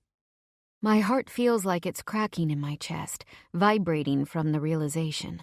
I want to write back and tell him how I feel, too. Tell him that I'll be there for him through it all. But I won't, because I can't sacrifice myself for him. I've bled. A healthy relationship can't grow from disability. We had a beautiful week, but there was pain, too, and I can't let us fall into the same pattern. Eve is right. Slade must get better on his own. I might lose him by not replying to this email, but the alternative might be worse. Shutting down my computer, I cuddle up under my soft covers and bring my legs to my chest in a fetal position. I won't reply. I can't. I want Slade, but not at the expense of my life. 3 days later, before bed, another email shows up in my inbox. Slade McCormick, to Lauren Amini. Regarding hello. Hey, Lauren. I got the results of the MRI, and I wanted to share them with you. It turned out that, even while my brain is resting, I have spontaneous activity in my temporal lobes. This causes my temper to rage for no reason at all. My PTSD is severe, but Sully says it's manageable. I'm on a good path. Vincent and I also worked some things out. I'm taking a leave of absence while I sort out my personal shit, but my job at the mile will be waiting for me. For all the times I flew off the handle and lost control, I'm sorry. For the time I hurt you up against the wall during the opening of Hook, I'm sorry. For that same night, when we had sex on the floor and I was completely out of my mind, I'm so sorry. For pulling the gun on you, I'm so sorry. For the lies, for the deceit, for taking advantage of your kind and open heart. Lauren, you never deserved it. Even though my temper was out of my own control, I still withheld what I was going through, which is the same as a lie. The medications I took made things worse. It was illegal and dangerous and wrong. And, regardless of all the excuses on earth, I realized that I acted in ways that were completely unacceptable. I'm a grown man who doesn't shirk away from responsibilities or problems. That's not who I am at my core. But it's what I did. Using a combination of medication and psychotherapy, Dr. Sullivan has me in a 12-week course of treatment where I talk about my trauma. He also has me write in detail about my time overseas. I started off pretty generally, just jotting down notes about how I got into the SEAL teams in the first place. But, slowly, I've been getting into the gritty parts. Turns out, opening up doesn't make things worse, as I initially thought it would.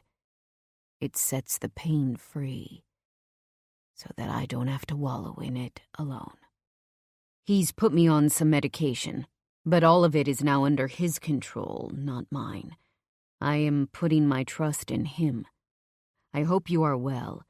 You're on my mind every minute of every day.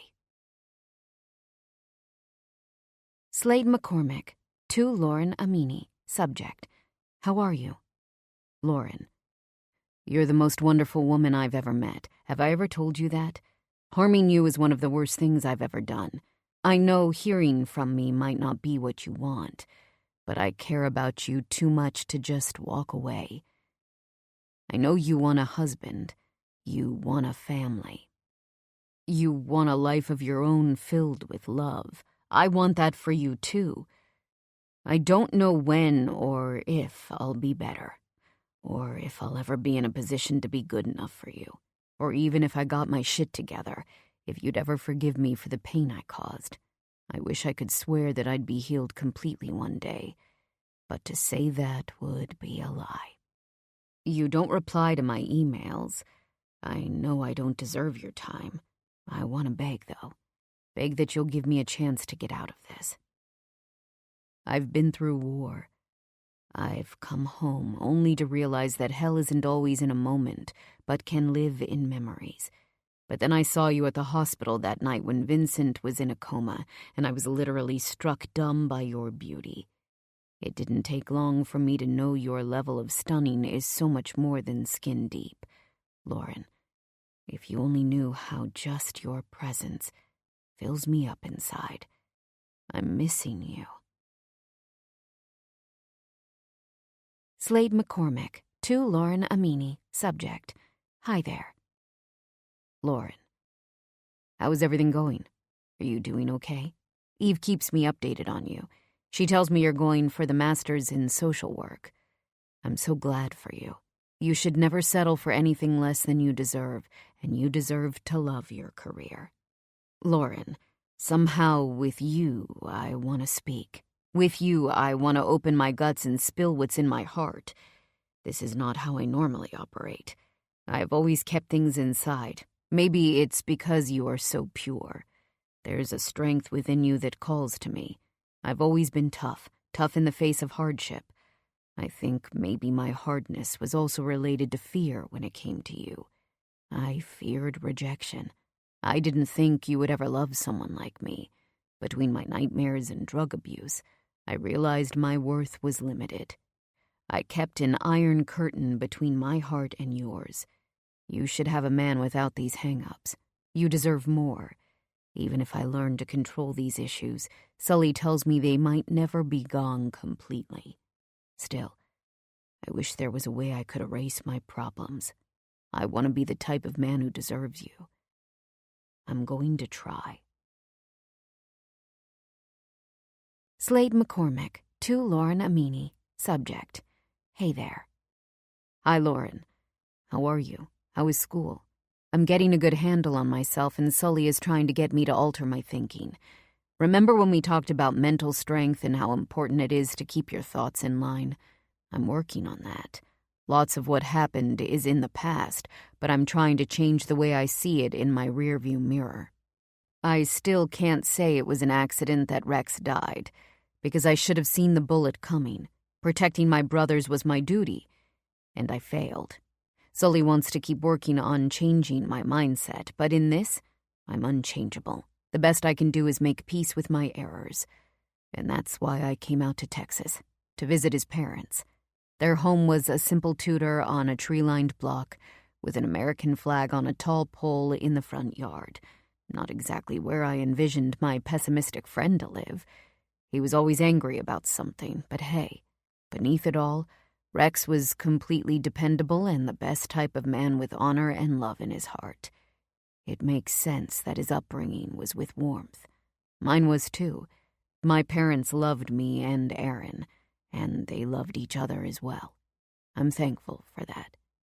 Rex's mom and dad opened the door together, and his mom burst into tears. Is this how my mother would have greeted me had she been alive when I returned home? We sat on a large floral L-shaped couch in their living room, talking about what a brave son they had, before they showed me photos of Rex as a baby and through school.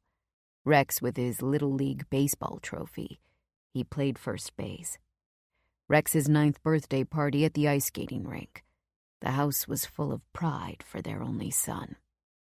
Real hero he was, his mother exclaimed, tears filling her soft blue eyes, just like Rex's. I choked up during my apology for not having saved him. His father, flushed with emotion, embraced me. It's not your fault. He died a true hero. I finally broke down. Leaving their home was bittersweet, but we promised to stay in touch. You'll invite us to your wedding, right, Slade? The moment she said that, I thought of you on your wedding day, and the lucky guy who would call himself your husband. Would you wear shoes like you wore to Vincent and Eve's wedding, all strappy and high? I still laugh about that. When I was back in the car, Black Hole Sun came on the radio. I know you hate that song. I wanted to call you. Even Vincent both think I should wait longer before I pick up the phone, at least until the 12 weeks are up. But it's taking all my self-control and then some. I miss you so badly. Do you miss me? Lauren Amini, to Slade McCormick. Subject: Hello. Slade, I've been getting your emails over the last month. Since I got the first, I have written on and off again but wasn't able to press send. To tell you the truth, I just didn't know how to start. You hurt me. You really did. I ignored my instincts because I was enamored by you, because you brought these feelings out of me that I had never felt before. You're gorgeous and so intelligent. You're a hero. In your eyes, I saw the best version of myself. With you, things seemed to make sense. Like I could be the woman I always wanted to be, independent and strong and happy. But then again with you, I was yelled at. I was physically bruised and emotionally beaten. I don't ever want to feel that way again. I won't. I understand that you've been suffering from severe PTSD. I think I realized it at the time, but was steadfast in my denial. I know what you went through overseas was horrifying. I read all of these Navy SEAL books in an attempt to understand better, but I had to stop. All I could see in them was you. I'm also so sorry about what happened with Rex. But I'm glad to hear you visited his family. I'm sure that was closure for you. Maybe now, instead of feeling agony with the thought of him, you'll be soothed by the fact that his family does not blame you. It sounds like they really like you. I'm not surprised. You're a great man. I haven't been sleeping well, and so I saw a therapist. She tells me that replying to you is not a good idea. She seems to think you're toxic and dangerous. Don't worry, I haven't seen her since that session. You aren't dangerous. You're going through a hard time, and I understand that. I believe you'll get through it. I'm not sure how I'll feel in a few months, or next year, or even tomorrow. I'm trying to take my life day by day and concentrate on work and bettering myself. What I went through with you was very painful, and I'm still having trouble with digesting it all. Otherwise, things with me are good. As you know from Eve, I'm going for my master's. Online courses make things a lot easier. I work during the day at Crier and study at night. Almost no time for shopping. Surprised? I know you want to hear more, but I'm not sure what else to say. I'm praying for you in your recovery. Sincerely, Lauren. Slade McCormick, to Lauren Amini. Subject: Hi. Lauren, do me a favor and never see that therapist again. She's a moron. Yes, I fucked up. In some ways, I'm a wreck. I plan to rise above it. I'm going to show you, if you'll let me, that I'm not that horrible man you saw glimpses of. What hurts me the most is the thought that I hardened you. You are so trusting and full of love. I ribbed you over your shopping habits, but I love it. I love the clothes you wear and how you've got so much style. I might not know about things like shoe types, but I do know that you always look gorgeous. Like that bathing suit you wore on the lake, or the strappy shoes at Vincent and Eve's wedding. The dress with 1,000,000 buttons, your blue cotton pajamas with lace on the edges. I notice everything about you, even when you think I don't. Please don't change. You are the most beautiful woman on earth, inside and out. I wish I'd told you this more when we were together. Vincent told me once that you weren't naive. He thought that maybe your kindness would be construed as that. I tried not to scoff. There is nothing naive about you, Lauren. You are good and kind and see the best in people. It's a part of you that I love. Don't lose faith just because of my fuck-up. Do you think I can call you? Maybe if we spoke. I could explain everything more clearly. Missing you. Chapter 23. Slade. It's been 2 weeks since my last email, and she didn't respond. I drop my car off in the airport's parking lot and get on a flight to California. Maybe it's extreme, and I should take things more slowly. But fuck slow. I know who I want and what I want, and it's Lauren. Emails aren't enough. The fact that there is another man trying to inch himself into her life doesn't make me want to slow down either. Did I do some digging? Of course I did. Even though I recognize how badly I fucked up, I still know that she and I belong together. Any other man is nothing but filler. The law office where Lauren works is easy enough to find in the financial district of Los Angeles. Stepping off the elevator and entering on the 5th floor, I tell the secretary who I'm looking for. On an annoying giggle, she points toward the real estate transaction team where Lauren is the head legal secretary. I see her, focused in concentration as she stares at 2 monitors. Loads of files litter her desk. I stand there, waiting for her to lift her face. And then, she does. I swallow hard as her mouth parts in surprise. No words come out. Coffee? I sound like myself, but my insides ache. As I slide my hands to the back pockets of my jeans, nerves unseen tingle through my fingers. I want a cigarette, but I've cut back to only 1 in the morning and 1 at night. My eyes scan her face and find emotion. Anger, hurt, and relief are all there for me to see. She purposefully stands before stepping around her desk. I blink, and she's against my chest. I can't help but lift her into my arms, smelling the perfume inside her neck. It's flowery and soft and mixed with her own scent. I love her. I thought I was prepared to see her, but the feelings unleashed within me are larger than I thought. Wild, almost. I want to mark her in the best of ways. Prove to her that I am who I am, and that she has to give me another shot. When I slowly put her down, she nods. Yeah. Coffee. Okay. Grabbing her purse from a desk drawer, she straightens out her black skirt that's slim against her hips, hitting right below the knee. A lacy-looking blouse is tucked inside the skirt. As always, she's so classy. I look down at my own clothes. A pair of worn jeans and a white Henley shirt, and stand straighter. Maybe I should have dressed better. Shit. As she walks by my side to leave the office, I resist the urge to throw her onto the floor and kiss her until she melts. She brings me to a small coffee shop around the corner, and I order a non-fat latte for her and a black cup of decaf for me. I get our drinks and bring them to where she sits. It's been a while, she starts. I had to get my shit together. I was spiraling within a bad place. My doctor thought it was best I complete 12 weeks with him before I came to see you. Vincent and Eve want me to wait even longer, but I didn't listen. I hoped for some small conversation first, but I guess I'm getting into it. I know I'm a lot to handle, but I'm working on it all. I've gotten help, and it's going really well. I want to take her hand in mine, but she's toying with the rim of her coffee cup, listening intently. That's great, Slade. She tries to smile, but it comes out sad.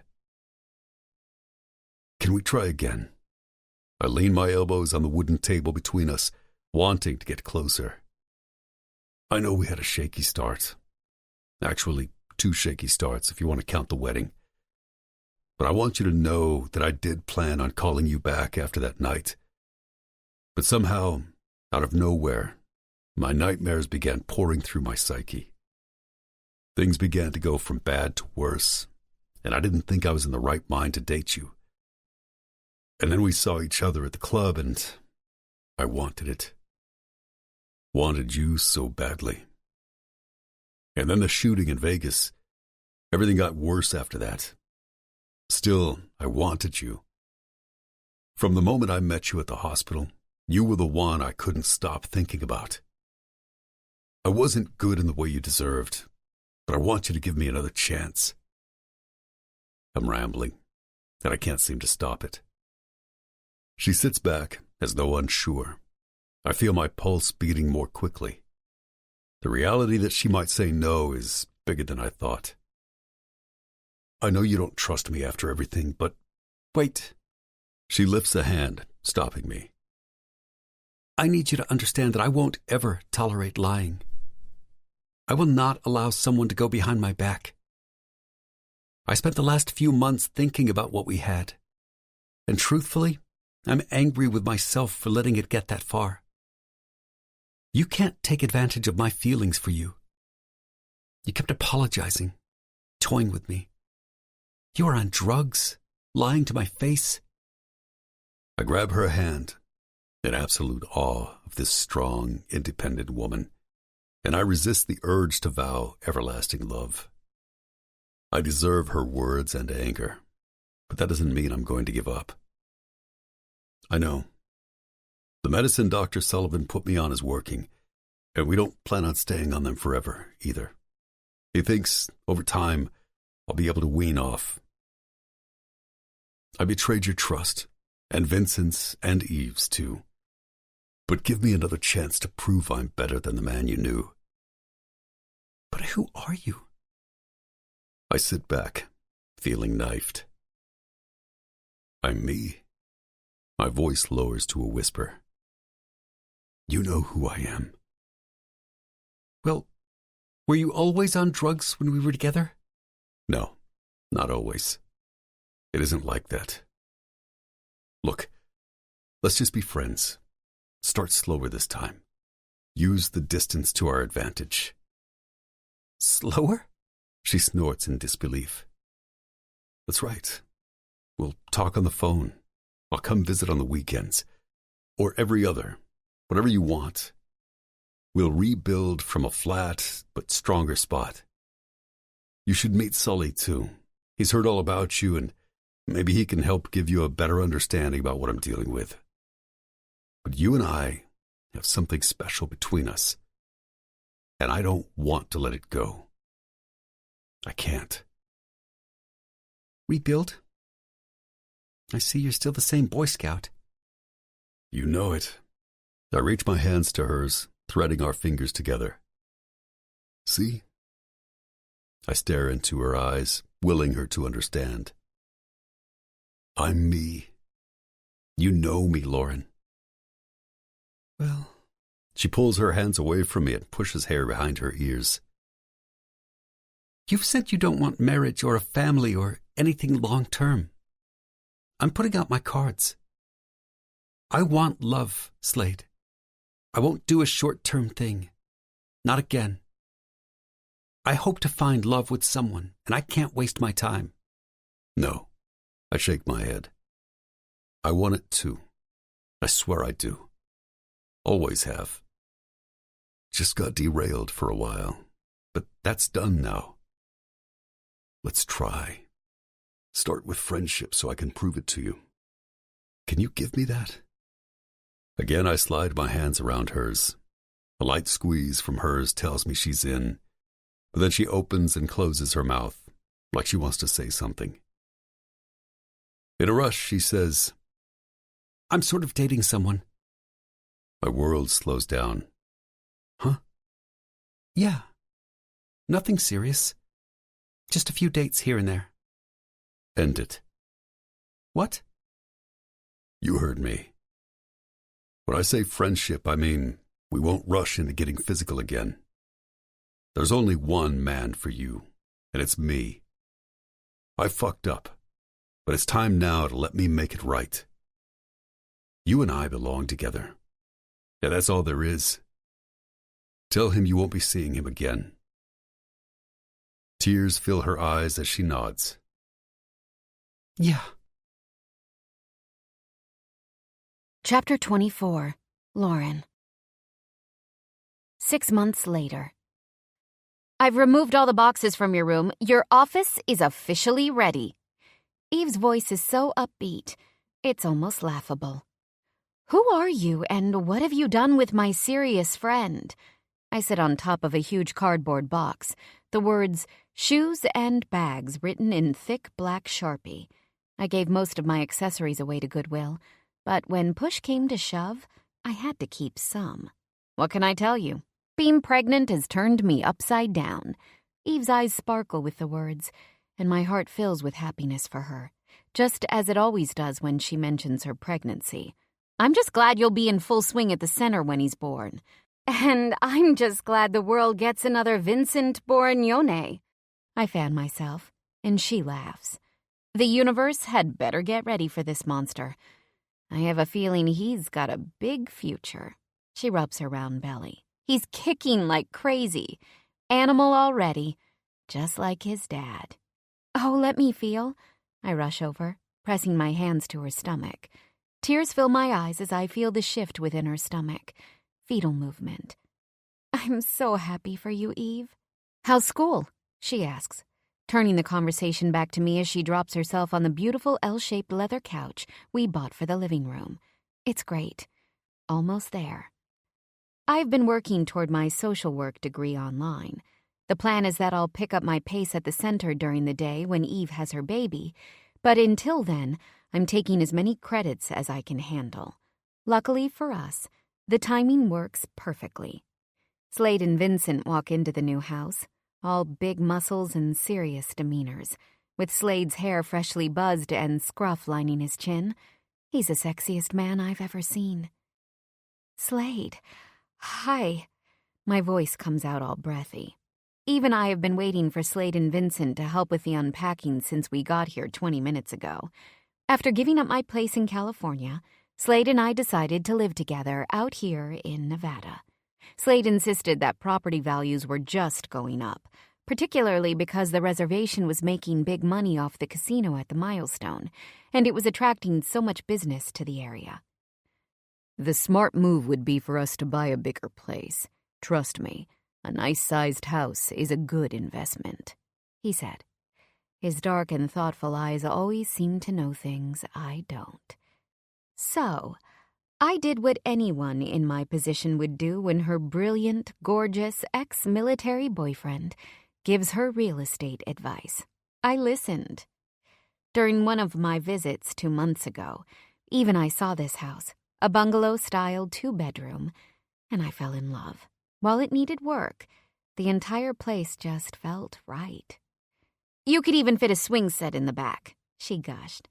Slade came right away with his perfect posture and muscled body and nodded. This'll do. I'll put the time in. He can be so serious. Not that I'm complaining. When he gets all intense and introspective, I feel this surge of pride for him. It also turns me on like nothing else. The kitchen is now painted pale blue and completely redone with a new refrigerator, freezer, dishwasher, and cabinetry. The living room and dining room are a gorgeous warm cream color. The horrible carpet was lifted, and the floors are now thick wooden planks, freshly sanded in a neutral beige tone. Slade was against good old beige, but I insisted it would match whatever furniture we decided on. Luckily, he caved. The best part was, Slade did all the work himself. I even got to watch when I was here. Slade shirtless and sweating and doing physical labor? I'll take it any day of the week. How could I trust it was done right if I didn't do it myself? He said. I laughed and told him it was sweet. My Boy Scout, I jokingly said before handing him a glass of cold water filled with ice. But really, my heart was filled to the brim. The bedroom, though, I haven't seen since we bought the place. Just wait here, he told me. My parents met Slade a few months ago. He brought a beautiful bouquet of white peonies, ate 3 plates of Persian food my mom had cooked, and even spoke some words in Farsi that I'd taught him. Luckily, he didn't show off the dirty words he knew. My mother was immediately smitten. My dream wasn't for my parents to simply like Slade. I wanted them to love him and welcome him.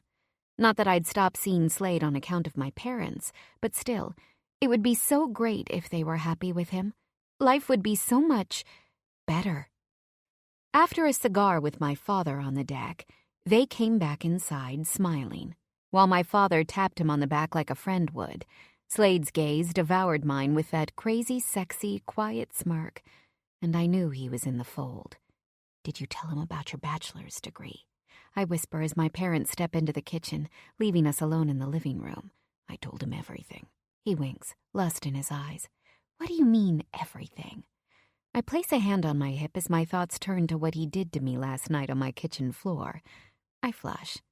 When he wags his brows at me, I smack him in the arm, eliciting a warm chuckle from him.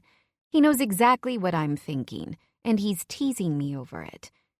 Moving an errant hair behind my ear, he tells me, "I told him all about the college program I'm doing online to get my degree, just like I promised my mother I'd do. Told him about bringing fresh water onto the reservation, so the tribal members no longer had to drive hours back and forth for clean water. He's a great guy, your dad. You didn't tell me how well we'd get along." "I guess I wanted to surprise you." "Lauren, no one is as funny as you are." He chuckles. "I've got to keep you guessing, don't I?" His eyes turn to flames. "Since you like surprises so much." He pauses, and I try not to laugh because we both know me and surprises don't get along. "Be ready for a surprise from me tonight." "Oh, yeah? What kind of surprise?" I smile, draping my arms around his narrow waist and looking into his eyes. God, he's hot. I can't wait. His eyes drift to the kitchen and then come back down to me. "Don't want to ruin my good name by taking you right here on his living room couch, so you'd better stop with those heated eyes." "What heated eyes?" I lick my lips, gaze moving from his face down to the zipper in his navy slacks. The fact that he got nicely dressed from my family makes me so crazy happy that I can barely contain it. I love him casual and gruff, but this clean-cut side is damn sexy, too. "Gotta learn a better game face, babe." He laughs playfully. "Maybe you should put on those huge, round, bug-style glasses to hide it." My jaw drops and eyes widen before we break into laughter. "You'll never let me live that down, huh?" "Don't think so." "I'm enjoying tonight, but I can't wait to move out with you next month." He growls low in his throat. "You've got no idea." "Dessert?" my parents call out. They enter the room and I can feel it. Slade and I might be opposites, but somehow we're just right in all the ways it counts. "Babe, I want you to see our room." He moves a few boxes over, eyes twinkling. Vincent and Eve smile like they know something I don't. "Finally!" I exclaim, clapping my hands together. He's kept this bedroom from me since we bought the place. Something about dangerous fumes or toxic chemicals. Whatever it is, he scared me into staying out of it. He pulls a silver key from his pocket and opens the lock. He takes my hand and leads me into the bedroom. My jaw drops. The walls are painted in a dusty gray. The bed is a beautiful white four-poster, complete with a fluffy white duvet cover and gray throw pillows. "Did Eve help?" I ask. Silver candles line the windowsills. The room is soft and zen-like. "Nope." "Wait." I take in a breath before practically shrieking, eyes scanning the room. "You did this?" I wonder how he pulled this off. Boy Scouts can do all sorts of things, but first, closet. He opens the door before flipping on a light, and I scream, jumping up and down in glee. It's a walk-in with racks for shoes, sections for bags, and rows of hanging space. It's 10 times better than my closet in LA, and, to think, I gave away all those clothes and accessories. Ugh! "And look, for your platforms and wedges." He winks, pointing to a shoe rack. I laugh. "I've trained you well, huh?" I'm in awe. "Slade, where are you going to put your—" My gaze drops. Slade isn't standing up. He's on one knee. My hands fly to cover my mouth. A small black box appears in his hands, tiny inside his large, callous palms. "The first night I met your father, I spoke to him alone. We not only talked about the ways I was moving forward in my life, but I also told him how I was going through a hard time and dealing with issues post-war. He wasn't too keen about you being with a man who has PTSD. But once I let him know that I'd do anything to be the man you deserved, and how hard I was working toward that goal, he came around. Lauren, I want to be the father of your children. I think the night of Vincent's and Eve's wedding, I fell in love with you. You know how badly I wanted you, but my demons were a wrench in my life. But your laughter, your smile, your depth, your soul, it all speaks to me. It saved me. I will always love you. Be my wife, Lauren." He removes the ring and slides it onto my left hand, a simple round solitaire surrounded with delicate red rubies. The stone belonged to my mother, but I had it reset. I drop to my knees, too, and he wraps me up in his huge arms. "Yes, Slade, yes." I burst into tears because we've come so far. The last 6 months, we've been traveling between Nevada and California. Long rides on his bike, Sunday night dinners with my family when he's in town, the never-ending phone calls, conversations about life, his past, mine, helping to put together his broken pieces, displaced since war. I saw his doctor a few times, too, and counseling us together has worked wonders. I learned that I wouldn't be able to put him back exactly how he had been before war, but a new creation could be made. It would be different, but amazing in its own way. Lucky for me, I love Slade as he is. During his initial visits out to L.A., we slept in separate beds. We both knew the situation wouldn't be forever, but it was the safest move, considering the fact that his nightmares were still being dealt with and Dr. Sullivan was still testing out doses of medications. It didn't take too long for us to feel that we could handle being side by side. And when we finally slept side by side, it felt like returning home. "Baby," he whispers in the dark. "Yeah? Will you stay here, next to me? Can we try to do a night together? If I move too much or seem to be getting restless in my sleep, just wake me.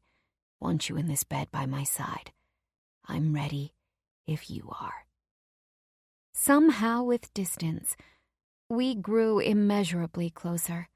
I fell in love with his mind and his passion and dedication. He hired hundreds of U.S. veterans to work on building water pipelines on the reservation, and I know it was incredible to him, healing even. "Come, I have another surprise set up for you." Hand in hand, we enter our beautiful kitchen, tears streaming down my face. A large bottle of champagne on ice, and a spread of cheese and vegetables and dips, and Vincent and Eve, and my parents, too. Were they hiding here all this time? My mom hugs me in her beautiful cream-colored pantsuit, and my father shakes Slade's hand. Vincent and Eve are all smiles with their new baby on the way, and I know that my life is just beginning. It might not always be easy, but there's nowhere else I'd rather be. This concludes Warrior Undone by Jessica Ruben, narrated by Troy Duran and C.J. Bloom. Copyright 2019 by Jessica Ruben. This unabridged audiobook is published by arrangement with Jessica Ruben and was produced in the year 2020 by Tantor Media Incorporated, a division of Recorded Books, which holds the copyright thereto. Please visit tantor.com for more information on our growing library of unabridged audiobooks.